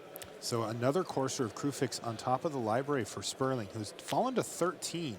But this is a big turn for him. He can slam Gain a life from Courser, gain 3 life from Rhino. a Rhino. Wow. It is hard for Rich Hohen to find 5 cards that cost 3 mana or more, but he's done it. Last time we saw Sperling play Siege Rhino, it signaled a pendulum swing Sir, back are you in his telling direction. me that after all the hype these red decks have gotten all weekend long, it's just going to lose to Siege Rhino with top 8 on the line? I thought the age of Siege Rhino was over. What's going on here? Yeah, well, they don't go away that easily, Randy. I guess not. I mean, Goblin Hillcutter is kind of cool tech here if he could find the mountain to play it with. Yeah, Even then, he's going to start falling behind quickly here. Yeah, that's right. In the face of double Courser plus Siege Rhino, additional life gain, it shuts off Hohen's plan of just going to the face with all the burn that he had in his hand. Yeah, this is looking really bad for Hohen. Again, being stuck on 2 mountains is crimping 7 cards in his hand here. And he is looking like Sperling's already turned the corner and can start attacking soon. And if that's the case, then Hohen is not going to be able to deploy these cards. Yeah. His Duress does almost nothing as Rich just doesn't. These cards are kind of redundant, and Rich isn't going to have time to cast them all. Yeah. It's like good news, bad news. Guess you just take a Stoke here. Probably.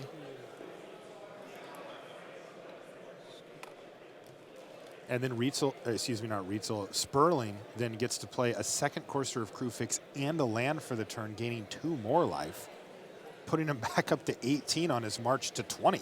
Yep. Really looking like Pro Tour top 8 number 2 for Matt Sperling. He top 8'd the last PT of the season last year to make platinum, and it looks like he says, oh, I can do that trick again. And there's even an ultimate price on top of the library too, just to clear away any future blockers. In the meantime, attack for 6, down to 9. Wow. Rich Hohen about to pick up his first loss in Constructed. And funny enough, it was Matt Sperling piloting the burn deck. That's true. Last year at this time for his first Pro Tour You're top 8. totally correct, yeah. Rich Hohen 8-0 in Constructed so far. And that's it. Matt Sperling wins and secures his seat in the top 8, number 2 for Sperling. Congratulations. And I got to say, Rich Hohen, welcome back. Not a bad run. He's still got another match to play here. He's clinched a Pro Tour invite, though. He's going to be back again. Worst case scenario for him is 11-5. That's good enough to earn an invite to Milwaukee. Super impressive. Just to not be around for a while, hop back on, and just be playing for top 8 the next time. Dude can play some Magic. Indeed. Okay, let's jump back over, though. We do have one match outstanding. It's Takahiro Fujimoto. You see him on the left. He's playing Goblins versus Paul Jackson of Australia. Paul's up a game here. And looking to be in a good spot. He has resolved a Genesis Hydra as well. It's on 5. He's got a Polukranos. He's got Nylea's Disciple. The Disciple has hit the battlefield. He is down to 1 card, but he's doing a lot of math here. Is he playing something huge? Take a look at Paul here. I'm going to guess yes. PJ, it says on his shirt. There's Fujimoto. It could be All right, he's going Polukranos to monstrous Monstrous, Polukranos here, it looks like, for 5. So he's going to kill 2 creatures, leaving just the pile driver, which is just a 1/2 in this scenario. And crunch, crunch, crunch, in comes the team. And that's it. Paul Jackson wins the match, and he has made the top 8 here at Pro Tour Magic Origins. Congratulations. So to wrap things up in the feature match area, it was Matt Sperling It was Paul Jackson, Stefan Barrios, and Patrick Cox all won. So what are the decks that we know we have in this top 8 So far, we've got Obzon Control, Sure. Green-Red Devotion, Okay. Blue-Red and Soul Artifact, Nice. and Mono-Red. Wow. Yeah. That's 4 different decks. We also know we have Kentaro Yamamoto, and we know that we have Stephen Neal, who was playing Kentaro Yamamoto this round, beat him to also clinch top 8. Yeah. And Steven, I believe, is on Mono-Red as well. Okay, remind me what Kentaro is playing? Who? Yamamoto. He is lost track. on- It's all blurring. Yes. Yeah, I can only picture his limited decks right now in front of me. I was going to say he's on red-white with a bunch of Amprin tacticians, but that didn't sound quite as good. So, yeah, great stuff. I mean, you know, the tension gets so high down there in the feature match area when we're playing for top 8. Think about what that means, by the way. That's 6 people who are going to get to handshake their way in next round or have already clinched in next round. 6 is less than 8. We're going to get at least 1 12-4 in this top 8. We are going to get a 12-4. We are going to get a 12-4 in, and we might get 2. There were a pair of players who were on X3-1, including, by the way, Guillaume Wafotapa is sitting there. One of those guys is going to get paired down against somebody at X4, and then 2 X4s are going to get play. We're going to get 1 or 2 players in at 12-4. Do we know who? I have not looked at the tiebreakers. We won't know who until this thing ends, and then we're going to look at the breakers after the last round. The tiebreakers are very relevant, and especially, what are Siggy's tiebreakers? You know, I mean, we talk about what are the miracle. Shahar's tiebreakers? Yes. We could have the Player of the Year race decided by the top 8 announcement. And, by the way, the captaincy for Team USA could be decided by the top 8 announcement as well. That's huge. Yeah, and you know how this goes down the stretch on these tournaments, Ian. You've come out to a few Pro Tours to do coverage with us and stuff. These are the tensest moments. Oh, that we yeah, have down there. absolutely. Yeah, and the most exciting to watch also. Yeah, they are. And we'll have, of course, a few more in the feature match area next round for you. But we did knock 4 of them out right here. Bang, bang, bang, bang. And these guys are all going to be in the top 8. So why don't we head down to the feature match area there for an interview. Rashad Miller awaits. Thanks. I'm Rashad Miller. This is Paul Jackson. Just clinched top 8. Now, you started off silver. Now, that match just clinched gold for you. Tell me what that means for you and your pro career. Well, you know, it's pretty good. I got captain off that as well, so that's also added benefit. Yeah, it just means the world, Magic-wise. Yeah, really happy, really just, you know, still got to... Now, there was a big round of applause for you over there. I know you have a bunch of fans rooting for you over there. Are any of those testing buddies, or how did you prepare for this tournament? Yeah, pretty much all of them. We just came to a house about a week ago, and we just, you know, test and stuff, and, you know, they're all from Australia and New Zealand. Yeah, just good bunch of friends, and yeah. So now, you got yourself a trip to Barcelona. Ever been to Barcelona? No, I haven't. I hear it's really nice. It's very, very nice. So this is top 8 competitor, Paul Jackson, and captain of the Australian team. Congratulations on that. I'm Rashad Miller. I'm going to send it back to the news desk. Thanks very much to Rashad, and congratulations to Paul Jackson. Looking down here, I mentioned that he played his compatriot from down under, Luke Mulcahy.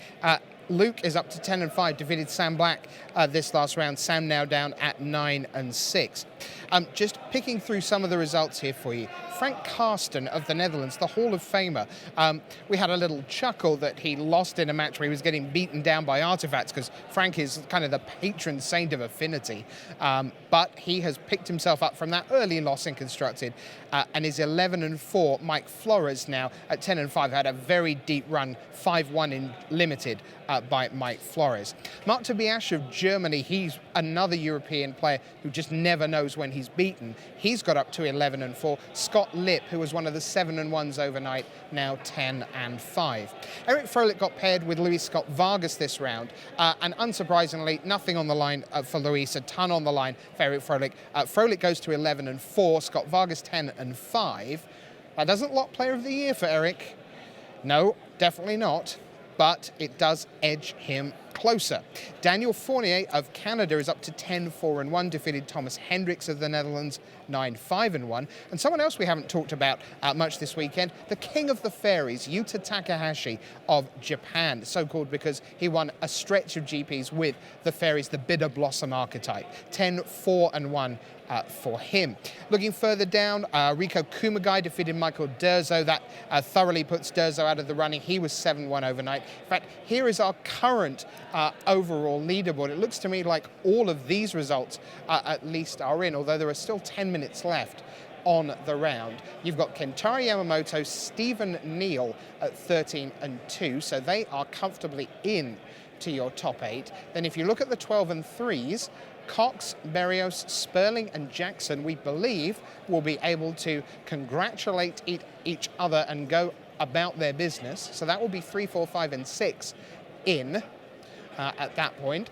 So in the last round, Valentin Mackel will play for top 8.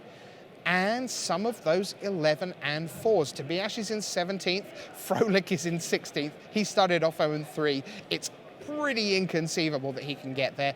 Your in-scorecard order, so Karsten 15, Fabian Dickman, Patrick Dickman, his brother, did not have a great weekend, but Fabian Dickman is sneaking in at the last towards a top 8 or top 16 berth with a win. Nathan Holiday, who clinched gold last week, he is now heading towards a top 16 finish, maybe top 8. And then once you start getting into the realms of the top dozen, Ashton, Hone, Fujimoto, Gottlieb and Larson, they will feel that they have a great chance. However, missing from what you're seeing there is Shahar Shenhar and Mike Sigrist. They are currently at 10-4, and with 8.5 minutes left on the round, they are still playing. I can just catch a glimpse of them out of the window. They're still going at it. We're waiting for a result from that one. And one of those is going to be in with a real shout of the top 8 because, of course, they had very decent percentage points on the tiebreak. So that's where things stand right now. I mentioned in that results roundup, one of our Canadian players here on home soil, Daniel Fournier, doing very nicely, thank you. He's won this round to go to 10-4-1, which means a ton of pro points coming his way. And we thought we might find out how he's been winning those pro points in the latest of our Pro Tour deck techs.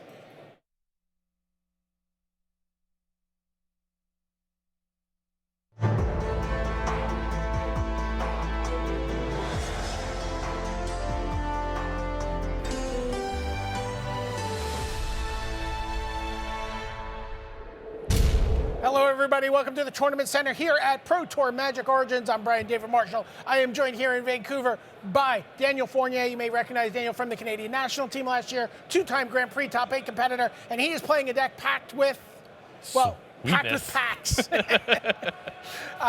Talk to us a little bit about what you thought about coming into this tournament and where your team ended up. So the team and I, we've all been playing like Abzan decks and stuff forever, but Abzan just seemed like such an insanely boring choice for this tournament. Everyone's out gunning for it. What we thought the biggest deck would be, and we were right, was Red Green Devotion, and that deck just crushes Abzan. We don't want to be playing that game, so we looked to other stuff. We started with this pack deck. It's like the blue-black deck that Ali Antrazi posted a while ago, and it was not very good. Okay. But this is a Lucas Siao deck, and he kept working at it because he loves this kind of stuff. Ended up with the Sultai deck, and it's been really sweet so far. Well, let's take a look. You got a lot of tools to work with in Magic Origins. Oh yeah. We see a bunch of cards here. Jace Prodigy, Languish, and of course, talk to us a little bit about Demonic Pact. We'll go back to the Jace in a moment. So Demonic Pact is a bad Cruel Ultimatum, and it turns out that bad Cruel Ultimatum is still amazing. So it keeps you in games, it gives you insurmountable card advantage, and it also says you lose the game. Fortunately, we have a bunch of ways to work around that, so it's not all bad. You have ways to forestall the inevitable? Oh yeah, plenty. Okay. Well, I'm sure we'll see them on a later slide. Sure. So when you play the card, what's the first, when do you play this card? Do you just put this card into play on turn 4? Absolutely. You do? If we can play it on turn 4 and not immediately lose, almost always do it, because it is Cruel Ultimatum. Okay. Early Cruel Ultimatum's good. All right, so you put it down on turn 4. What is the first thing you do? It totally depends. So there's a lot of matchups where you just immediately force something to like try to stay in the game. The life gain is like huge. Sometimes just discard 2. You usually hold that one until you can mind draw them at like a very good time. Very frequently, you just draw 2 cards first. Okay. Don't pick you lose the game first. That's No, a bad, we bad wanna, idea. We want to save that one. We don't want to ultimately have Correct. to choose that one. Correct. Now, Jace Vryn's Prodigy, come on over here, talk a little bit about this. Where does this card fit in for you? Jace is pretty much the glue that fits the whole deck together. It's a very strong card. It flips extremely easy because we have Satyr Wayfinders that we're going to see later. It makes sure that you hit your land drops, make sure you have the specific removal spells that line up with what your opponent's doing, lets you find Languish so you don't get overwhelmed, and once it flips, it lets you not care about crappy creatures. It blanks like 2/2s all the time, just make sure that you can focus on developing your game plan rather than killing crappy creatures to not die. It also, sometimes when it's transformed, it lets you return. Oh yeah, it's also part of the glue that makes sure you don't die to you lose the game. Make sure that you have the cards available to bounce your Demonic Pact 2 through 8 times. Languish, is Languish all that was advertised? Yeah. It doesn't kill Siege Rhino, it doesn't kill Polukranos, but you can beat those cards with all the other spells in your deck. It ensures that you just don't die. Turn 4 rather than turn 5 is a huge difference, especially because we want to have the mana for Demonic Pact. A lot of games you can go Demonic Pact into Languish, and that kills Siege Rhinos and Polukranos and stuff. It's very important that it doesn't cost 5 like Crux of Fate does. Explain a little bit the interaction when you have a Jace. You're in a position to transform it, and what you can do between Jace and Languish. So sometimes Languish kills Jace. Very rarely, because by turn 4 you're actually usually able to flip him very well. You got fetch lands, you got Thoughtseizes, you got all that stuff going on. Maybe you'll pop a removal spell to kill a 5/5 and then flip Jace, then Languish. But I mean, if your Languish is killing your Jace, that's usually not a big deal because you're resolving a Languish, which is probably killing all their stuff too. So. But if you get to transform, you cast transform, Languish, then you Languish, you just then win. and they play a creature, you get to plus Jace, and then maybe Languish throw back. next turn Yeah, if you Languish have to. next turn again. Yeah. Snapcaster Mage is good. It's kind of disgusting. We got one Nissa Vestwood Seer in the deck. She's showing her mean side here. But let's move on and look at some of the other cards you talked about already. Satyr Wayfinder. This card has been an all-star for as long as it's been in Standard now. What is Satyr Wayfinder doing for you? So it's really bad. It's a 2-mana 1/1 that gets you a land. It just doesn't impact the board in any meaningful way. But it's just like Jace. It's part of just the glue that makes everything work. You need to hit your land drops, but it's like a land drop that fuels all the other cards in your deck. Like all 3 of these cards and one of the cards in the previous page. Those are all good with Satyr Wayfinder. It just makes everything tick. So Satyr Wayfinder into Tasigur gives you a pretty formidable board and presence. Yeah. Satyr Wayfinder putting good cards in your graveyard. Den Protector lets you grow them back. Yeah. And then who doesn't love to dig through time? It ensures that like if the only bounce spells you have are Jace and Den Protector, it makes it so that not bounce spells. The only ways for you to not die to your pact are Jace and Den Protector. You'll like put a card in your graveyard and you'll be able to flash it back with those cards and lets you not die. So even though you're tutoring for a land, because you're putting cards in your yard, graveyard, you're you'll be able also to get them tutoring for back the later cards. with the 7 Snapcaster Mages in the deck. Okay, so let's take a look at some more of the cards here. Ugin the Spirit Dragon. Got to win somehow. Really, is that where you end up winning? I've had a lot of games where it's just Ugin wipe the board, bolt you, bolt you, bolt you, bolt you. That's game. Okay, a single Murderous Cut. Just you don't want to play 4 Downfall. Murderous Cut's good. You have Wayfinders. It's just a good card. Why not 4 Downfall? It's King X Clunky. There's a lot of situations where you want a Murderous Cut. You go through a lot of your deck and you can find a lot of your deck because of the Wayfinders and the dig through times. And there's a lot of situations where like you'll need to like do something like Silumgar's Command, bounce my pact, kill your guy, and then you'll also need to kill a guy with a flashback Murderous Cut from Jace. So the 1 mana opposed to the 3 mana over a long game is like really important. Sure. Okay. I mean, Silumgar's Command. I saw you. This was awesome. Return target permanent to its owner's hand. If you're playing with Demonic Pact, this is an important card. It's the most playable answer to your own Demonic Pacts. The sweetest thing that happened with that card for me this weekend is I was playing against Makito Mihara, and he was playing the rally deck, and he goes all in, pumping up the Nantuko Husk and plays a rally to kill it to make it lethal. So I counter the rally and bounces Nantuko Husk. Oh wow! It's bad Cryptic Command is still really good. So, bad Cruel Ultimatum still good. Bad Cryptic Command still good. We're just playing a bad modern deck. It was funny. I saw a thing where you had to actually kill your own untransformed Jace, and to bounce your pact, you were like really up against it. Your pact was ticking down. That was my own fault. I forgot that you had to have 2 targets for Silumgar's Command, and I played a Jace the previous turn for no reason. So that's my fault. Okay. All right. let's move on and look at some of the, sort of just control elements, that you're thought seizing. You got to get rid of your opponent's counter spells, get rid of the key cards you I was can't just deal going to say, with. what are the cards you really want to take out of their hand when you're playing the game early? So because you have Languish and Demonic Pact, which kill everything with toughness 4 really well, this card frequently gets like Siege Rhino out of Abzan, like Pelucrano sometimes, counter spells, other thought seizes sometimes even. Just make sure that you don't die to the things that your pieces don't interact with favorably. Okay. How about Sultai Charm? Sultai Charm's awesome. Well, it's so funny. I'm like, very specific. Sultai Charm has a very specific role here this weekend. Yeah. The specific thing about it is that it kills Gaia's Revenge. Yeah. A lot of the Devotion decks are playing Gaia's Revenge, and this is the only card we have that actually kills him. We don't have Crux, we only have Languish and stuff. We need to be able to kill that. It also kills our Demonic Pact in a pinch. And it's Ultimate Price, and Ultimate Price is a good card, so no problems there. So Hero's Downfall. Yeah. You talked about this. You have the one Murderous Cut as your fourth, and then of course 3 Disperse. It's the most effective way to deal with your own pact. Turn 6, disperse my pact, replay it again, play a second Cruel Ultimatum. It's just really good. It's the interesting thing is that we're playing it over Void Snare because Disperse actually has way more applications in long controller games. Let's say you have an Ugin that's ticking up.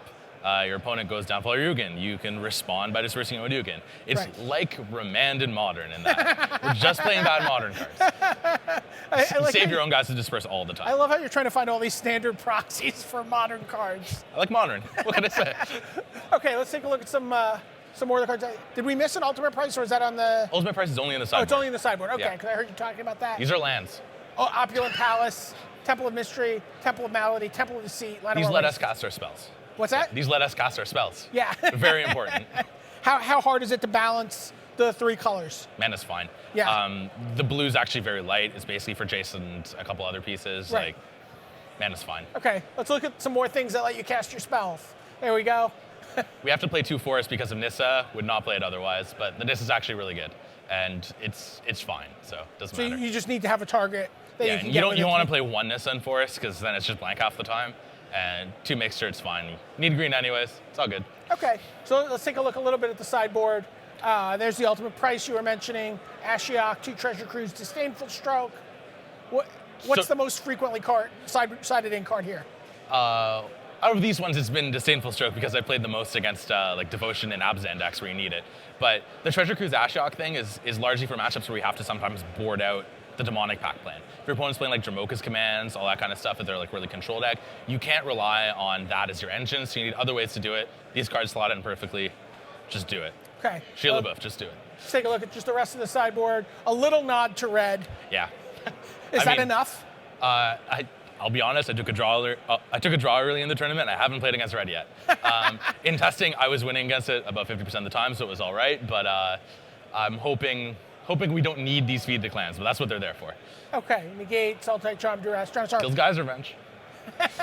Let me ask you a question though. How often are you just playing the Demonic Pact and then hoping? You're playing there's a little bit of tension where you're like, I Sometimes. need to find an answer. Sometimes. I will play it on turn 4 if I don't have an answer. It's just, you're going to draw into it. You have 6 draws or something before you find it, and the deck's Right. pretty heavy on that. You'll find a Jace, you'll find something. Have you lost to it at all? I mean, have you had it where you're like, I needed to find something and I didn't? I lost to it against Wafo. I lost to it when I was playing against Wafo Tapa. Who I would have assumed you got your draw against, but no. I did not, somehow. I forgot that he was Wafo Tapa for a minute and only played around 2 counter spells rather than the 4 that were obviously in his hand. So yeah, that happened. Whatever. Okay, so I mean, we've seen other versions of this deck this weekend. How do you think the 2 versions compare? There's the Woodland Bellower Invasive Species combo. So that one's sweet. We actually didn't see that deck at all.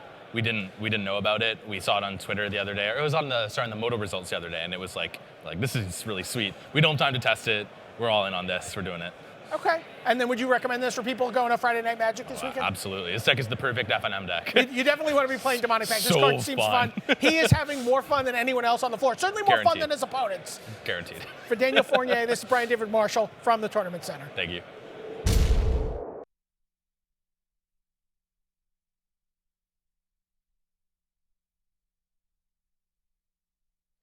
All right, thank you very much to Daniel Fournier there, taking us through the intricacies of this new standard format, Magic Origins, very much playing its part, Brian David Marshall. Yeah, absolutely. His deck looks like so much fun. I mean, he really is just playing that Demonic Pact out on turn 4 with no way to deal with it and just having some faith in his cards that he's going to get there. He's going to find a Disperse, find a Silumgar's Command, and be able to reset it. It's a pretty exciting deck to watch in action. All right, so we are at the end of round 15. The pairings are just heading up for the final round. Woohoo. So we should start exploring how things are now. We have not had time to double check through any of this. We are seeing this as you are, but I'll offer you this. Kentaro Yamamoto is on 39 points, and he is up against Patrick Cox on 36. So that's number 1 in the standings against number 3 in the standings.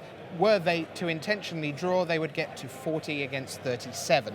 This seems, therefore, like a logical thing for them to do. Absolutely. Table 2 will see Stephen Neal, who's on 39 points, against Paul Jackson of Australia. So that's number 2 against number 6 in the standings. And it therefore looks like, again, an intentional draw will give you 40 points for Neal, 37 for Jackson. So that might well be what they choose to do, Brian David Marshall. Yes, that's what I would do there. We're 2 for 2. We think we have 4 in the top 8. Now, table 3 sees Stephen Berrios, that's number 4 on your list, against Matthew Sperling on your list. That's number 5, 4v5.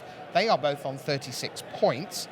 If they intentionally draw, they will go to 37 and 37. That would be 6 players on 37 or better. This seems like a reason to intentionally draw. Seems very logical to me thus far. I'm with you all the way. Right. Therefore, we believe that 1, 2, 3, 4, 5, and 6 will, if they make it, if they do indeed ID, are in. So now we've got 2 more slots free. Well, table 4 will see Austria's Valentin Mackel on 34 points up against the number 8 on your list right now, Joel Larson. So if Mackel were to win that match, well, he would get to 37 points, and we know that would be good enough because no one else, he is the only other person who can get to 37. Larson's a little bit different. He's 11 and 4. With a win, he gets to 36. And at that point, he would be one of a number of players on 36 points. You see, everyone on that page could get to 36 points. All right? So that's what's sitting there. We'll think about Joel Larson in a moment. Let's go to table 5. Table 5 sees Brian Gottlieb on 33 points against Mike Sigrist on 33 points. Now again, Sigrist has had very good tiebreakers as we've gone along, as has Brian Gottlieb. Yeah, Brian Gottlieb's are a little better. Yeah. We're in scorecard order. It is entirely possible that the winner there, plus the winner of Larson Mackel, would be your 7th and 8th in the top 8. Mackel is certain with a win. Larson is the top of the tie breaks right now. Yes. In amongst those. And just taking a look, not by a lot, only 0.4% over Gottlieb, but a long way over Sigrist. Yeah, the jump from Gottlieb to Sigrist is pretty significant. It's almost 2 full points. Right, so at that point, Sigrist has to win over Gottlieb and hope. Gottlieb can win over Sigrist and expect. Larson can win and expect. Mackel can win and know. Right. That's a fair approximation of what we're looking at there. Now, it is, of course, possible. We have seen it in the last round of Pro Tours before. People draw, and not in the intentional sense. People get to the end of the round and fail to beat each other. There's just not enough. There's a lot on the line. All the decisions are very deliberate, and there's just not enough time to fully play 3 games. So at that point, you would be starting to look at the likes of Rich Hone against Takahiro Fujimoto for your 8th potentially, or you would be looking at Thomas Ashton against Yuki Matsumoto to provide an 8th. Again, this is dependent on the Mackel-Larson match and the Sigrist-Gottlieb match, one of those at least. Which I imagine will be played out near cameras coming soon to a feature match near us. Do you know, it would not surprise me if that were true. Now, meanwhile, not just this tournament, some other things at stake. Player of the Year, for example. I wonder if we can take a look at our Player of the Year standings coming into the weekend. If we get a look at that, you'll see that Eric Froehlich led the way on 60 points, and then it was 57 for Sam Black and Li Shichan. Well, in the end, both Black and Li Shichan fell away. They were in contention with 3 rounds to go, but couldn't quite get there. No joy for Yuya Watanabe. He was gone yesterday. Lax, Rietzel, Manfield, Stransky, and Turtenwald. Nope. Nelson, McLaren, Wilson, Arthur-Layton, Rubin, Chung, Damarosa, Delmoral, Leon, Shanhar. They're all gone. But it is not yet certain that Eric Froehlich will be Player of the Year. And that is because of Mike Sigrist. And the way it works is that Mike Sigrist, who as we know is on table 5 against Brian Gottlieb, needing a win and maybe a little bit of help, but maybe it's just a straight win. If he makes the top 8, then Player of the Year goes live tomorrow. And that is not in Eric Froehlich's hands. Right. Eric can win, lose, draw, stand on his head, doesn't matter. For Player of the Year, what matters is Mike Sigrist in the top 8? Right. If he is, then Eric's last round today does matter. And it's actually also worth noting that there's more on the line here than just the Player of the Year. And the Player of the Year is actually secondary to Eric Froehlich. Because it is Mike Sigrist who would be overtaking him for Player of the Year, that means it would be Mike Sigrist from the United States who is also overtaking him as the U.S. national champion. And as much as Eric Froehlich has always wanted to be the Player of the Year, more than that, he has wanted to represent the United States at the World Championships, something he has never done. That's extraordinary. Absolutely extraordinary. It is likely that, realistically, Mike Sigrist would really quite like Valentin Mackel to beat Joe Larson. Because he's not interested in Mackel. Mackel can go to 37 points and fine. But making sure the door closes on Joe Larson would be very good for Mike Sigrist. So Mackel over Larson would be very good. And he would have a good lead over Fujimoto if that was the way breakers worked out there. But Eric's match right now absolutely does matter.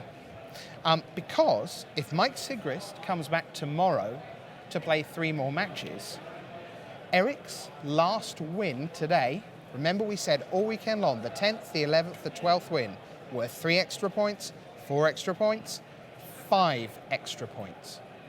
Winning or losing the final tomorrow is worth 4 additional points. You finish second, you get 26. You win the whole thing, you get 30. Eric has 5 points on the line this round. Wow. So if Eric Froehlich wins his match and Mike Sigrist is back tomorrow, Mike Sigrist will need to win the whole thing. If Eric loses his match and Mike Sigrist comes back tomorrow, Sigrist can win 2 matches, lose the final, and still be Player of the Year. That's kind of permutations. Now, the players are sitting down in the feature match area. Of course, you are not missing a thing. Yamamoto against Cox, we expect ID. Stephen Neal against Jackson, we expect ID. Berrios against Sperling, we expect ID. Congratulations to all of them, assuming that all works out. Tremendous effort. Super excited for Paul Jackson. Yeah, oh yeah, super excited. And, it's one of those great things, all, play testing with the New Zealand players, the Australian players, and they were, it was as one that they celebrated his top 8 clinching win last round. Yeah, So- and to be clear, although we understand that New Zealand and Australia are not the same, it is nonetheless notable that here is Jason Chung from the same region. It is, in a sense, a multi-flag bearer, because when you're from that region, you think, you're in Alice Springs or Darwin or Perth, and you think, maybe I'll get to go to a Grand Prix in Melbourne or Sydney. But then when you see Jason Chung and Paul Jackson and Luke Mulcahy here, you start going, well, maybe I'll go to a GP in Las Vegas, or a Pro Tour in Vancouver, and a Pro Tour in wherever we're going next season, which we might tell you if you're very good. Tomorrow at lunchtime, I can tell you that Alain Bergeau, the Director of Global Organised Play, will be in that seat giving us all the news about the Pro Tours next season Every Grand Prix venue and format and date will be known for the next 12 months of Magic. That is all coming your way tomorrow lunchtime. Something remind you of that? No.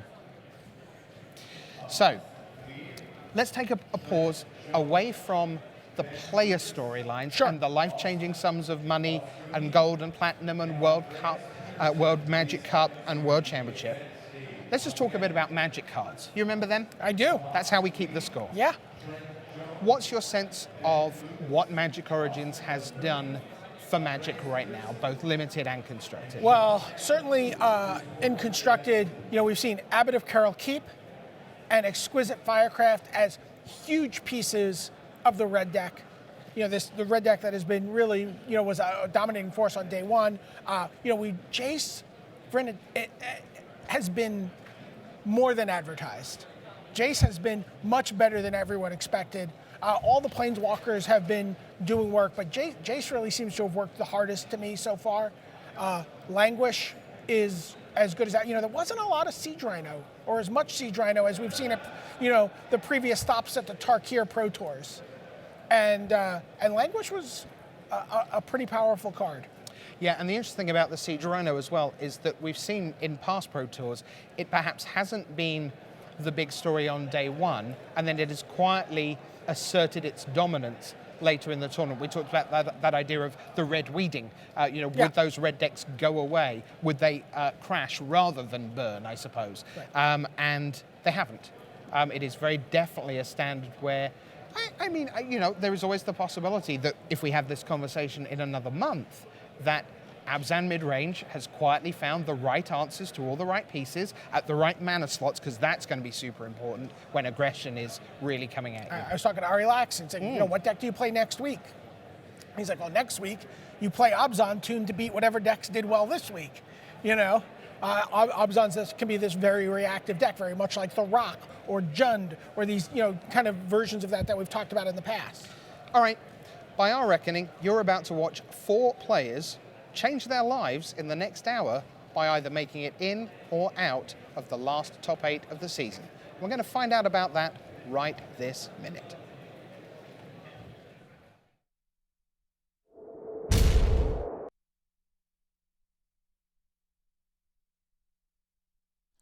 Hello there. Welcome back to the booth here at Pro Tour Magic Origins. Randy Buehler, Ian Duke, Marshall Sutcliffe, all 3 of us excited and honored to bring you the final round of action here from Vancouver. Let's head down to the feature match area.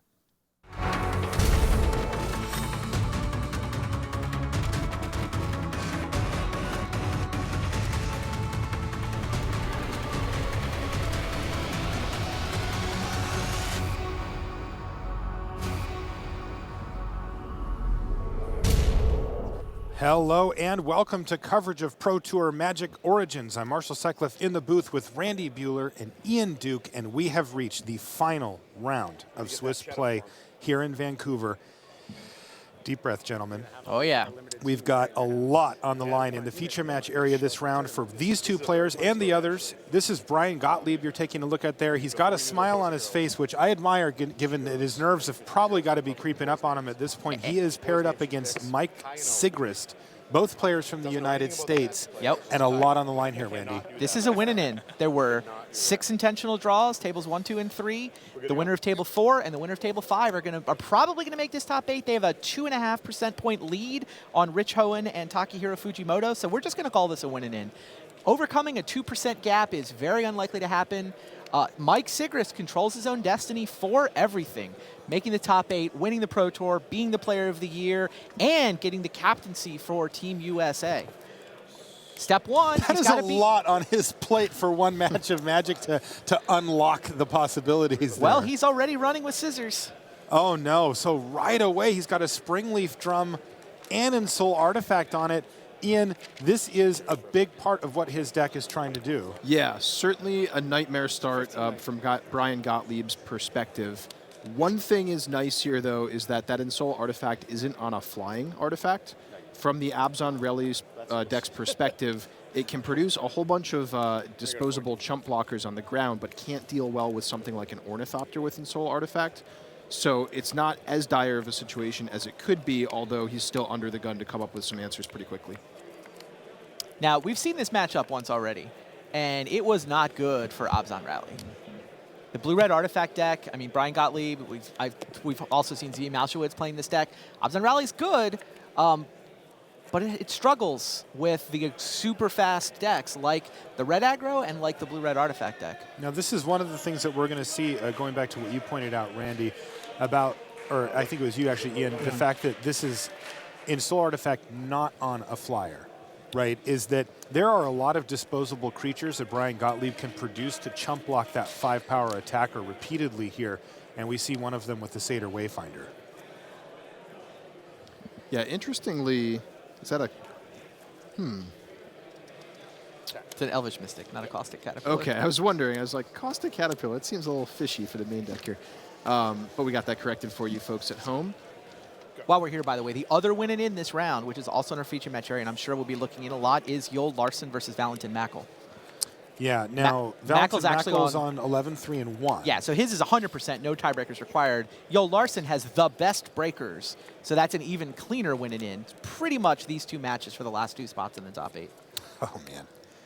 Deathmiss Raptor, a nice play here from Brian Gottlieb, threatening to block that 5/5 Springleaf Drum. However, so of course it doesn't come in.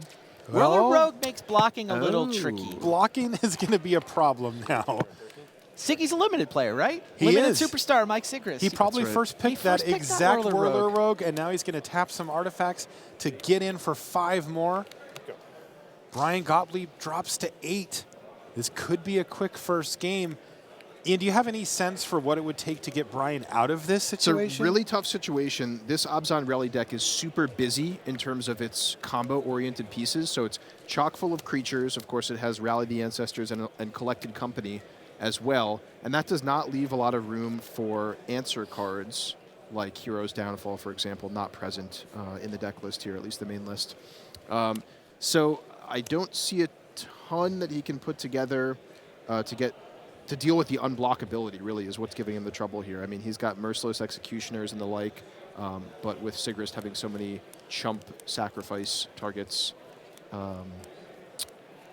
it's going to be a really tough situation for Brian. Oh, geez, there's a Shrapnel Blast in Sigrist's hand? That's why Sigrist looks so like, okay, let's just get this over with, because, you know, he could actually get Gottlieb down to 1 as the board sits anyway, but he doesn't need to.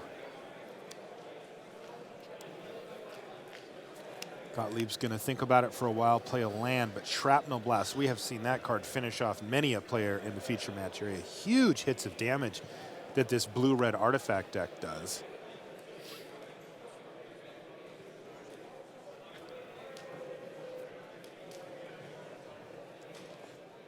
Yeah, Brian Gottlieb has to basically assume Siggy has nothing and stitch together a plan that gives him a chance.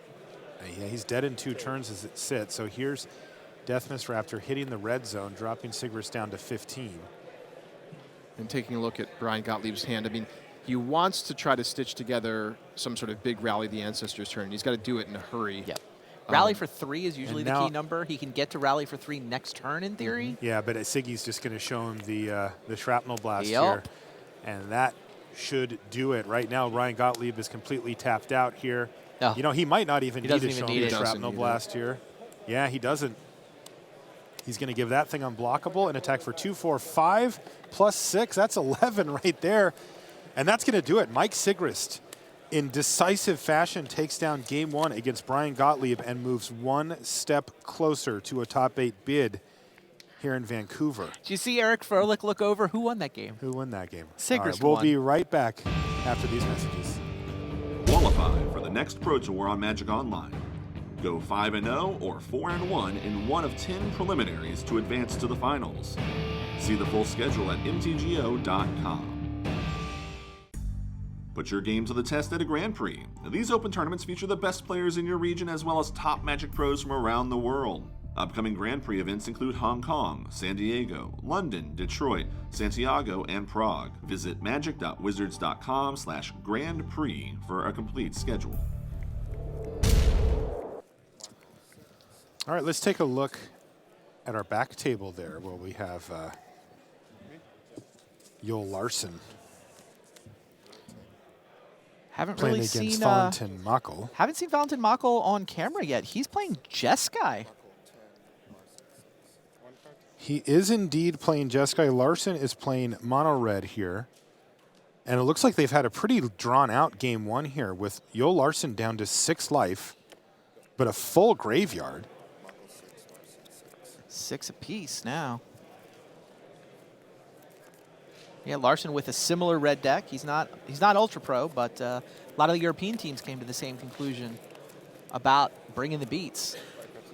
Oh no, here's Exquisite Firecraft. That's not going to be counterable. 3 prowess triggers. And this is a lethal attack, and we got here just in time to see a fist pump from Larson, though that is not the match. That is game one. Yeah, that is winning the long game. When you win a game that long with a mono red deck, you're pretty happy about it. Yeah. And why shouldn't he be happy? He is one step closer to another Pro Tour top 8 here. All right, let's take a look at our back table where we have one of the stories of the tournament had to here, put him in the Eric feature match Froelich. area, right? Yeah, for sure. He is not playing. His tiebreakers just aren't good enough, right? No, he started like 16th right 3 now. in the tournament. But if he wins this match, not only does he get 5 pro points, which forces Mike Sigrist to win the Pro Tour in order to pass him, he gets Pro Tour top 16 number, what, 10? 10, 11? Yeah. Unbelievable. From 03, From he could put up a 03. top 16. It's almost perfect for his Hall of Fame weekend, right? Of course he's going to finish in the top 16. Now, He Mark lives Tobias, his opponent here, is on Jeskai. He's from Germany. Lightning Strike, Lightning Strike. Yep, that was end of turn Jeskai Charm, I think, into double Lightning Strike. All right, so Mark Tobias is actually going to pick up the first game here against Eric. And we've got game. Rich Hohen versus Takahiro Fujimoto are still going on in our feature match area too. But our 2 main win-in matches are our primary match, which is the Brian Gottlieb versus Mike Sigrist match, and then the other that we just caught the end of a moment ago, which is Yo Larson versus Valentin Mako. Looks like Siggy's taking a mulligan on the front table.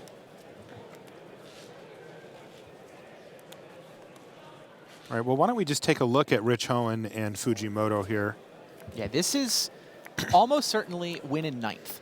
By the way, Fujimoto's on Goblins here, guys. Yeah, saw him losing last round. So which red deck is better is the question here. That is an interesting question. I think it depends how many Dragon Fodders and Hordling Outbursts you get. Well, it looks like Fujimoto has found plenty of them. You know, these 1-1 Goblins are a pain on the ground for the mono red deck to get through. Yeah, and certainly this isn't the same type of mirror match, mono red mirror match, as we saw earlier between Rich Hohen and Sam Black. Right. What are the main differences? Mike Flores and Sam Black, where in the mirror match they sideboarded into a very control-oriented plan. All right, let's head back to the main table where we have Brian Gottlieb facing off against Mike Sigrist here in Game 2. Sigrist won Game 1 in decisive fashion thanks to Ensoul Artifact and ultimately a Whirler Rogue to get the creature through. Can he close out and make his second Pro Tour top 8 and keep his dreams alive for everything? Can't take Hall of Fame away from Eric Froelich, but he can take everything else.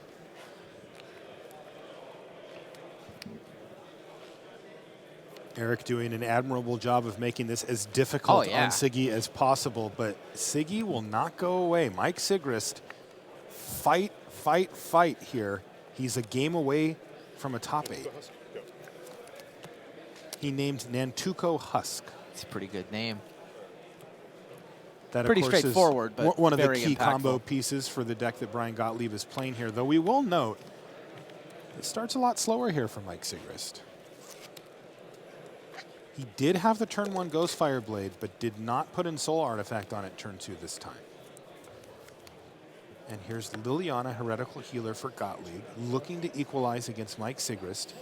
Gottlieb is a big-time up-and-coming player. He has a super impressive match win rate in a relatively small sample of Grand Prix. He's played about 12. But his match win percentage is just north of 70%. Revoker picks up a Ghostfire Blade. Pretty cheap. He's going to name What's the Liliana name? Defiant Necromancer. Can I read that? Wanted to make sure he named the right Liliana.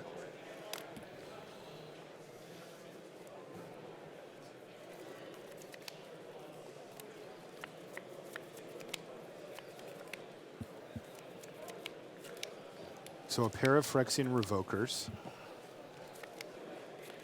keeping Brian Gottlieb's plays at bay potentially, and maybe even getting in for some damage here. Cards in there? 3. Gottlieb's from New York. Sigris is from the New England area, I believe. No blocks. All right, so here is Liliana. She's got lifelink, and she's going to hit to equal things up to 18 apiece. And this game looks like it's going to go for a little while. This is not the explosive start that Sigris had in game 1. He's going to play Grim Haruspex, card we really haven't seen in Standard at all yet, Ian. Also an Elvish Mystic. What do you make of the Haruspex in this deck? Really important piece of the combo in this deck, allowing you to draw a card whenever a creature dies that you control. And of course, this deck is all about sacrificing its own creatures, things like Nantuko Husk, Fleshbag Marauder. Kind of goes very well alongside Liliana. Those cards want the same things in the same deck. And just provides you the card advantage engine that you need to find your copies of Rally the Ancestors. All right, here's a Whirler Rogue, though, right on time for Mike Sigris, turn 4, which means he is going to be able to get, well, he can get both of them through. 1, 2, 1. No, he can't quite get both of them through. He can tap the equipment there, the Ghostfire Blade, plus one of the Thopters to give his Phyrexian Revoker unblockable. He's going to tap the other one, though, and get in for 4 damage here, dropping Gottlieb down to 18. So tick-tock. Now, Brian Gottlieb has been sitting on a copy of Drown in Sorrow, and this might be the turn where we see him employ that. Now, how does that combo with the Haruspex? So any creature that dies at the same time as the Haruspex does, he'll get to draw a card off of. So in this case, he would get to draw 1 card off of the Elvish Mystic. That's right, Marshall. And this flips Liliana. Which Revoker is wearing the Ghostfire Blade? The Nantuko Husk one? The Husk one, yeah. That's what I thought. So he actually does get to use Liliana if he drowns away the other one. That's right. Cards? Seems like it's time to pull the trigger on that. Yeah, it also kills both Thopters and the Whirler Rogue, leaving just that 1 Revoker behind versus a Liliana.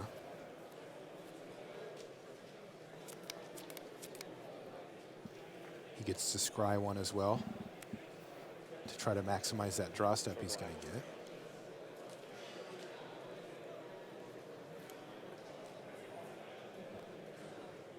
Okay, Drown in Sorrow from Brian Gottlieb. And note that he has a follow-up Fleshbag Marauder here, too, so he can take out that remaining Phyrexian Revoker. Did he not scry? No, he didn't scry. Yeah. It hasn't. I guess I have to reveal. No, the scry's part of resolving the Drown in Sorrow. Oh. Yeah, he was still resolving. It's in the middle of the table. Well, okay. It's just a little bit of what we call out of order sequencing. Yeah. In tournament Magic, it's quite normal under the rules. It does happen a lot of times, yeah. Okay, so he puts that card on the bottom, gets the zombie from Liliana, transforms Liliana. She's on 3. And ticking up would be pretty powerful here. Sigris with a second copy of Ghostfire Blade and a Shrapnel Blast in his hand. So taking one of those cards away would be pretty huge. But it's going to be Fleshbag Marauder to kill the Revoker. And yes, he is going to tick up Liliana. Now, one nitpick here, it may have been a little more effective if he ticked up first. Because Rather than give Siggy the information. Yeah, Sigris may have held on to the second Ghostfire Blade, thinking he would still have a creature on the battlefield. And we'll see if it costs Brian Gottlieb. He passes the turn back to Sigris, but Sigris' board looked a lot better oh, yeah. when he passed the turn. He's lost all of his creatures here. Yeah, this is an exciting game. A lot on the line for these players Yeah, here, too. and he is going to have to use up the Shrapnel Blast to take out Liliana, and the board is now Zombie versus Ghostfire Blade.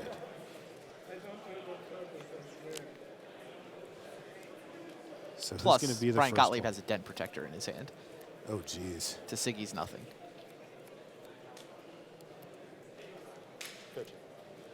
Attack down to 13 for Gottlieb, looking to equalize this match and try to get it his first Pro Tour top 8. Sigris has been there before, and he wants to get back. Now, there's a lot of things Den Protector could get back here, but I wouldn't be surprised if we just see him leave it face down. If Sigris were to top deck something like a Whirler Rogue, he might want to have access to the Drown in Sorrow again. Then again, he may just get back Liliana and try to be a little bit more proactive. It's actually a really interesting decision. Yeah, it looks like he's thinking hard about it too, as Gottlieb. I think it's totally defensible to just leave the Den Protector face down and keep your options open. So this game has really swung in your favor, and I think just keeping the toolbox in your graveyard could be great. Yeah, it doesn't change his clock. As long as he flips up the Den Protector, at some point he can kill Sigris in 3 turns here. He could go 4-8, flip it up. 13. In this case, though, he does have the full 5 power up. And it looks like he got back Liliana. Is that right, Marshall? Yes. Okay. No more checklist card in the graveyard, so he's going to keep things rolling.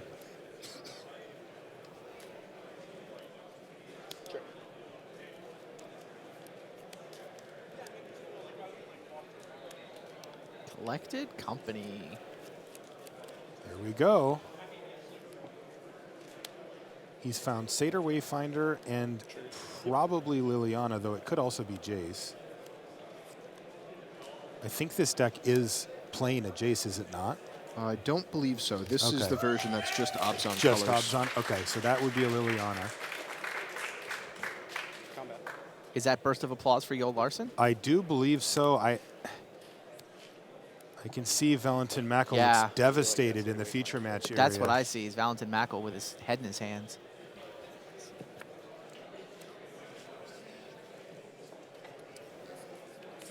Okay, Wow. Larson wins 2-0. Yo Larson from Sweden knocks out Valentin Mackel from Austria. And Larson looks like he's in for his second Pro Tour top 8. His top 8 is getting stacked quickly.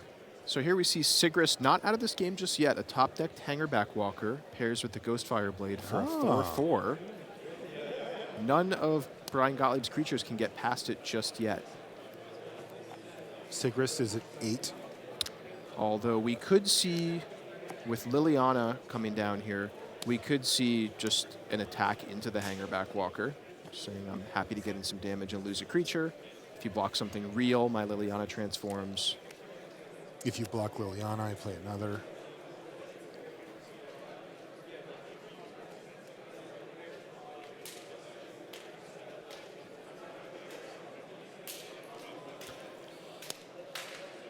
Looks like Reclamation Sage came out of the sideboard for Brian Gottlieb. Not super effective against the Hangerback Walker, since I don't think he wants to make some Flying Thopters right now. They're a lot more difficult to deal with.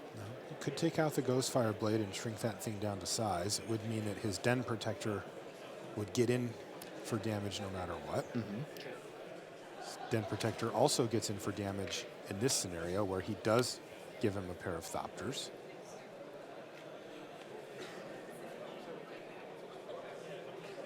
And Gottlieb's just going to ship the team in here. Yeah, I guess this is fairly safe. At 14 life, he's not really worried about too many top decks. It would take some combination of like multiple Whirler Rogues in a row to really turn this game around for Sigrist, I think. And Sigrist is on 0 cards in hand as well. Game 2, 16. Go to 2. Gottlieb back up to 16 thanks to the lifelink from Liliana. And Sigrist is at 2. Top deck, and that's going to be game. Brian Gottlieb even things up. It's not going to be that easy, Mike Sigrist. One more post-sideboarded game to decide who is going to make it into the top 8 out of these two. All right, let's jump back over, though, and see what the red versus red, though two distinctly different flavors of red, are up to. We have Rich Hohen on the red aggro deck. It's the mono red deck with a bunch of burn spells versus Takahiro Fujimoto. Hoenn won that first game, didn't he?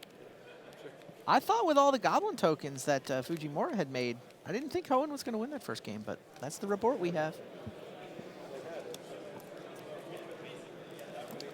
Now looking at the standings, Randy, even though these players are also 11-4, they're further down the trough on the tiebreakers. Is that correct? 2.4%. That's a lot in tiebreakers. That is a lot. Scorekeeper Nick Fang, he's been doing this forever. He says you basically never see 2 percentage points go away at the end of a 16-round tournament. So if the gap is more than 2 percentage points, you can start to feel like, yeah, that's why we've been billing the Sigris match as a win-in. These guys are, 2.4% is just very unlikely to swing on just the last round of a 16-round Swiss. All right, we have a pretty firework turn here for Rich Hoenn. He clears away all but one goblin and gets in for a bunch of damage with his 2 prowess creatures, too. Fujimoto just took 5 damage that turn. 13. Hoenn's down to 13 as well, so they're all tied up. While Hoenn's tapped out, it looks like, yep, Searing Blood is going to take down Monastery Swiftspear, and there's even a follow-up play here for Fujimoto. He's got an Eidolon of the Great Revel. So has he stabilized? That's the question. Hoenn's now down to 10. And they're just going to trade these Searing Bloods, which are so swingy, clearing away attacks, triggering prowess, doing 3 damage on their own. So Eidolon triggers. The Eidolon triggers to drop Hoenn down to 8, but Fujimoto took 3 as well. Wow, so now here's Wild Slash as well. That's 2 more plus another 4. So Fujimoto, I believe, is on 4.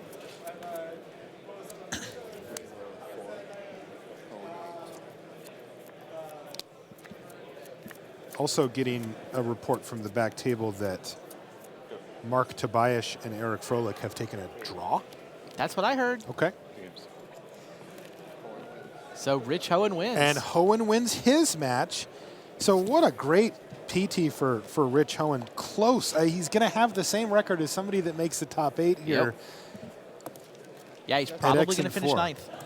Now that does set him up, of course, to qualify to come back here on the Pro Tour, which is a nice hurdle to clear. But for Rich, I'm sure he was thinking bigger than that. But getting a top 16 right off the bat.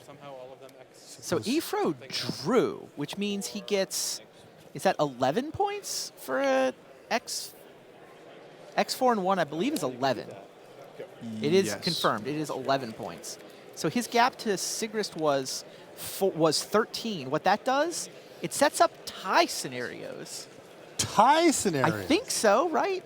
18 to, or maybe it doesn't. I'll let you run the numbers on that, Randy. We're underway here in the decider. Players tied at 1 game apiece. Mike Sigrist versus Brian Gottlieb. And we are underway in the first game. Does he have it? He does. He does, yeah. Running with scissors. Randy said it earlier. This time the scissors are flying through the air. 5. You've got 3 turns, Brian Gottlieb. This is the nightmare scenario for Brian Gottlieb. He has only 1 Reclamation Sage out of the sideboard as a good quality, efficient answer to this that'll come down in time. He has a single copy of Reclamation Sage. That's right. His other possibility is if he can sneak down a Fleshbag Marauder or Merciless Executioner before Mike Sigrist can find another creature. That's another possibility. Yeah, Sigrist just drew a second Ornithopter, so that plan just went out the window. Okay. As Sigrist is sure to play around it. There it is right there already. And he's got a Springleaf Drum, and it looks like he can even get in for some more damage here. He's going to play a Ghostfire Blade and equip, and now it's 7. Okay. Brian Gottlieb is down to 8 life. So this is turn 3. From Brian Gottlieb's perspective, he has 1 more sequence that can get him out of this, which is Fleshbag Marauder into another Fleshbag Marauder. He has 1 in his hand so far. However, we know Mike Sigrist has Shrapnel Blast in his hand. So if he does take that line, Sigrist will sacrifice his useless Ornithopter, attack for 7 the following turn, knocking Brian Gottlieb to 1, and then he's within Shrapnel Blast range. So I do believe it is Reclamation Sage or bust this turn for Brian Gottlieb. That draw from Eric, by the way, does not set up tie scenarios. You Okay. can't. There's no way for Sigrist to get 24. He's either going to get 22, 18, he can get 26. So Sigrist needs second at the PT. Eric basically drew because he makes more prize money that way. Okay, well, It's better than Sigrist losing. needs to make the top 8 here, and he could be one turn away from doing just that right now. And here it He comes. draws his card for the turn. He shows him Shrapnel Blast, attacks, and fires it off, and Mike Sigrist defeats Brian Gottlieb. A big sigh of relief for Sigrist, Wow. and we have him in the top 8 looking to hunt down some Ephro. Indeed. Barring a tiebreaker catastrophe, Mike Sigrist will take the Player of the Year race to Sunday. He's got to finish second. Wow. He's got to get second to gotta get get Player of the second. Year. Yeah. So in the meantime, though, congratulations to him. This is his second Oh, Pro Tour indeed. top 8 and a great finish for Mike Sigrist. You know, he has been like a bullet to the top of a lot of people's lists as one of the best players in the world is Mike Sigrist. I know that, you know, the team that he tests with, Team Channel Fireball, he's on face-to-face. They work together. And, you know, he's considered kind of the limited guru on that team. Yeah, we saw him play some pretty great matches here as well in the constructed portion, Ian. Oh, yeah, for sure. Just phenomenal. Yeah, so great stuff. Randy, Sigrist, 2 Pro Tour top 8s, and, you know, he's been playing the game for a long time. You know, there was a joke going around that he's longtime player, Mike Sigrist, you know, but he's really sort of made the next level jump up. Yeah, It's now pretty he's two-time crazy. top 8 competitor, Mike Sigrist. Yeah. You know what else he is? What's that? World's competitor, Mike Sigrist. He locks in? Whatever happens tomorrow, he's going to be at PAX. He's going to Seattle for the World Championship now. Oh, wow, Fantastic that for is him. a fantastic result. Why don't we send it to Rich Hagan at the news desk to give us an update on all the happenings out on the tournament floor. All right, thanks so much to Marshall, Ian and Randy there in the commentary box for that final round of Swiss. Looking out beyond the studio, I can tell you that there's still the best part of 15 minutes left on the round. And this is the round where, way down at 9 and 6, there are players playing for silver, for gold, even for platinum. So many people. You keep hearing little eddies of applause going around the building as groups of 10, 15, 20 well-wishers go, that's the result I wanted. That means my friend is going to be on tour for the next 12 months. So many huge matches going on. But of course, the top 8 is coming into focus.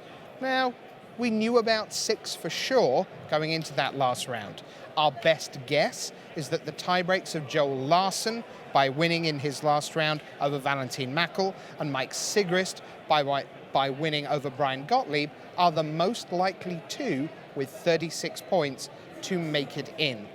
But that is thoroughly unofficial, and tiebreak math can be a very fickle mistress indeed. So we will find out what happens as we clock ticks down, but some players we know are in the top 8, and one of those players is waiting for us now across the studio. Here's Brian David Marshall with Australia's Paul Jackson.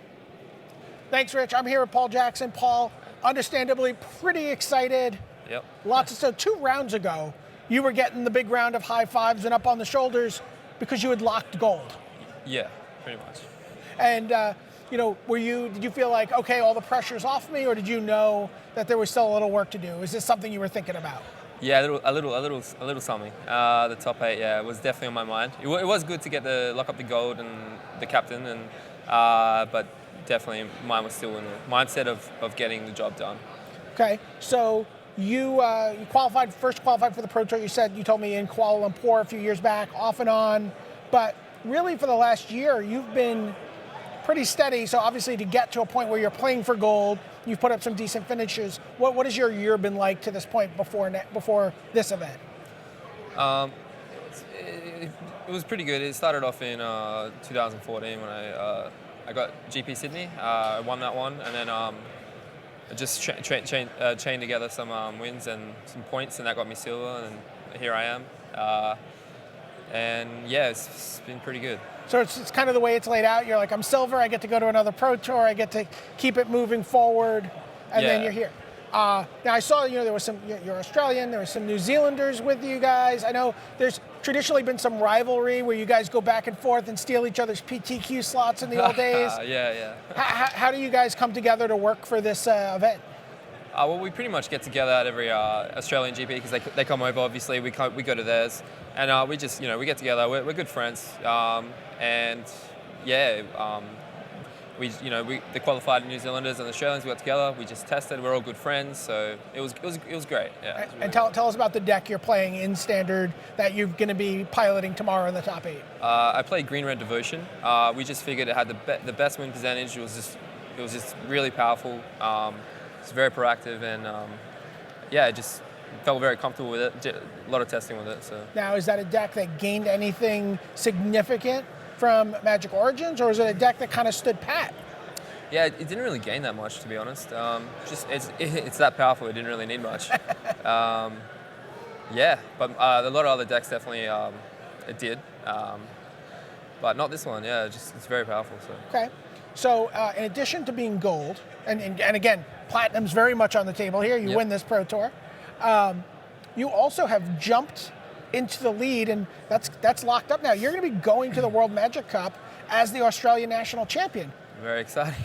Yes. Was that something you were thinking about when you started this tournament? It crossed my mind, obviously. First time ever going to a World, so it'd be very interesting. I've always wanted to go to a team event, like a GP, so I guess this is a good one to go to. Yeah. A little higher stakes. Yeah, a little bit. What's the reaction been like? I imagine, what time is it right now in Australia? I think it's late or more early. One of the bad ones. But have people been texting you? Have you seen messages already from home? Yeah, lots of love. So shout out to everyone back at home. And then what's your plan overnight? What are you going to be doing to practice for this, for this top 8? Yeah, definitely. Just going to be, obviously I'll find the bracket and I'll be testing that all night and try and work out a plan and go in confident. Yeah. All right, Paul Jackson, good luck tomorrow. Good luck at the World Magic Cup. Good luck making your way through the bracket. Thank you very much. My pleasure. Sending it back to Rich at the news desk. Congratulations to Paul Jackson. When you play Magic competitively, you really need to focus. I know this because Paul Jackson didn't know that England are beating Australia at cricket by 2-1. Congratulations to Paul Jackson. He is in the top 8 right now of Pro Tour Magic Origins. Now, a couple of things going on here. Why don't I tell you a little bit more about some of the players who are going to be in the top 8. Kentaro Yamamoto had 34 points coming in to the show, and we talked about him as this sort of miracle 1,000,000-to-1 shot for being Player of the Year, which eventually Eric Froelich crushed out with his epic run from 0-3 to this last round now. But Yamamoto is a Platinum Pro, and with this, his 3rd Pro Tour top 8, two-headed giant back in 2007, he is going to be Platinum for the 2nd year running.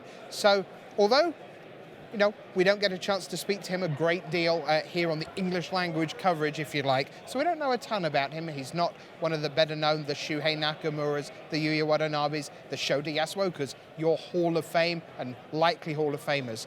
The fact is, Yamamoto might even be the favorite coming into tomorrow. He is just tremendous.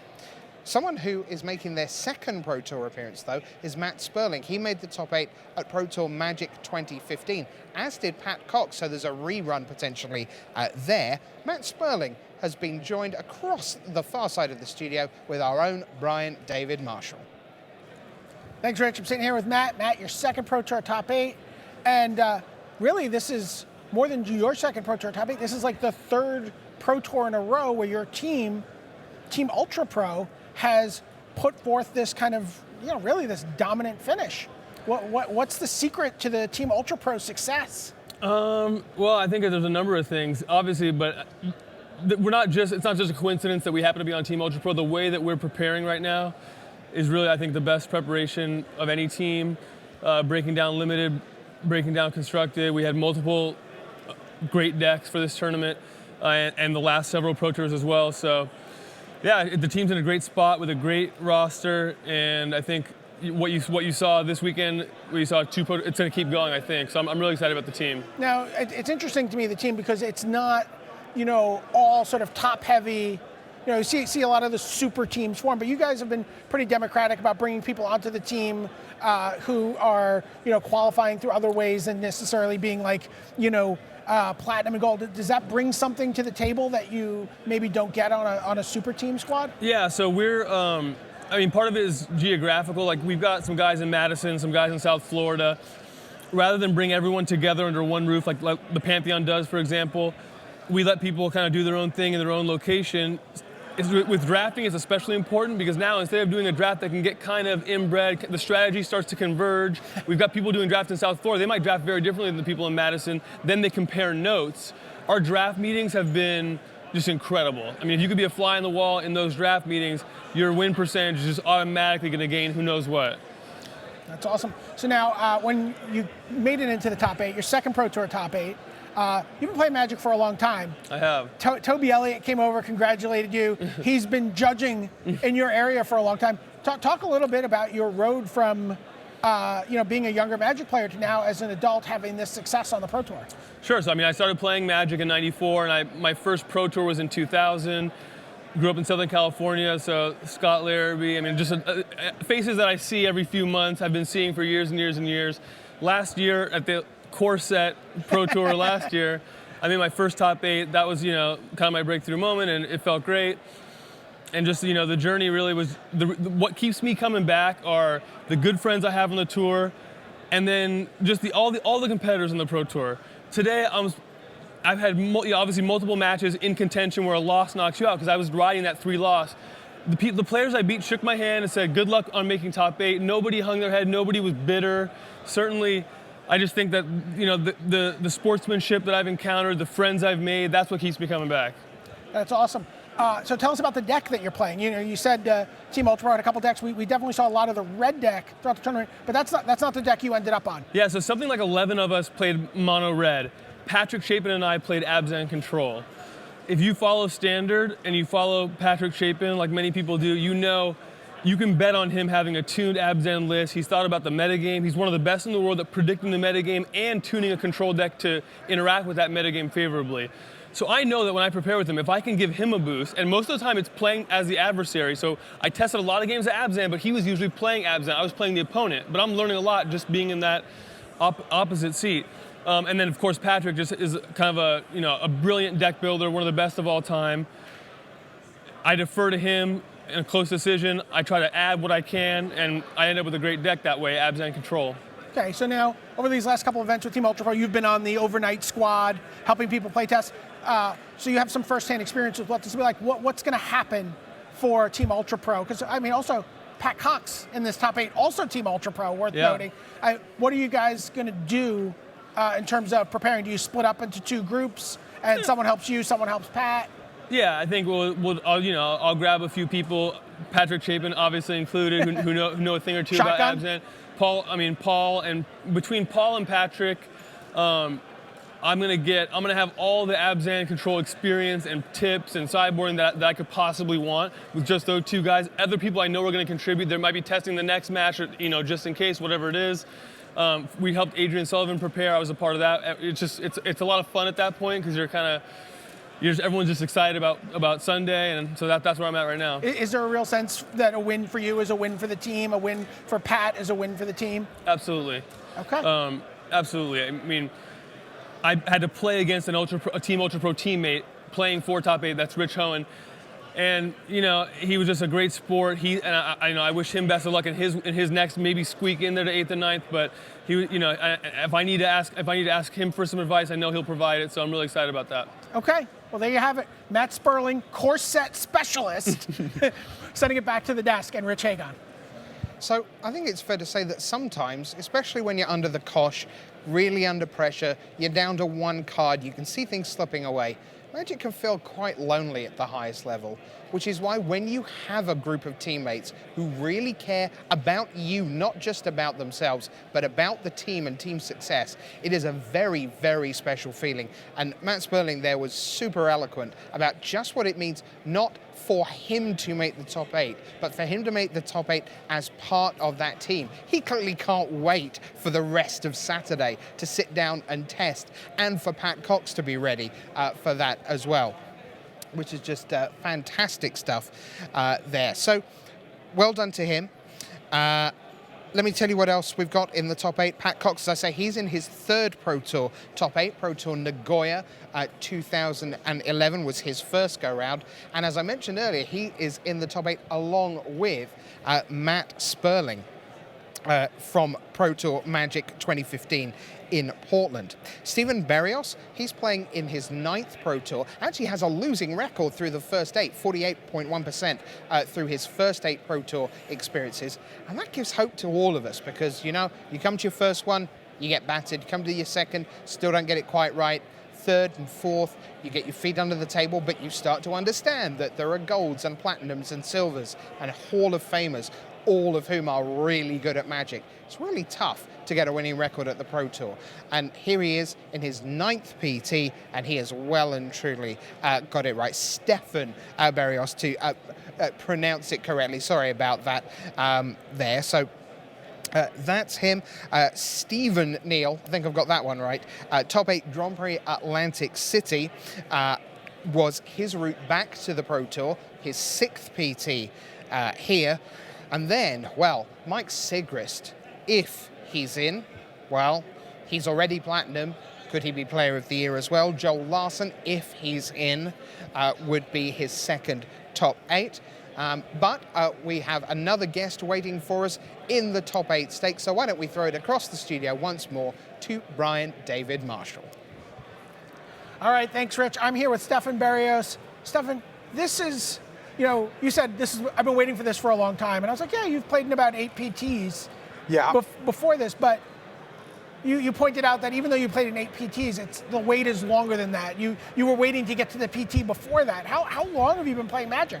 I've been playing since approximately I was 13. I'm 30 now, so I'm an old man. And Shut up. But yeah, it's been a long journey to get here. Okay, so talk to me about that, you know, getting to that first Pro Tour, then, you know, kind of having to get back there for those years. What was that process like for you? Did you feel like I'm never going to get to that top 8? Did that start to feel frustrating for you, or, you know, or did you always know this result was in you? I always knew this was possible. Like, I have always dreamed about it. So the very first Pro Tour I qualified for was Boston back in, 03. It was Team Trios. Sure. Yeah, I qualified with Arthur Minitz and Conrad Dunker. We scrubbed out terribly. But then I got hungry again, and I qualified for San Diego. Scrubbed out there terribly. And after that, I took a long break from Magic. And then I came back and didn't do so well. Then I started law school. So I took another break, and then my friend Bob Havlovic qualifies for Pro Tour Amsterdam. And he gives me a call. He's like, yo, you got to play in a Pro Tour qualifier. I'm qualified. We'll get to Amsterdam. I'll give you a deck. I'm like, man, I haven't played in 2.5, 3 years. Maybe a draft here and there, but not like the level you need to play in order to win a Pro Tour qualifier. So he hands me this Turboland deck, and I read Jace the Mind Sculptor for the first time, and I'm like, what is this? This is insane. And so I win the Pro Tour qualifier, the first one I play in, playing against Gabe Walls in the finals. Oh, wow. That is an end boss. Yeah, Midwest end boss for those who know who Gabe is. And since then, I've been trying to get back on the tour here and there, qualified for a couple in between, but this is my first, big breakthrough. So what was the big difference? What happened at this event where you get into the top 8 where that hasn't happened before? Was there some kind of tangible difference in your preparation for this event? The prep was the same, but we had a good deck this time. I'm a limited, I shouldn't say master, but I'm pretty good at limited. We have draft weekends, and we... limited undergraduate? Sure, you could say something like that. But this time around, we had a really good deck for the Pro Tour. And it came about, I was having lunch with Armando Bolnez, who top forward with me in GP Sao Paulo, and David Gleitcher. And I'm like, what does blue-red artifacts look like? That was a deck before, and they just printed a bunch of good cards. So David, our resident deck builder, goes ahead and brews up a list. And I'm like, we play it. I start losing to it. I'm like, okay, this deck might be real. Let's try to switch out around these cards. I got some more information from this guy, Mason Lang, who's another Illinoisan. And he put me on Thopter Engineer. He's like, this card's really good in the deck. I'm like, okay, well, let's try that. And then we got that. And so we started testing in the first week of July, so the deck is like 3.5 weeks old. And so we had like an untested deck, or an unfound deck at the Pro Tour, which to me is like, that's the dream. It's like, okay, nobody's going to be prepared for this deck. Little did we know the other teams would figure it out too. Sure. And you played side by side with any of those decks? Have you seen what like the big differences are from your team's build and some of the other teams' builds? Yeah, some of them they're not playing Pia. I played Pia. They were playing only Whirler Rogue. I have a mix of both. Pia was really good for me in testing, although it's been okay for me throughout the duration of the tournament today. But yeah, just over time we worked this deck and we were able to find it, and it was great. What are the good matchups for blue-red artifacts? I think Abzan Control is a good matchup. I think Blue-Black Control is a good matchup. Your bad matchup is Mono-Red Burn, although I did beat a Burn deck. They didn't have the ideal build. They were playing like Fire Drinker Satyrs and Lightning Berserker, where what you need to be playing is like Zergo, Abbot of the Keep, and Monastery Swiftspear. Sure. So other than that, any mid-range deck and Abzan Rally, I went 3-0 versus that deck. It's like, that's not particularly close. I mean, their guys like Fleshbag Marauder is their removal. It's like, okay, sacrifice a stop there, sacrifice Hangerback Walker. What's up? Yeah, sacrificing Hangerback Walker seems fantastic there. Yeah, no problem. Let's go. So tell me what the process is overnight. Who's going to be helping you get ready for that quarterfinal matchup? Who do you have here with you? Team Hot Sauce Games is a team who I work with to come up with the deck, so I'm sure they're going to help me test. My homie Ian Farnung is here with me, so I'm sure he'll help me test. I've often seen you guys in airport lounges I was trying to think. as we travel to GPs. For sure, yeah, Frontera Grill, right, O'Hare. I was thinking, well, who's the last Chicagoan to make top 8 of Pro Tour? And I think it might be Rashad with his, what's the black-red hybrid card, 5-mana Demigod of Revenge. I think that was the last time we had it. But Chicago Magic is strong. We have a lot of good players. I feel honored to represent my city, and hopefully we win tomorrow. Awesome. Well, good luck to you. Thank you. While I don't always root for the pizza, I will definitely root for the blue-red deck from Chicago. Sure, I'll take it. For Stefan Barrios, this is Brian David Marshall, sending it back to the news desk. Thanks. Thanks very much to Brian David Marshall and Stefan Berrios there. Congratulations to him being in the top 8. You know, people often ask me, they come up at tournaments, they say, why do you like watching Magic so much? Because we all love playing it, but why do you love watching it? And I draw your attention to Valentin Mackel in the last round. He ended up playing against Joel Larson. If Valentin Mackel had won his last round, he would have been a Platinum Pro for next season. If Valentin Mackel had won his last round against Joel Larson, he would have been in the top 8 of this Pro Tour. He would have gone to bed tonight 3 matches away from being a Pro Tour champion, from a slot at the World Championship. Valentin Mackel didn't win his last round. Joel Larson won his last round. Joel Larson is now sweating on the last couple of spots in the top 8.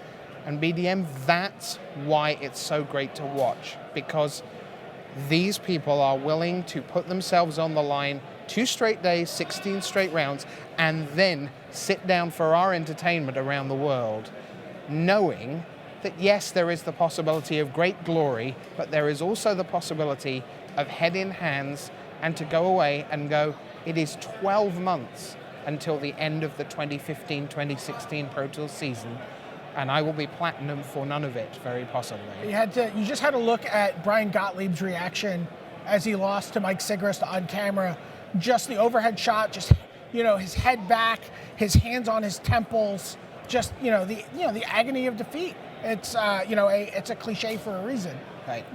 I think it's more than just sitting here at the tournament and sitting. It's Stefan Berrios, someone who's been playing Magic since he was a kid, who's always wanted to get to the Pro Tour. Once he got to the Pro Tour, has been here 8 times without having that big breakthrough moment. He's had a little success at the Grand Prix level, but to finally get that moment. Matthew Sperling, someone who's been playing since the dawn of Magic, right? He's been playing since Moxes were available in booster packs, right? And and then last year gets his big finish. This year gets another big finish. So it's amazing to me to watch people who've been at this for so long still being able to find success. Yeah, it's very, very hopeful. Yeah, it's terrific stuff for both of them. And again, it's this, sometimes success comes very swiftly. If you think of someone like Andre Strasky, who's had a phenomenal year, will be platinum next year, didn't quite make a run at this one, but kind of he was due not to make a run. He made one everywhere else. Every other. Right, exactly. But something that links Berrios and Sperling is that sense of, well, actually, I've had plenty of not success, so I understand what success really means when it comes knocking. Right, and it's also, for people out there, both Matthew Sperling and Stefan Berrios, they're working lawyers. You know, these are right, yeah. these are people who the idea that sort of the myth that you can't sort of go to school and get a job and have a life and compete professionally at this game. I think the whole sort of Team Ultra Pro success story is really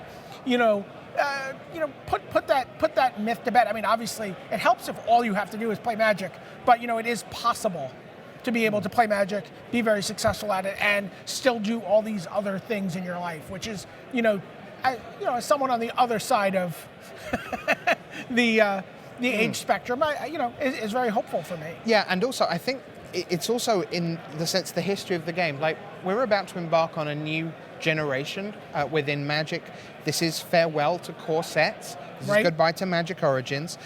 It's hello to a rotation that is shorter, tighter, which means we're going to see more decks rising and falling, that those sort of mechanisms, the pacing of Magic is going to shift. But also, Magic is over 20 years old now, and no one really expects that this wonderful stuff that we call the pro scene is going to vanish in a puff of smoke like we probably all thought. You as a tournament organizer in 1996 were probably going, I wonder what I'm going to be doing in 1998. I'd already been doing it for 3 years in 1996. Right, exactly.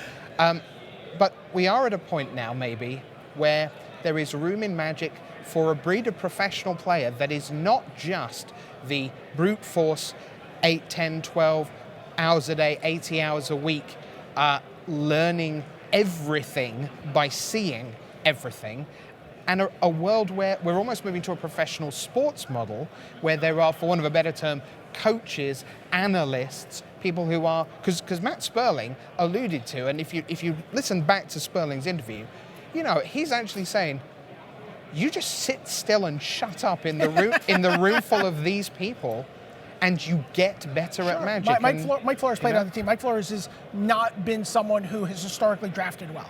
He understands a lot of things about Magic, has never been able to sort of trip to that kind of like the rhythm of what happens in a draft. It's not been his forte. Okay. And he said, I take Ben Stark's orders, I do it, and he goes 5-1. So Team Ultra Pro, very successful. I take the orders of people in my ear, and they tell me it is time for the top 8 announcement of Pro Tour Magic Origins.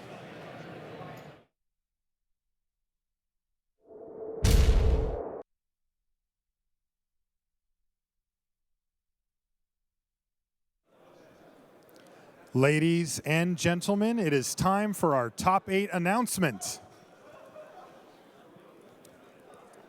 In first place, with 40 match points from Japan, Kentaro Yamamoto.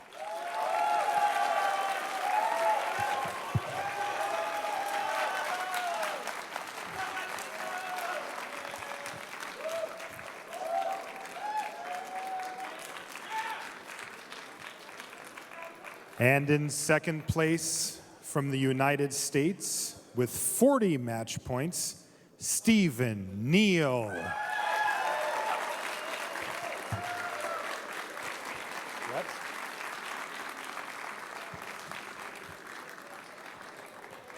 In third place, with 37 match points from the United States, Patrick Cox.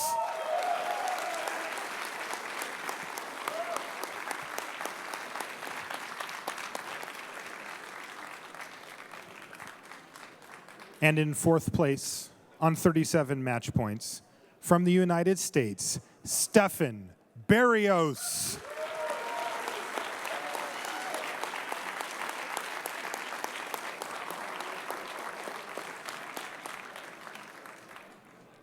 In fifth place, also on 37 match points, from Australia, Paul Jackson.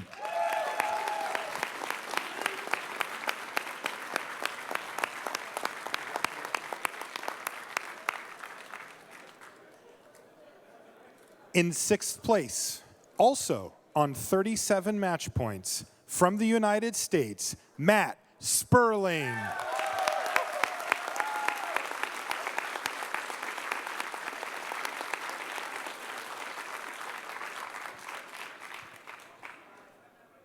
In seventh place, on 36 match points, from Sweden, Yoel Larson.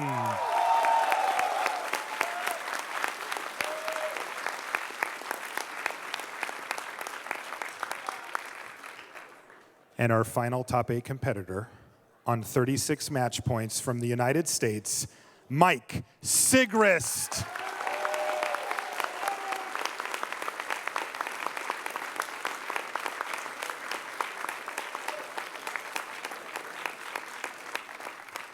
Ladies and gentlemen, your top 8 competitors for Pro Tour Magic Origins.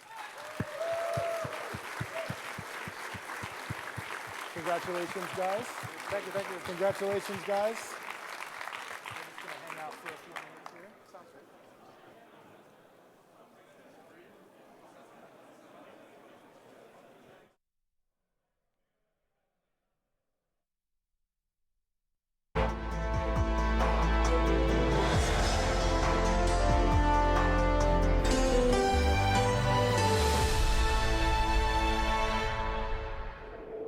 Hello everyone, Rich Hagan, Brian David Marshall, bringing things to a close here on day 2 of 3 of the final Pro Tour of the 2014-2015 Pro Tour season here in Vancouver, Pro Tour Magic Origins. Brian David Marshall, what happened today then?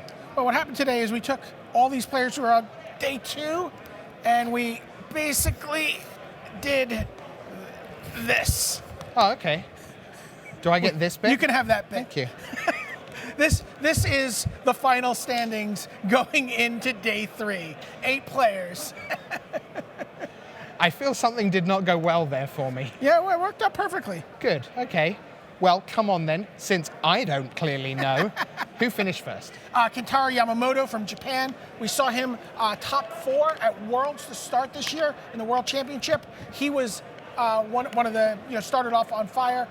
Pretty solid season. Ends with a bang. He's our top finisher here in the Swiss going into the top 8 tomorrow. Platinum this season will now be platinum next season. For a while, it looked like if he won tomorrow, he could be Player of the Year. That's no longer true, but even so, phenomenal performance. Right, but Player of the Year is certainly not settled yet. No, we'll talk about that once we get to number 8, shall we? Number 2. Stephen Neal from the United States. His first top 8 performance, someone we see regularly on the Pro Tour, see often on the Grand Prix circuit. He's having his breakthrough performance. How about Patrick Cox? So this is number 3 This for is him. number 3 for him. He's been sort of, steadily putting those finishes up. Team Ultra Pro continues to be the most successful team at the Pro Tour through the last 3 quarters of the season.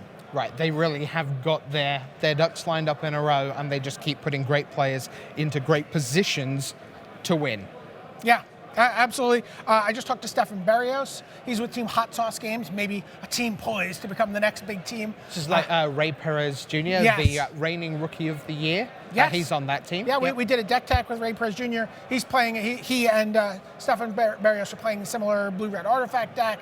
Barrios is someone who's been going at this game since 1994. I'm sorry, since 1997 when he was 13 years old, who has been really striving to be on the Pro Tour. He's at 8 basically swings at the Pro Tour without success. And I mean, it's an overall losing record from those 8. And he keeps coming back, finding a way to get back, and he found the way to get it done. And I asked him, I said, did you doubt yourself? And he's like, oh no, I always knew this was possible. And you have to admire that spirit. And I can't wait to see what he and his sort of upstart team will do tomorrow. Okay, that's 4. Let's have number 5. Your Australian World Magic Cup champion is Paul Jackson. Right. Paul Jackson, again, someone who has been just making a sort of steady go of it. He got himself to gold with 2 rounds to go, got himself into the World Magic Cup discussion from Australia, and now, is playing for, a seat maybe at the World Championship tomorrow if he wins, platinum, and, great story there for him. Yep, absolutely. I think he would need the final for platinum, and if he wins, that's automatic. So that would be great. But in any case, Australia, set your watches because goodness knows what time 9 a.m. tomorrow is for you. I think it's probably Monday evening, something like that. But right, next. Matt Sperling. Again, a second top 8 for Team Ultra Pro, a second top 8 for Matt Sperling.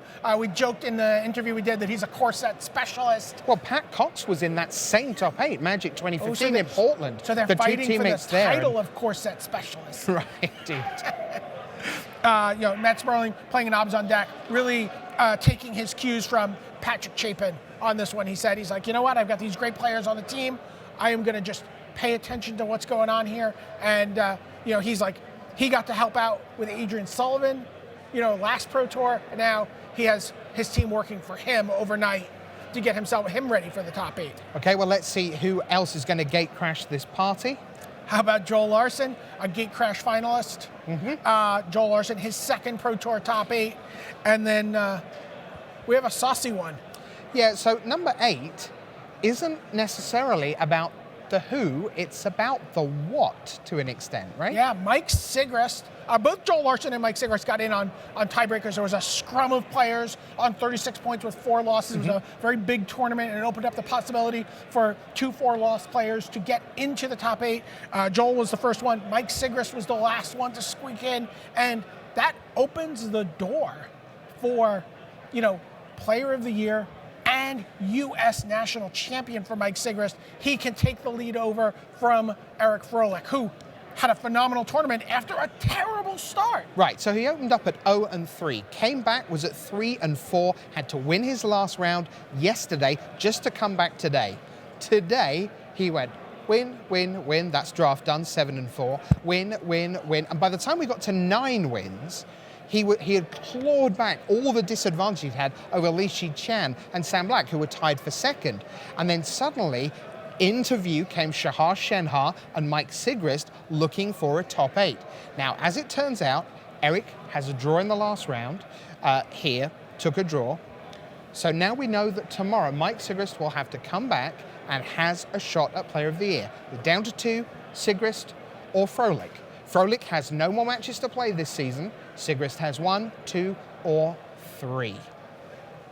Will we have a Sigrist Player of the Year? Will it be a Froelich Player of the Year? You will find that out tomorrow. Why don't we take a look at the leaderboard just to give you a sense of how things panned out. There you see... Do I have to tear this too? No, they don't do that. That would be very bad. There you see Joel Larson and Mike Sigrist, the heads of the 12 and 4s. Rich Hone finished in 9th place. Tommy Ashton in 10th. Great job by him. And Nathan Holiday locked up gold last week. Yet again demonstrates he's one of the best players around on the tour. And well done to Mark Jacobson. We featured him. He was in the very first draft pod that we looked at yesterday morning and did really well. He beat William Jensen in round 1. He beat a Platinum Pro in round 2. And he kept on trucking, 11-4-1. Commiserations, a couple of Europeans there, Valentin Mackel, Fabian Dickmann, and barely had a chance to mention Bart Lewandowski, 11-4-1, the Polish player. That's tremendous effort by him. And some others you may well know there, like a certain Hall of Famer in Frank Karsten. And a freshly elected Hall of Famer in Eric Froelich. That's right, because this was the weekend where not just Eric Froelich, but also Shota Yasuoka of Japan and Willie Adler of Brazil made it in to the Hall of Fame. But tomorrow, it's not about the Hall of Fame. No, that'll be for Pro Tour Battle for Zendikar. And it's not even really about the Player of the Year, because only one person's playing in that race, and someone's watching eagerly. What's Eric Froelich going to do tomorrow, by the way, do you reckon? Eric Froelich's going to be in the booth with us. A little white-knuckled commentary. And how do you feel about that play, Eric? Yeah. What do you think Sigrist should do here? Lose. It's very funny. I did talk to Eric about that. I said, how's that going to feel? Is that going to be weird? And he said, you know what? Mike Sigrist is a great expletive Magic player. And he said, and if Mike Sigrist beats me and he is the national champion and he is the Player of the Year, I'll be upset for myself. I'll be sad, but I'll be very happy for Mike Sigrist. So right. So that's one race. But 8 people come back tomorrow knowing that $40,000 could be theirs. The champion of Pro Tour Magic Origins, that title could be theirs. And they would then get to go to the World Championship at PAX next month. So much still to come. 364 days gone, 1 day of the Pro Tour season still to go. Don't you dare miss a thing. You know where to come for all the action. Until we meet on day 3, the final day of the Magic season, for Brian David Marshall and all the WotC team, I'm your host, Rich Hagan, saying bye.